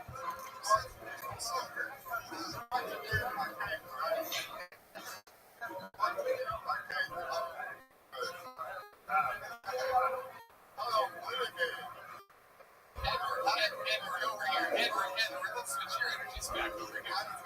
There's too many people over there for you right now. I noticed you got something right. All right, Jared, say good morning. Let us begin. Begin making all of our sponsors for this morning show to thank. Our Kamjor sponsors for the month of Adar. Our annual Kamjor sponsor, Reduction Day, and Toshim Shvava, for dedicating Ocean Instructions this year. Wishing a mazel tov to Yeshua Mordechai Tosin and his engagement to our Cohen. Mazel tov to the husband and time we deserve the message to build a balanced family in Israel, which endures at man as you shall be focused. Our Kamjor sponsors for the month of Adar, Hadra Alim Tova, Stephen Tarizin, and Rabbi Tariz's father, Dr. Harry Khan, C. Hirsch, Ben Yosef Akori, and the Ziv, and the Big and Gordon family, Mr. William Ziv, Zev, Shmuel, Ben Yisrael, and Rafa. We hope that in light of our Kamjor, all of you in Sham Saudi Arabia, your families and Kama, all of those who need the first step of the Kol Kol Yisrael, Shmuel, to show their home. All of our hostages, B'Shalom and B'Karab, and our holy soldiers should be successful. B'Chol Ma'aseh Yedayim. First, with that, let us begin. We have a lot to do today. Some really incredible Gemara ahead of us. Today's daf is Ayin Vav 76. 76. We are picking up actually on Ayin Vav. We left off Ima, which is on actually on 76. 1, 2, 3, 4, 5 lines down from the top. Last word on the line. So let's just remember again. We're introduced over here to the topic of straight thought. Again, which types of relationships are punishable by straight thought. And by the way, you see that we become denominator. The types of infractions punishable by Sreifa generally again are infractions which give immorality, which is the common denominator that we can do here. So remember again, as you earlier, so the Torah explicitly speaks about two relationships. A man marrying a white woman and her mother, or a woman and her daughter. So now we're building out the framework from there. So the rest is as follows. Mahu kavas asura. Aki kavas asura. So we should say that just as a man is prohibited to his son's wife, so too should be prohibited biblically to his wife's son's wife. So he was right there. The same that was prohibited to his daughter-in-law, his direct daughter-in-law through his son, he should be prohibited to his daughter-in-law through her son. So it's the most Ishes bin Choli. Ishes bin Choli. So the Pasuk says no one is prohibited to his daughter-in-law wife, because she is the wife of his son. Ish is bin Batamachaibo. One is carried ultimately again because a woman is the wife of his son, but not hired because she is the wife of his wife's son. So just you see what we're doing over here, we're just trying to kind of figure out parallel relationships. So we know that a man is prohibited to his daughter-in-law. What's the definition of a daughter-in-law? Your son's wife. So now the Gemara said, okay, so why do we say the parallel relationship again?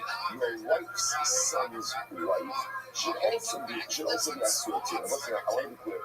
All of these relationships are asur. They're asur.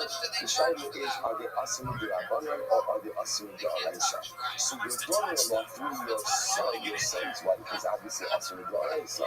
So the shaila is your wife's son's daughter, your wife's son's wife also asur d'Oraisa? First, you seem to say no, as the passage says, Rabbi says, Eino Amen Domina, Ben Man Domina, Vokiba Asra, no asra. So another thing is, the truth is, as you said, it goes back to yesterday's stuff. Remember, I gave you a fundamental focus in general. How is it actually Xer Shabbos? How do you actually Xer Shabbos? Do we say, don't we know? We know, which means you're going to say, remember, that because like the target of the Xer Shabbos, I should say, the defining definition of the Xer Shabbos comes from the source item. Or no, don't we know the asra means ultimately the result of the fund really focuses on the destination of the Xer Shabbos, the second half of the Xer Shabbos. We'll see inside in just a moment. In reality, even the man don't know anymore. Even the man don't know what the asra or asra. Even the Rabbi says the truth is, you can't really learn out of this position ultimately of wife's son's wife. Why? Because the man don't know. The one who says ultimately everyone in Xer Shabbos focus on the initial halacha, and that really determines the defining characteristics and qualities. So he said this, Mahu Kalas Asura, just as a man, so let's just go to the typical case, right? The is married to Rachel. And so remember again, Yuday's Kala, who's his Kala? His Kala is his daughter-in-law, right? So remember again, his son's wife.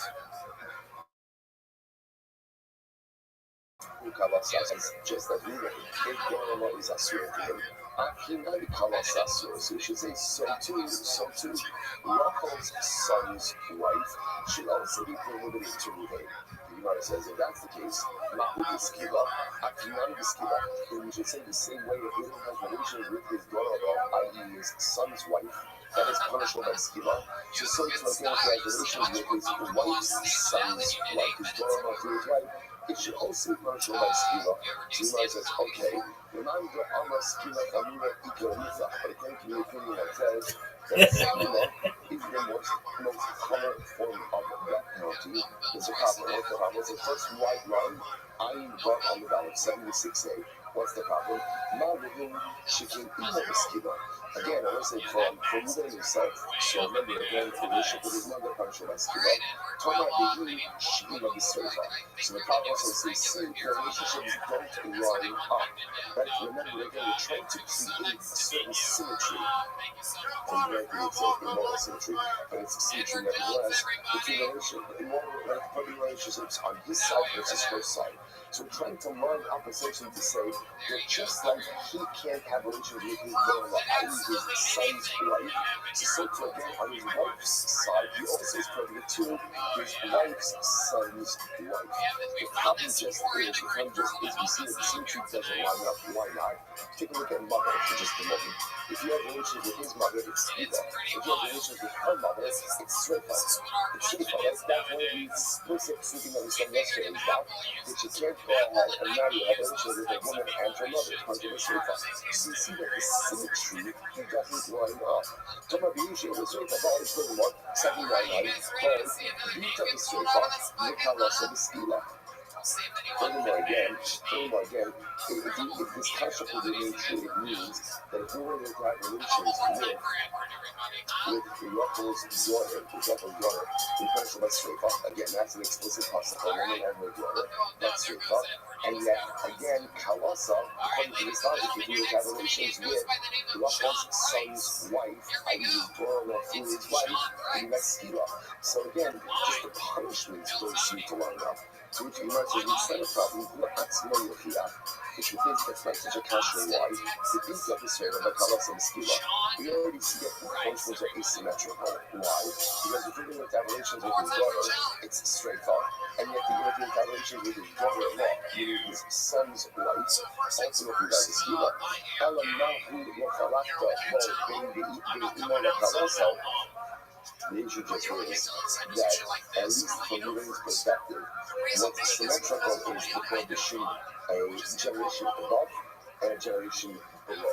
Right? So in other words, for example, his mother and his daughter from his son are symmetrical. They both be straight up. So the Mali will correct the both.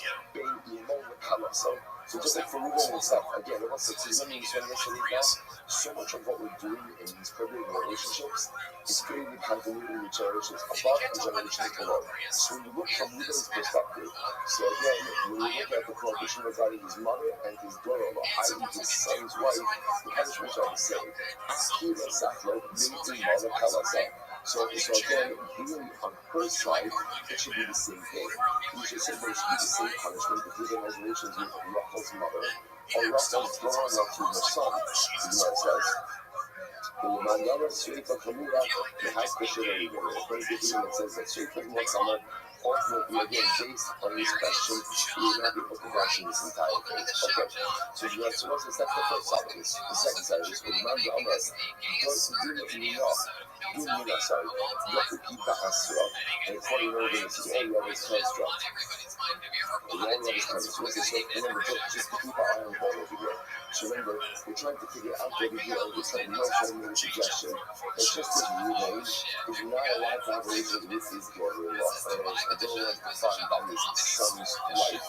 In other words, it suggests that there should be a symmetrical prohibition to his wife's son's wife.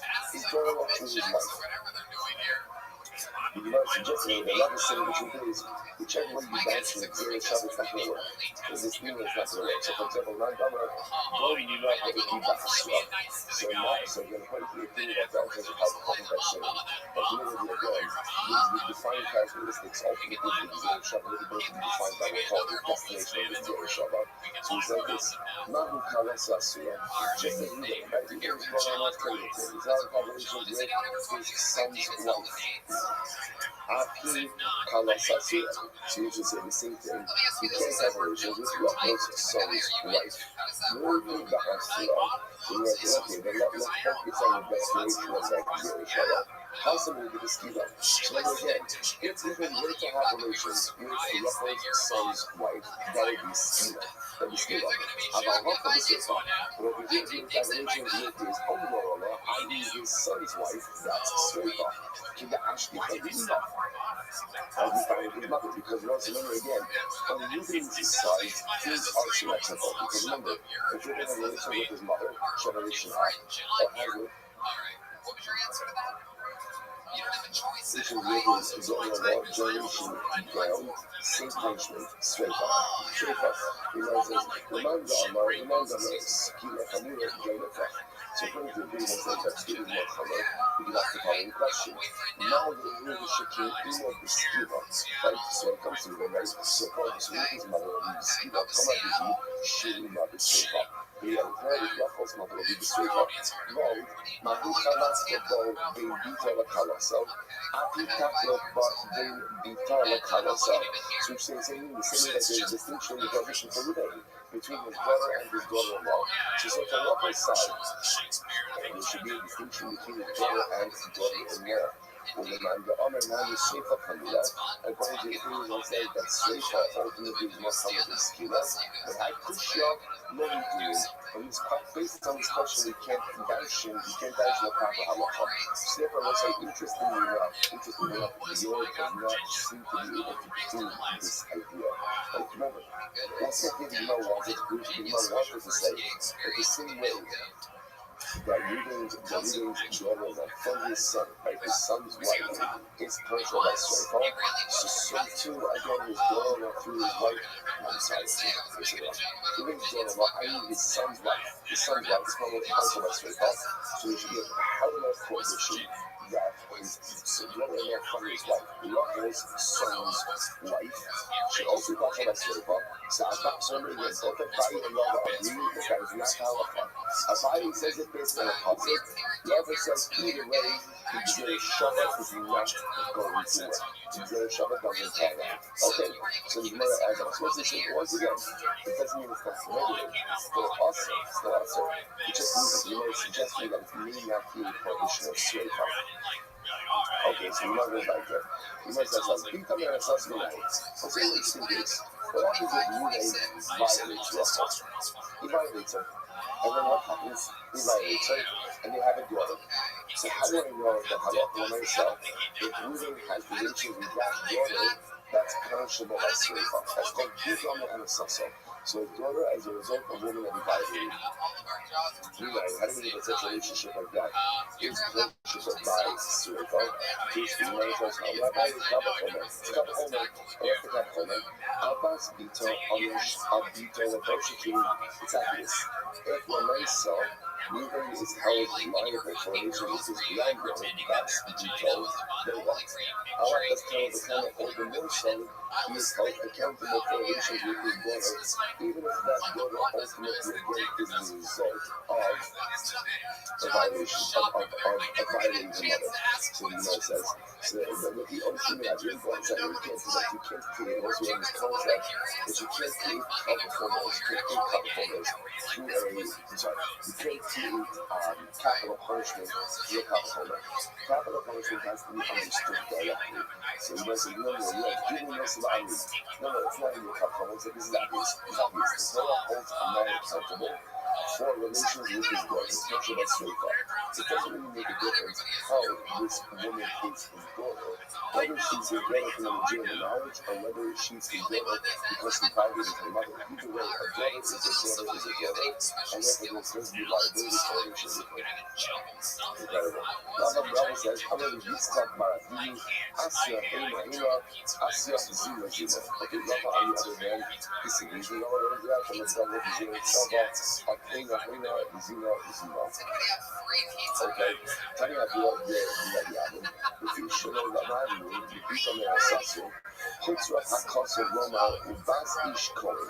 So let's listen to this. So the Gemara says, because we do not hear that, right? We don't have an explicit Russia. There's no explicit concept that says that if a man has relations with his daughter, who he fathered through violating her mother, that if he has relations with her, he is carried straight up. So there's no explicit concept that says that. Hutzra Hakasa Roma, the concept is to say, Ubas Ish Kohen. So the Gemara says, "Ima das Kohen ki b'Sheifa, they born of the Sheifa." So this was so remember the concept what we were talking about. Abbas Ish Kohen, right? So again, this is the daughter of a Kohen who commits to Siros. So even if we had this sugya a while back, is it talking about Isur? Is it talking about Isur? So the Kashmir is talking about Nagusa. Right? And if a Bas Kohen using Nagusa commits adultery, now what is she is judged with Sreka. That is a unique halacha. So the Gemara says, Ila Bas Kohen, he is Sreka, the Abraham of Sreka. Now Bas Kohen, she herself is judged with Sreka, but the nice thing is that the man who she commits adultery is not judged with Sreka. So to again, the glory that he has from violating her mother, she is Sreka, she is judged with Sreka, Ye'im Baal love the Sreka. But ultimately, again, her or the man who she commits adultery is not judged with Sreka. Not by violations, and according to the Pasuk says, as Aviyah, she is the Haleres. She's defending her father. You should be Haleres as Aviyah. So who is judged with Sreka? And only the things about her. Yotze says, Zusha Aviyah Mechallah. This will come to exclude one. Not the girl who's preferring her father, but rather what? It's her father who's preferring her. Rabbi Amarav is a Zushla Makasal Afixi Medina Blas Kohen. But the kids are Adina Blas Israel. So I said, okay, in that case, you could say the girl is being removed from the typical case of the Blas Kohen, and she's being judged according to the standard of the typical Blas Israel. Haka, Adina B'Nai Mekiyasla, Adina B'Nai Mekiyasla, here in the case of Hika Nanisasa. So again, the daughter of a woman who is violated, so the nice again, where are you going to put it? Right, you're going to put it in the category of just a regular single woman, that doesn't make any sense. So what's the straight part again? The Gemara is that I love her myself, just as a man is high straight for violating his daughter, or for having relations with his daughter. So too, a man is high for reaching with his daughter, even if she is the daughter of a woman whom he violated. That's the takeaway over here. As far as becoming assassinate, here's a lot.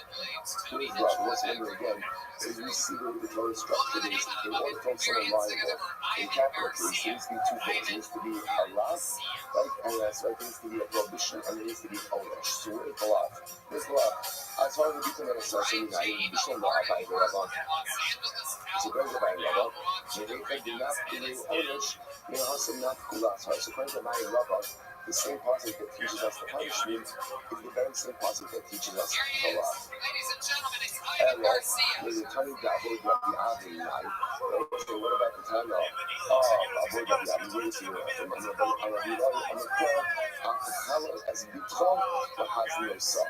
The passage says, do not profane your daughter and have her commit an act of immorality. Or literally again, so it's really translated, do not profane your daughter, have no son, have her become a harlot. So let's say, so again, that passage is going to teach us that a father can't have relations with his daughter, even if that daughter is not from a legitimate marriage, or even if that daughter herself is from a woman whom he violated. Okay, incredible. So now let's get Rabbi Yaakov, Rabbi Yaakov. Hi, Al-Tefala is being called as Mashallah. That's not what that concept means. So let's say that concept is for something else. Whether it's for Sinai, look what's happening over here. We're trying to figure out how do you establish that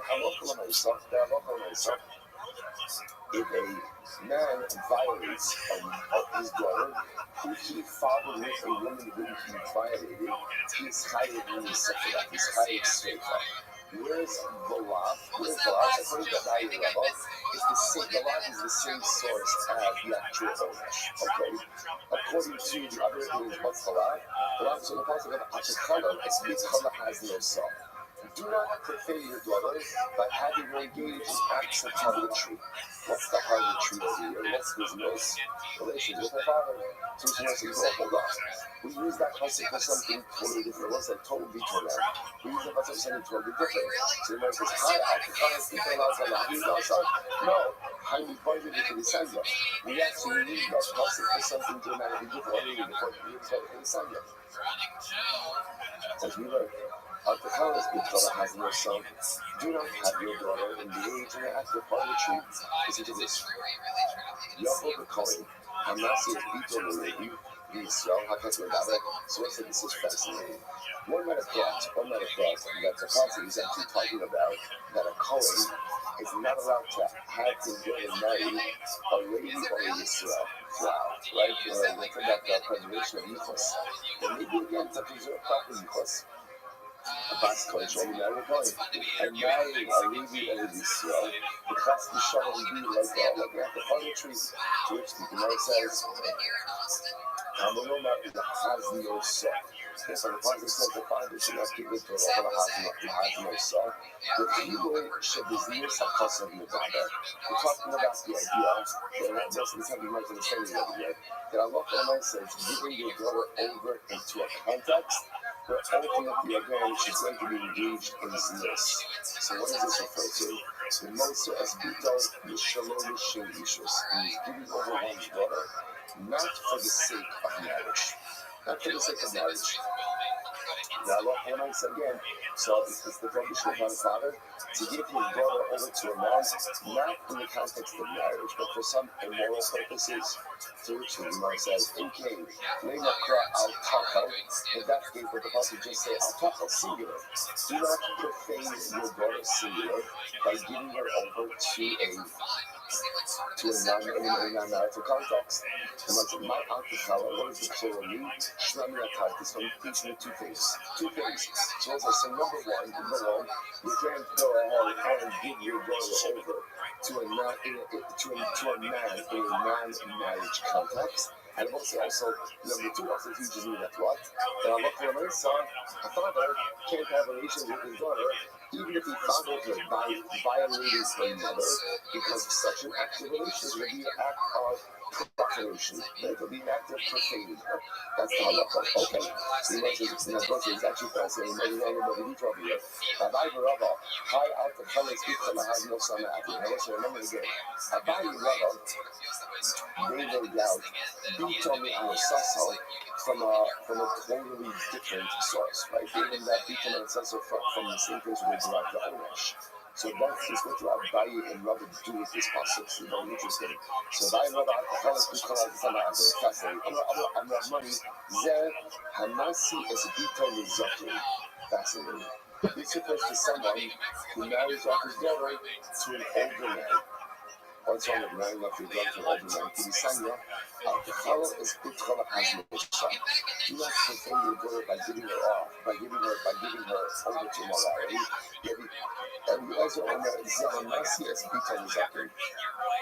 This refers to someone who goes ahead and marries off his daughter to an older man. Now, what's the cliche? What's the cliche? Rashi says, Masi Bito's up in the bottom. When we talk Shein in the Kabasa, Mizana Alofu. Mizana Diallo. What's the cliche over here? If she's very young and he's very old, what's the issue going to be? Which is going to be is she's going to have a desire for intimacy. He's not going to have a desire for intimacy. So what's going to happen? She is going to seek fulfillment outside of her marriage. So you're setting up a situation that is destined to put her in a very precarious state. So therefore, again, the Torah says, when marrying off your daughter, do not put her in a situation where she's going to commit suicide. It's fascinating. It's fascinating how just the Torah understands human nature, obviously, because God created us. The Torah understands that people crave intimacy. And if they can't find it in the context of their marriage, just the way it's going to work is they're going to look for it elsewhere. Again, Torah obviously is not condoning that type of behavior, but the Torah is understanding that is the way people work. So therefore, again, the Torah is telling the family, do not marry your daughter off to an older man, because if you do that, you're setting almost like a little ego.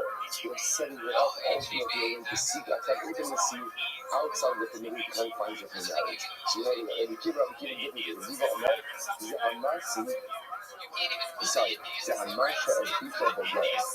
is refers to someone who delayed marrying off his daughter until she's a Bulgaris. The idea is to marry off your children early, and if a father purposely delays marrying off his children, that's ultimately again setting them aside for a life of zealous. So this is very interesting. So we do Rashi here as well. Actually, Masha Bito Bulgaris. Actually, taking up 200 from the bottom. Zah Masha Bito Bulgaris. So it's actually a fascinating gear here in Rashi. Rashi says, Shenis Ava Lahafkira Umizana. So the word in Rashi itself is very strange. What does it mean? Shemishava means desires, lachila, to make a hefker, and therefore she commits znus. What does it mean? So if you look by the way those yitzmini, they change by the letter pay, close to Rashash, we say Rashash, Magia, Lahakida. Rashash, Likida Sa. So let's say we're going to see it on the base a little bit. It's fascinating. Why would a father delay marrying off his daughter? Because, listen to this, from the Gemara's perspective, when there's a daughter in the house, the father has free domestic help. Free domestic help. If he goes ahead and marries off his daughter, what happens? So now he's got to go ahead and pay for domestic help. See, the ladies marrying her off for his own benefit. When a father does that, so it's interesting from the Gemara's perspective, what that's also going to do is set her up possibly for his loss. She's going to crave that intimacy, going to crave that closeness, and look, what I see is setting her up for his loss. We'll see more about that in just a moment. So the Gemara says, I'm not kind, you sure let me see, right? So last two lines on from the same process, right? So Al-Kashala, let's pick her out of no son. Do not profane your daughter by putting her into a life of Zeus. What does it mean? So first opinion, it means don't marry your daughter off to a much higher man, because again, their drives are not aligned, and she's going to seek fulfillment outside the confines of marriage. Rabbi Akiva, don't delay marrying off your daughter for your own purposes, because you're going to drive her to Zeus. Incredible. I'm not telling you Rabbi Akiva. Listen to this. In the Ha'ari Yisrael, Ela Rasha Arim, V'Hamasha Bita Bogeres. What's this fascinating? There is no third person in Klal Yisrael who is not a Rasha Arim, a cunning evildoer, like a cunning Rasha, or someone who delays his daughter from getting married. So the Gemara says, Hamasha Bita Bogeres, V'Hamasha Arim. And what's that? What does it mean? It doesn't mean every single person is a cunning Russia. What it means is every cunning Russia ultimately becomes an army, becomes impoverished. Just like every single man who delays marrying off his daughter for his own purposes ultimately becomes impoverished. Why? So the Gemara says, you won't hear this moment. The Gemara says, understand, a guy who delays marrying off his daughter, isn't he a cunning Russia? In other words, you must say, what are you talking about here? Tell me that guy, the father being, I haven't found out shit, but my daughter's son. Meanwhile, he's purposely delayed the prospects, right? Because he wants to go out and halacha l'maisa suit his own needs. That's what's happening over here. That's what's driving all of this. Is that not the cunning Russia? Rabbi, let's say, Rabbi, how many needs to say? What's an example of a person who is a cunning Russian going to be impoverished? This ultimately is someone who intentionally delays marrying off his daughter to go ahead and satisfy his own needs. So let's say, just want to point out just how profound this is. What does this mean? If someone who delays marrying off his own daughter, right, is going to go and become an honey, or someone who's a cunning Rush is going to become an honey Rush of Shakir. So that's coming around between these two people. Coming around is putting your own needs before the needs of the other. Right, so the father who goes ahead and says, you know what, I don't want to marry my girl. I'm going to get married. I don't want to marry her off yet because, again, it doesn't suit my needs. So it's like that's putting your needs before your child's needs. Two is becoming Russia. Becoming Russia is a person, as we'll see in just a moment, is a person who puts his own needs in front of other people's needs. So it's like, so a person who prioritizes his needs over other people's needs. There's a cosmic justice in the world. Because what he says, you're putting your own agenda of self-advancement in front of your own child, in front of other people. What ends up happening to such a person? What ends up happening? You become impoverished. You become poor, maybe not immediately, but over time. Why? Because that's not how the Torah wants a youth to act. The version does not want us to be self-serving. I know that your podcast has an Australian theme, and I may have some input on Australia as someone from the United States, period. I regularly have an individual and they can't get married until they reach this threshold or this or that. Now, by the way, sometimes that's great, but sometimes what we don't realize is that's not what my kid needs. That's what I need. That's what I need. And that's selfish behavior. That's putting only before your child. Because I think it's one of the hardest things I have to figure out. Am I taking these positions because they're actually better for my child? Or am I taking these positions because they're actually better for me? And it's hard because a lot of times our own needs and our children's needs tend to become intertwined and intertangled. But you see, from here, one of the things we have to be so careful about in parenting is making sure, listen, one of the greatest things I have in parenting, what's one of the greatest things I have in parenting is often as parenting we think like our kids represent a do-over for ourselves, right? Everything that I did wrong in life, I'm going to get right through my kids. Well, that's fine, but your kids might do it. And your kid didn't sign up to become a better version of you. My child is someone different, fundamentally different than me, different content, different abilities, and a different destiny. So we have to be so careful. I see all the parents like have these incredible, beautiful dreams, which are so beautiful. Only issue is they never check with the kid whether or not that's what the kid wants to do. Does the kid want to go down this path? Does the kid want this kind of growth? Does the kid want this kind of education? Does the kid want this kind of career? The parent is after that, but this is what the kid's going to do. He just never checks with the child. That's putting parental desires and life objectives before the child, and that, as I'll say, is fundamentally selfish. And when you're selfish in life, just understand, it never works out. The Russia alone puts his own needs before the needs of others. You could try that, and it may be successful in the short term, but in the long term, ultimately, you become impoverished. But also, that the soul of parents is making sure that the decisions you're making are the ones that are good for your child. And not the ones that simply benefit you. Incredible. Let's go back to it. So you might want to kind of follow up on what the Gemara says. But I'm not down and show you a Kiva. Having Zar, you're all stomach example.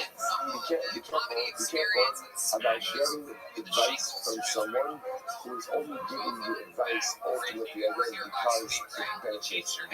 That's how you ROTHSCHILD. Someone gives you Eitzah, you think that color. According to so this is an incredible caveat. What does the Russia Arab do? The Russia Arab is not someone who just stuff their closet into your mouth. The Russia Arab is a person very often giving you advice. And it may not be even the worst advice for you, but it's not the best advice for you. But you know who's the best advice for? For him. For him. And so I guess sometimes without even realizing it, it's the we give to our children, or the advice we give to our children, is the advice that benefits us, benefits me as the parent, not Dafka that benefits my child. So let's say, so you keep this as kind of your father. Be careful with someone who gives you advice in accordance with those advice. By the way, it's also very profound to understand from Rabbi Akiva. Like, remember again, Rabbi Akiva knows what it's like to get advice from different people. Because Rabbi Akiva's life, there were two different groups of people. One group of one person. So there's one group of Rabbi Akiva who constantly actually told him, you will never amount to anything more than a shepherd. That's what you were. That's what you would be. So you have to be the best shepherd you could be. While I may not be Australian, there is definitely an Australian aspect of my live streams. You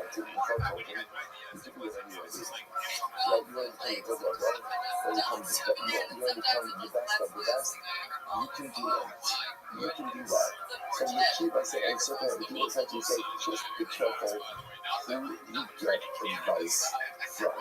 Because had I listened to the majority of people who are whispering in my ear, I would have been a good shepherd. You're a good shepherd. And that's it.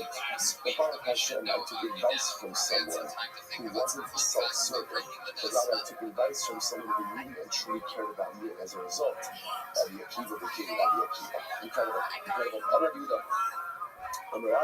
I'm not saying details, okay? If a person goes in and marries, let's go back to this. A man marries off his daughter to a much older man. Vamasi Isha Isha Katan. Or another message, the reverse is a man marries a woman to his minor son. In other words, we talk about minor son is not the kid you brought less, right? But minor son represents again a child. So he's married off again an adult woman to his minor son. So it says, when they come around me and use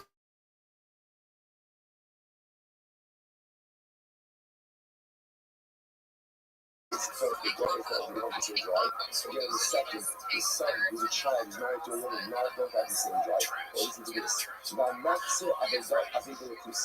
If somebody goes out of his way to return a lost object to a non-Jewish people. What the Lord says, Allah Passover, about such a person, the Prophet says, Leman Sefos Halava Esatzmeya, Leyoba Hashem Selach. The Lord says that the way the Prophet touches my stomach, the way that the Gemara's understanding is also over here, which is really quite profound. Leman Sefos Halava Esatzmeya means that Rashi says Leman Sefos Nitba. Rashi understands the Sefos means to connect. Now let's be connected over here. Rashi says, that's why I'm Rashi on the top. We both have Smeya, Savea B'Davar, and Sameh B'Davar. Zaki B'Yad Zossi and Kashish, and Zaki B'Davar Kaba. Let's listen to this. According to the Lord, the Lord is saying as follows. You can't connect someone who is thirsty with someone who is sated and expect them to go ahead and complement each other. So the idea of the year is, right? So the young woman is thirsty. She wants intimacy. The younger man is sated. The young boy is sated. The woman is thirsty. It doesn't work. It doesn't work to pair up someone who is thirsty with someone who is sated, because halakha said again, it doesn't work. It wasn't happening. It happens to be, but this is a profound use, not just by intimacy, but also by marriage. Because what I'm saying, in order to have true shalom bayis, in order to have true growth in a marriage, both parties in marriage have to want growth. Like, the worst thing that can happen is when a wife becomes her husband's mashkiach. Like, if a wife is kicking her husband out of bed in the morning, get up the shit, that's a disaster. That's a disaster. The same way a husband is telling his wife, if you need to become a katzon, you need to be swallowing Shabbos, and you need to learn the Shabbos, that's on midday on Friday, that's also a disaster. What do I see for success? Both have to be thirsty. Both have to be thirsty. Husband has to be thirsty for growth. A wife has to be thirsty for growth. That's a successful marriage. If one is thirsty and one is sated, it's very difficult. Very difficult. Because one is always going to be pushing, one is always going to be wanting, and the other one ultimately is going to become resentful. If both are thirsty, then you might say that's the recipe for success. If both are sated, then what? Are a disaster also. Because if both are sated, then that represents a life of complacency, a life of mediocrity. Both are thirsty, it gives you success. Both are sated, it gives you a failure. One is thirsty, one is sated. A lot of shalom bayis issues. So what about the matzah eating PC?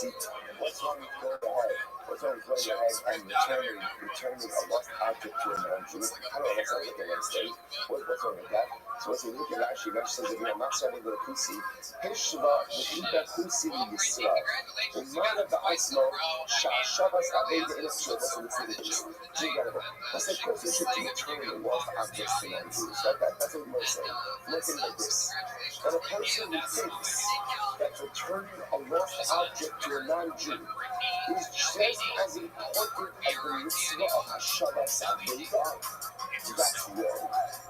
That's wrong. But let's say something that is incredibly politically incorrect, which is Jews and non-Jews are not the same. We're not the same. And we should not interact with each other as if we are the same. You have to have respect for all of humanity. You have to treat everyone with dignity. Also, there's a different level of interaction and a different level of devotion that we must have to each other. And also, we don't have to be apologetic about saying it. One simple reason. No one looks out for us except us. And no one has our back except us. And I will say, for so many of us, our senses were dulled to this. Right? We thought, again, after the Holocaust, never again. Everybody loves us. Anti-Semitism is not what it used to be. And then October 7th happened, and we realized the world is the same exact world that it was in for thousands of years. And give the world a chance to annihilate the Jews, and they take it. And give the world a chance to go out and turn into anti-Semitic lynch mobs, and they do it. And it doesn't matter what country it is, and even as big as this hope is to us, the anti-Semitism is rampant.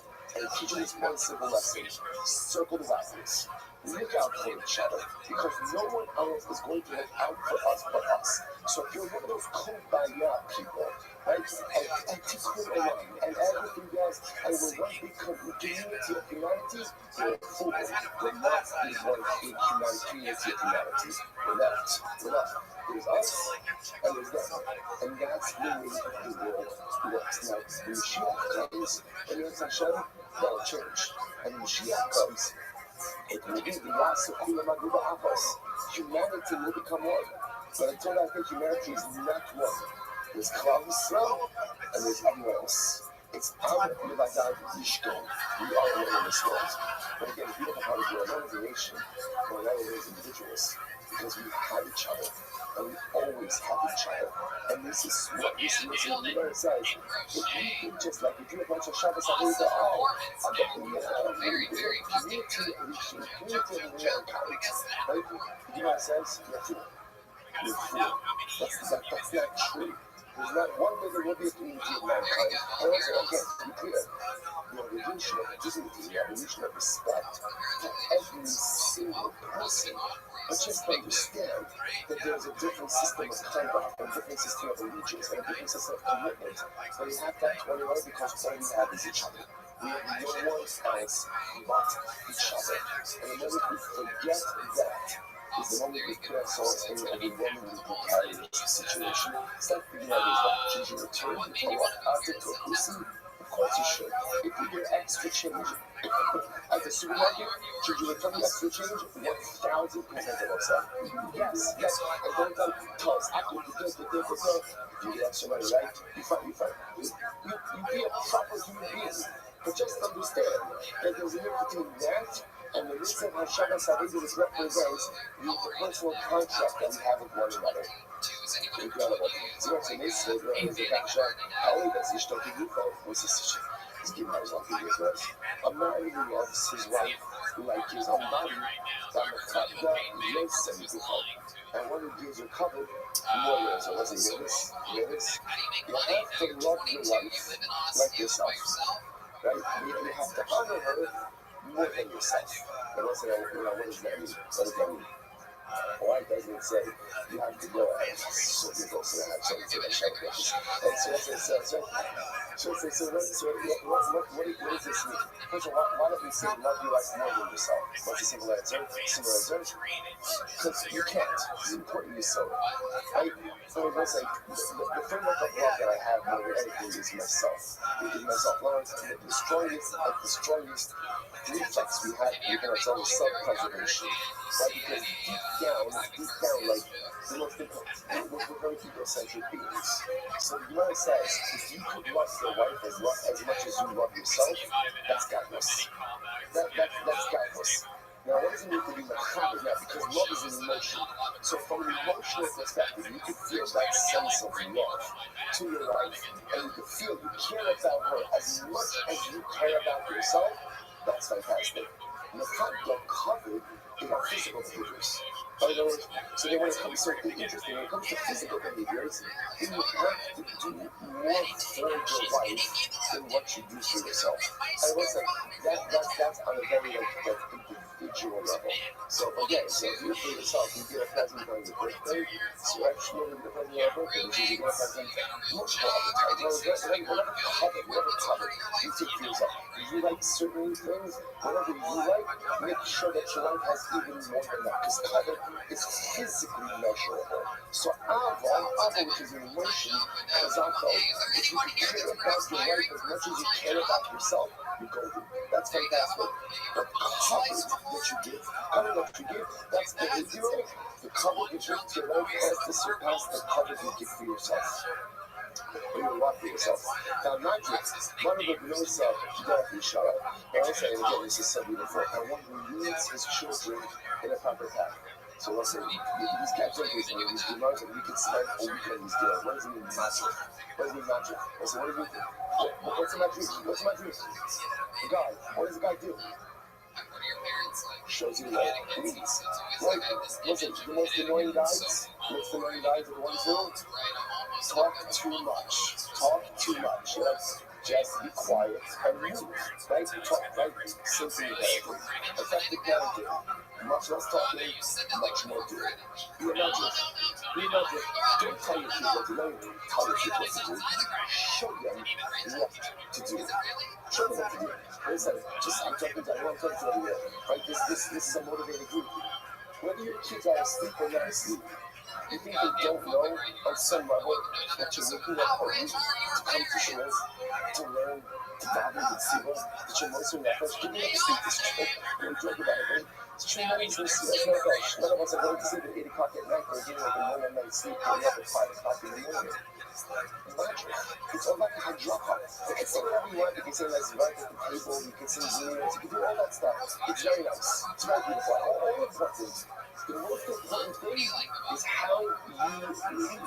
What is the example that you set? And if you lead your children by example on a direct Yeshua, that's parenting. Incredible.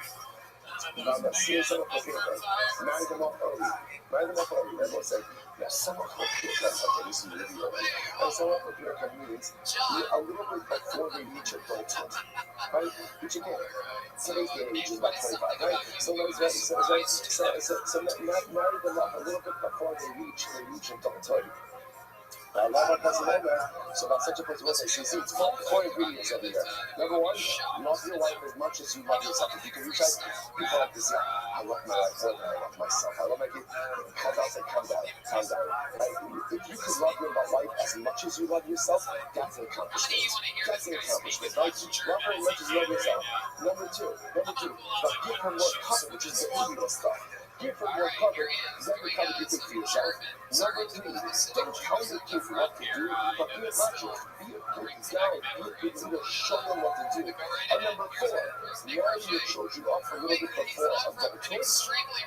And that goes into the Pasuk says, keep showing with the counter of that for the capital. Pasuk says, no, that in Hashem everything is going to be different. It's going to be peace and content, right? But counter of that your hope will be remembered for good, and ultimately, again, you will not come to sin. So you must be somebody wise over this problem, right? Because again, you just saw before, and you realize that you shouldn't marry off your kids before adulthood. So what's happening over there? The Gemara says, no, it's not a kasha. It's not a kasha. The Gemara says, someone put your friend shiny.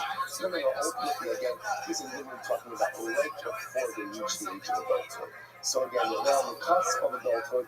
So the might say, again, that's not a big deal. Speaking about not marrying off the child as a couple, that's not much when you're still very young. It's incredible. I don't want to know. We can stop over here for today. We'll find tomorrow's a very short time from Yetzer Hashem. Kind of short time. But it's a tremendous way to start the week. Just gotta have your own. All right, God, you have a great day, everyone.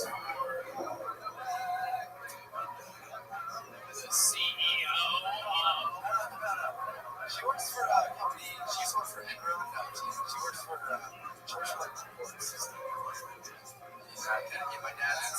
All right, so it's like good morning. Let us begin. Begin by thanking all of our sponsors for this morning for to thank our Talmud Torah sponsors for the month of Adar. Annual Talmud Torah sponsor Tashin Kayev Tosim Mishpacha for dedicating all Mishum Drashos this year. Wishing a Mazel Tov to Yoshua Mordechai Tosin on his engagement to Rabbi Cohen. Mazel Tov to the Chazan Mekal Miri Bizot HaMesher to build a Bayis Neman Yisrael, which endures at Me'ad Execution Tones. Our Torah sponsors for the month of Adar, Haba Alim Tova, Stephen Terry Zim, and loving memory of Terry's father, Dr. Harry Khan, Steve Hirsch, Ben Yosef HaKohen, and the Ziv, Levin, and Berman families, in memory of Mr. William Ziv, Zev, Shmuel, Ben Yisrael, Jehon Bracha. All of the Nisham Sav Naviyah, the families and the Chama, all of those who need the first time and give a call for it, so I can to show their home. All of our hostages, the Shalom and the Khalab, and our holy soldiers should be successful. With that, let us begin about with a lot to do today. Some really incredible Gemara ahead of us. Today's daf is Ayin Vav 76. 76, and we are picking up actually on Ayin Vav. We left off Ima, which is on 76a. 1, 2, 3, 4, 5 lines down from the top. Last word on the line. So this number again. We were introduced over here to the topic of streifa. Again, which types of relationships are punishable by streifa? And now, by the way, you've seen already the common denominator, the types of infractions punishable by streifa, generally again are infractions which deal with immorality, which is the common denominator everything we're dealing with over here. So remember again, as we learned yesterday's daf, the Torah explicitly speaks about two relationships: a man marrying a white woman and her mother, or a woman and her daughter. So now we're building out the framework from there. So the Gemara says as follows: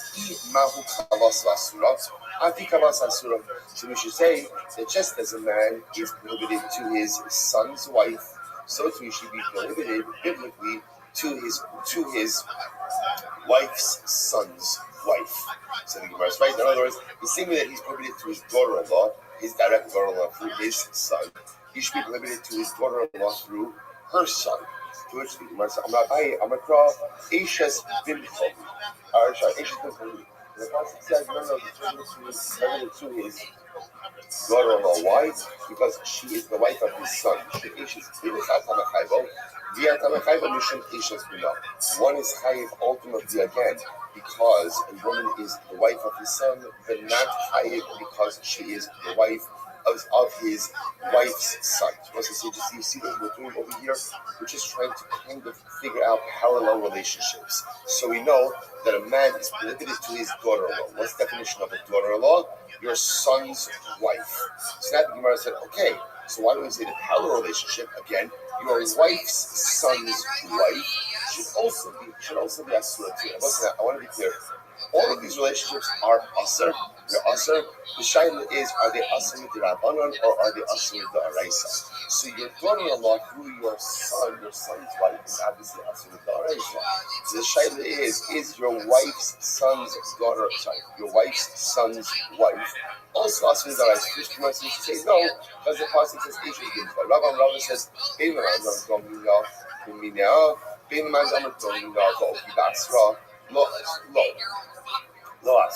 So now this is like this. The truth is, this goes back to yesterday's time. Remember again, we have fundamental focus in general. How do you darshan Gzeira Shabbos? How do you darshan Gzeira Shabbos? Do we say don't mino, which means again about to remember that the target of the Gzeira Shabbos? I should say the defining definition of the Gzeira Shabbos comes from the source item, or no?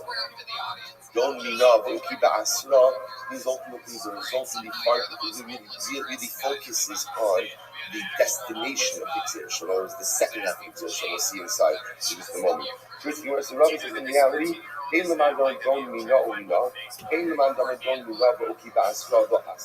Rabbi says, the truth is, you can't really learn out this prohibition ultimately of wife's son's wife.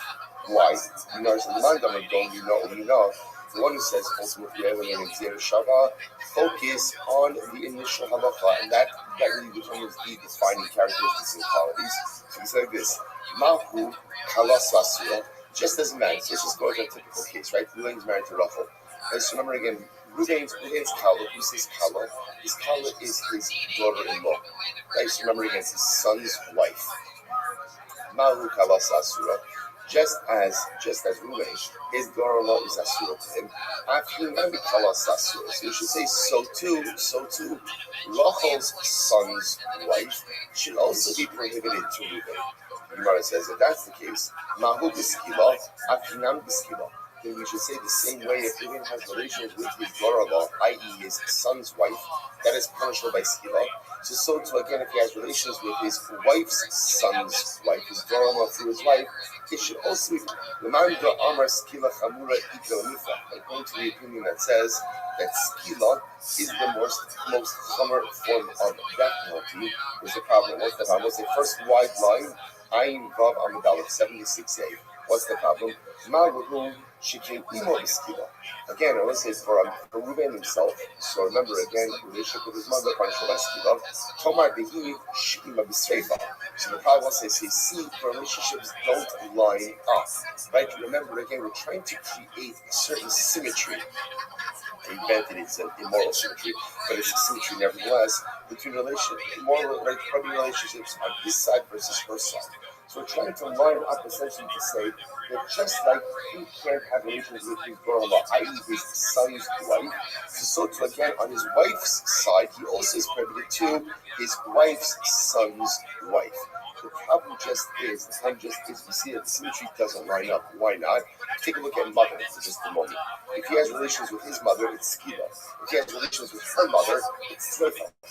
It's tzrifa, right? That's one of the explicit psukim that we saw yesterday, is that which you can't go ahead and marry or have a relationship with a woman and her mother. It's punishable by tzrifa.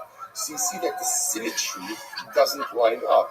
Tomar Bihishi and the tzrifa follows furthermore, second wide line, called Bita b'Sreifa, v'Kalasa b'Skila. Furthermore, again, if this construct would remain true, it means that if we're going to have relations with Rachel's daughter, it's punishable by Sreifa. Again, that's an explicit pasuk, a woman and her daughter. That's Sreifa. And yet, again, Kalasa, according to this logic, if you were to have relations with Rachel's son's wife, i.e. his daughter-in-law through his wife, it'd be by skila. So again, just the punishments don't seem to line up. To which Gemara says, it's not a problem. The truth is, it's not such a kasha. Why? The beat of this favor by Kalasa the skila. We already see that the punishments are asymmetrical. Why? Because if we're going to have relations with his daughter, it's straight on, and yet to get into have relations with his daughter-in-law, meaning his son's wife, ultimately that is skila.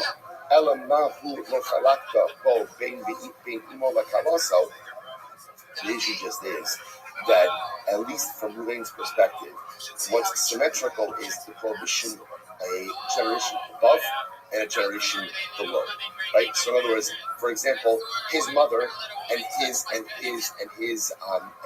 daughter-in-law from his son are symmetrical. They're both b'sreifa. So alamahu lo chalakta bo bein mo lekala. So just like for Reuven himself, again, because remember we saw yesterday's math, so much of what we're doing in these prohibited relationships is creating the continuity of generations above and generations below. So when you look from Reuven's perspective, so again, when we look at the prohibition regarding his mother and his daughter-in-law, i.e. his son's wife, the punishments are the same. So again, really on her side, it should be the same thing. We should say that it should be the same punishment if Reuven has relations with Rachel's mother or Rachel's daughter-in-law through her son. The Gemara says, according to the opinion that says that Sheifa is more chomer, ultimately, again, based on this question, we would not be able to darshan this entire thing. Okay, so the Gemara says that's the first side of this. The second side of this, Dun Mina, and according, remember again, this is all Rabbi's construct. It's all Rabbi's construct. So remember, just to keep our eye on the ball over here. So remember, we're trying to figure out over here, the Gemara is trying to make a suggestion that just as Reuven is not allowed to have relations with his daughter-in-law, in other words, the daughter-in-law is defined by his son's wife, Gemara wants to suggest that there should be a symmetrical prohibition to his wife's son's wife, his daughter-in-law through his wife. The Gemara is suggesting that Rav is saying the truth is, whichever way you dash in Xer Shav, it's not going to work. Like this thing that's not going to work. So, for example, Man Damar, don't we know about Oki Bas, right? So again, according to the opinion that Dash is something by saying, like literally, again, the defining characteristics ultimately of the Xer Shav are going to be defined by what we call the destination of the Xer Shav. So it's like this: Mahu Kalasa Asura. Just as Reuven, right? Reuven's daughter-in-law is primitive. He's not in relations with his son's wife. Api kalasasura. So we should say the same thing. He can't have relations with Rachel's son's wife. Boki Ba'asra. So you says, okay, then let's focus on the destination of that Gzera Shava. Possibly with the Skila. So remember again, if Reuben were to have relations with Rachel's son's wife, that would be Skila. That would be Skila. Aval Hocha B'Sreifa. But over here, if he were to have relations with his own daughter-in-law, i.e. his son's wife, that's Sreifa. Kida Ashlicha B'Ima. As we find with his mother, because we also remember again, on Reuven's side, things are symmetrical. Because remember, if Reuven has relations with his mother, generation up, or has relations with his daughter-in-law, generation down, same punishment, Sreifa. Sreifa. The Gemara says, Laman Da'amar, Stila Famura, Idol Nifrach. So according to the opinion that says that Skid is more similar, you could ask the following question. Right?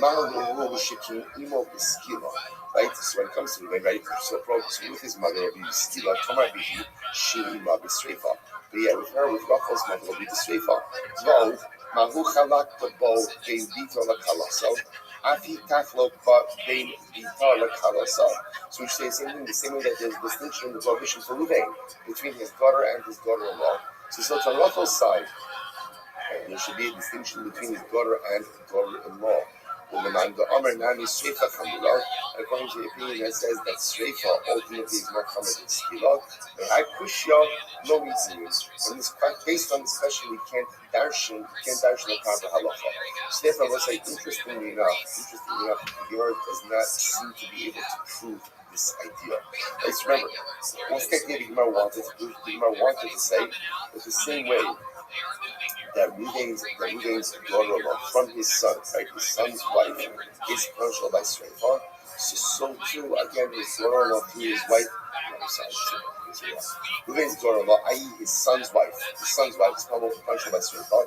So there should be a parallel prohibition that his daughter-in-law from his wife, Rachel's son's wife, should also be punishable by Sreifa. So remember again, both Rabbi and Rava agree that is not halacha. Abaye says it based on a positive. Rava says either way, the Gzera Shava is not going to work.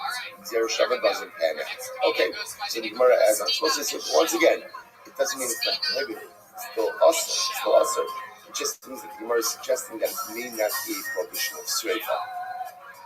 Okay, so the Gemara goes back there. The Gemara says, Bita man asas minayim. I'll say an interesting case. What happens if Reuven violates Rachel? He violates her. And then what happens? He violates her, and they have a daughter. So how do I know that halacha l'maisa, if Reuven has relations with that daughter, that's punishable by Sreifa? That's called bito me'anasaso. So his daughter, as a result of woman that he violated, Mina, how do we know that such a relationship like that is punishable by Sreifa? To which the Gemara says, I'm not buying Kabachomer. Kabachomer, what's the Kabachomer? Abbas Bito Anush Abito Lotoshakim. It's obvious. If Lamaisa, Reuven is held liable for relations with his granddaughter, Bas Bito, then what? Allah has come all the more so, he is held accountable for relations with his daughter, even if that daughter ultimately again is the result of a violation of violating her mother. So the Gemara says, so that the one second, you can't create this. We have this concept that you can't create kavachomers through you can't create capital punishment through a kavachomer. Capital punishment has to be understood directly. So the Gemara says, no, you're right. Gilui no savali. No, it's not really a kavachomer. This is obvious. It's obvious. The Torah holds a man accountable for relations with his daughter, especially by Sreifa. It doesn't really make a difference how this woman is his daughter. Whether she's his daughter from a legitimate marriage or whether she's his daughter because he violated her mother. Either way, a daughter is a daughter is a daughter, and therefore there's going to be liability for relations with her. Incredible. Rabbi says, Yitzchak Baratini, Asya Hena Hena, Asya Zima Zima. Rabbi, on the other hand, disagrees. And Rabbi learns that from a double Gzera Shava of Hena Hena Zima Zima. Okay, Tani Avua get to Rabbi happens. The fish Shalom Lavadnu, the Bita Merasasu, Chutzra Hakasa Romar, Ubas Ish Kohen.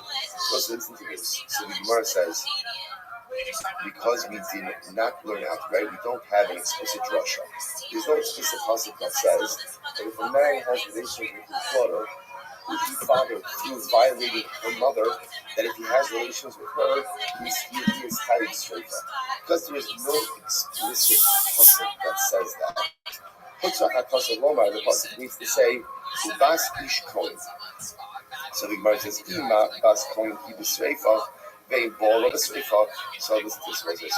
Remember, the pasuk over here is talking about a bas ish kohen, right? So again, this is the daughter of a kohen who commits znos. So many of us, we had this sugya a while back. Is this talking about Erisin? Is it talking about Israel? So the Pashtus is talking about an Arusa, right? And if a bas kohen who is an Arusa commits adultery, the halacha is she is judged with sreifa.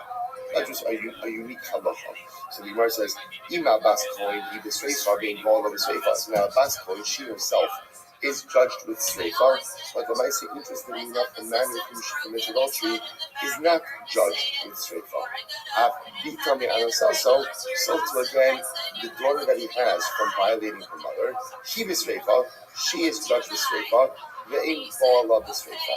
But ultimately, again, the man with whom she commits adultery is not judged with sreifa. Not by it says, it says, "As aviha he mechalalas." She's profaning her father. Yishu mechalalas as aviha. So who is judged with sreifa? One who profanes her father. Yotzes azu she'aviha mechallah. This would come to exclude one, not the girl who's profaning her father, but rather one, which her father is profaning her. Rabbi says, "Bishlam achasam afitzim dina devas kohen, but ukimta adina devas Yisrael." So Rabbi says, okay, in that case, you say the girl is being removed from the typical case of a bas kohen, and she's being judged in accordance with the standards of a typical bas Yisrael. Hacha adina deman mukmasla, adina depuya mukmasla. Here in the case of Bika Manasaso. So again, when the daughter of a woman who violated, so the nice again, where are you going to put her? Right, you're going to put her in the category of just a regular single woman. That doesn't make any sense. So it says, therefore, again, learns that Allah man is chayiv shreifa for violating his daughter, or for having relations with his daughter. So too, a man is chayiv for relations with his daughter, even if she is the daughter of a woman whom he violated. That's the thing over here. As hardly becoming a sussminayim, where's the law? Where's the law? Let's remember again, as we see the way the Torah is structured is, in order to hold someone liable in a capital case, there needs to be two things. There needs to be a law, right? And there needs to be a prohibition, and there needs to be an ownership. So where's the law? Where's the law? As hardly becoming a sussminayim, Bishon la abai v'rava. So going to buy Rabbi, and he had the nafkulu onesh, they hasam nafkulas. So going to buy Rabbi, the same pasuk that teaches us the punishment is the very same pasuk that teaches us the law. Ella, the Tani Davod Rabbi Avin. I will say, what about the Tana of Avod Rabbi Avin? Where is it? I'm Rabbi Lloyd. I'm a frog. Antachala as bitcha the has no sa. Pasuk says, "Do not profane your daughter and have her commit an act of immorality." Or literally again, it's literally translated, "Do not profane your daughter that has no son, have her become a harlot." So let's say, so again, that pasuk is going to teach us that a father can't have relations with his daughter, even if that daughter is not from a legitimate marriage, but even if that daughter herself is from a woman whom he violated. Okay, incredible. So now let's get for Rabbi Yaakov, Rabbi Acha Bar Yaakov. Hi, Altachala is bin Chalaz Nosalla Hakuda Asa. No, that's not what that pasuk means. It will say that pasuk is for something else. In other words, so now, look what's happening over here. We're trying to figure out, right? We've established that halacha l'maisa, if a man violates of his daughter, who he fathered with a woman whom he violated, he is chayiv misa for that. He's chayiv shreifa. Where's the law? So according to Abai and Rabbi, it's the same. The law is the same source as the actual ownership. Okay. According to the other opinions, what's the law? The law is in the pasuk of Hatachalav as bitchala has no sa. Do not profane your daughter by having her engage in acts of harlotry. What's the harlotry over here? What's this? Relations with her father. Shmuel says, well, hold up. We use that pasuk for something totally different. What's a total detour now? We use that pasuk for something totally different. So the Gemara says, "Hi, Altachala bitchala has no. We actually need that pasuk for something dramatically different. What do we need? Here we go to the Sanya. As we learned, Al-Takhalas Bitchala has no son. Do not have your daughter engaged in an act of harlotry. Listen to this. Yaakov Cohen, Hamasi is Bito Levi, the Israel Hakas Medaber. So this is fascinating. One might have thought that the passage is actually talking about that a Kohen is not allowed to have his daughter marry a Levi or a Yisrael. Wow, right? That's about the preservation of Yichus. Then maybe again to preserve proper Yichus, a Bas Kohen should only marry a Kohen. And marrying a Levi or a Yisrael, the best to shalom be like an act of harlotry, which the Gemara says, Amalomar has no saw. Therefore, the pasuk says the father should not give his daughter over has no saw. The chilo shebiznus hakosav ledaber. We're talking about the idea that let's have the most understanding over here. That Allah Subhanahu says giving your daughter over into a context where ultimately again she's going to be engaged in znus. So what does this refer to? The Moser Espito Shalom L'Shem issues. He's giving over one's daughter not for the sake of marriage. Not for the sake of marriage. Again, so it's the prohibition of Hanukkah. Other, to give his daughter over to a man, not in the context of marriage, but for some immoral purposes, to which the Gemara says, Im came, Lemakra al Kachel, but that's the case that the pasuk just say al Kachel, singular. Do not profane your daughter singular by giving her over to a nun in a non-marital context. My al-Kachala, what does the plural mean? Shema minatar, it's going to teach me two things. So I'll say, so number one, you can't go ahead and give your daughter over to a man in a non-marriage context. And I've also number two, it also teaches me that what? That Allah a father can't have relations with his daughter, even if he fathered her by violating her mother, because such an act of relations will be an act of profanation. Right? It will be an act of profanity. That's the halacha. Okay. So the Gemara says, it's actually fascinating. We're going to go a little bit deeper over here. Rabbi Rabbi, hi out the chalas kitchala has no samad. Remember again. Rabbi and Rabbi, they learned out Bito Me'anasaso from a totally different source, right? They learned out Bito Me'anasaso from the same place where they derived the Onesh. So that is what Rabbi and Rabbi do with this passage. It's very interesting. So Rabbi and Rabbi out the chalas kitchala has no samad. Fascinating. Rav Mani Zeh Hamasi is Bito Mizaki. Fascinating. This refers to someone who marries off his daughter to an older man. What's wrong with marrying off his daughter to an older man? Can you sign up? Al-Takhala is Bitchala has no son. Do not profane your daughter by giving her over to immorality. Rabbi Ezra Omer Zehamasi is Bito Mizaki.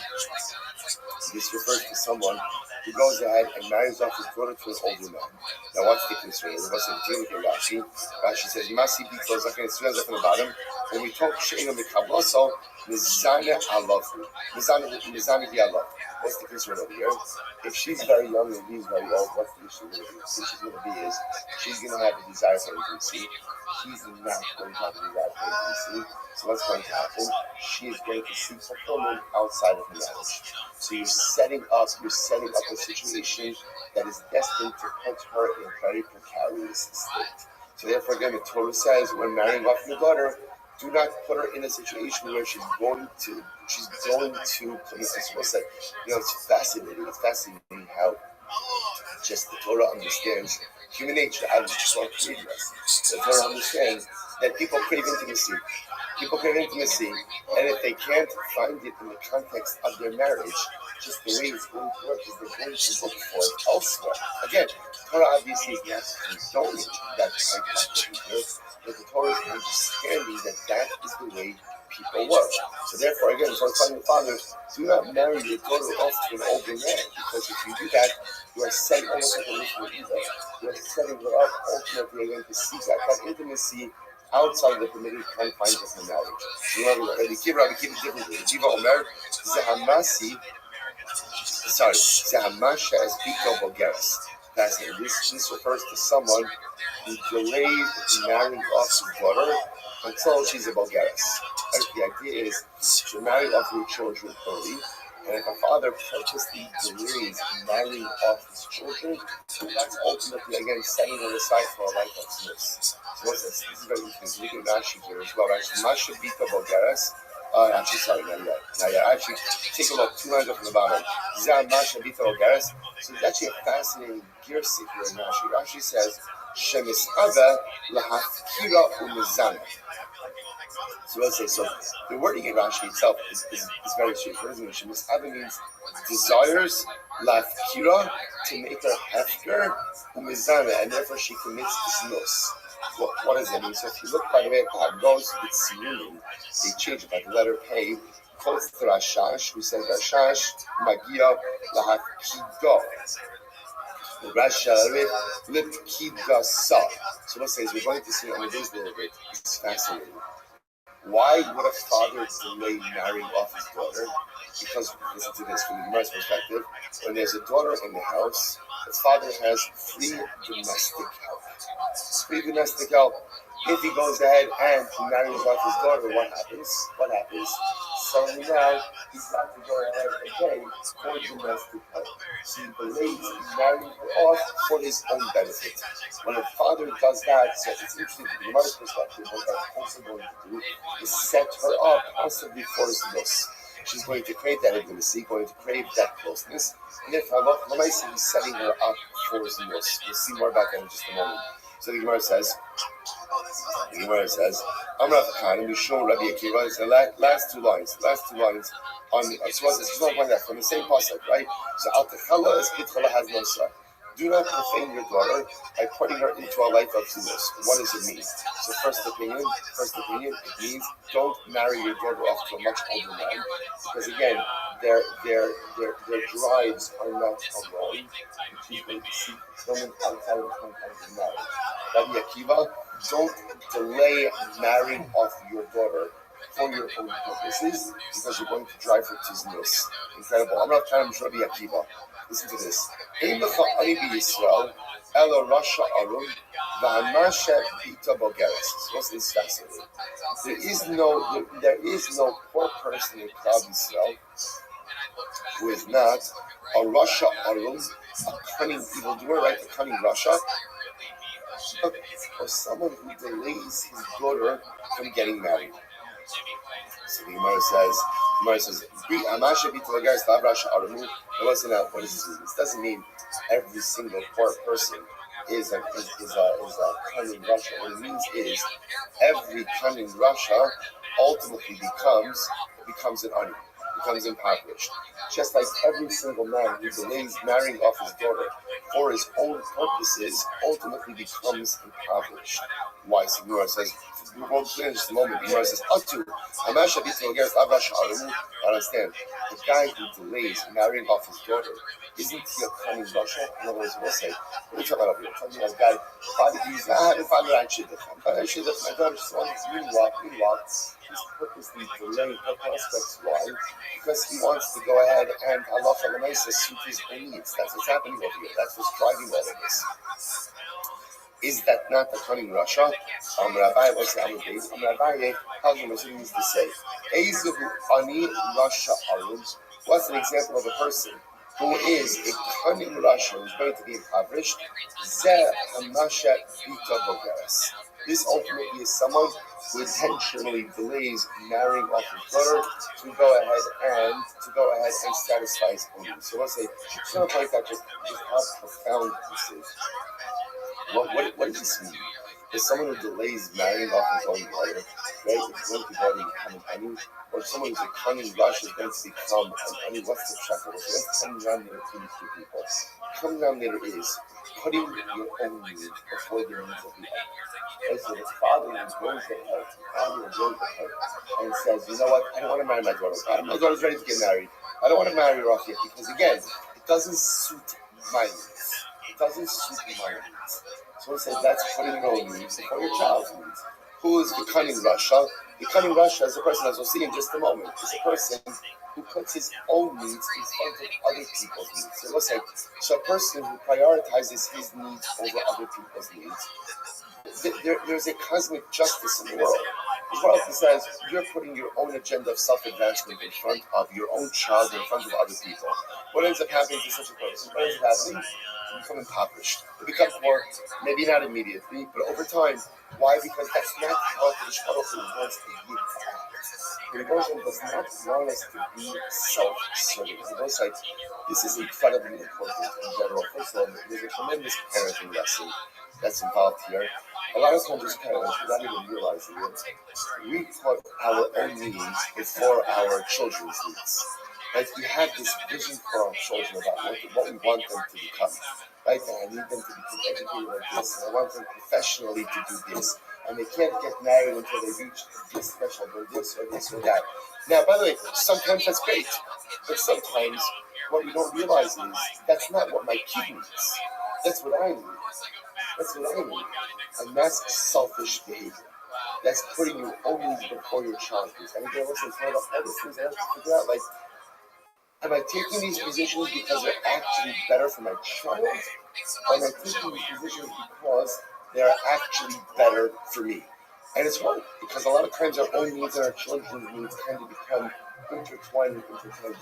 But you see, from here, one of the things you have to be so careful about in parenting is making sure, let's say, one of the greatest hates Saharas in parenting. What's one of the greatest hates in parenting is often as parenting we think like our kids represent a do-over for ourselves, right? Everything that I did wrong in life, I'm going to get right through my kids. Well, that's fine, but your kid's not you. And your kid didn't sign up to become a better version of you. My child is someone different, fundamentally different than me, with different profiles, different abilities, and a different destiny. So we have to be so careful. I see as all of our parents like have these incredible, beautiful dreams, which are so beautiful. Only issue is they never check with the kid whether or not that's what the kid wants to do. Does the kid want to go down this path? Does the kid want this kind of career? Does the kid want this kind of education? Does the kid want this kind of career? The guy goes over there. This is what the kid's going to do. They just never check with the child. That's putting parental desires and life objectives before the child. And that, as I'll say, is fundamentally selfish. And when you're selfish in life, just understand, it never works out. The Russia Arum puts his own needs before the needs of others. You can try that, and you may be successful in the short term, but in the long term, ultimately, you become impoverished. I will say, but the soul of parenting is make sure that the decisions you're making are the ones that are good for your child, and not the ones that simply benefit you. Incredible. All right, let's go back there. So the Gemara was kind of following up on that. The Gemara says, be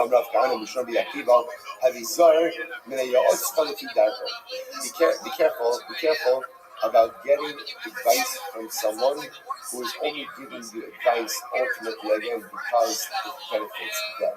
That's how you atzka. Somebody gives you itzah to feed their code. Of course, there's so much like so. This is an incredible caveat. In fact, what does the Russia Arum do? The Russia Arum is not someone who's just stuffing chazer into your mouth. The Russia Arum is a person very often who could be giving you advice, and it may not be even the worst advice for you, but it's not the best advice for you. But you know what is the best advice for? For him. For him. And same idea sometimes without even realizing it. The thing that we give to our children, or the advice we give to our children, is the advice that benefits us, benefits me as the parent, not that benefits my child. So what's this? Rabbi Akiva is kind of the follow-up. Be careful with someone who gives you advice in accordance with their death. Also, by the way, it's also very profound to hear this from Rabbi Akiva. Right? Remember again, Rabbi Akiva knows what it's like to get advice from different people. Because in Rabbi Akiva's life, there were two different groups of people. Really just one group and then one person. There was one group of Rabbi Akiva who constantly actually told him, you will never amount to anything more than a shepherd. That's what you are, that's what you will be. Just be the best shepherd you can be. And those are people, and Rabbi Akiva had one person who whispered in his ear, that one person had to be his wife, Rachel. Right? And Rachel told him, you can be whatever you want to be. Right? You want to become the blah, blah, blah. You want to become the best of the best. You can do that. You can do that. So the Akiva essentially says, just be careful who you get comes from. Because had I listened to the majority of people who were whispering in my ear, I would have been a very good shepherd. And that's it. The Baruch Hashem, I took advice from someone who wasn't self-serving, but rather I took advice from someone who really and truly cared about me, and as a result, Rabbi Akiva became Rabbi Akiva. Incredible. I'm Rabbi Akiva. I'm a Rav. I'm not saying detail is okay. If a person goes there and marries, let's back to this. A man marries up in Torah to a much older man. But Masi Isha with no katan. Or, again, also the reverse is a man marries a woman to his minor son. Remember, as we spoke about, minor son is not the kid you love less, right? The minor son represents, again, a child. So he's marrying off again an adult woman to his minor son. She will say, remember again, the denominator of the year is, again, you're going to be unfulfilling marriages, right? And the first, the daughter's married much older than that, they don't have the same drive. Again, in the second, the son, who's a child, is married to a woman, don't have the same drive. But listen to this. If someone goes out of his way to return a lost object to a non-Jew, what's the Gemara says? About such a person, the pasuk says, "L'man safos harava esatzmeya, lo yova Hashem seloachlo." They will say now the way the pasuk, the way that the Gemara is understanding this pasuk over here, which is really quite profound. "L'man safos harava esatzmeya" means that look at Rashi. Rashi says "L'man safos lifbar." Rashi understands safos means to connect. Now, what's being connected over here? Rashi says, that's why that in Rashi on the top, Revos Hatzmeya, Saveh B'davar, in Sameh B'davar. Zakin B'yad, Revos Hatzmeya B'kashmish, Zakin B'yad, B'kata. Let's listen to this. According to the Gemara is understanding as follows. You can't connect someone who is thirsty with someone who is sated and expect them to go ahead and complement each other. So another way for the idea over here is, right? So the young woman is thirsty. She wants intimacy. The older man is sated. The young boy is sated. The woman is thirsty. It doesn't work. It doesn't work to pair up someone who is thirsty with someone who is sated, because halacha l'maisa again, it doesn't work. I will say, by the way, it happens to be that this is a profound so not just by intimacy, but also by marriage. In order to have true shalom bayis, in order to have true growth in a marriage, both parties in the marriage have to want growth. Right? The worst thing that can happen is when a wife becomes her husband's mashkiach. Right? If a wife is kicking her husband out of bed in the morning, get up for shir, that's a disaster. The same way if a husband is telling his wife, you need to become a chatzos lady, you need to be starting Shabbos, you need to be ready for Shabbos at the midday on Friday, that's also a disaster. What's the recipe for success? Both have to be thirsty. Husband has to be thirsty for growth.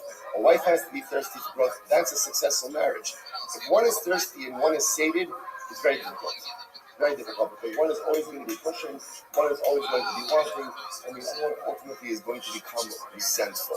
If both are thirsty, then the Maisa actually has to be for success. If both are sated, then what? Utter disaster also. Because if both are sated, then that represents a life of complacency, a life of mediocrity. Both are thirsty, ridiculous success. Both are sated, abysmal failure. One is thirsty, one is sated. A lot of shalom balance issues. So remember those items. What about the matzah avidu? What's wrong with going ahead? And returning a lost object to a Jew? I don't know, that sounds like a nice thing. What's wrong with that? So let's look at Rashi. Rashi says that the matzah avidu kusi heshva v'hibar kusi liyisrael. It's incredible. He said, person should return the lost objects to non-Jews. That's what we're saying. We're saying like this: that a person who thinks that returning a lost object to a non-Jew is just as important as the mitzvah of Shabbos Aveidah, that's wrong. But as we're saying, we're going to say something that is incredibly politically incorrect, which is Jews and non-Jews are not the same. We're not the same. And we should not interact with each other as if we are the same. You have to have respect for all of humanity. You have to treat all humanity with dignity. But there is a different level of interaction and a different level of devotion that we must have to each other. And Rabbi said we don't have to be apologetic about saying it. One simple reason. No one looks out for us except us.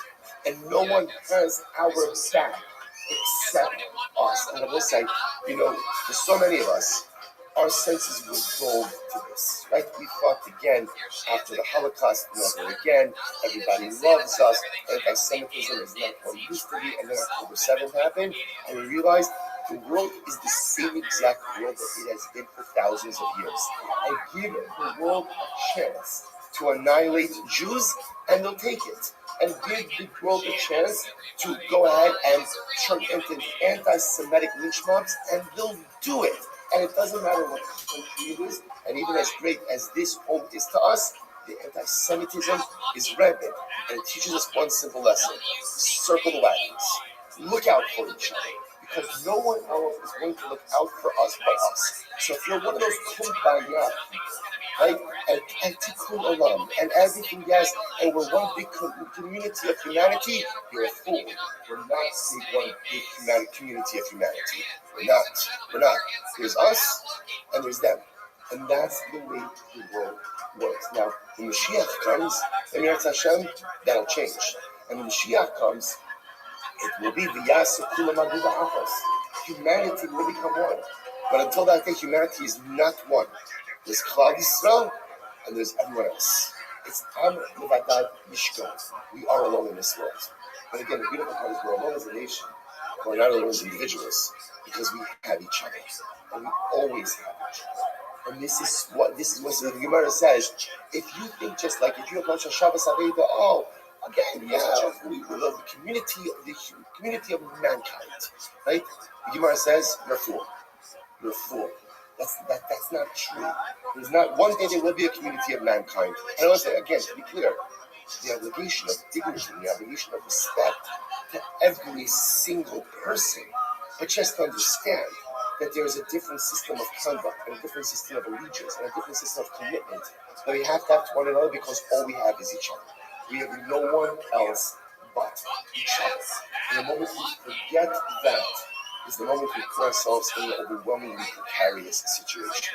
That's the Gemara. Should you return a lost object to a kusi? Of course you should. If you get extra change at the supermarket, should you return the extra change? 1,000% I said. Yes. And don't tell us, you get extra money, right? You be a proper human being. But just understand that there's a difference between that and the mitzvah of Hashavas Avedi, which represents the interpersonal contract that we have with one another. Incredible.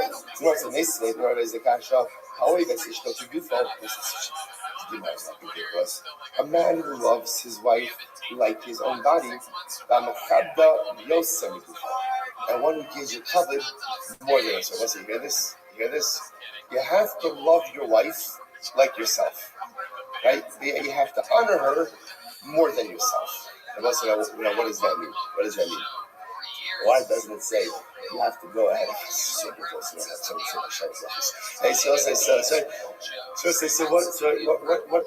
this mean? First of all, why don't we say love your wife more than yourself? What's the simple answer? Because you can't. It's important you so. Right? In other words, we'll say the framework of love that I have more than anything is myself. In other words, the strongest reflex we have is going to be self-preservation. Why? Because deep down, like the most important, we're very egocentric beings. So the Gemara says, if you could love your wife as much as you love yourself, that's godless. That's godless. Now, what does it mean to be mechamid? Now, because love is an emotion. So from an emotional perspective, you can feel that sense of love to your wife. And you can feel you care about her as much as you care about yourself. That's fantastic. Mechamda, covet, is our physical behaviors. Right? In other words, so then when it comes to physical behaviors, then you have to do more for your wife than what you do for yourself. And I will say, that's on a very individual level. So again, if you for yourself, you get a present on your birthday, so you're actually going to get a present on her birthday. You should get a present multiple avatars. In other words, whatever covet you take for yourself.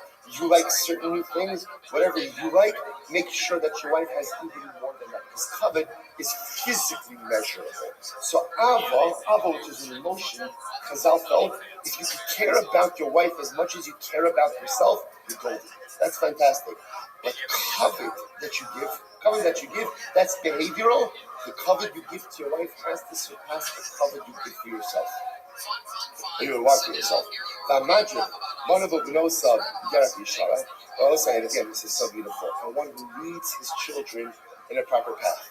So let's say these guys, these gemaras that we could spend a weekend in these gemaras. What does it mean magic? What does it mean magic? Let's say, what does it mean? What's the magic? What's the magic? God. What does the guy do?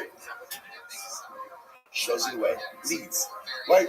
Let's say the most annoying guides are the ones who talk too much.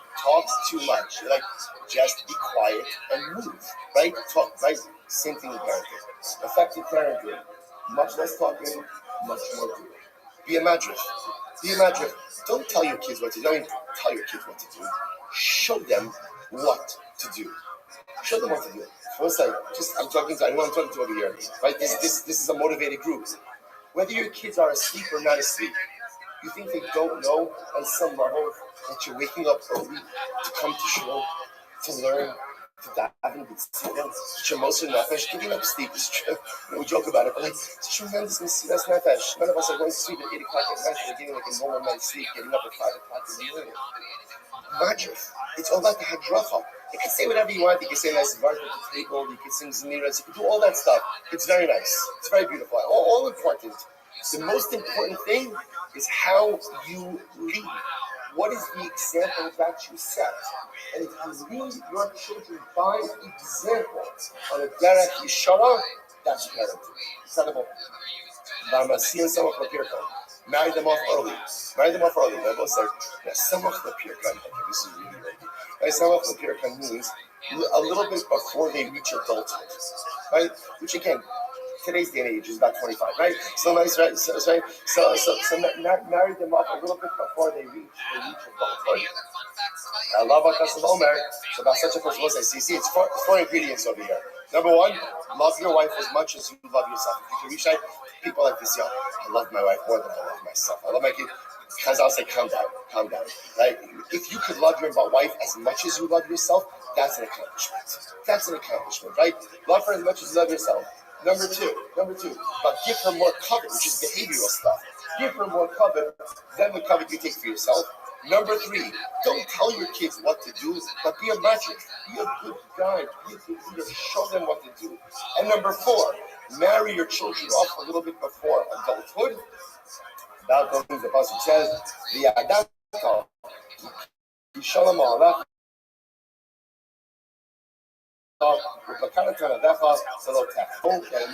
Everything is going to be good. It's going to be peace in your tent, right? Your home will be remembered for good, and ultimately, again, you will not come to sin. So, people say, by the way, why is all of this brought down? Because again, we just saw before, the Gemara said that you shouldn't marry off your kid before adulthood. So, what's happening over here? The Gemara says, no, it's not a kasha. The Gemara says, some of what you're shining. No. Ultimately, again, this is literally talking about right before they reach the age of adulthood. So again, they're on the cusp of adulthood. So the mice, again, that's not a big deal. Speaking about not knowing what the child is a katan, that's a mamish where they were still very incredible. I'm going to stop here for today. We're fine. Tomorrow's a very short daf in your section. Kind of short daf.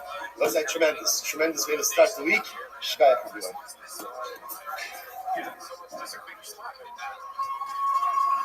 Lucky, everybody. Got lucky tonight. And great. Follow him, _Adam Lucky, LUCKEY. Adam Lucky. All right, Joel said good morning. Good morning, a great source for Hashem to be. I think maybe.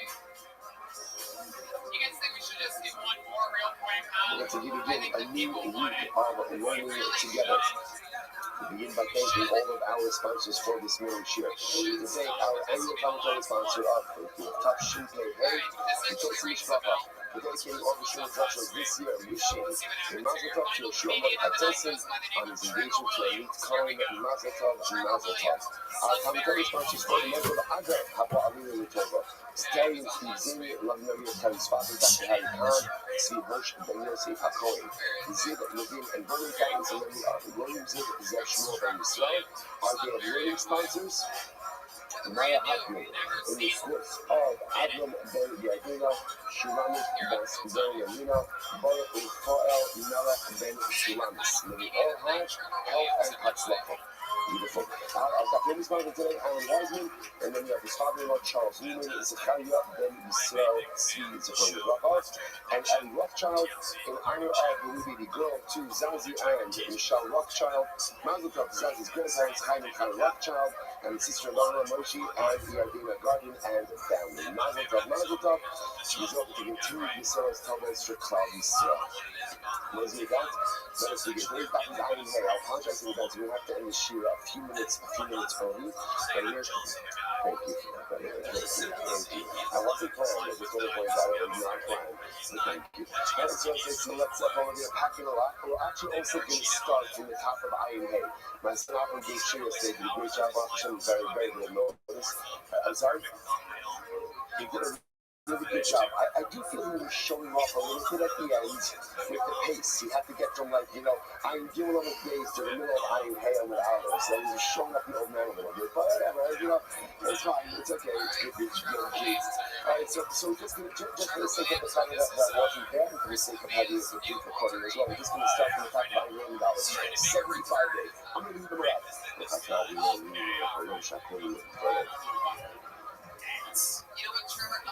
I'm going to leave them out. Most of the other effort. Shenazon Eva Bibi Sha'achos. There was no straight man. He set his eyes upon a woman. The hair up, leave over to it. And what happened? His heart was filled with incredible desire. Now, Rashi points out that we have a Nemo Abba, the company of the hair of Holy. Ultimately, again, he became lovesick. Probably better stated, lust is sick. But ultimately, again, it becomes infatuated with the rest of every trans which I asked you in the beginning. Where was the mistake? Shenasam Eva. That's one of the reasons that we have to be so careful. Shmiras Ha'inayim. What we look at is because, as the Gemara says, Einayim knows the eyes see V'halev cholet.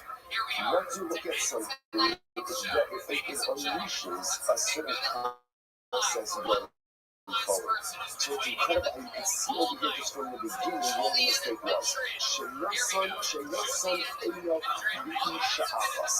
Why look that way? Why not be careful with Shmiras Ha'inayim? Why not be this one again? Listen, you know this so incredibly well. But the lights, it's fascinating to see. Sometimes things go off the rails, and you're not exactly sure where it went off the rails. And then there are other times where it's so abundantly clear where exactly things went off the rails. So here, Nasan Eila. So you might say, barbershop, and he came to ask the doctor as well. And the doctor said, look, this guy is managed definitely no. The only possibility, the only report he can have is if he has relations with this woman. Okay, I'm going to come in. Mom said, don't stop the dialogue. No, you can't do that. So again, as I said, so the Christians, the Imams making the assumption over here that it must be some type of a Rhino's situation. So again, a Rhino is one of the things that you have to see and give your life for, then to go and transgress. So the doctor said, okay, I'm going to look for a rumor. So okay, fine, that's not interesting. He just has to be able to see her unclothed. If you can see her unclothed, the ultimate nigga will be fine. He'll be fine. So the Gemara says, young is not coming from a rumor. So the Chum said, no, you can't do that. You can't do that. This is not how we operate. So the Gemara says, just after you and I together. So let me talk with her. Okay, so you can't have relations with her. You can't see her unclothed. Let her talk with her. It's interesting. At this point, the doctor's already understood that there is a serious issue here. So he said, she wanted to speak with her even face to face. Let us begin like a wall between them. So the Gemara says, the Rabbi said, Yomos will let the sacrifice be more than ultimately, let him die, but let them not go ahead and have this conversation. I also let what's so bad about the conversation? Because again, context is everything. What's the context of this? The context of this was in a illicit immoral urge. Nothing in a ba'osisha. So again, this entire thing took on an air of immorality about it. So you know, who was the woman? Who was the woman?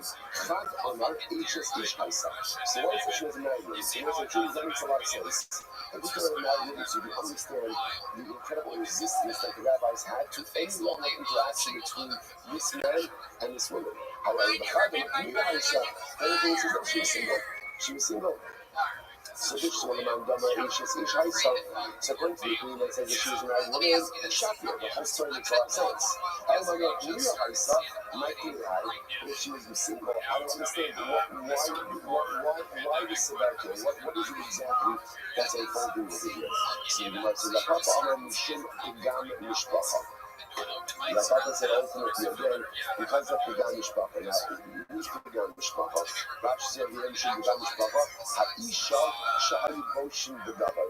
Even if she was a single woman, it would have been embarrassing for her family and reputationally potentially damaging for her to go ahead.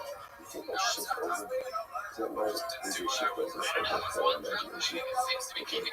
I'm a junior on this, so just a try to figure out which way to go. Okay. Got it. So it's shifted this way, right? Yeah, this is a very right. Okay.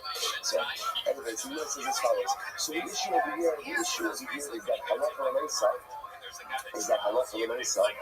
there is if this girl would get engaged, even if she was single, if she would be engaged in this type of behavior, it can have significant reputational damage upon her and upon her mishpacha. So Rabbi this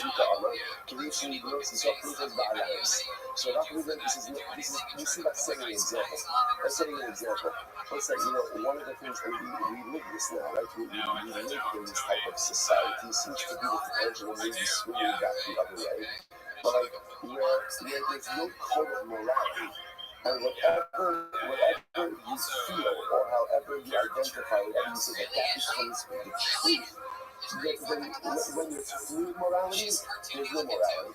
That's the truth. And so Chazal, when we say the rabbis in this case, and it's over here, is halacha l'maisa, you just allow these kind of things to go on. Even though, again, the one that you called the argument, just let the guy speak to the woman from behind the wall. What is the big deal over there? He's not going to see her, he's not going to get her.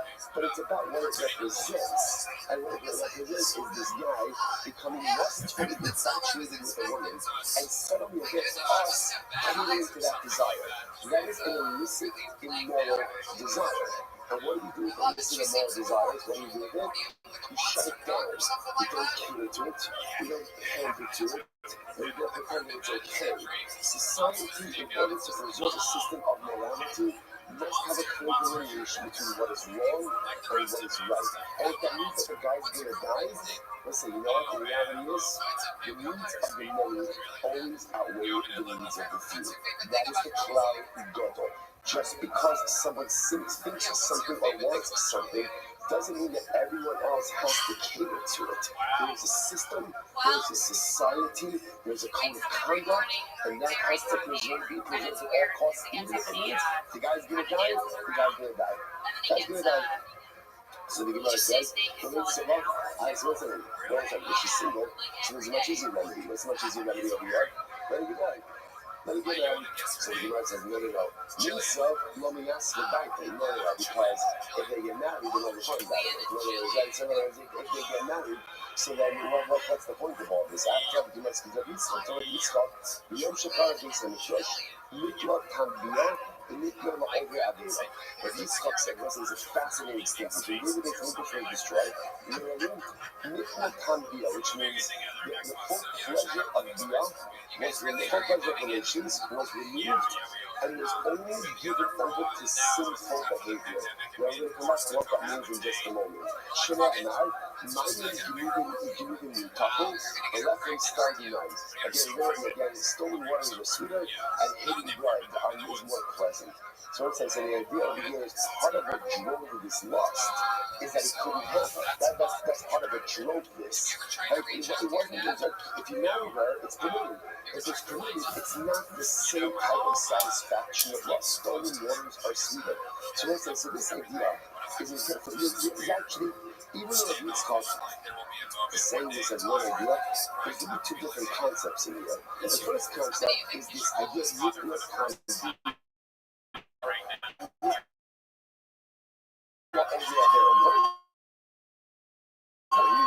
That the full pleasure of Dia has been removed, so that has been destroyed, and it's been given over to all the Avera. So it says such this morning. So the idea that he sits around the government. And he says this, so listen to this idea. He says, Kasher B'Samikdash Hayakayim, when the Samikdash stood, Tashina Hayashor B'Yisrael, has been Mekadosh Atzmon Kiroi, the Beis HaZivot. We'll say, it's interesting. Oh, yeah, very so interesting. One of the interesting things is this idea of a person being Mekadosh themselves, sanctifying themselves, before and during the active relations. This concept, but it's one of the most elusive ideas. Because again, intimacy could be beautiful, obviously should be beautiful, should be meaningful, but kadosh and holy, it's a strange concept.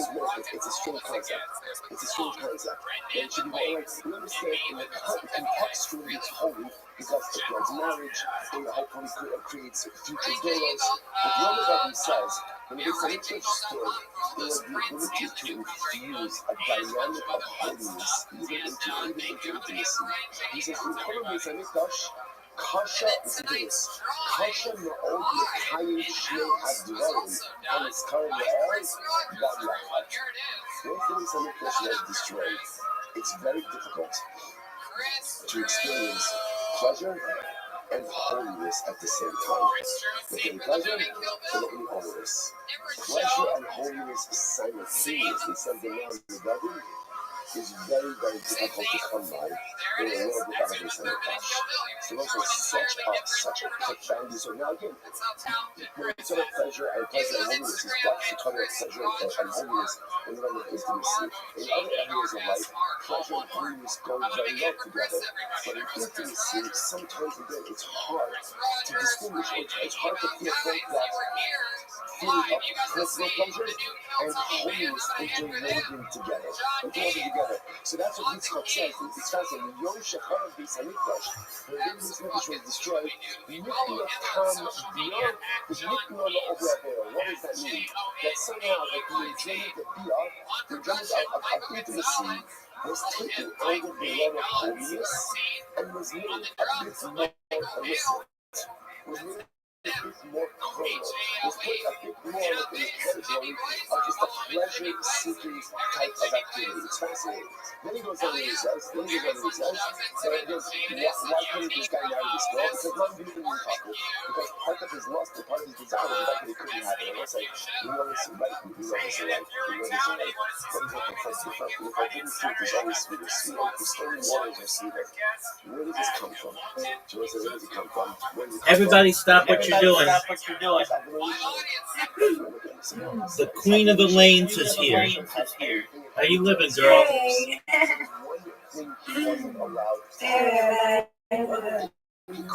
Yes, take my bag, but I'm talking all day. My sisters, and now I'm eating I did everything, and I'm just eating, now I'm getting ready to go to the bathroom. You ready for an invite? Yeah, you ready for an invite? All right, so you got it. Dang.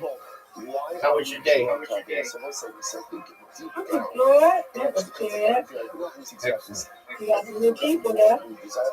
All right, I ain't tell you that. So we got 3 new people. So during this time, I told you to retire.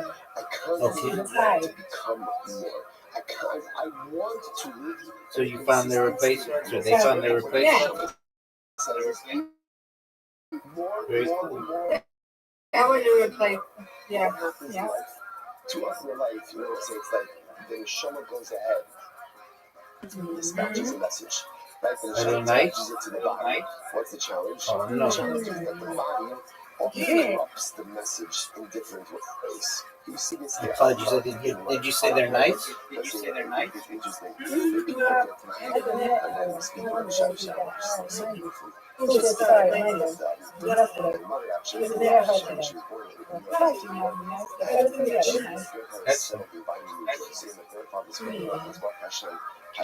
Get this. What a spare. Thank you. You're welcome, man. Actually came to be Oh, Miss Chris, that was terrible. That was terrible. This is going to be amazing. Give it to me. Garbage. That is she was speaking about, I'm not going to do the whole draw, she was beautiful, it was beautiful, much shorter than my draw, she was very beautiful. Get it. And she was speaking about homesickness. She was homesickness, and it was so beautiful. Homesickness. Oh, get it. No doubt. Easy. Well, that was looking good. Garbage. Alright, I need these three. Got it. And the Zohar Kodesh writes, every breath you have to praise Hashem. Every single time a person exhales, the neshama wants to jump out of the body and go back to Shema. Oh, that is giant, Mr. Aquarius. So that's why every single time you breathe, match her. Ooh. He's keeping the neshama in your garbage. Why? Because the neshama is homesick. So what happens? Give me this. Oh, that was a good attempt. The body relates to it ultimately again as physical homesickness. That's how we experience it. Yeah. So what happens when you're on vacation? What happens when you're on vacation? Right? After 2 days, right? It's interesting, right? Yeah, another one. Right. Mr. Aquarius, put his game away. You get another one, no? No, it's still you. Miss Aquarius, laying down the law, puts this game all but out of reach.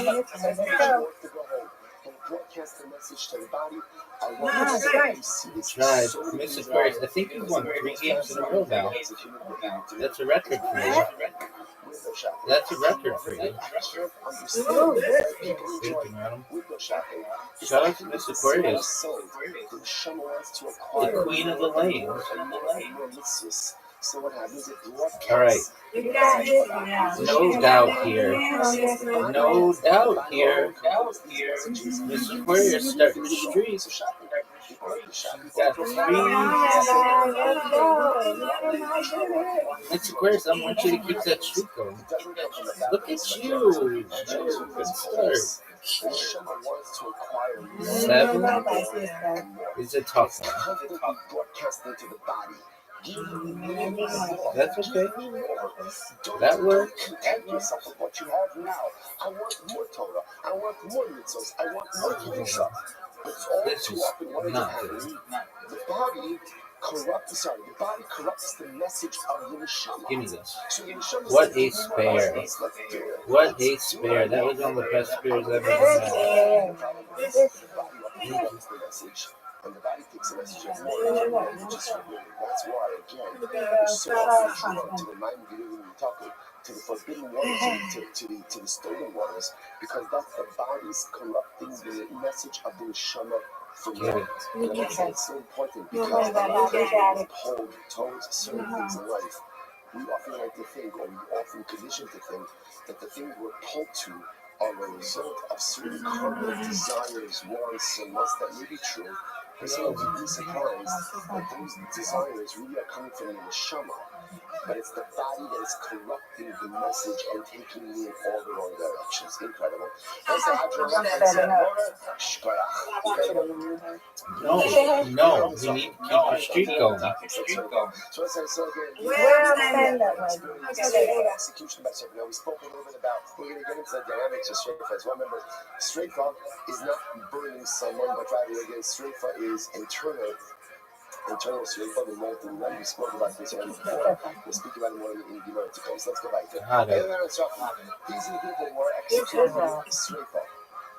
A man who has relations with a woman and her daughter, the bas coaches himself, and the bas coaches his country, so we saw that extensively. Now,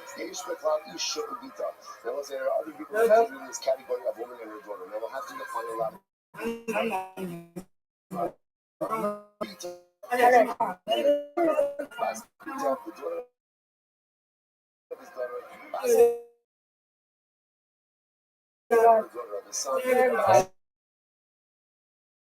That's a beautiful spare.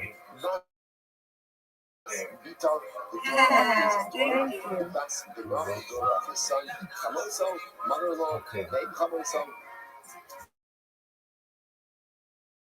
I need these four. And the mother of your father-in-law. So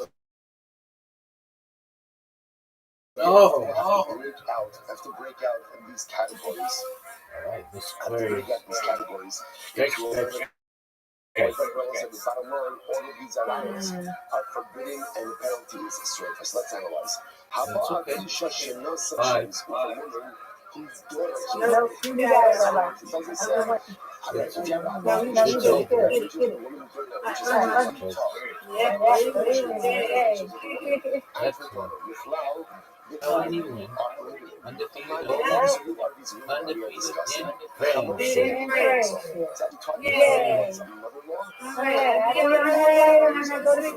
Sons of the clan, man. That there are other people included in this category of a woman and her daughter. Prince is that these two women, in other words, Chamosa and Chamosa, are written explicitly, but that's not true. But Hana Midrasha Asya, and ultimately they're learning after Midrasha. So Hani Kala Abai Dawar Nashmal Loshin Ikaminaidu. So according to Abaye, so this makes a lot of sense because Abaye says that through the fundamental focus over here is the ability to intuit certain prohibitions. Masnisim, Rabbi Akiva, El Rabba Dama Chamosa, La Akramisi, Masnisim. According to Rabbi, says that no, it's coming to prohibit the mother-in-law even after the death of a wife. So let's say he was married to Rachel. So obviously when he was married to Rachel, he's prohibited to Rachel's mother. Let's say Rachel dies. So Rachel dies. Is Reuben permitted to marry his former mother-in-law? So apparently that's a point of contention. So according to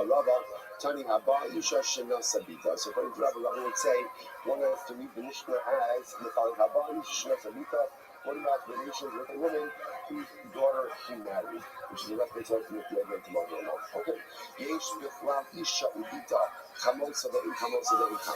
So again, included in the category of a woman and her daughter.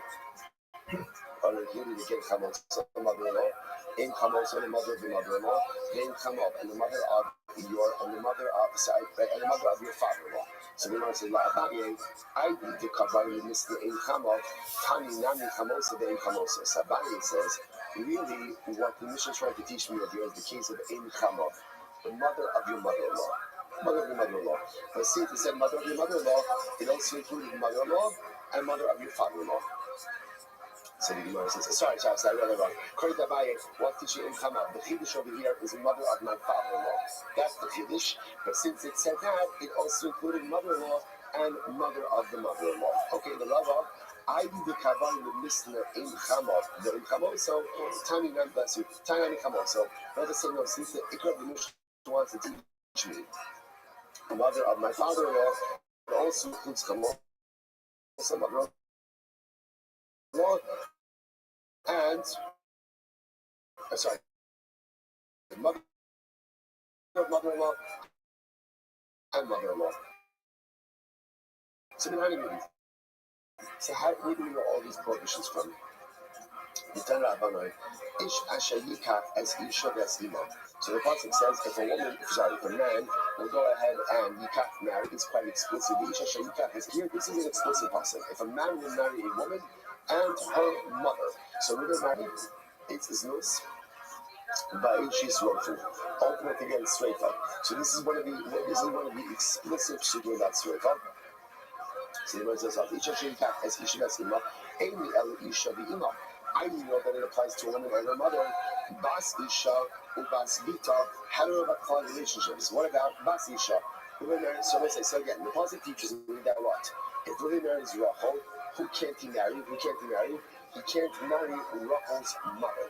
He can't marry Rachel's mother. Okay. How do I know that he also can't marry? Right? How do I know that he also can't? Eli isha v'ima. Bas isha, Rachel's daughter. Bas Vita, the daughter of Rachel's daughter. Bas Bina, the daughter of Rachel's son, Minayim. So again, Torah tells me about Rachel's mother. How do I know about the generations down below Rachel that the prohibition applies? So the most is very simple. Ne'emar kan zima, it says over here by mother-in-law zima. Ne'emar lahalon zima. And it says again, we'll say later on, this is the case Ishta, the daughter of one's wife. This is also Erebas Isha Ubita Lo Sigara. That's an explicit pasuk as well. You cannot go ahead and marry both a woman and her daughter by Bas Ishto, the daughter of one's wife. Ma'ala alon Bita Ubas, the daughter of her son, Afkan. So it's over here. Bita plus the daughter. Bas Bita, the daughter of her daughter. Ubas Bina. Incredible. Minayin Lasos Zechar Kinekevos. How do you know they treat men like women? Now, at first glance, we don't know what that phrase means. We're explaining what it is. How do you know that you have to treat men like women? Ne'emar kan zima, v'ne'emar la'alan zima. Says over here zima, again by some also, and by Bas Ishto, it says zima. Ma la'alan t'cham kinekevos, Afkan t'cham kinekevos. Just like over here, the truth is t'cham like kinekevos. So to over here, the truth is t'cham like kinekevos. So, okay, like I said, we don't know what that means yet. We don't know what that means yet, but we'll get to it today. Minayin lasos l'mata kilamalo. How do I know that we should make that which is mentioned below, like that which is mentioned above? Once again, no idea what that phrase means. And I say, it's interesting, by the way, stylistically, that the Gemara does this. The Gemara put a Brisa, and we read the Brisa, we have no idea what it means, we have no idea what it means, and then we explain it later on.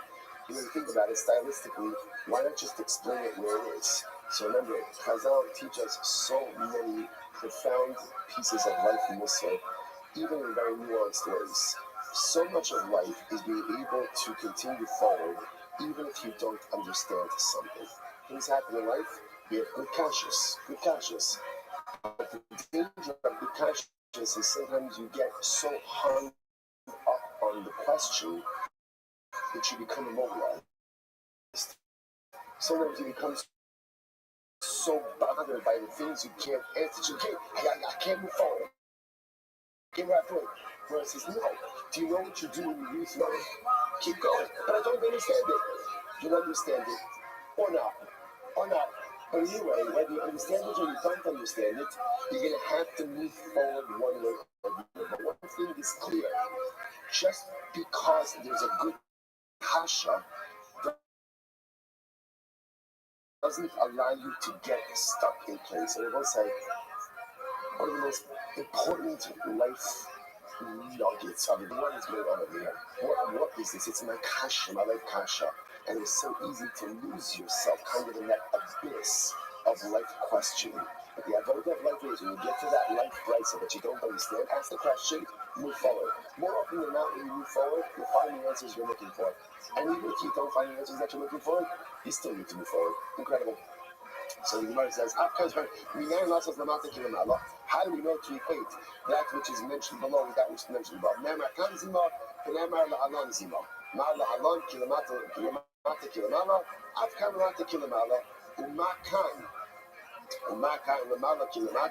So we'll say, so again, just to understand over here, we'll see exactly what all of this is referring to, the Lamala and Lamata. But here's the point that I want you to remember. We have two psukim, right? What we're trying to do over here is the Torah explicitly speaks about two relationships that ultimately again are going to be punishable. Number one is Isha Sharikat es Isha das Ima, marrying a woman and her mother, right? And then the other is Ervas Isha Ubita, a woman and her daughter. Those are the ones we have explicit. Everything else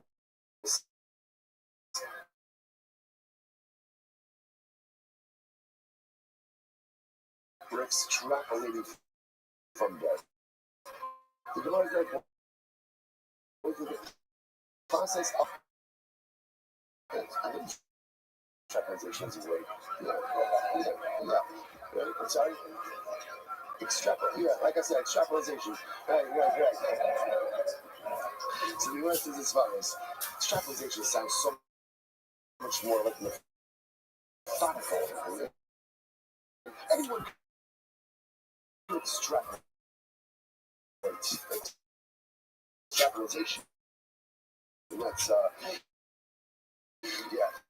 Okay, anyway. So the Gemara says as follows. So we'll say, how do we know? Excuse me.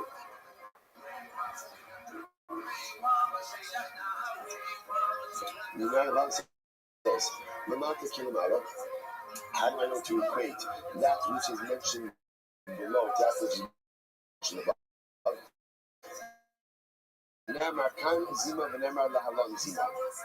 That's going to be our example of Zima. Mala halam elamata kilamala, avka lamata kilamala, umakan lamala kilamata, avka lamala. So the first thing Rabbi said was we have to make zecharim like nekevos, to make men like women. So the Gemara says, what does that mean? So the Gemara says, Amar Ramiana says from nekevos, my from nekevos, kibas bita. So maybe it's like this. Maybe it's like this. Right, so it is married to Rachel. So maybe it's just like this, that we already learned that, right, Rachel's daughter's daughter is going to Tuesday. So too, maybe again, what does it mean to make men like women? Okay, so just like Rachel's daughter's daughter, like Rachel's granddaughter from her daughter going to Tuesday, so too Rachel's granddaughter from her son is also going to Tuesday. So the Gemara says, so the reminds something here is even the bas bita, bahadi adadikasi, right? Ultimately, again, are those learned out together? And the aim chama keim chamosa. Rather, it's coming to include instead the mother of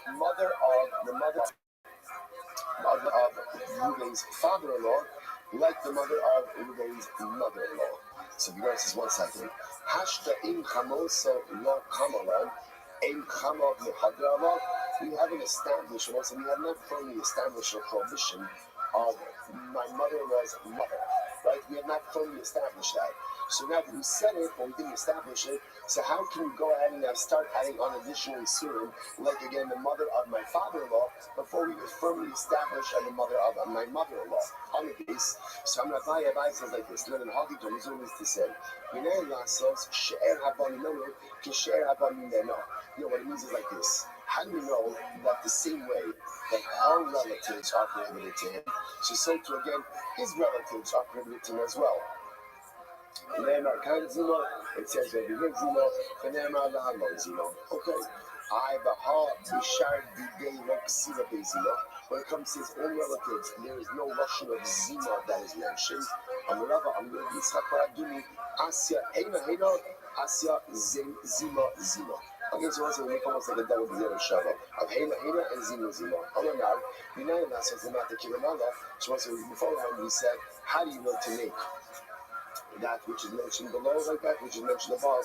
So once again, my Mata Kilamala. What does that mean? What does that mean? Ilema, Bas Bina, Bas Bitar, Kibitar. So maybe say like this. Maybe I will say, so I'm trying to figure out the lesson of Lamata Kilamala. I'm trying to equate rayos that are lamata below to that which is above. Okay, so maybe it means like this. Maybe it's going to teach me that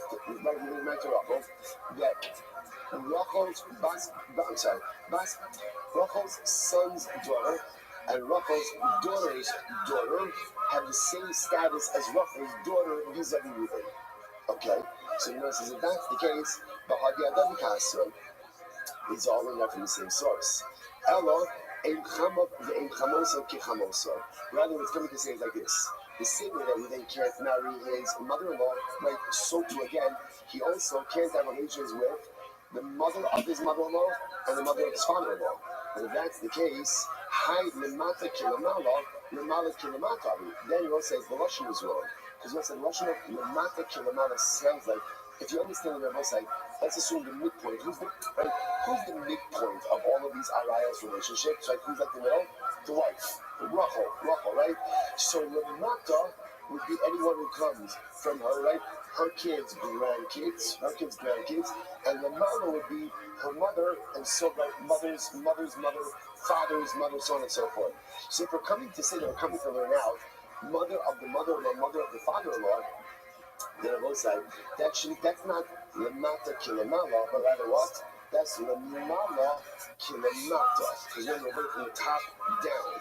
So the Gemara says, you're right, tiny lemala kilamata. You're right, change the Russian, and rather it should read lemala kilamata. So what's this? And then the Gemara says like this, how do we know to make the prohibitions of mother-in-law? Well, mother-in-law is explicit, right? But really, mother of mother-in-law and mother of father-in-law, just like the prohibition of Rachel's daughter to Reuben. But essentially, Reuben's relationship to Rachel's,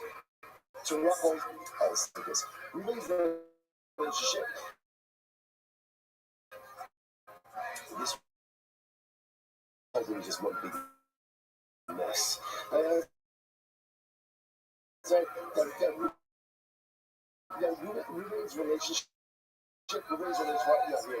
Reuben's relationship to his mother, to his mother-in-law's mother, and his father-in-law's mother is just like his relationship to Rachel, his wife's daughter.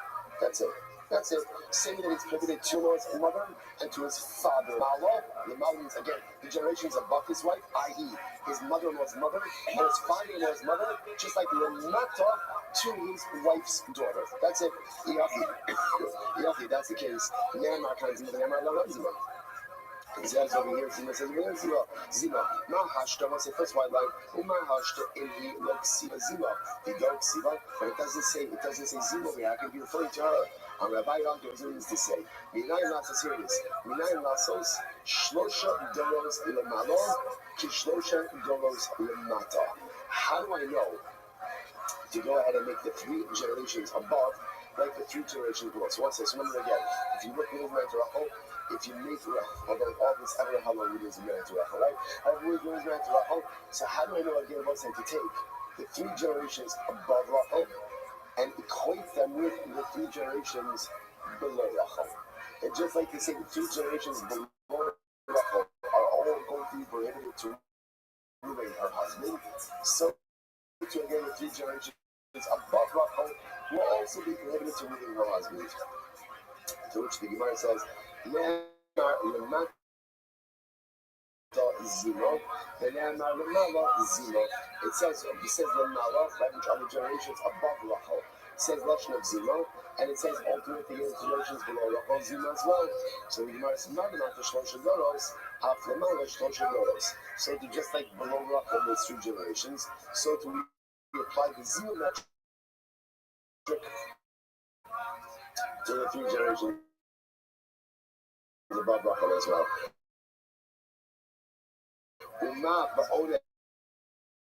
I'm sorry.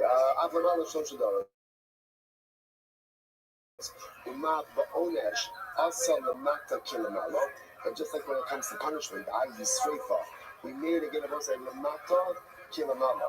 We made the 3 generations below Rachel. So to it a kilamata. So let's say, so interestingly enough, we seem to have this fascinating relationship below Rachel. So let's say, so again, it really becomes quite fascinating because it can't marry Rachel and her daughter, right? That's number 1. And number 2, ultimately again, can't marry a woman, can't marry Rachel and her mother, and likewise you can't marry a woman and her daughter. So that's what I got. Now what we're doing over here, so we say Asaba Lamala Kilamata is we're building up the framework. Ultimately again, the 3 generations above, 3 generations below. Beautiful. Beautiful. So Rashi says, no. We don't let keep it cutting. No, let's go back to what we said originally. Lamata the Isser. So I said, no. What Lamata means is not going down in Jewish. Lamata means a lesser Isser. A lesser Isser. You guys are Imari. So Imari, Ima Asura. So I say, so just like when it comes to Rachel, right? The mother of her mother is Asur. Afu and Ima Asura. So to again from Rabbi, right? And the mother of his mother is also going to be Asur. I'm gonna buy, I'm gonna cry. In Chayid. So Abai says, the Pasuk says, it's your mother. You should Imo Atamachaybo. Because his mother will be chayiv, and the Atamachaybo Mishum Ein Imo. But the same biblical prohibition does not apply to the mother. Rabbi says, Bein Leman Amar, so it's very interesting. So Rabbi says as follows: Bein Leman Amar, Don Nino Nino. Bein Leman Amar, Don Nino Nino Oki Basra. So we've seen this many times throughout our journeys in that family. In general, we make Gzera Shabbat. So the shaila is when you focused on you make Gzera Shabbat. So Don Nino means that Allah wants to make Gzera Shabbat. So really, Allah the result is very much rooted in the origin of limud. Versus Don Nino Oki Basra means that ultimately the real limud is much more focused on the result. So the Gemara listen to this. So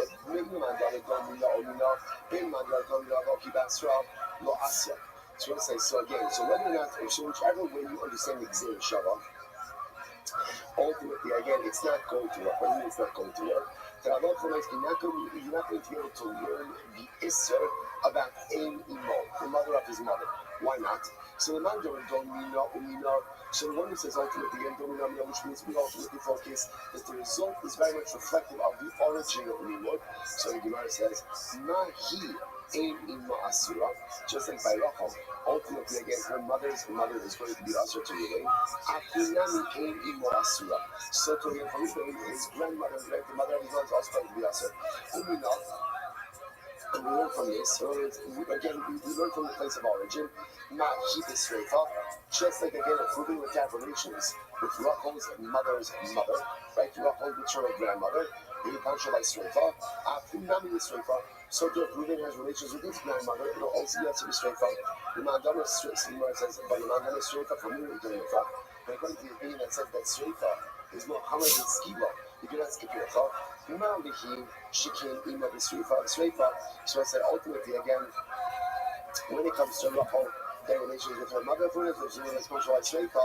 Tamar Baruch, she met Skiba. If you have relations with his mother, so by Skiba. No, even of the Skiba, any of the Sreifa, doesn't make sense that if you didn't have relations with his own mother, it's with Skiba, but with ultimately, again, the mother of his mother is with Sreifa.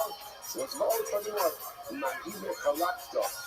Not Mahimo Kalakta, but they email the email. Just like when it comes to Rachel, there's no distinction between her mother and her mother's mother. They email the email. So to by Ruvain, there cannot be a distinction between the prohibition between his mother and his mother's mother. Okay. And then on the other scheme of Hamura, the high question that is, and according to the opinion that says, ultimately, the scheme of Muhammad, he goes back and deal with the same question. By what's next part 1, part 2, and don't be that. And according to the opinion that says, when it comes to the Gzera Shabbat, it's much more focused now being by the Gzera Shabbat on the result of the Gzera Shabbat. So you might be not in a Ma'asira, just like by Rachel, her mother's mother is also, so to again, his mother's mother is also going to be also Ruki Basra, and let's derive the halachas from that result. Hasam Ruki is Sreifa. So they also derive the halachas by Sreifa. About how come it's Skila. But ultimately, in the here, she does Skila. She got Ashkit from the email. As we find him by his mother, which is Skila. So the man of the Sreifa Kamura is a Lipa. And according to the opinion that says that Sreifa is more humble, we have another Kircha. Once again, also talking about about 76 then. Maliki Shekin Mother Sreifa. About Rachel relations with Rachel's mother's really that Sreifa. Tomar Baruch, she has a Skila. By him, relations much with that Skila. But Pokini. Furthermore, we're also why should his halacha be different than hers? He's asking because of hers. Mahi, no halacha, they call the Imam. Just like by Rachel, I will say. There is no distinction vis-a-vis with a regular relations with Rachel's daughter or Rachel's mother. Either way, again, it's going to be Sreifa.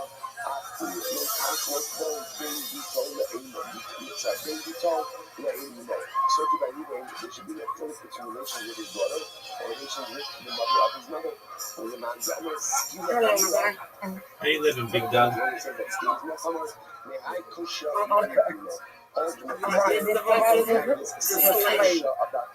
You going to bed? Sweet dreams, my man. What's the takeaway? You okay? That's like a man. You're a ball, you're right there. Okay, y'all get started. What am I going to say? What am I going to say? Simplify this, because actually, remember, this is just one of these classic situations where the Gemara is working through. What'd you say?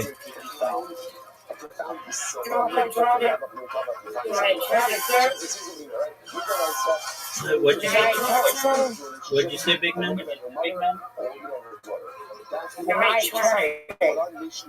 What about night traffic? That will be treated like wife's mother and wife's daughter. And there's a punishment of wife's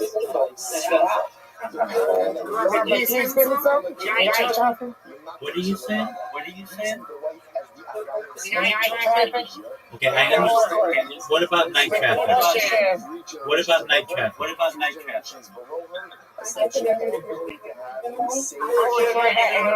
Oh yeah. Feel free to.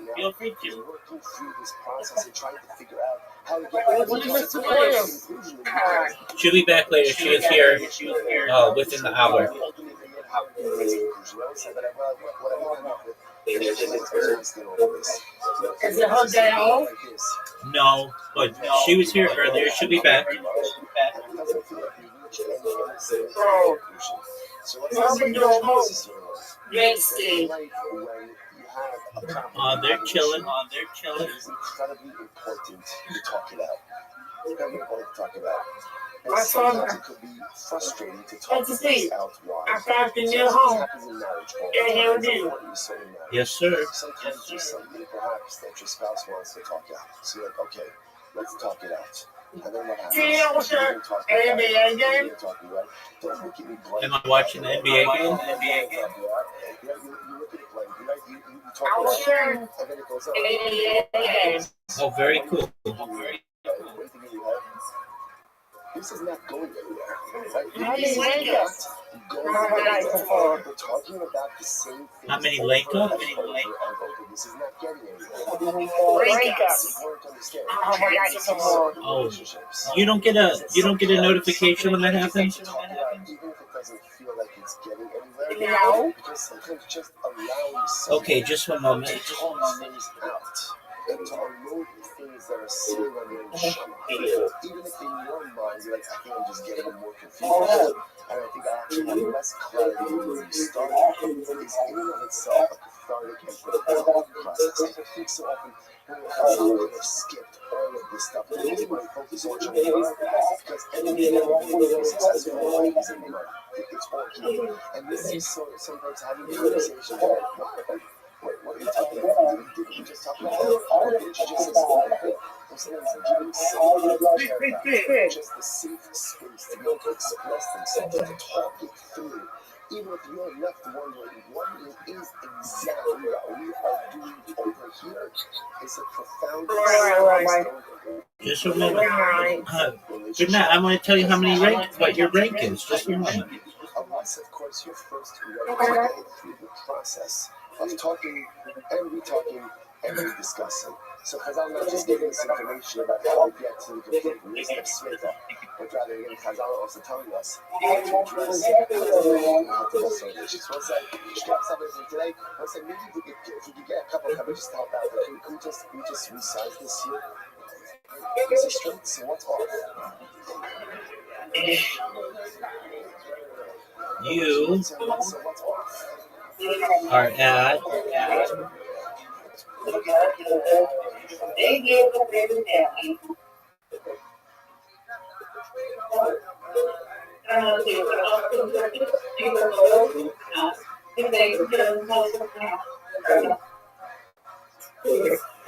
You're at 377.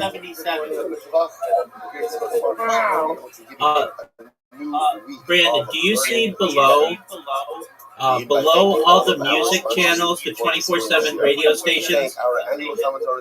You see moderator only, and then rank ups. Do you see rank ups?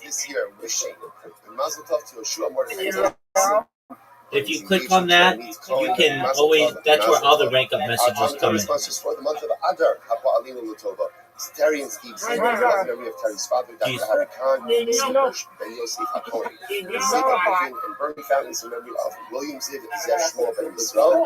Our Day of Learning sponsors, Maya Hasbin, in the schools of Avram Ben Yardena, Shulamit Bas Reina Minov, Baruch Israel, may they all have health and Hatzlacha. There you go. Alan Wiseman, in memory of his father-in-law, Charles Newman, Zechariah Ben Yisrael. So one of your accounts is 377, one's 321, one's 295, one's 262. His grandparents, Chaim and Chaim Rothschild, and his sister Mela, and Yardena. Wow, you're doing amazingly. Let us begin. Today's unreal, my man. I apologize in advance. We have to end the shira a few minutes early. But Amir, thank you for that. Thank you. It wasn't planned. I just want to know that it's not planned. But thank you. You're rocking. You're rocking. You're rocking, my man. I'm sorry? You did a really good job. You're doing I really do well. feel you were showing off a little bit at the end with the pace. You had to get from Ayin Zero on the base to the middle of Ayin Hey on the Aleph. So he's showing up the old man a little bit. But whatever, it's fine. It's okay. It's good. It's no kids. All right, so we're just going to... All right, big man. Sweet dreams to you. Recording as well. We're just going to start from the top of Ayin Hey. 75. Thank you, my man. Take care. Take care.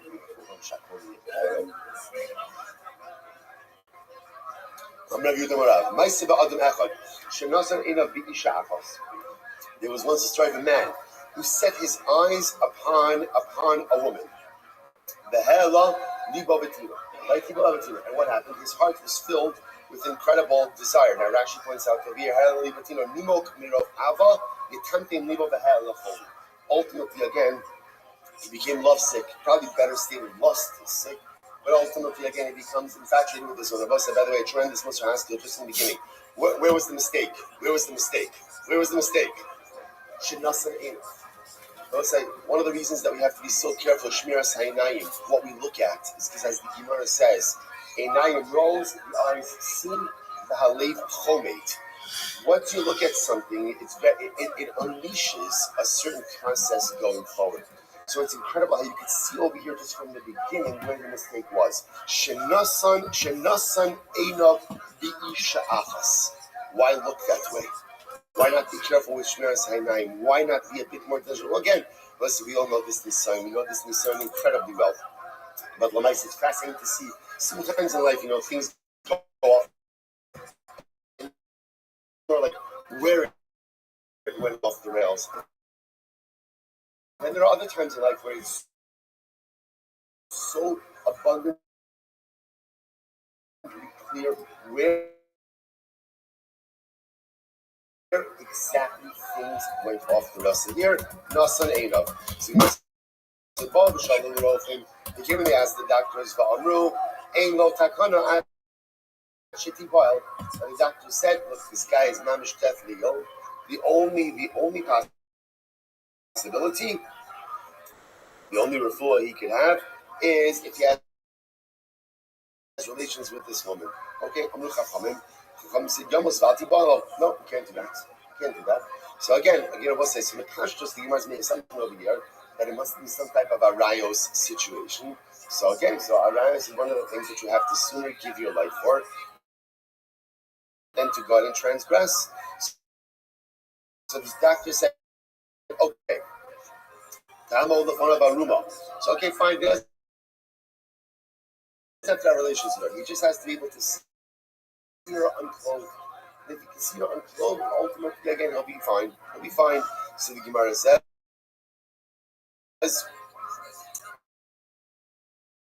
The Gemara says, Yomos so the Chum said, no, you can't do that. You can't do that. This is not how we operate. So the Gemara says, so let him talk with her. Okay, so you can't have a relationship with her. You can't see her unclothed. Let him talk with her. And it's interesting, at this point, the doctors are able to speak with her even face to face. Let us speak with them. There could be a wall between them. So the Gemara says, Chazal, the Rabbi said, Yamos v'lo tisafer imo me'achori hageder. Also, what's the shot? What's about conversation? Because remember again, context is everything. What's the context of this? The context of this was in illicit, immoral. This entire thing took on an air of immorality about it. So the Gemara says, "But who was the woman?" She was a married woman. The Gemara says, that makes a lot of sense. If you're talking about a married woman, so you can understand the incredible resistance that the rabbis had to any level of interaction. So other thing says, no, she was single. She was single. So Bishul the man Damar Ish Haisa. So according to Almanor Puria Haisa, Michael Hai, if she was what is it exactly that's unfolding over here? So the Gemara said, Papa Amar Mishum, because of Pigam Mishpacha. Now, who's Pigam Mishpacha? Rashi said, V'yem Mishum Pigam Mishpacha, Ha'isha Shahayu Boshin B'davar. Even if she was a single woman, it would have been embarrassing for her family and reputationally potentially damaging for her to go ahead and say, no, shift over. Is that right? Say this shift over. Okay. I've been drinking a lot since Thursday, so I'm just trying to figure out which way we're going. Okay, got it. It's right. It's shifted this way, right? Yeah, this is a very wide. Okay. Sorry. Anyway, so the Gemara says as follows. So the issue over here is that halacha l'maisa. There is if this girl would get engaged, in other words, even if she was single, if she would be engaged